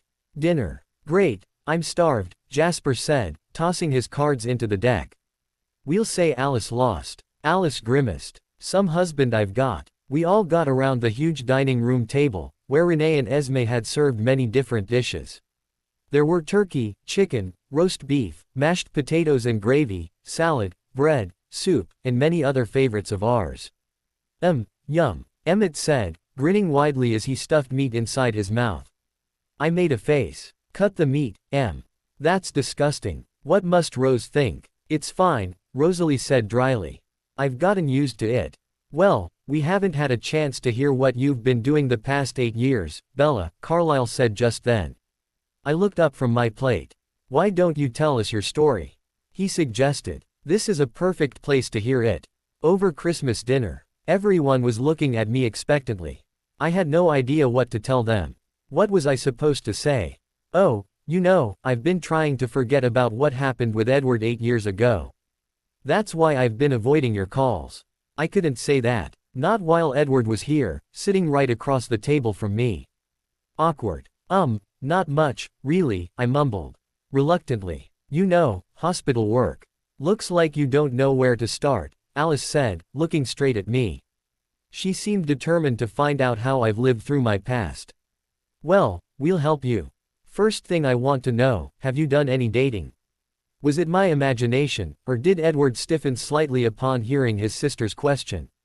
"Alice, dear," Esme said gently. "I'm sure you can ask that question later. I want to hear it now," Alice said firmly. "Well, no," I admitted, playing around with my mashed potatoes. "Not really. I never really had the time to just go out and let loose. I should have probably gone out more to play around, but I guess I never was in the mood to do that." "So you don't have a boyfriend right now?" Emmett asked. He was still eating quickly, but he seemed more interested in the conversation now. "No, nothing," Alice asked. "None at all." I shrugged. "I've met a couple men in those matchmaking meetings that one of my colleagues set up for me. And, not my type," I said dismissively. "I'm not interested in that stuff." My firm tone seemed to convince Alice. She let it go. Carlisle took the opportunity to quickly change the subject. "So, Bella," he said lightly. "Gynecology, What made you decide to become a gynecologist?" Carlisle may have thought that his question was far from our rugged past, but he was dead wrong. I said, hesitating again. "I don't know, really. I guess hanging around a gynecologist for years sort of rubbed off on me." I smiled briefly at him. "I see," Carlisle said, not entirely convinced. "When are you returning to UCLA, honey?" Esme asked. "Not soon, I hope." I smiled. "Well, I actually transferred to Columbia for a while. My professor has a friend here that agreed to take me under her wing for as long as I want." "That's great," Alice gushed. "So you'll be here for a long time, I'm assuming." The way her eyes flashed like she was planning something scared me. But she looked a bit too overexcited, which made her slightly dangerous, so I merely said, "Sure." "I'm glad," Rosalie said, smiling at me. "I hope we get to know each other a bit more." "Of course," I said, nodding. "I heard that you're a professor at Columbia." She nodded. "I teach world history. Jasper told me that you like history too." Maybe you could come and visit me sometime. You can listen to my boring lectures. She laughed. I grinned. I'd like to. Don't be surprised if I drop in unannounced. Back to the point. Alice interrupted. Meet any hot doctors at UCLA. Alice, Esme said disapprovingly. You're being rude. All of our doctors are pretty hot, I said, laughing. Our patients think they're models volunteering at the hospital for events. Oh, Alice inquired. Why didn't you date any of them? I shrugged casually. None of them particularly appealed to me. But, she began again. So who is your professor's friend? Carlyle interrupted, shooting Alice a look. Someone I know. Oh, yeah, I said.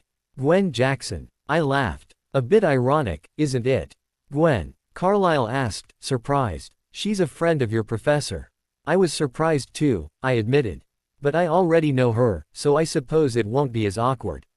Who's Gwen? Renee asked. The question was obviously directed at Carlyle, but he was staring at me, wondering whether if he can safely answer her question. I decided to answer instead. She was my gynecologist. Emmett stopped eating and glanced up. Alice looked at me quickly, and Esme blinked. Edward seemed to stiffen again. That's why I said it was ironic, I said nonchalantly, pretending not to notice these reactions. It's a bit coincidental. I see, Renee stuttered. Well, what a small world. There was an awkward pause. Desperate to break it, I changed the subject. I'd like to hear about how you guys have been doing too. Emmett. He looked up, his mouth full of food. I made a face. I'll come back to you later. Jasper. Nothing much, he said shrugging. You know. Surgeries and making rounds. Typical. I fought back a smile. Typical, I agreed. Oh, yeah, Alice said suddenly. You bought tons of new outfits from Fashionista. What made you do it? I blinked at her innocently. I needed new clothes. She grinned. Thanks, but it would have been nice of you to leave behind a phone number that would have connected me straight to you. Her eyes narrowed. I shrugged. Guilty. Why don't you tell us a good story about what happened in the last, 8 years that you've been gone? Renee said. A good story. I mused. It's typical gynecology stuff, Mom.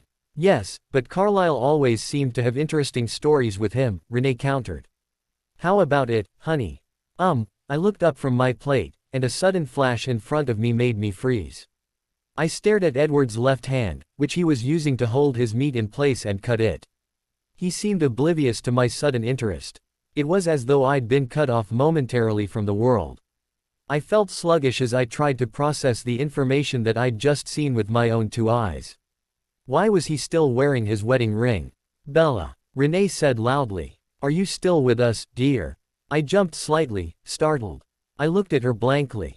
What? I asked breathlessly. Stories, honey, she said slowly, as if I was hard of hearing.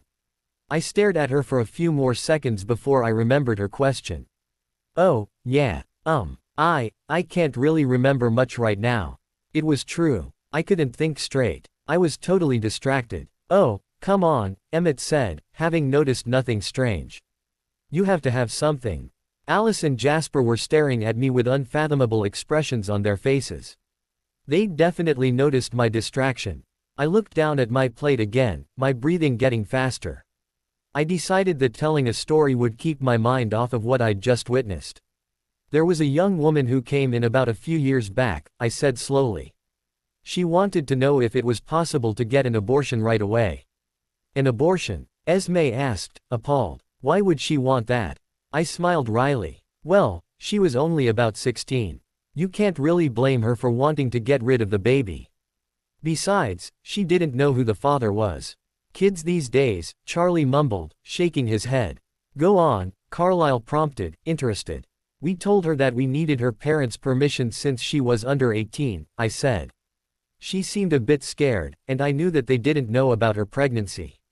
I told her to come the next day, and that we'd give her an abortion.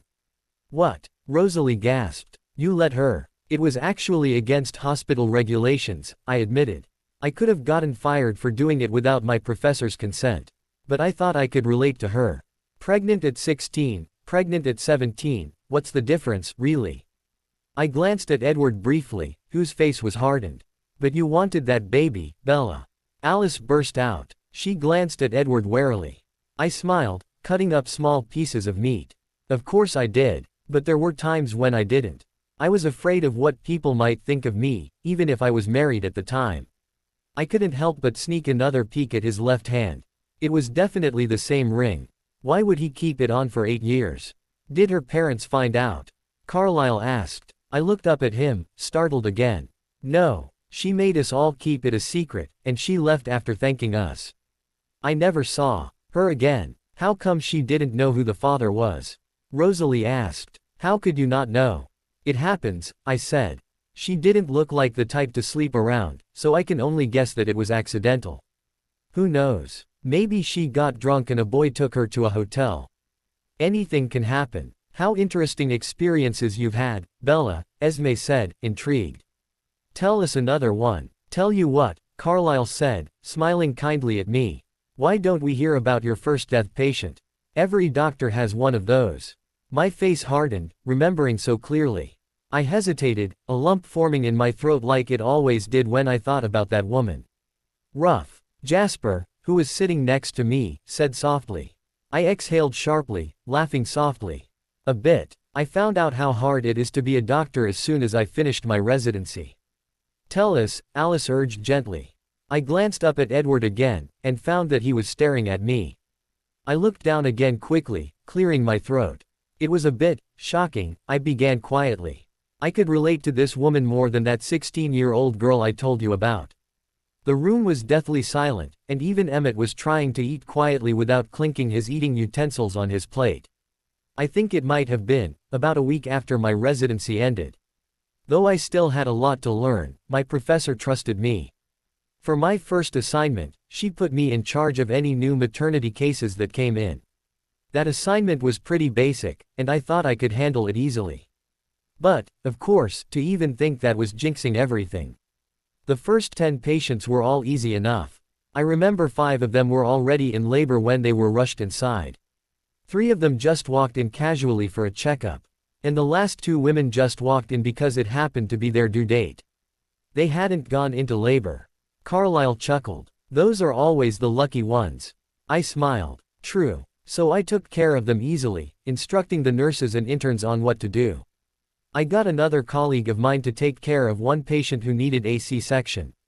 For my first day as a real gynecologist, I thought I was doing pretty well. Until the lump got bigger, and I had to pause. I took a deep breath. It was around 7 o'clock in the evening, I continued. And the floor was pretty quiet. And then, there came a call from the saying that they needed several gynecologists to come down right away. They wouldn't tell us what kind of a case it was, but I grabbed 2 of my colleagues and ran down. As soon as I saw the mother, I knew it was bad. I got one of my colleagues to get a hold of our professor, and I rushed in and started checking the status of her baby.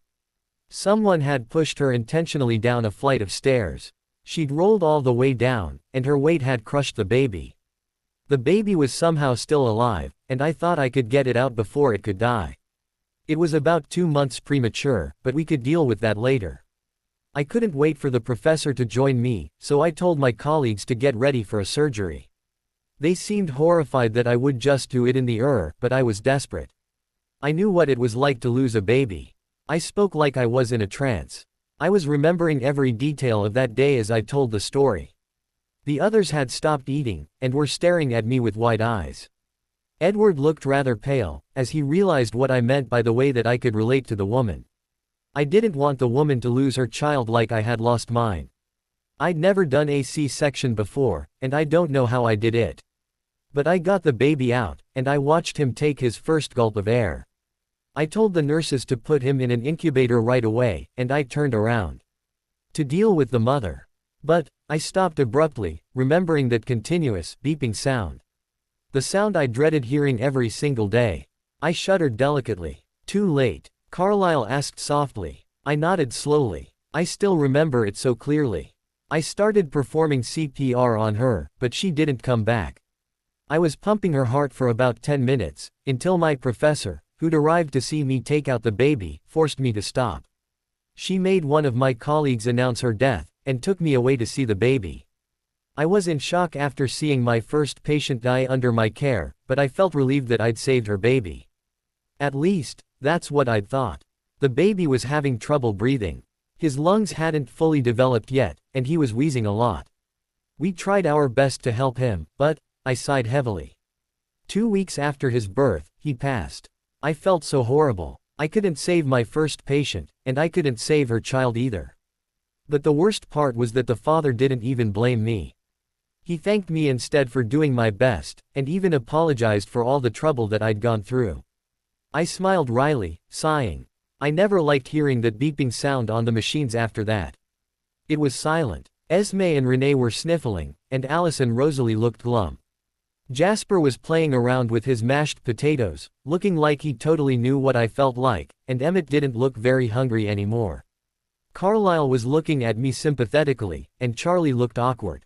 Edward looked pained again, and I knew that he was remembering the way I'd looked 8 years ago after my miscarriage. I was lucky I hadn't lost my life along with my baby, but I had actually seen a patient lose her life, and had even witnessed her baby dying as well. Sorry I told such a dreary story over Christmas dinner, I said, smiling apologetically. It's supposed to be a happy gathering, but I guess I ruined that, huh? No, Esme said quickly. It's a bit sad, I admit, but it's very interesting to hear what you had to go through to be where you are right now. I'm proud of you, honey. I laughed, much brighter this time. Smile, guys. Just forget I ever said anything. Anyone know a joke? I do. Emmett said, perking up. Why did the chicken cross the road? So he can get to the other side. He started laughing hysterically. We all stared at him. What? He asked. Isn't it funny? I laughed for 10 minutes when I heard that one. That's because you're lame, you idiot, Alice snapped. That joke must be 200 years old. I laughed. Well, it's funny because it wasn't. Suddenly, Edward got up. Excuse me, he muttered before walking out of the dining room quickly. I stared after him, my face expressionless. I had told 2 stories, thinking that I could forget about his ring.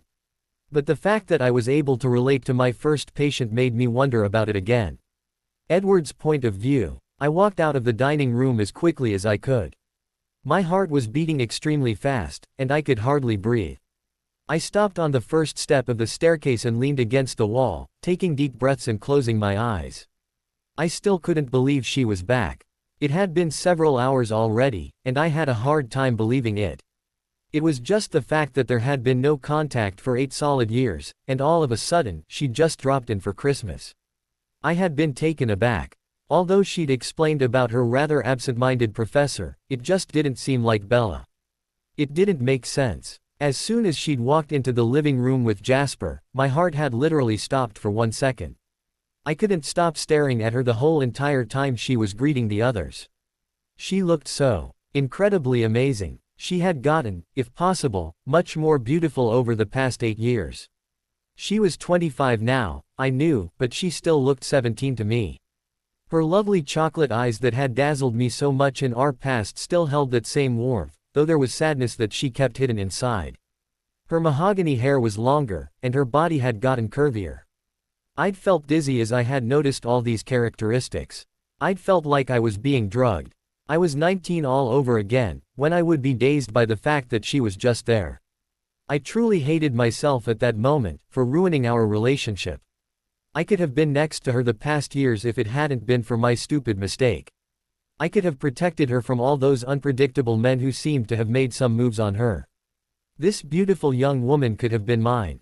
I still felt guilty, even after Jasper's advice to forget the past. How could I ever throw away the remorse I felt? But now, it was even worse. When Bella had looked at me earlier, there was no hint of blame or accusation in her eyes. No, they had only held sadness, as if she'd given up on blaming me.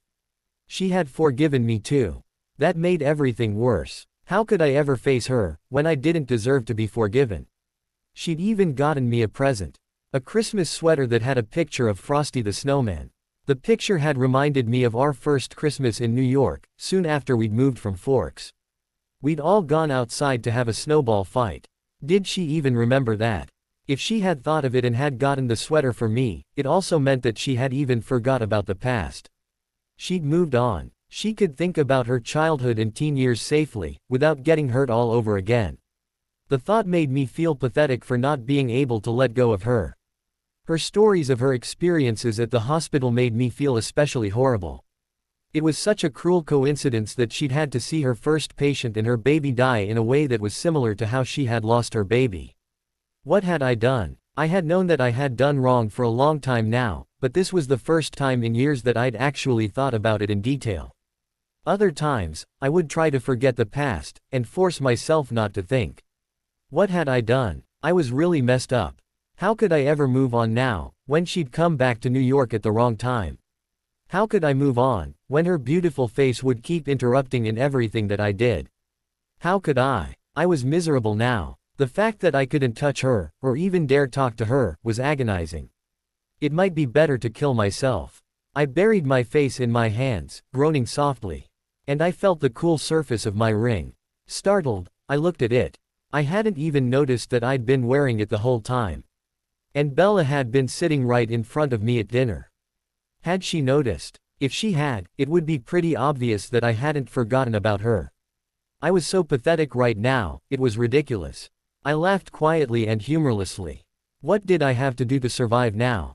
Edward. Alice was calling for me softly, having followed me out, concerned. Over here, I whispered hoarsely, my voice breaking.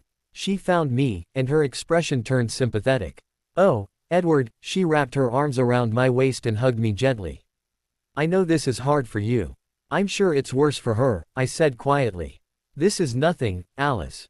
She leaned away, a strange expression on her face. It was mixed between disapproval and amusement. You should have taken off your ring, brother. I looked at her, startled. What do you mean? Alice smiled wryly. Bella noticed it during dinner. Careless, Edward. She noticed it, I asked, faintly. She's confused right now, Alice confirmed. But I don't think she's caught on yet. She's intelligent, though. She'll catch on, and I'm pretty sure that she's going to make one of us tell her about how you haven't, you know. She gave me a meaningful look. This is what you get for not being able to move on. She had lowered her voice. I sighed resignedly. I suppose. What am I supposed to do now, Alice? I'm so scared. I grimaced at the word. It was true, anyhow. She looked at me, pained. It hurts to see my baby brother unhappy, you know that. I'm no baby, Alice. She snorted. You'll always be my baby brother. No matter what anyone says. I smiled slightly. Fine, then. What should I do now, big sis? She sighed. I don't know. I would prefer you two getting back together, but that's not going to happen, is it? I refuse to do it. Why? I paused. Then, I whispered, I don't deserve to. You deserve to be happy, Alice corrected. No one deserves it more than you, Edward. You've beaten yourself up for 8 years, it's time you let go of your past. Stop it, I said, shaking my head. Why is everyone telling me to let go of my past? I can't. Let go of it, Alice said clearly and firmly. And start anew. With Bella. I stared at her. What was she talking about? You've been blaming yourself for 8 years, so self-punishment has been pushed to its limit. Now, it's time for you to find happiness. And the only way you'll be able to do that is if you go after Bella again. I looked away. Not that again. She's moved on, Alice. No, she snapped. Does that look like the face of someone who has moved on from her ex? No, she still loves you. I can just tell. It just looks like she doesn't have a problem with me anymore, I said. That's just it. She's too casual, nonchalant, abnormal. It's too obvious. She was getting really excited at the thought of us two getting back together again. Alice, I tried to dissuade her. You were both young 8 years ago, she said, totally ignoring me. Now, 8 years later, you're both matured and adults. This is a perfect time to spice everything up again. I just know that you two will be able to work it out this time if you succeed. Succeed what? Emmett and Jasper came into view. I looked at them, startled. No, Bella's talking to Carlisle and Rose, Jasper answered. Esme told us to go look for you two. She and Renee are serving dessert. Succeed what? Emmett pressed. His eyes narrowed. You're keeping something from us. I looked away. Why can't you all leave me alone? I started ascending the staircase to escape to my room. Jasper grabbed my wrist firmly and pulled me back down. He held up my left hand and gave me a sharp look. She noticed this, you know. He meant my ring. Of course he did. What? Emmett looked surprised. She noticed that you have the ring on. I know, I said sourly. Now let go of my hand. Jasper did, but crossed his arms. What are you going to do? His eyebrows were raised challengingly. I stared at him. What do you want me to do? Rosalie came wandering over curiously just in time to hear my question. She paused, gaping slightly. She'd caught on immediately. I already told you, Alice said impatiently. You have to get her back. This is your chance, Edward. She's going to be staying here as long as you need her to. I didn't ask you, I said. I already know what you think, but I want to know what Jasper thinks. Because he's Bella's brother. Alice rolled her eyes. Oh, please. I'm her sister. Same difference. In law, Emmett shot at her. Let him find out, sis. Alice scowled. Jasper's expression had hardened. His lips were pursed, and I knew immediately that he was against it. Jazzy, Alice pleaded. You know how much Edward suffered over the past 8 years. Jasper looked at me. When I told you to move on earlier, I didn't mean start new with Bella. In fact, I didn't even realize that this was a possibility. But I've been thinking about this ever since she came back, and, he sighed.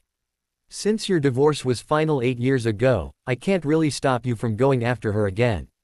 You guys have nothing to do with each other anymore, really. But, I just can't bring myself to give you permission to hurt her even more, Edward. I'm sorry. Alice's jaw dropped. Jasper. He didn't know it, but suddenly, Alice's suggestion sounded even more tempting. And it was wrong, considering how Jasper had just told me openly that he didn't want me pursuing his sister. My own expression hardened with determination, and Jasper noticed. He knew instantly that I wasn't going to respect his wishes.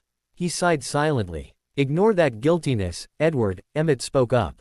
Jasper glared at him. Emmett raised his hand in surrender. Sorry, bro, but I'm on Alice's side. He turned back to me. Just forget your mistakes now, and go after her. Hold your head up high and don't be ashamed. Just pretend you're a hypocritical, selfish jerk, and just go after her mercilessly. He nodded once. It'll do you good. I cracked a slight smile. They were right. I should really move on. It was the only way I could go after Bella unashamedly. Hey, Bella said, appearing. Everyone quickly wore their poker faces. Except me. I couldn't keep the small smile off of my face. What are you all doing here? Nothing, Emmett said innocently. Just talking. Her eyes narrowed. Well, you're all going to miss dessert. Carlisle and Charlie already wolfed down about half of the strawberry shortcake. What? Jasper snapped. He glared at me. This is all your fault, Edward. He looked mockingly angry now that Bella was within hearing distance, but I knew that he was being sincere. He was warning me silently not to go after her anymore. But I was stubborn. Sorry, Jasper. But I'm afraid I can't do that. I grinned widely. You're going to be annoyed with me for a while. He scowled. Edward, he said warningly. I shrugged while my siblings and Rosalie looked pleased. Sorry. Do what? Bella asked. Oh, Edward was just asking us what we think about dating one of his ex-girlfriends again, Alice said quickly. Bella blinked, taken aback. Oh, she looked slightly abashed. I see. But then, she recovered almost immediately, and her eyes narrowed again. She knew that smile on Alice's face, and knew something was going on. Fine, she said stiffly. Hurry up. And she disappeared again. Thanks a lot, Alice, I said, frowning. Now, she's never going to like me again. Alice grinned. More like ex-fiancé, Emmett snorted. Edward and Bella never had the chance to date properly like a real couple. Rosalie smiled at me. Bella seems like a great person. I can understand now why you were never able to move on. Good luck, Edward. I smiled back tentatively. Thanks, Rose. Jasper sighed. Edward, can you not do this? You'll be forcing me to hate you again. Hate me then, I said, smiling slightly apologetically. But I'm going after her. I can't be happy without her, and she can't be without me either. His mouth twisted unhappily. Hurry up. Bella barked from the dining room. It looked like she was getting cranky from being kept out from a secret. The cake is nearly gone. Emmett and Jasper's eyes widened in horror, and they began running simultaneously. They began pulling each other and laughing, trying to keep one another from getting there first. Jasper seemed to be letting the matter go for now, but I knew that he would get fired up again at the first chance that he got. But I got the silent message, act normal for now. Taking their fight as an advantage, I slipped past them so I can get there first. Hey, Jasper said, grabbing my arm at the last minute. No way, man. We all stumbled into the dining room, laughing and tangled with each other. Let me go, dude. Jasper barked at Emmett. Let me go, Jazz. I protested. Ow. The parents all looked surprised at my renewed cheerfulness. They hadn't seen me laughing so happily and carefree like this in a long time. They just blinked at me, while Bella just made a face. When I met her gaze, I smiled at her playfully. She blinked, looking dazed, then looked down quickly at her cake, blushing. And I knew that I was doing the right thing in getting her back. If you enjoyed this alternate journey, don't forget to like the video and subscribe to the alternate path for more incredible what if stories.